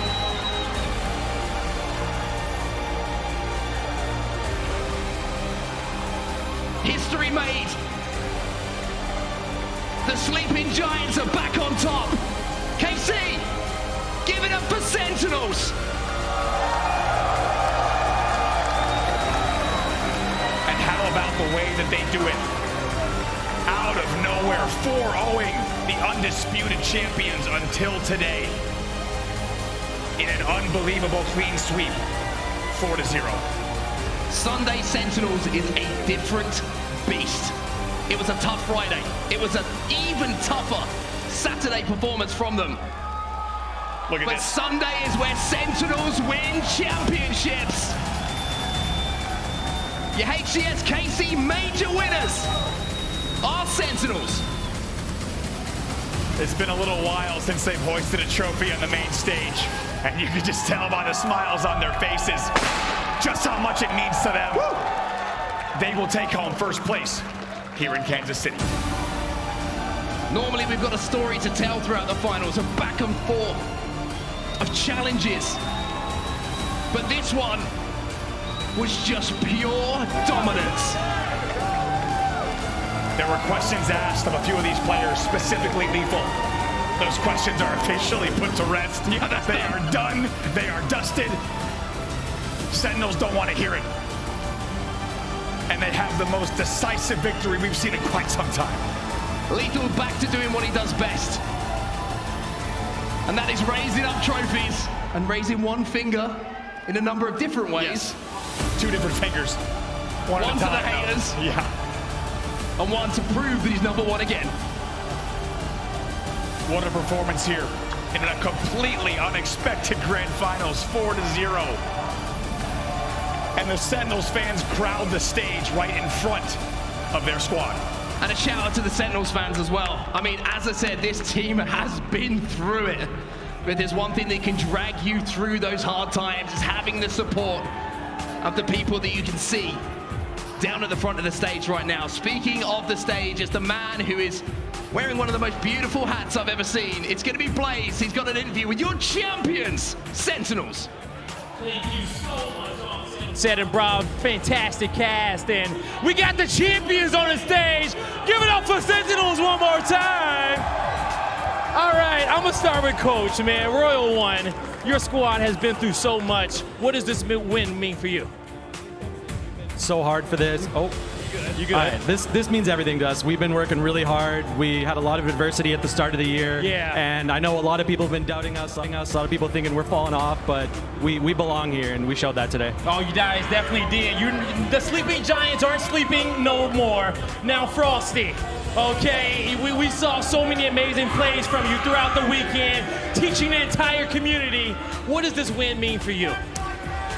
Feels pretty good, obviously. I mean, it's been a long time, got 2 top 4s, but I mean, we knew we could pull it out. We stuck together and made it work. Give it up for Frosty on his first dub. Coming down, I gotta talk to the marksman, hitting so many snipe shots all weekend. Tell me, what has this event meant to you coming back and being there for your squad? I know we had 2 performances at our last event. Obviously didn't go as we planned, but I mean, we just worked really hard online and it just showed. So I'm super proud of the guys. It definitely did show today. That was a 4-0 banger there in the finals. Coming down to Lethal. Lethal, there's so much we can say about you, but I know this win means a lot, right? Yeah, it feels pretty good, but I think it more so feels better to just not suck, because fourth for us is 2 in a row. Didn't feel good. And for all you haters out there talking shit, talk to him. I don't really care. Talk to him, okay? I don't really care. I don't really care. All Keep it right. up. Keep it up. PJ, all right, you guys came out here and dominated. This tournament was difficult for you, but once you got to that championship Sunday, the team came into full form, all right? Talk to me about the squad. Talk to me about you holding that trophy right there. Yeah, honestly, just came up on Sunday, you know, something we're used to, and just played some of our best Halo. We knew we could do it. We just, as soon as the day started, we're like, just play our game, play confident, and really just let that carry us through. Really proud of the team, and a lot of hard work paying off. Yeah, the hard work did pay off. For the Sentinels fans out there, yo, you got any shout-outs for them? Okay, the fearless leader, all right? What you got to say out there to all the Sentinel fans? Thank you very much for the support. KC's been awesome. Love you guys. Thank you. All right, give it up one more time for Sentinels. Lottie, take it away. I'd like to thank C9 for streaming us on Thursday. Thank you so much, Blaze, and a huge congratulations to your Kansas City Major champion Sentinels. They look damn good out there, gentlemen. On the desk, I have Clutch, Goofy, and Walshy. Clutch, talk to me about those moments. Throughout that series, it was a quick grand finals because Sentinels were so damn dominant. What did you notice throughout the entirety of it? They just controlled the pace the entire time. They were in control. And when Sentinels is able to do that, they're the best in the world. When Cloud9 can find a way to get control, they're the best in the world. It's whose game are you playing today? Everybody was playing Sentinels' game, and there's a reason they're holding up that trophy. It's because they still compete for championships. It was just absolutely phenomenal work from these guys from the beginning of that series, from map number 1. Goofy, I mean, break it down, the series layout, I mean, my goodness. It was a close call in some instances. That CTF Aquarius coming back again for Sentinels with Cloud9. They knew that it's going to be a really, really tough one to pull out. And Cloud9 looked pretty good at the start of that. What happened? Sentinels happened, Lottie. Sentinels is back on the stage, holding up the trophy, a dominating performance in the grand finals. And if there was any doubt in any of these people's minds, it is totally erased. And now, and I'm one of those people, as I can see Clutch shaking his head, because I did doubt this Sentinels roster. I thought Cloud9 or Optek would be ones at the end of the weekend holding up that trophy, but Sentinels, Snakebite, Royal 2, Lethal, these Frosty, of course, in my opinion, the MVP of the event. These guys played phenomenal Halo. I want to say all weekend long, but specifically on Sunday, we talked about their struggles throughout the weekend, but today they came out like the Sentinels we all know and came to love, and that is a dominating performance. I can't even say I'm surprised. I'm just so amazed at how well Sentinels came and played, and they're back on top. They certainly are back on top. We have our AMD power play as well, and that's going to Frosty. Walshy, Onset and Bravo called it the play of the game. It was right at the start of the series. And are you surprised it's going to be coming from Frosty, this AMD power play? My goodness, this guy was on fire. No, I mean, I don't even know exactly which play, because he had so many sick plays throughout this. Oh, this thrust slide, not thrust slide, this slide challenge. This is one of the many individual efforts I saw from Frosty that came out throughout this match. And we talk over and over again how important teamwork is, how important those team shots are. But at the end of the day, every single one of these players can win battles they should just simply not win. Yeah. And right there, just Frosty understanding when a person's getting around the corner and making a very uncomfortable fight for both of them. And generally, if you're the one that forces that uncomfortable fight, you're coming out ahead, and Frosty did just that. Frosty certainly did just that. Clutch, you know, it's interesting to see kind of the journey that Sentinels have had, and I feel like in that grand final, we saw a completely different level of Halo Infinite being played, because when you consider who they were up against, Cloud9 have performed lights out all season long so far. So the level of Halo Infinite Sentinels would have had to play in order to do that to them in the grand final, not even close, not even a map dropped. Is that testament to what Sentinels right now are doing on the game? I think Sentinels was on fire today, and that's a big compliment to them, because it's been a while since they hit that stride and that mark. For Cloud9, it's a disappointing finals, but these guys, I mean, you can't consistently just win every tournament, so they should keep their heads held high. But they have to be aware that there is competition. This is the best thing that could have happened for the HCS scene this weekend, is we needed Optek Gaming, we needed C9, and we need Sentinels to all be at their top game, all be threats to winning the championship, because come the World Championship, you don't want Cloud9 to have had a perfect road. Now Cloud9 is going to enter the next tournament with a chip on their shoulder, and Sentinels has something to prove as well, as far as are they actually back, or was it the one-time tournament? That is the question, but for now, the pedestal has been pushed. Let's take a look at exactly how it actually fell over. We have our winners bracket for you guys on screen just to see the journey these guys have been on. Sentinels going right from the winners quarters out at pool play, looking so clean. 3-2 against Quadrant. They then meet Cloud9 for the first time in the winners semis. 3-1, send them down to the elimination bracket. Sentinels then go on to beat Optek. 3-2, such an incredible series that was. Such a close game as well. And then Sentinels in the grand finals meeting Cloud9 after bumping up from the elimination bracket against Optek. Cloud9 just wasn't good enough today. Sentinels 4-0. This is the prize pool. This is what we were playing for here in Sentinels. They're going to be taking home $140,000, Goofy. That is just unbelievable. And at this stage in the season, you know, that's life-changing money on the line. It is life-changing money for about 99% of the world, but for the people on Sentinels, they've been here, done that. They've won the $1 million tournaments in the past, back-to-back world champs. So this is just another day in the office for Sentinels. And once again, I can't say enough about this team and the resilience they showed all weekend. Right when people doubted them the most, today was such an important day for this team, for their legacy, for their future. And they shut everything down. They let the world know that they are the best team in the game right now. They certainly did. I'll tell you what, you guys are the best as well. You are the best at what you do. Thank you so much for bringing us all of the action, for breaking it down. It's been absolutely amazing to have you on the desk. So thank you for all your hard work this weekend. Folks at home, that is going to do it from us here at the Halo Championship Series Kansas City Major. What an incredible weekend we have had. The tables have turned, and Sentinels, They reminded everyone what they can do. Thank you so much to all the teams competing this weekend, and thank you, the viewers at home, for tuning in for all 3 of the days. GG's to your champion Sentinels, and it's a massive goodbye from us and your Kansas City Major.